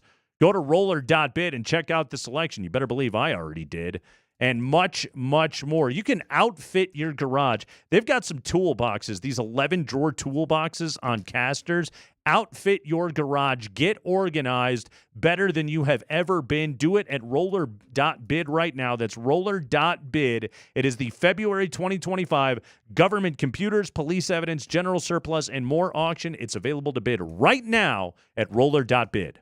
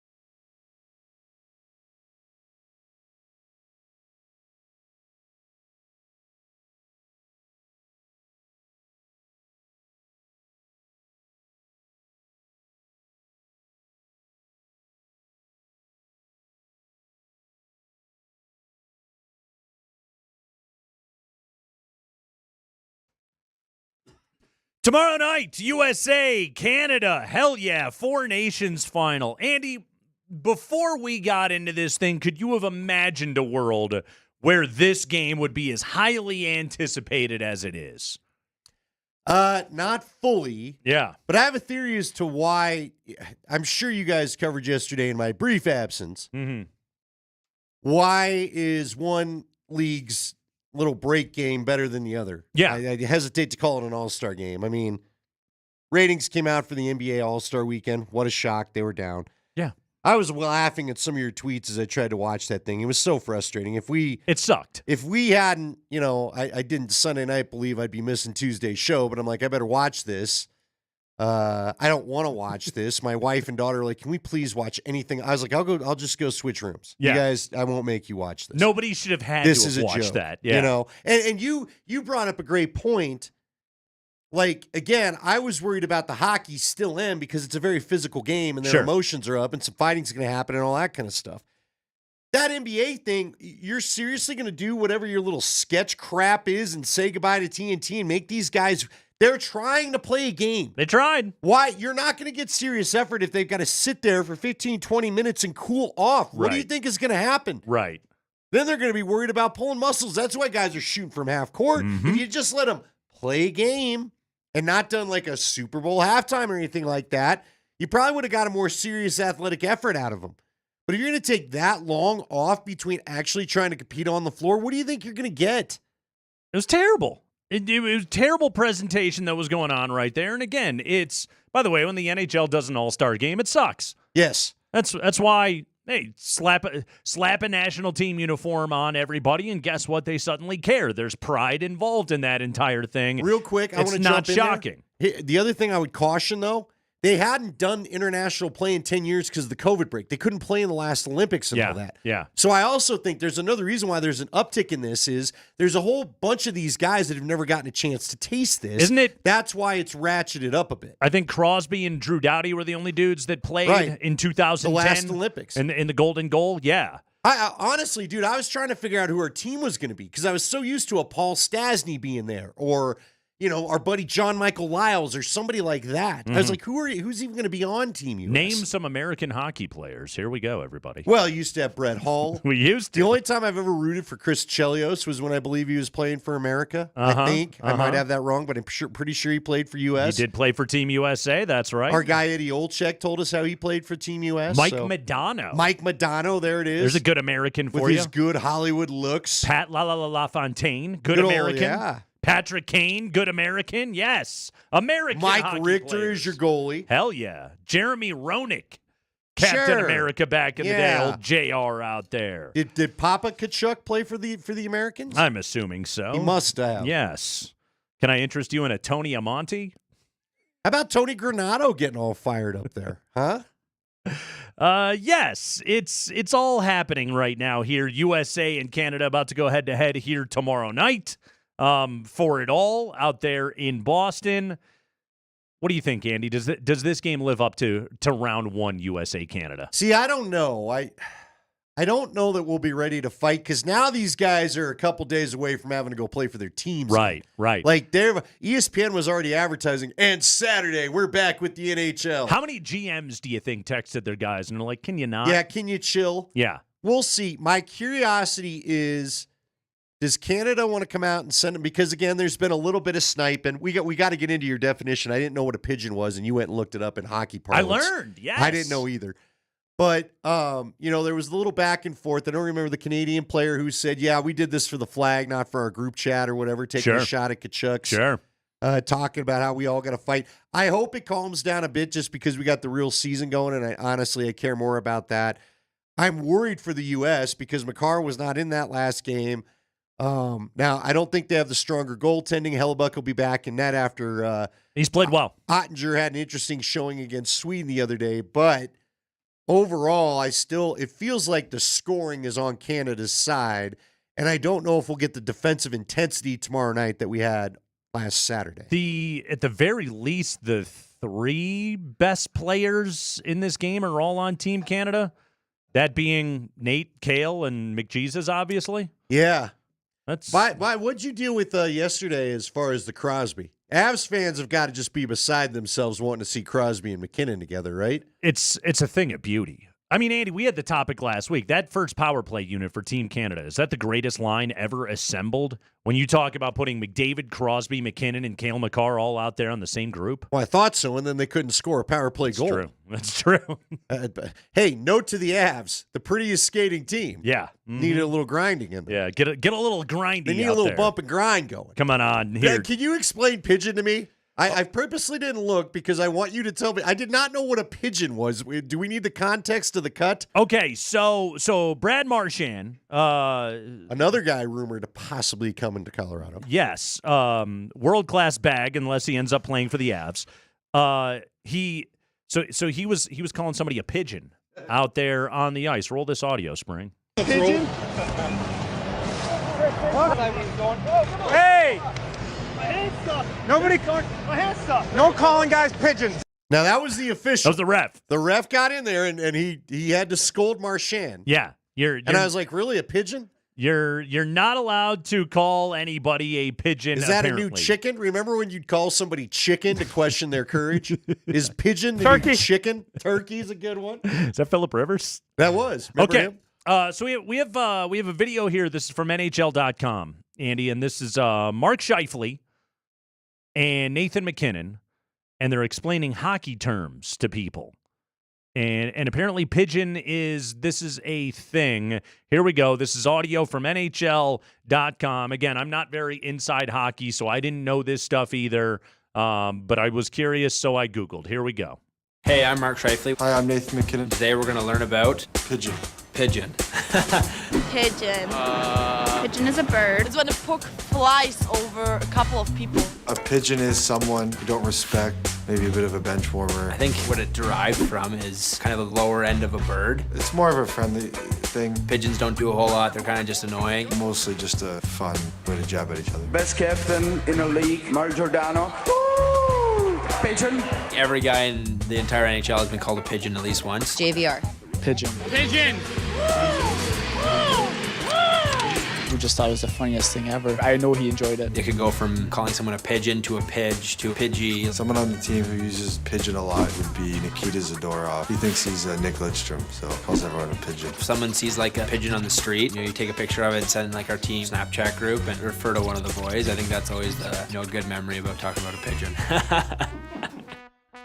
How about that? McKinnon and Nikita Zadorov, old pals. Calling him pigeon. Zadorov called everybody a pigeon. Pidgey, pitcher, pidge, whatever you want to be. According to flowhockey.com, a player who can't score on his own and relies on others to feed him the puck or pick up the garbage. Wow. Yeah. You could use a few of those, though. Let's be honest. Scrub, bum, whatever you want to call it. That's Shouldn't what they're be saying. here. Yes. Wasting our time. When they're calling somebody a pigeon. So I did not know it had such a negative connotation. I thought it was an odd insult when you first sent over the video, but I was like, there's got to be more than this. Yeah. Yeah, that's apparently a big no-no in hockey to call another guy a pigeon. That's it's time to throw the gloves. You're touching a nerve right there if you call somebody a pigeon. I did ask you, what bird would upset you? Chicken hawk? Flamingo? I don't think I'd like to be called a flamingo. What about a blue jay? I don't mind a blue jay. Blue Jays got problems of their own right now, by the way. Just pay Vlad Guerrero, you cheapskates. These Canadian bums, scrubs, pigeons, just getting outbid for everybody, and now they're going to lose Vlad. Unbelievable. Just pay your players. Why are the Dodgers the only team in baseball that understands? Pay your friggin' players. Ah, they're rich. Yeah, they get it. You have to spend money if you're going to win baseball games. Rocky's got Scott Alexander today, by the way. Yeah, I asked you. Is that going to be...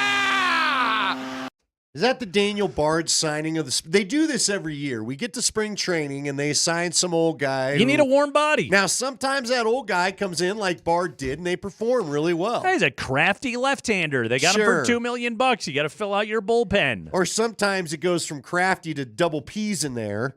The FT is double P's, and the guy can't get a dude out. I see what you did right there. Yeah. With pigeons do that. Uh-huh. Did you see... Pigeon. See their Pacoda projection? I couldn't break it all down.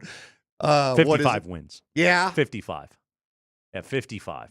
Oh! What's the worst in franchise history? I feel like we just keep heading south on these things. Yeah. No, they keep going downwards. What was last year? Wasn't last year 62 or something? Let's see. Will the home run... Didn't they have it was 59 a couple of years ago, right? Will the home run crown go to a guy that hits more home runs than they have wins?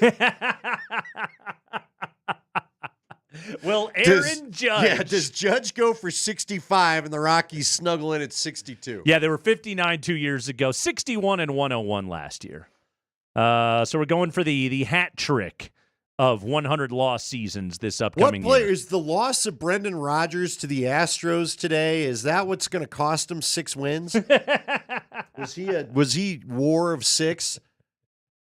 No Cal Quantrill. No Cal Quantrill again either. Yeah. Dude, the Brendan Rodgers thing. How? Also, their division keeps getting better. Yeah, it turns out. Yeah, that isn't good. Yeah, so they kind of got the Broncos problem a little bit. They're in the wrong division for not really trying to win baseball games at the moment.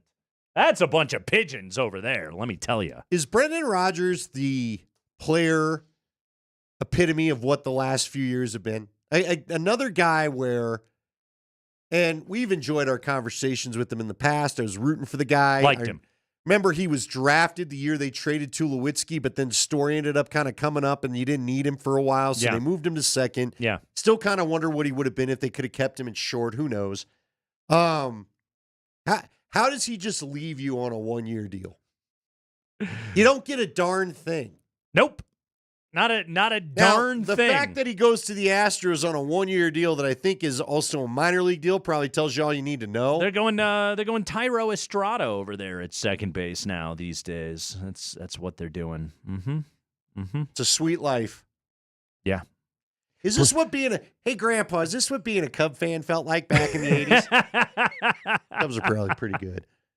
They weren't good, but they had dudes, Hall of Famers. Yeah. But that was the Rockies. You had Hilton, you had a Walker. It's true. You had Galarraga. Once upon a time. You had Alex Burks. Once upon a time. You had fun people to watch. Maybe Michael Tolio will be a Hall of Famer someday, kids. You'd like that, wouldn't you? I sure would. I sure would, Richard. You have no idea how much I would enjoy that. You call him by the proper first name. I do. That feels very corrective. That feels like yes, Richard. It's a tense conversation about to happen. Well, what's more insulting, calling him Richard or calling him the other name? Hey. You go by what you go by. That is very true. You very much go by what you go by. Hey, what's going on with Val Nichushkin? Is the Avalanche going to get back to work? Yes, there is other hockey. Jared Bednar gives us the latest there. You want to hear that next.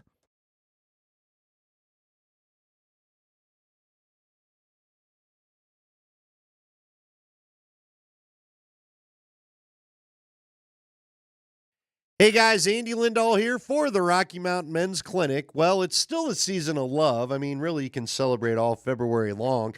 If you've got erectile dysfunction and you've not addressed it, then you're probably not experiencing a very long season of love. Let's be honest about it. But you don't have to suffer through this. You don't have to let it be a relationship destroyer. You don't have to let it hurt your confidence. And you don't have to let it affect you choosing whether to be in a relationship or not, or even have a mediocre sex life. Look, you can get solutions over at the Rocky Mountain Men's Clinic. They have treatments that work when pills and herbals fail with success rates well over 90%. And some treatments can have you lasting an hour or more. At the Rocky Mountain Men's Clinic, they've served the Front Range of Colorado for nearly a decade, and they've successfully treated tens of thousands of men. So schedule your consult today with the Rocky Mountain Men's Clinic. Your initial visit's $99. It does include a medical consult and with a Colorado licensed medical provider plus a T and PSA test. And if medically advised, you'll get a test dose. And if the test dose isn't working in the office, guess what? Visit's free. They have 5 locations throughout Colorado, so go and find the one closest to you. They even serve Fort Collins and the Springs. 720-440-7900 is the number, or go to the RockyMountainMen'sClinic.com.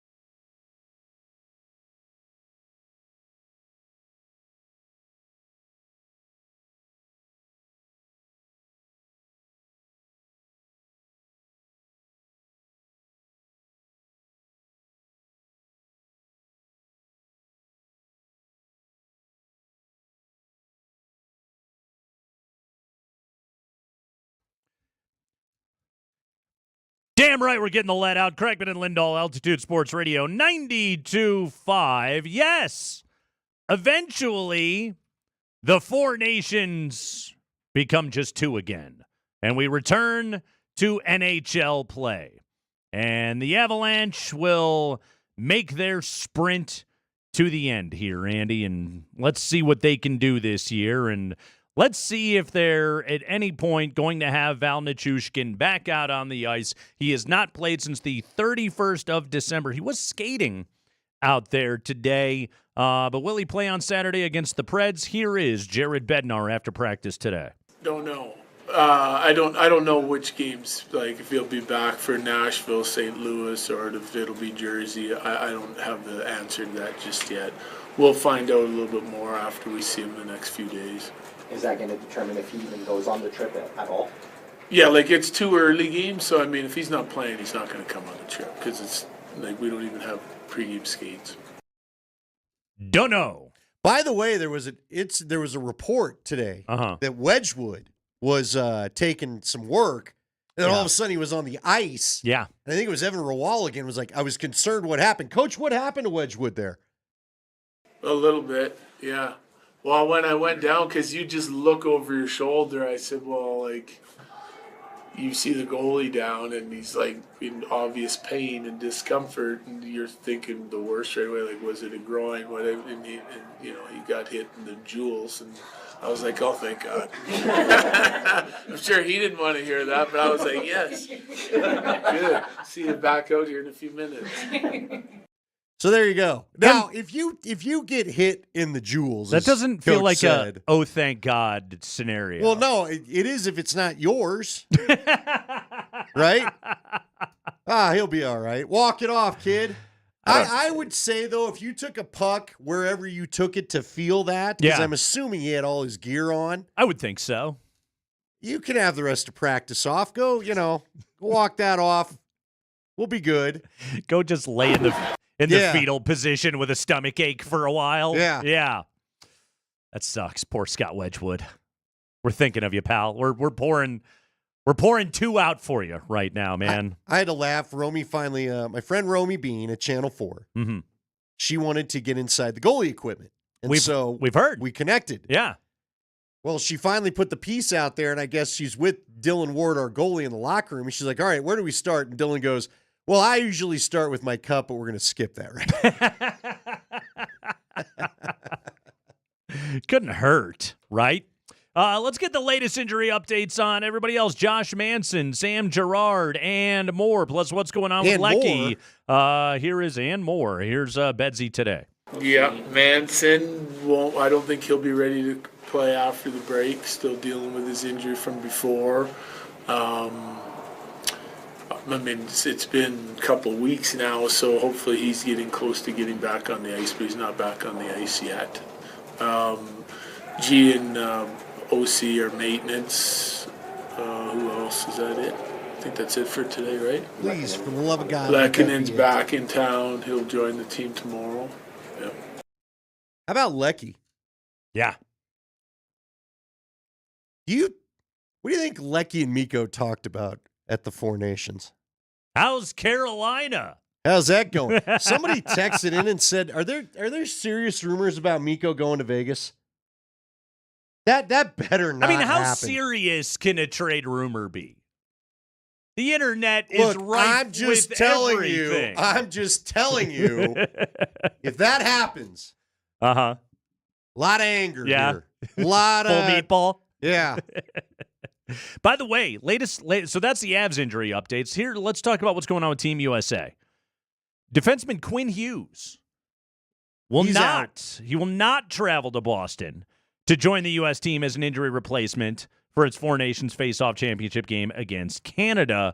Sources telling ESPN the Americans will have Buffalo Sabres center Tage Thompson and Devils defenseman Brett Pesky, I think. Pesci. It's not Joe. He's Joe's brother as injury insurance for Thursday night's Four Nations final. Hughes was expected to join the Americans for the championship game after Charlie McAvoy got an infection. However, That's not going to be the case. Hughes was obviously initially on the team, but then he had an oblique injury, so no, he's not going to play. Yeah, I don't know. The NHL has offices in Toronto and Montreal. I wonder why they're disallowing this. Was there some roster hijinks going on right here? Because what would have had to have happened was if Hughes was going to play, they would have had – you can only add an injury replacement if you dip below 6 defensemen. Right. So someone's got to get hurt and be out. Yes. Or I suppose somebody could have, I don't know, just pulled a Dangerfield and Caddyshack. Oh, my arm, it's broken. And then suddenly they're not able to play.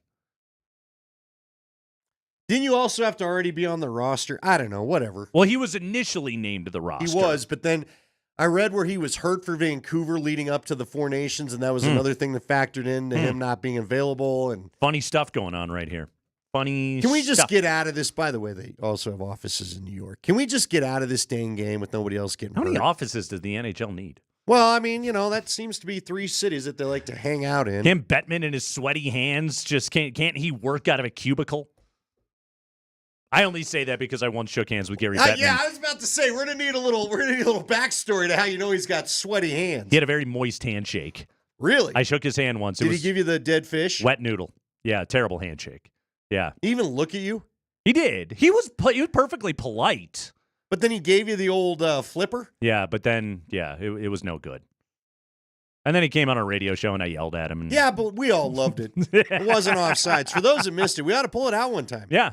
Maybe over the summer when we got nothing to do. Commissioner of the NHL tried to defend a garbage offsides call against Gabe Landeskog in San Jose. I wasn't having it. Yeah, I don't know. Get a high-definition camera instead of the Zapruder film, and maybe we'll be okay. Can't be that hard, right? Yeah. USA, Canada. Are you still – have you waffled on this, Andy, or are you still Team Canada? I don't know what I am anymore. Wow. I know. It's crazy. They got you, didn't they? I told you. Those Kachucks reeled you in, didn't they? No, I wasn't the Kachucks. No. You come after my anthem for no damn good reason. Oh, the song? Yeah, I don't know what it was. They just, Mm-hmm. I don't like Bennington. That helps too. Jordan Bennington in goal. Yeah. I enjoyed watching him get lit up. That's true. But our guy Nate, I'm rooting for our guy Nate. I'm rooting for our guy Kale. And I'm rooting for our guy Devon. That's right. Yeah. I just want to get out of this with nobody hurt. I'm a proud traitor to my nation, Andy. I'm Team Canada till you I like die. a maple leaf, do you? I do. Mm-hmm. That's right. I like Rush, I like maple syrup, and I like Nathan McKinnon, Cale Makar, and Devon Taves. I'm staying Team Canada. Are you a believer? I'm not flipping on this one. You know what I believe in? I believe in big number 29. I believe in number 8 and number 7 when you pair those guys up on the blue line. The best combination in the world. That's what I believe in. Do you believe that Pittsburgh will be taking trade offers for their guy Sid the Kid, who's now Sid the middle-aged Sid the middle-aged guy Sid who the Whitebeard had a really bad turnover that led to Dylan Larkin's goal. Yes. Although he did care. He didn't get moved down. He finished. Our guy Nate got moved off that line. Yeah, he finished off that Finland game. That's for damn sure. But yeah, none of the Kachuk stupidity. It didn't make me want to switch allegiances. I can't Sam go there. Bennett's bald head bothers me. I'm with my guys here. Did you? I didn't realize. So I watched Kachuk talk about it during the Finland game the other night. Yeah. I didn't realize that Sam Bennett and Matthew Kachuk are such buddies, and Matthew didn't realize that his brother was going to go after Bennett so feistily. That's what's so weird about this is like these guys are all pals. Yeah, well, yeah. Now you got to go back and be teammates with them again. Right. You know, it's awkward. It's fun though. Speaking of international play, Andy, the Court of Gold documentary 6-part series is out on Netflix now. And I was telling you last hour, earlier today, I did the thing. I went through the last 2 episodes where the tournament gets really good, the kind of the medal round. And I fast-forwarded until every time that I saw Jokic's face, and then I stopped, and then I watched, and then eventually the Serbia section would end, and then I would just fast-forward some more. Episode 5 of the show, and I watched a lot of this. It covers the semifinal game from last summer in Paris between Team USA and Serbia, when the Serbians had the double-digit lead going to the fourth quarter, And then Steph just kind of took over, and KD hit the big shot at the end, and Team USA came back and won the thing. Spoiler alert, I suppose, if you didn't watch the tournament and you're planning to watch the documentary, but the Americans won. The stuff is incredible. And the access that the crew got is really good. Some of the best stuff is from halftime of the semifinal game. The crew was in the Serbian locker room. And who is at the whiteboard coaching his dudes but Nikola Jokic? Okay?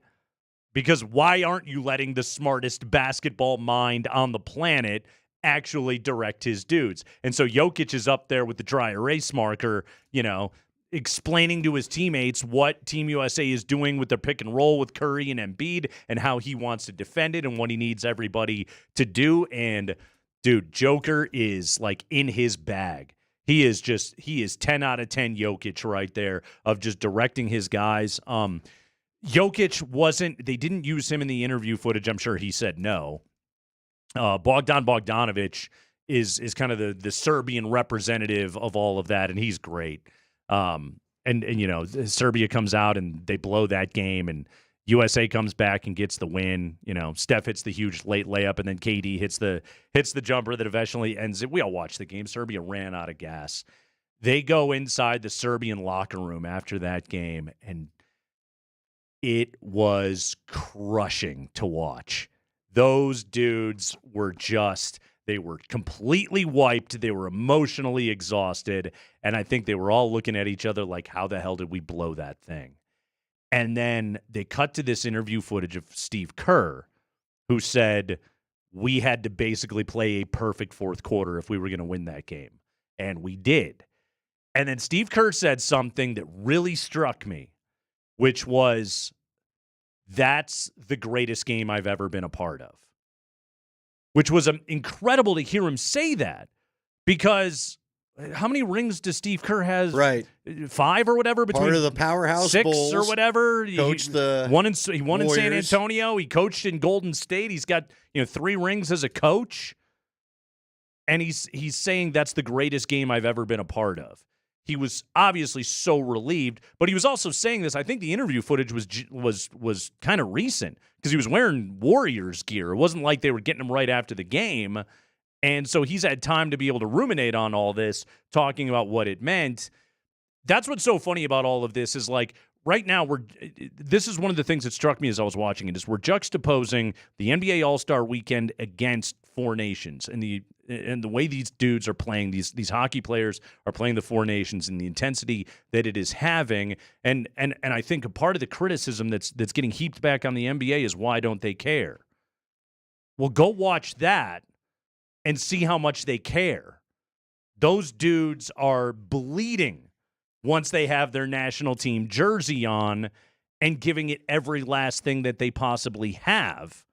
It's just, you're never going to get these guys to care about NBA All-Star Weekend. Well, and the other thing that I think is tough, I am old enough, old guy alert, I'm old enough to remember a time when we were in the underdog and everything, where the U.S. in the Olympics all throughout the 80s, we were going against the powerful Russians, and they had all their sport science and this and that, and our amateur athletes are off to face the world, and the iron block, and da-da-da-da-da. Air quotes, sports science. Right, yeah. Right. Go watch Rocky IV. A lot of that was being alleged. But I'm just saying that I remember when we were the underdog, and that's why this used to mean so damn much to everybody. You just talked about it right there with Serbia. Mm-hmm. What did that mean to them? Because they were the underdogs. Nobody thought they could do this. Now the U.S. we are just expected to win everything. Yeah.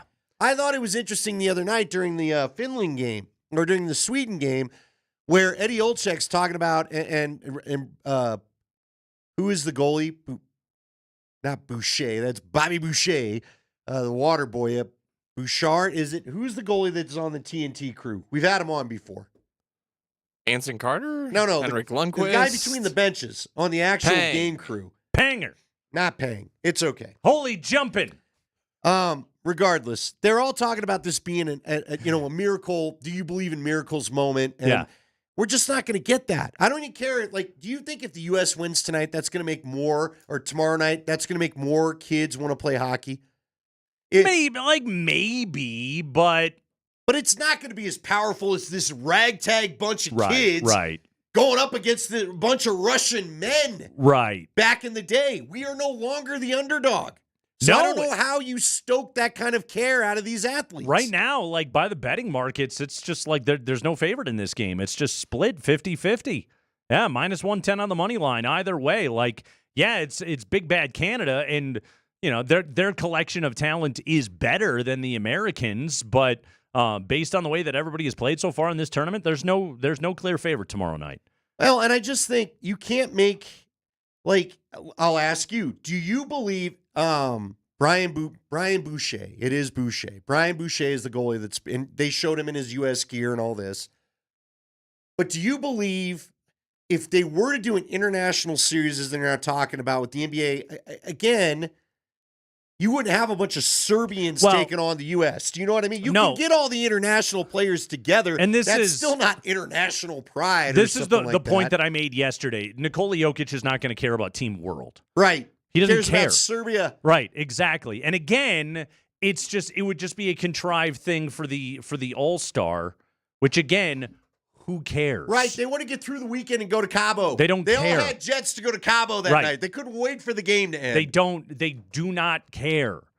And it honestly, man, all-star games are an antiquated sports notion. It really is. And we remember when we were kids and how powerful and big it meant to us when we were watching it, because I feel like it's people of our generation that whine about this stuff of you know, like remember, you know, I didn't grow up with cable, you know, so every summer, like I would sit and watch the baseball all-star game, and it was all the guys from my baseball cards came to life. Holy crap, it's Kirby Puckett and Cal Ripken and Don Mattingly and Dave Winfield and Ricky Henderson. They're all right there in the flesh, you know, and there's Bob Costas calling the Midsummer Classic, and it was so meaningful to me because I didn't watch these guys play. Like, the White Sox, I grew up in Chicago. The White Sox were on cable television. I didn't have Sports Channel. I would watch the Cubs on WGN, so I saw everybody from the National League, but the American Leaguers, I didn't know anything about them. Now, everything is accessible. The athletes are more and better compensated than they have ever been. So you can't pay them enough money to care. They don't give a flip about an exhibition. They're never going to. But again, if you're wondering, you know, does anything outside of what they do in the NBA matter to these guys? Go watch the Netflix doc right now. You can see how much it matters to those dudes. You can listen to what Kevin Durant is saying. You can listen to Dwayne Wade talking about being on the broadcast, Carmelo Anthony standing courtside and like directing pick and rolls from his seat in the stands, and the guys actually doing what he's telling them to out on the floor. Like, all of that stuff is very, very real because it's not contrived nonsense. Well, not only that, this is the last time this special group of players gets to be together. That too. They're all getting older. Yep. If you're a 20-year-old right now, feel free to text in 303-504-0925. But I can remember a number of NBA I remember Isaiah Thomas kissing it off the glass so Jordan could dunk it. Sure. Right? And they all wore their own uniforms, which I thought was cool. Yep. You tell me, if you're 20 to 25 years old right now, what special all-star moment do you remember? Because as the money's gotten bigger, the games have meant less, right, period. Right. And period. it's across sports. All of them. That's why the NFL was like, what are we doing? Why are we wasting our time with this? The only game that has a shot is baseball. Is baseball. Because you can't fake it. Right. Because you're just playing baseball. But even then, it's just like, let's mic up a guy and let's interview him during the game. I know. And then it's so weird because, like, remember the year they ran out of pitchers because we're pulling everybody after 2 innings? Yeah. Even baseball's not really trying to play baseball anymore. Exactly. So, again, get mad about NBA All-Star Weekend as much as you want to. Just remember, it's outdated. That was stupid, though. It was stupid. That was a stupid But I said it idea. yesterday. You want to fix NBA All-Star Weekend? Get rid of the game. No, I'm with you. Get rid of the game. I don't know what you thought was going to. What I loved was SGA. Did you see SGA getting mad at Kevin Hart? Yeah. Telling him to shut up? Oh, yeah. Wanted to kill him. Just get out of here, dude. Get Kevin Hart the hell out of here. Kreckman and Lindahl. Hey, we'll take a break. When we come back, Mavericks GM Nico Harrison. I read a profile on him. You think you don't like him now? Wait until I tell you something else about that guy that you have to hear. That's next.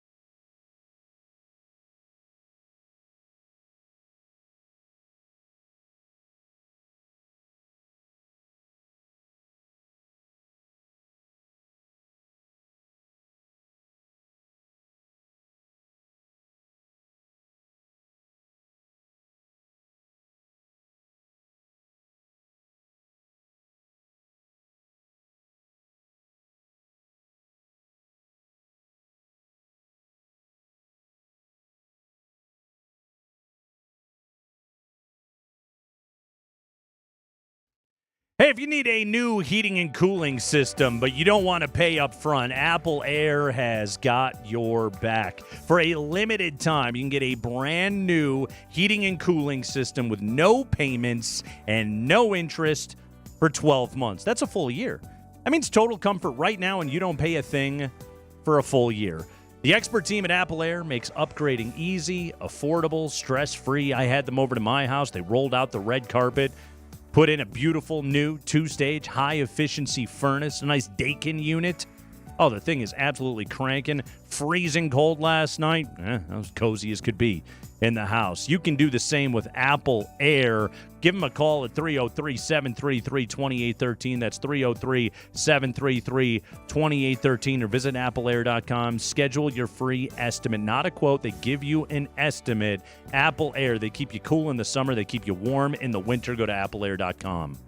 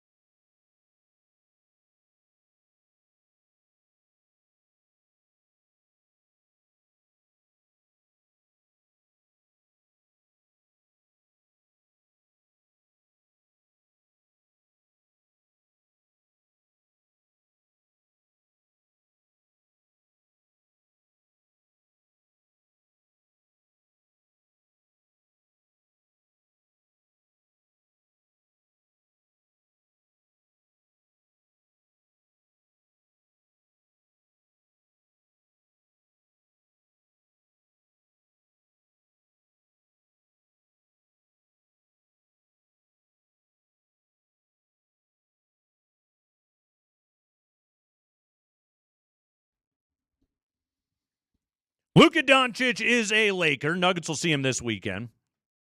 Nico Harrison is the general manager of the Mavericks. He continues to be hated by everybody.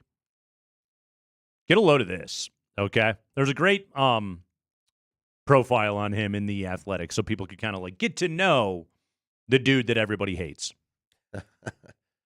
And it's not like a glowing profile, but it is sort of explaining, this guy's dedication and his drive and his desire to do what he thinks is best for his basketball organization, which is somehow trade away a future Hall of Famer that's 25 years of age for broken Anthony Davis. Again. Well, he's going to get Kevin Durant, so that'll that'll fix everything. Mm-hmm. But I want to read this, just give you a little portion of this, okay? So Nico Harrison, he worked with Kobe forever. That's how him and Pelinka got to know each other. That's why they negotiated that deal between the two of them. Didn't, open up the market to maybe get a better trade.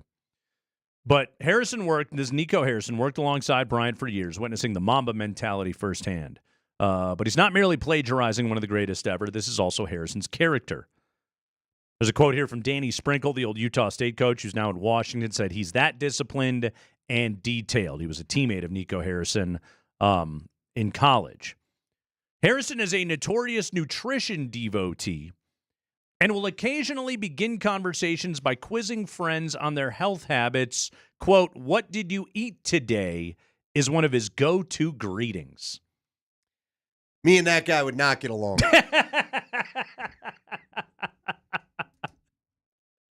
How would that guy how would he feel about your queso-based diet? He'd be angry daily. He would not be psyched about much, right?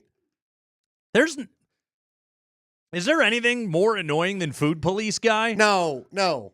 I respect and admire any diet that gets you in the place that you need to be to live your best life possible. Go for it, my friend. Well I am put. I am supportive of you. Well put. I don't want to hear about it, and I won't tell you about mine. Deal? You know what I mean? Yeah. Mm-hmm. What did you eat today? That's his greeting. That's got to be more annoying than what are you doing?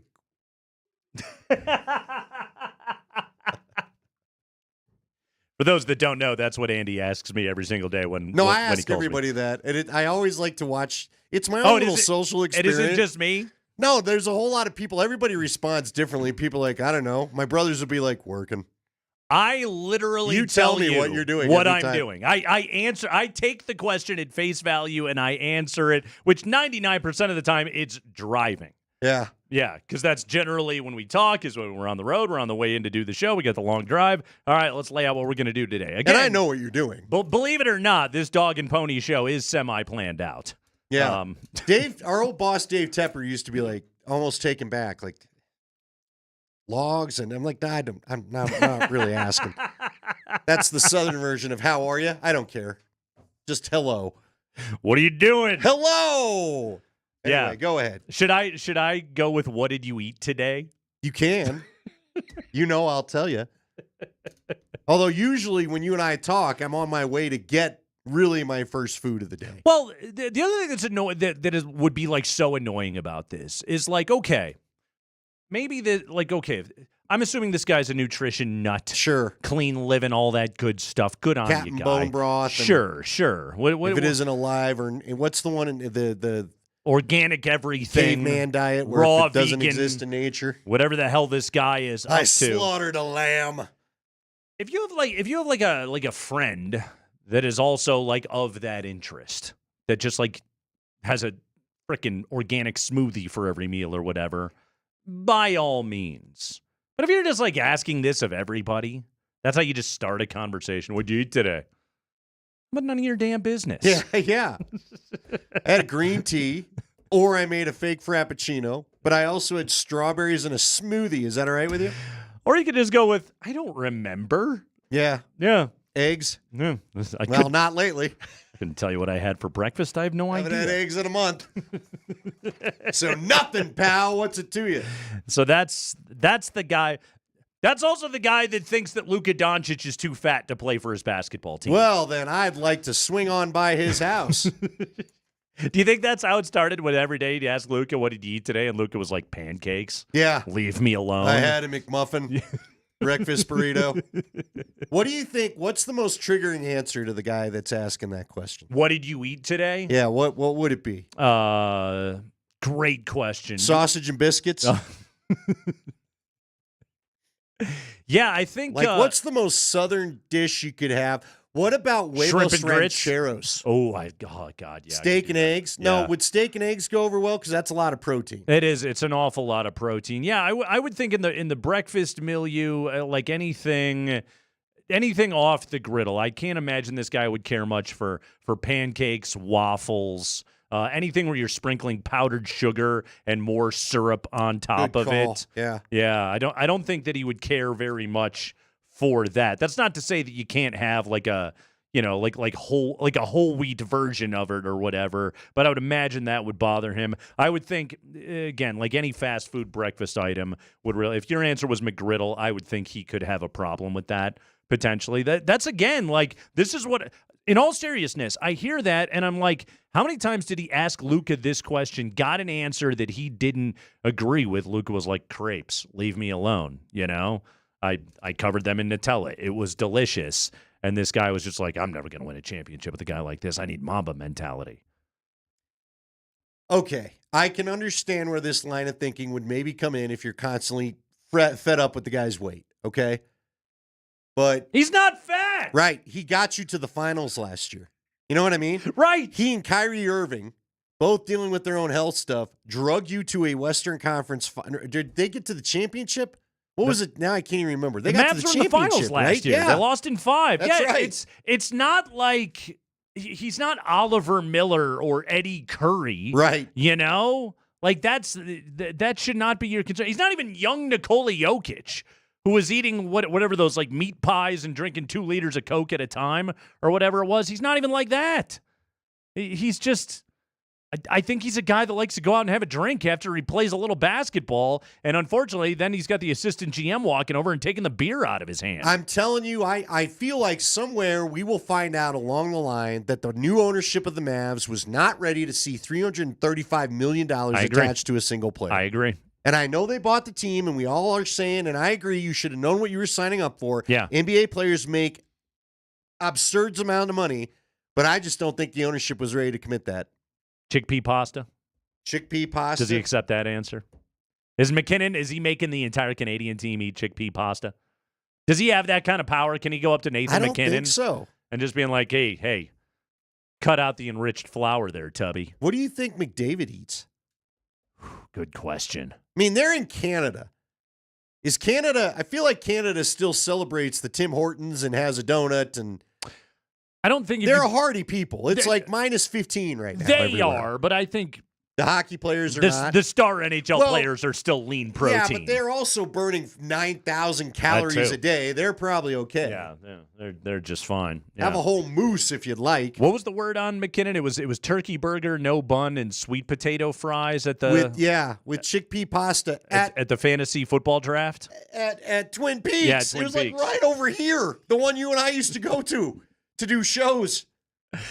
I also think okay, you hear about that stuff, the Mamba mentality, like the McKinnon and his insane diet, Jokic and the way that he takes care of his body anymore. You know, remember Mahomes not touching the cake thing at the Netflix cake after the game That's on right, Christmas yeah. Day. Same with Lamar Jackson Right. and the running back. That was a whole thing, and I don't deny that these guys, through their nutritional choices, feel as though they're maximizing their potential, but also if you're some ham and egg or fourth liner, you're not going to turn into Nathan McKinnon from eating chickpea pasta. Well, and I don't necessarily have the same money for the personal chef that you do. That part of it too. I'm just happy to be in the league and trying to stash whatever I can away. Top ramen for me. Nico Harrison, what did you eat today? I wonder. I would love to watch a day full of reactions to that guy's question. I know. Yeah. Mm-hmm. Because if I don't work for you, yeah, somebody looking at him going, "You're about to eat my fist in your face." How do you like that? Wow. We get the 5 biggest stories of the day from around the NFL. That's next.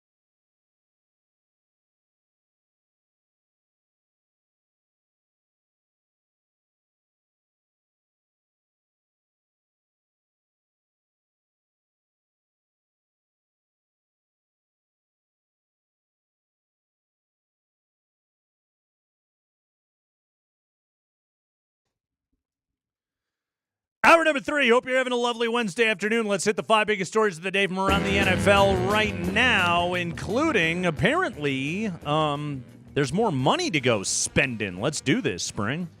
Yeah, that's all in the high five, brought to you by Bet365. Whatever the moment, it is never ordinary at Bet365. The NFL informed teams today that the 2025 salary cap will be roughly somewhere between $277.5 million and $281.5 million.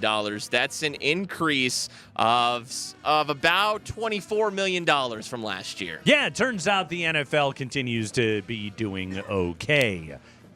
Which is good. Hey, more money to spend on the players. Andy, given this news coming down here today, and look, they project all of this stuff out when they start talking about what the cap situation is going to be. But does this news benefit the Broncos, a team that's got cap space to go shopping as a win-now window has officially arrived for this organization? Does this mean that the Broncos are going to go shopping for a bigger ticket item than maybe they would have previously? I'll say this. It depends on who wins. I don't think Sean Payton's opposed to it. I don't think George Payton necessarily wants to do it. Mm-hmm. What big ticket item would you like? T. Higgins. Okay, That's he's probably going to get franchised. It probably. I'm going to give you the top 10 off the list of CBS. Cool? It's going to take some fighting to be able to make that happen, but I'm intrigued. Higgins is the top free agent. Yeah, for Guard, good reason. Trey Smith. Wide receiver, Chris Godwin. More on him later. Yeah. Offensive tackle, Ronnie Stanley. Probably don't need a guard or a tackle. No, you're already spending on your O-line. Darnold, QB. Diggs, wide receiver. Dahlman, the center from the Falcons. Mm-hmm. Will Freeze, guard from the Colts. Cam Robinson, tackle from the Vikings. Ulrich Jackson, offensive tackle from the Rams. I mean, it's a bunch of offensive linemen, which you've kind of already spent your lot on. Yeah. So that's all the more reason as to, do you really need to go spending a lot of money? Yeah, T. Higgins. Higgins, baby. Are you willing to try to buy out the franchise? I'll be curious to see which franchise tag they put on them. Don't they have the non-negotiating one that they could slap on them, but that costs you a lot more money? His name is the most intriguing to me by far. Like, Debo, I'm good. Yeah, if you release him and he wants to come in on a decent deal, fine. I'm not trading for him. Does he get open?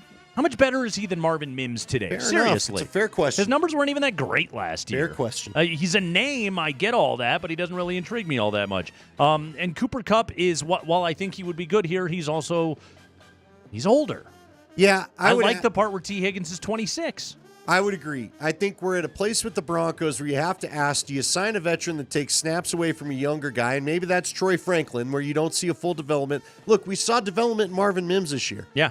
Don't sign some dude for the sake of signing a guy that gets in the way of watching another guy blossom that could be cheap for you for a couple more Because Mims years. could be moving into his prime. He's already gone to a couple of Pro Bowls. He's a damn good player. Nick Kosmider with us earlier.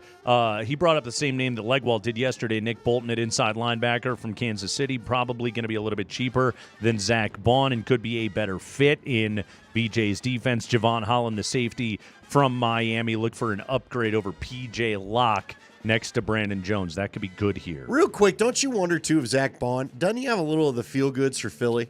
I wonder if he just gives them a discount because they believed in you and you want to, Vic uses you the right way, all that kind of stuff. Would kind of contradict the idea of the show me contract that he signed, but he showed them, and if they're willing to pay, look, dude. I would say this to that guy, go get paid now. I don't disagree. If you're the Broncos, and when we talked to Leggy about Bond last week, remember, he said he's a bigger safety. Yeah. More than a traditional linebacker. Is that really what the Broncos need right now? Got to be able to tackle in this defense on the inside. So if you were moving on, I like Nick Bolton to do that job. Go ahead, Spring. High five. All right, so T. Higgins could get franchise tagged by the Bengals. That would leave, you could argue, the next best wide receiver on the free agent market being Chris Godwin. Formerly of the Tampa Bay Buccaneers, but reports of by Fox Sports today say that Godwin and the Buccaneers have agreed to open a window to renegotiate a new contract before the new league year hits on March 12th. If they can't get anything done, then he would hit the open market. Talking about this just from a Bucs perspective here for a moment. You're in a very subpar division. You spent on Baker, and it's worked. Like, it's been pretty good. Now, you're going to lose Liam Cohen. I think that's going to have an impact on your offense a little bit. But, like, That division is right there for the taking if you're Tampa Bay. Go ahead and spend the money and keep Chris Godwin around. I'm just thinking about this from a Buccaneers perspective. Like, why would you move on? Yeah, I agree with you. We got an up-close look at it last year. That is not a great division. No. Broncos feasted on it all year long. Penix is going to take over as the starter in Atlanta, and I think he's an intriguing player, but, like, the Bucs should be able to win that division. Saints stink, Panthers stink. Go get that thing. Yeah, and Mike Evans, we don't know much about the future of him. This guy's 28, sign him long-term. Yep. Away you go. Mm-hmm. Go ahead, Spring. High five. All right, last year the Eagles and Packers played the first Friday night of the season in Brazil. This season, it'll be the Chargers playing in Sao Paulo, Brazil, against a opponent to be determined. Yeah, it's funny. I was calling high school football that night with Mike Sanford So weird. down in Parker. I remember we had the game streaming on a phone while calling a high school football game directly in front of us. How about that? The Eagles started in Brazil, and they end up being able to win the whole damn thing. Does that maybe mean, if you're a Chargers fan, are you feeling good about that right there? There's precedent, baby. You start in Brazil, you win the Lombardi. Yeah, but remember the field was weird? Both teams had a couple guys get nicked up thanks to it. Mm-hmm. I don't love it, but go ahead. Yep. Continue that whole thing. Although, does that mean there's a chance the Broncos are the opponent? Or are they not going to want to do a traditional matchup? Great question. I've seen the Broncos linked to other games, but I mean, Mm-hmm. they could real easily. That's a Charger home game, right? That they don't sell out very well. You could see them pushing the Broncos there. Maybe, but do you want to? Broncos are such a good draw in L.A. Like, you got to assume you get a crowd anyway in Brazil. Fair Broncos enough. are a good draw in L.A. The Chargers aren't necessarily. Would you want to miss out on that gate? Possibly. I'm just thinking like a businessman, which what the hell do I care? The NFL, as we covered in the first story with the salary cap going up, is doing just fine. Go ahead, Spring. High five. All right, Kellen Moore is the new Saints head coach, which means the Eagles have an opening at offensive coordinator, and they have promoted their passing game coordinator, Kevin Patullo. He is their new OC. Yeah, man. Keep doing what you're doing. Tush pushes and giving the ball to Saquon and all that good stuff. Your offense is really damn good. Kellen Moore leaned into the run game. I would suggest you do the same, and you'll be just fine in your new job. Yeah, and don't you have a fallback with Sirianni going back to play caller if they need to, right? Would they go that direction now? I don't know. The CEO thing really worked out for Sirianni. Really, really worked out. That guy seemed like he was guaranteed to get He was canned. about to get fired. He was about to get canned. Instead, now you got to look at it and go, hey, he's been to 2 Super Bowls. He's won one of them. Keep that guy forever, even though he looks really tired. Go ahead, Spring. High five. And finally, we have a former NFL player, former Bronco, taking a job with the CU Buffs. Domata Peko, former Broncos D tackle, is their new defensive line coach up in Boulder. He will work alongside Warren Sapp, who is a graduate assistant working with the D-line. Congratulations to Domata Peko, who, Andy, you put him right there on the list with Pot Roast, Terrence Knighton, biggest asses in Broncos history. Domata Peko. That physical assets when you say that. Yes. He was a great guy to talk to in the locker room. Great guy with a huge can. Huge personality, big rear end. That thing it would take you a half an hour to drive across that thing. A great tough player. Yes. But yes, I still think Pot Roast has got him beat, but yes, that was a large rump to move. Yes, a very, very that's how you have a great NFL career right there. Is you have that kind of seat underneath you. So whoever is picking out the sweatpants and the all that good stuff, the coaching gear up there at CU. Large posterior clothing. How many X's you think go in those Plenty. sweatpants? Plenty. That's numerous. Mm-hmm.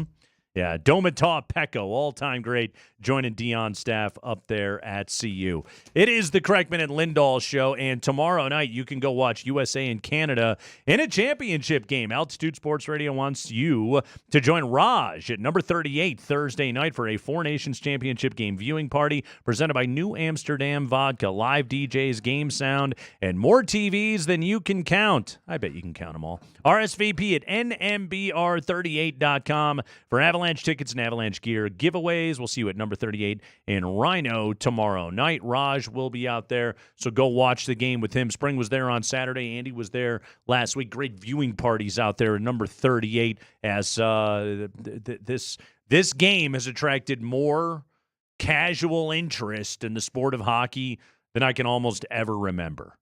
Yeah, it's definitely got everybody fired up and ready to go. We'll see if that emotion spills over again tomorrow night. I do think there's probably something to a number of GMs getting on the phone, looking up their players in the Rolodex or whatever, their phone memory, and just saying, hey, how about you chill a bit tomorrow?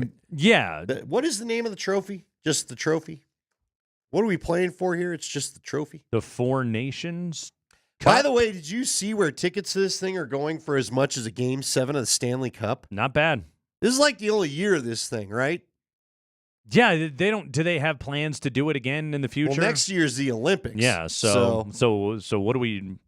Yeah. Hey, people are jacked again. Let's not forget for 1 second the geopolitical ramifications and tariffs and whatnot and booing anthems. It's all like the moment has been perfect for this thing between USA and Canada. There's no doubt the NHL was terrified that Canada was going to blow that game the other day. Turned out they didn't. They hung on. They got the victory and got to go to the championship, and this is what everybody wanted to see. They're going to do a massive television number. Like you said, tickets out of control for people in Boston. They're saying it's like the same energy as when the Bruins are playing for the Stanley Cup. All to go watch USA and Canada. It's going to be great. Yeah, it'll be fun tomorrow. Yeah. And as long as everybody gets out healthy, then we'll all be happy. That's the entire key to this entire thing. One other football note that I want to hit right here. Yes, the SEC and the Big Ten are meeting this week, Andy. Did you read the article in The Athletic about this? I sure did. So we knew expansion was coming, that we were going to be going from 12 to 14 or 16. The Big Ten and the SEC have gotten together, and their plan, their threat to create their own postseason system includes guaranteeing 4 automatic bids to both the Big Ten and the SEC, meaning no matter what the total number is, at the minimum, 8 of them will be from the SEC and the Big Ten. Yep. They're top 4 schools each. Yep, because the SEC was a bunch of losers this year. They feel the need to get in there and declare that they should be guaranteed spots in this whole thing. The powers that be in college football are continuing to sit back and watch all their power be sucked away from them. Yep. And look, it's Fox and ESPN, which each own the network of each of those 2 conferences. They've decided, here's what's best for our ratings, so here's what we're going to do. And it just continues to irritate me because the Big 12 would have one, right? The ACC would have one. Yep. And then there'd be another at-large bid. A group of 5 and like a couple of at-larges. Right. I can't say I'm shocked. 1, We've been saying for 3 years it was going to be the SEC and the Big Ten. That's it. Yep. The AFC and the NFC are those 2 conferences. Mm-hmm. They're going to have, I bet you, about 30 schools each, and that'll be that. The other thing that seems dumb to me and short-sighted about all of this, to me, is the part where in a given year, you're going to get that many bids anyway. Right, and that's what that article laid out. This was the first year of the expanded 12-team playoff, and again, it just so happened to be a down year in the SEC, but also, look, you have a world where Oklahoma and Texas jumped into the SEC, and UCLA and USC and the schools in the Northwest all jumped into the Big Ten because they also saw the way that the winds were blowing, and again, eventually, college football is just going to be a regionalized sport for the Midwest and for the Southeast of the United States, and the rest of us can go and pound sand, apparently. Yeah, well, as long as the college football powers sit back and let them go ahead and put the cart, because they're getting ahead of you in the race. Yep. They're going to have all this drawn up, and then you tell me who comes in and chooses, because they'll have the television contracts to go with it. Yep. I don't know how anybody wrestles this power away from them if they get this set up. Doesn't seem to be going anywhere. In the meantime, you guys got yourself automatic bids because you're proving that you are scared. All right. Nikola Jokic is 30 years of age today. Big happy birthday to the Joker.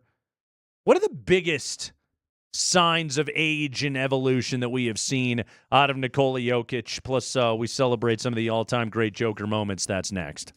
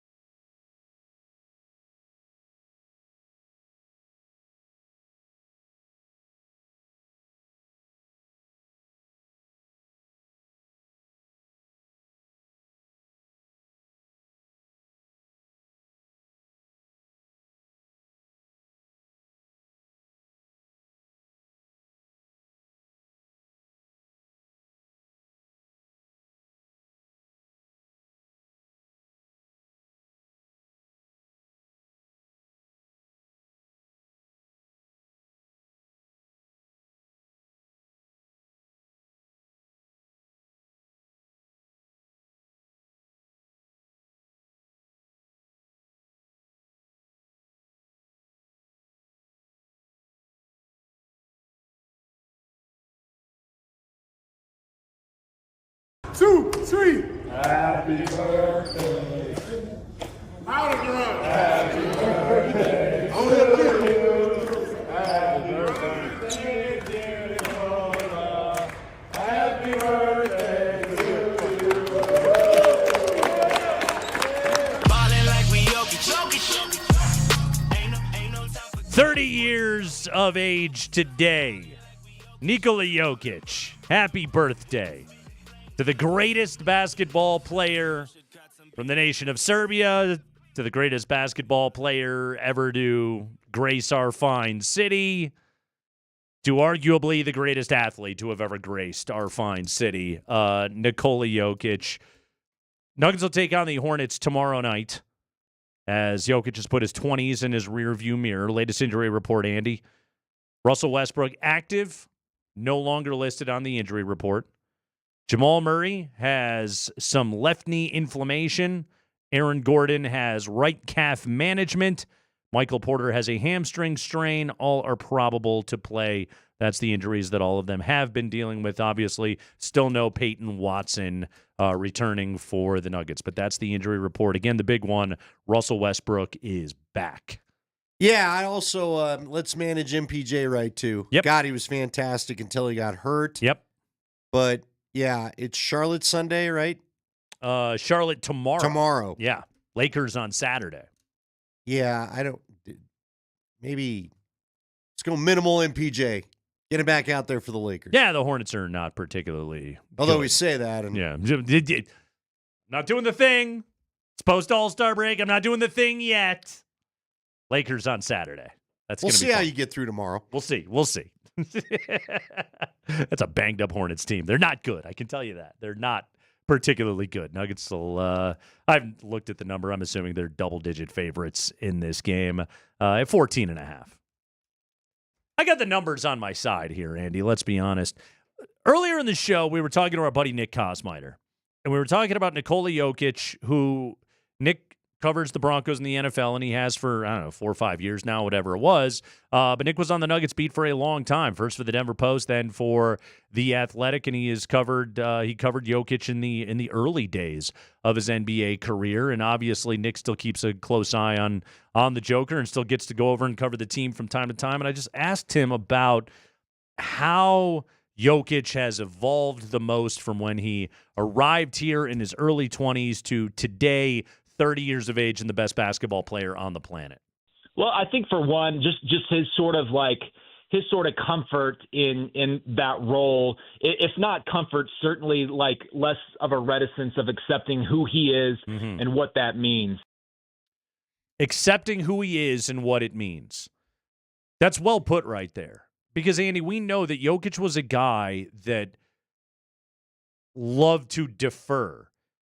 And like he always played as hard as he could. He had a very clear idea about the way that he should play the game, but also when it came to credit, when it came to being the voice, when it came to being the leader, it was always, I will defer to the veterans around here, okay? So early on, he played with Jameer Nelson. Jameer Nelson was a guy that he deferred to. Paul Millsap eventually arrived here in Denver, and he got a 3-year, $90 million contract, and it was, okay, Paul Millsap is an NBA All-Star. I will defer to him, and I will kind of let him be the voice right here. And then I would say probably the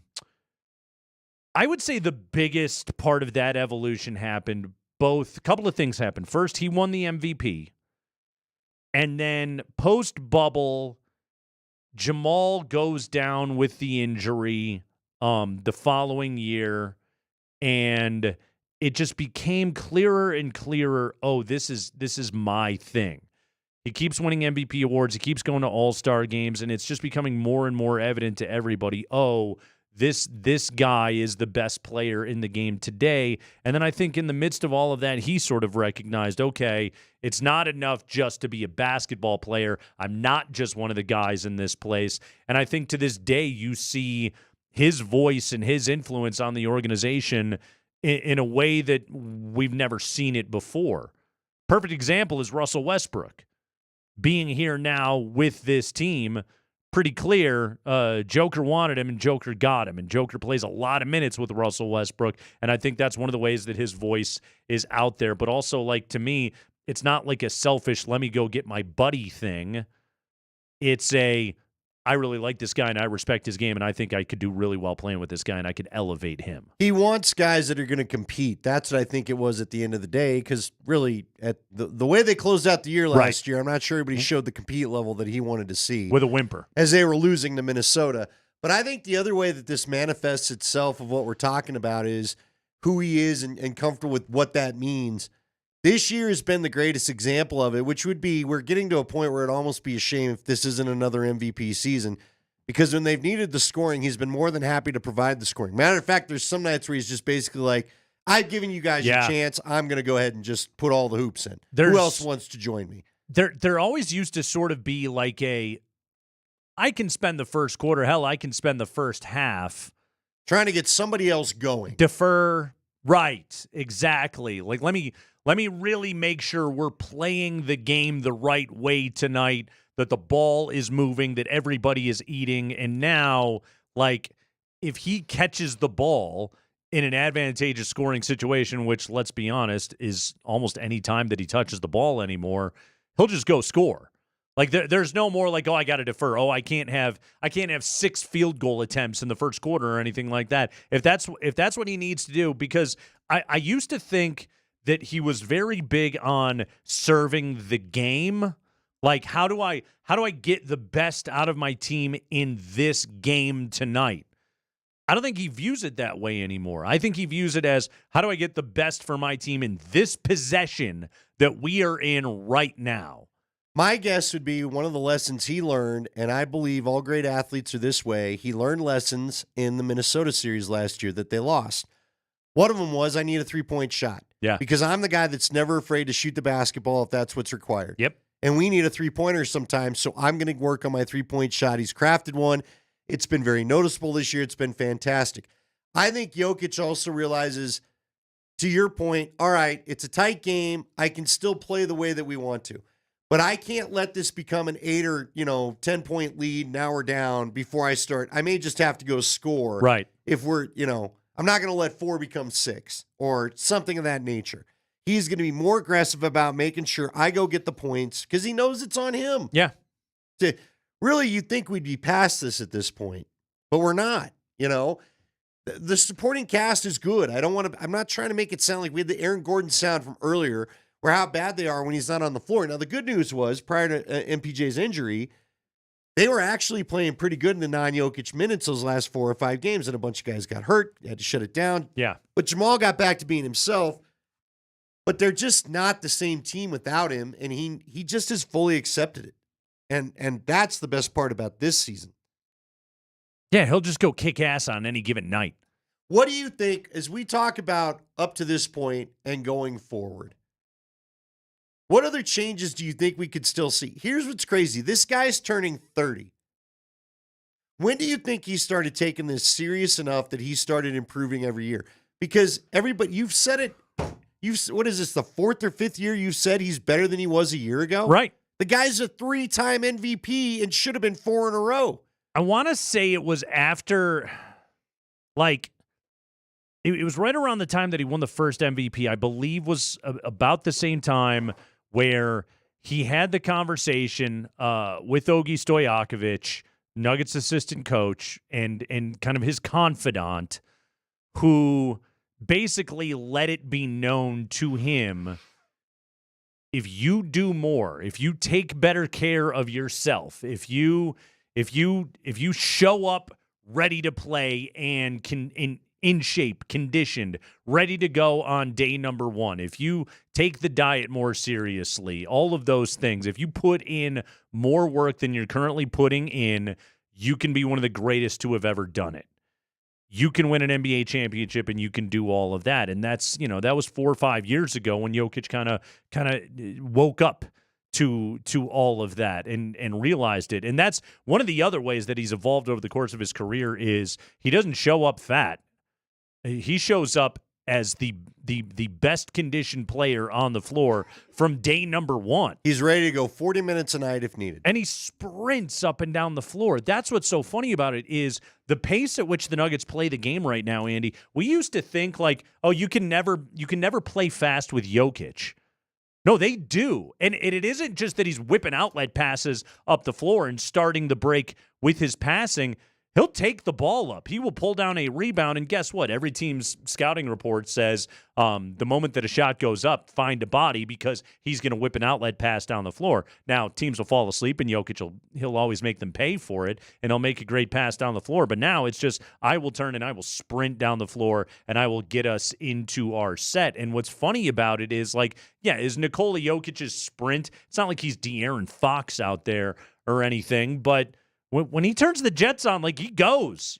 Well, and he's a big enough dude that he strides quickly enough that he gets up the floor in a hurry. And when he does that, one of two things happens. Either the big man covering him, who's also not fleet of foot, has to chase him. Right. And then you wear that guy out for later on in the game. Or the guy just doesn't chase him and you get a fast break. It'd be more a slow break opportunity where it's 5-on-4 till homeboy gets down there. Yeah, and guys run that secondary break, and the Nuggets are able to get shots out of it. And yeah, it's yet another way that he has evolved and the team has evolved. So he turns 30 today. Again, we talked about it earlier in the show. If he wants to have another, what I consider to be another 4 or 5 seasons of prime, I think he could do it. I think he could easily do it. How do the Nuggets maximize the window?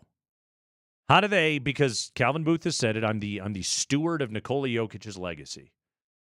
How do the Nuggets make sure, going forward, that this team is in the best position to maximize said window, go to the conference finals, go to the NBA finals, and perhaps we get another parade?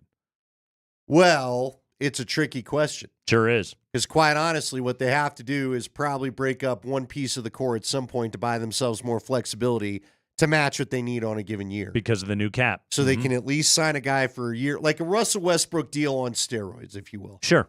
Couple years, going to maximize what this guy can bring, but they don't have that flexibility right now. Right. And look, all year long it's been let's trade MPJ because he's the only tradable piece. Well, by this time next year, he won't be the only tradable piece. That's true. Mm-hmm. So and you're you going to look have at to some really other figure things. out what somehow, some way, you need to be able to create flexibility for yourself again. Yeah, it's honestly like for this organization right now, like the core. I don't think the core is breaking up anytime soon. And this is also one of the challenges of it all. Is we love to throw out there, trade Jamal, trade MPJ. It's also not easy to trade those guys. You have to have takers, and you have to have pieces coming back to you and all those kind of things.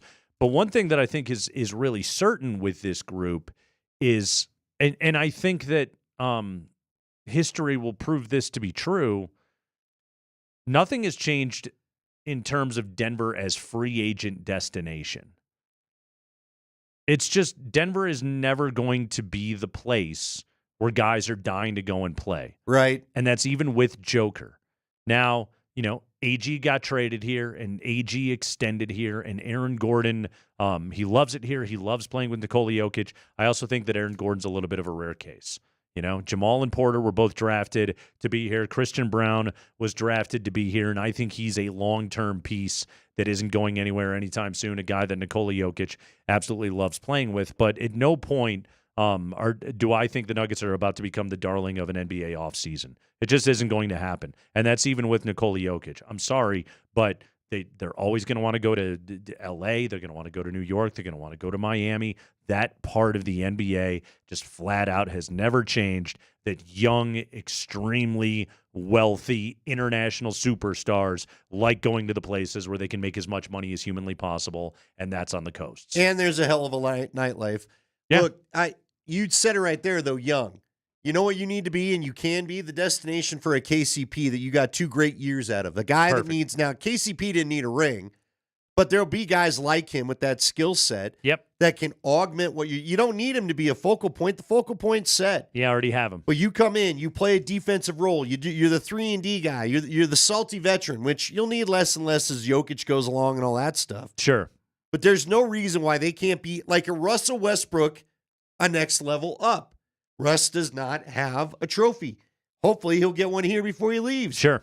Somebody else will see that. Well, I'm going to go do what Russ did. It's a good place to ring chase. Well, and the guy knows how to play basketball. I'll say this. If you're a veteran not looking to make your brand, because that goes back to what you're talking about, anybody looking to create their brand in the NBA, this isn't the place this for you. isn't the place. Yeah. It's Jokic's team, and that's never going to change. Yeah. But if you can bring a skill set and you can add something to the team, you could get a ring and be a champion here. We also, like, this is one of those moments, and this is one of those conversations where you got to stop and remember, like, the confluence of circumstances that led to Jokic in Denver, right? Like, Nikola Jokic, best player in the world, doesn't want to go anywhere. He loves Denver. He loves the organization. The organization absolutely loves him back. There is complete trust and partnership in everything that is happening right there, and that's just how this is going to be. A second-round pick that landed here in Denver that is a Serbian dude who he is, he's not a Nike client. He's not an Adidas guy or anything else like that. He's got his Chinese shoe company, and he's more than happy to sit here in Denver, Colorado and get paid. He's not a limelight guy. He's not on a ton of commercials. He could be on way more than he currently is, and he's done a few. The hotel ones with Peyton Watson were fun. But again, like he's not the guy that you see on Super Bowl ads or anything else like that, and he's never going to want to be. And for better or for worse, the best players in that sport are those dudes. That's because that's what being the best basketball player in the world affords you, those opportunities. Again, Nikola Jokic is a different cat completely, that he's good on all of that. He likes his horses, he likes his family, and he likes being left the hell alone, which he mostly is here in Denver. Well, frankly, so do a lot of his teammates. Yeah. That's why this all works. You mentioned Aaron Gordon. I remember we wondered at the time when there was rumors Aaron Gordon may come here, is it going to work? Does he want to be the face of a team? Turns out he seems just fine the way that it's working. Yeah. Mr. Nugget right there. Aaron Gordon. Absolutely. Happy birthday, Nikola Jokic. Again, if you would have told us back in 2015-16, when he was third in the Rookie of the Year voting, that guy was about to become, we would look forward a decade and say, that's the best basketball player in the world. He's won 3 MVPs. He's won an NBA championship for the Denver Nuggets. It's all almost too unbelievable. And it's good to sit back for a moment every now and then and just remember, like, how incredible it is that this guy is here, that he plays in this city for this team. It's amazing. We're not the Lakers. We're not the Celtics. The damn Denver Nuggets have the best player in the world, and as a result, they have a chance to win a championship any given year. It's just funny because I talk about how there's resistance to him being the face of the NBA. There's resistance to him being the best athlete ever out of Denver. Mm-hmm. People will still say it's got to be John Elway. Yeah. And when this is all said and done with what he's doing, he may put in, I don't know if he'll get to quite the number of years that Elway put in. Sure. But every year it goes by, nobody has the trophy case he's got. Elway doesn't have 3 MVPs. Plus, he's got a Super Bowl MVP. He has 2 trophies. Mm-hmm. He doesn't have 3 MVPs. Should be getting a 4th. Yeah. Got a finals MVP. And everybody will tell you the best player of his time. The best player. Yeah. This LeBron James, his time is up. This is the Nikola Jokic era of the NBA. And he plays for the Denver Nuggets. More on Joker on his 30th birthday. We give you some of Jokic's greatest hits behind the microphone before we get out of here on a lovely Wednesday afternoon. Kreckman and Lindahl.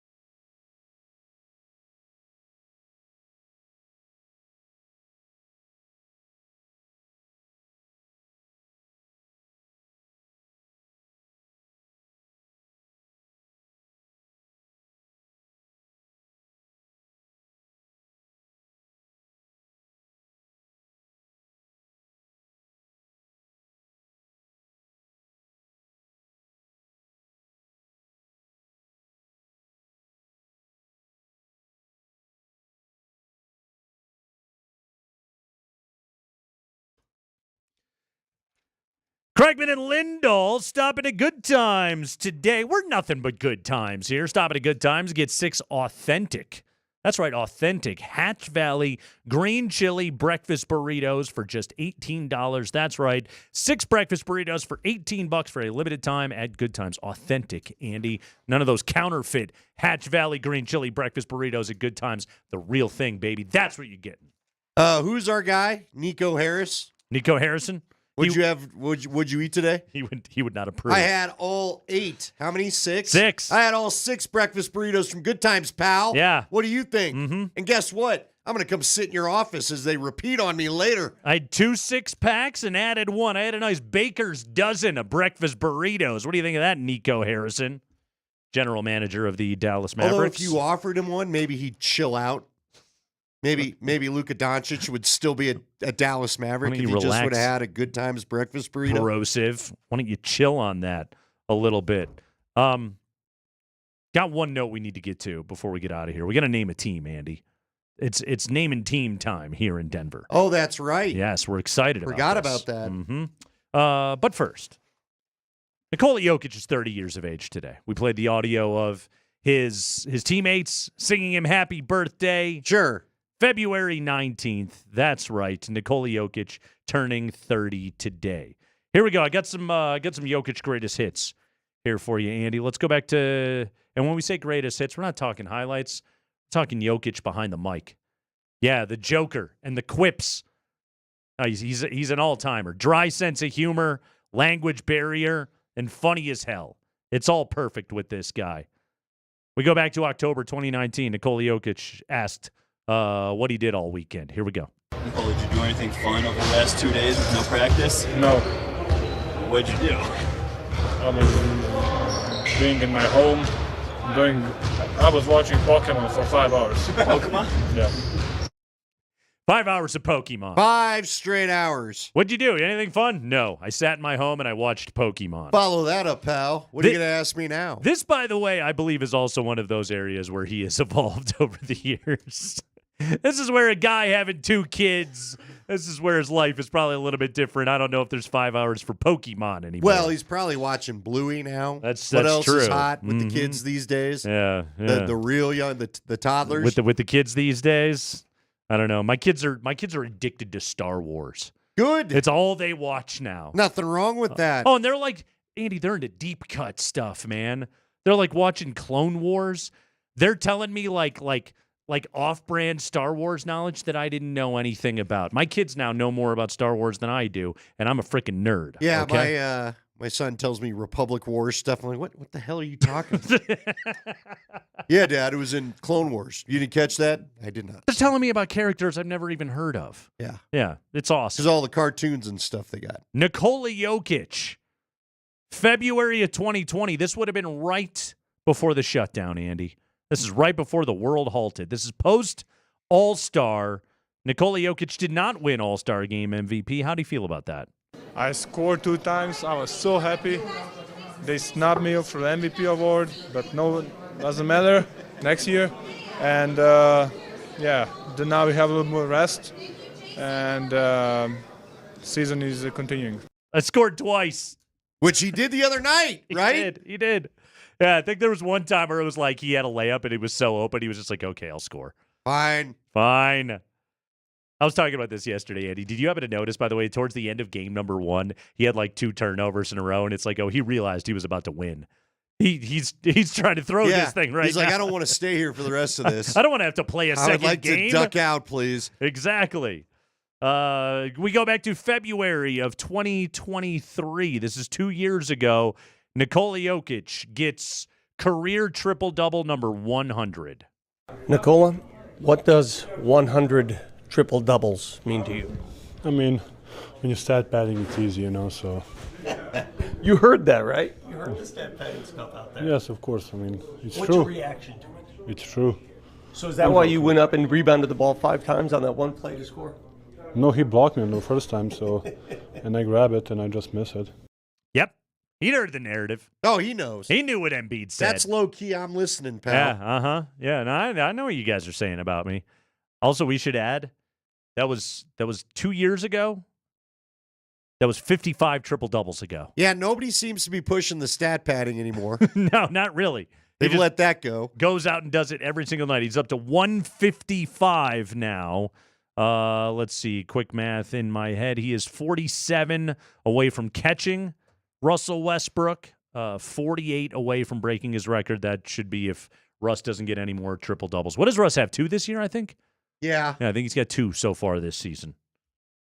Did the stat padding thing. Gonna have 2 more. Yeah. For the end of the year. But I also just love his answer to it of just like, no, I do it. Yeah, totally. That's what I'm doing. Yeah, exactly. That's all I'm about. Throw these accusations at me. Let's go a couple of months after that. The Denver Nuggets have won the NBA championship. This is the conclusion of Game 5 against Miami. This is Jokic's first interview that he did after the Nuggets won the title. Yeah, now you are an NBA champion, Nikola. How does that feel? It's good. It's good.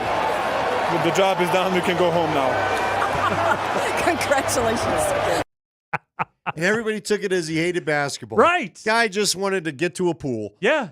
He's done. Yes. Yeah. It's the end of the finals. He's exhausted. Yeah, I'm tired. If you haven't noticed, I kind of did a lot to get this trophy here. Uh-huh. I can go home now. Yeah. Okay. I did the job. Takes a lot of basketball to win an NBA championship. Mm-hmm. Not when you're playing the Heat, but cool, No. Carl. Worked out pretty well. And finally, this is 3 days later, Nikola Jokic at the parade. Okay.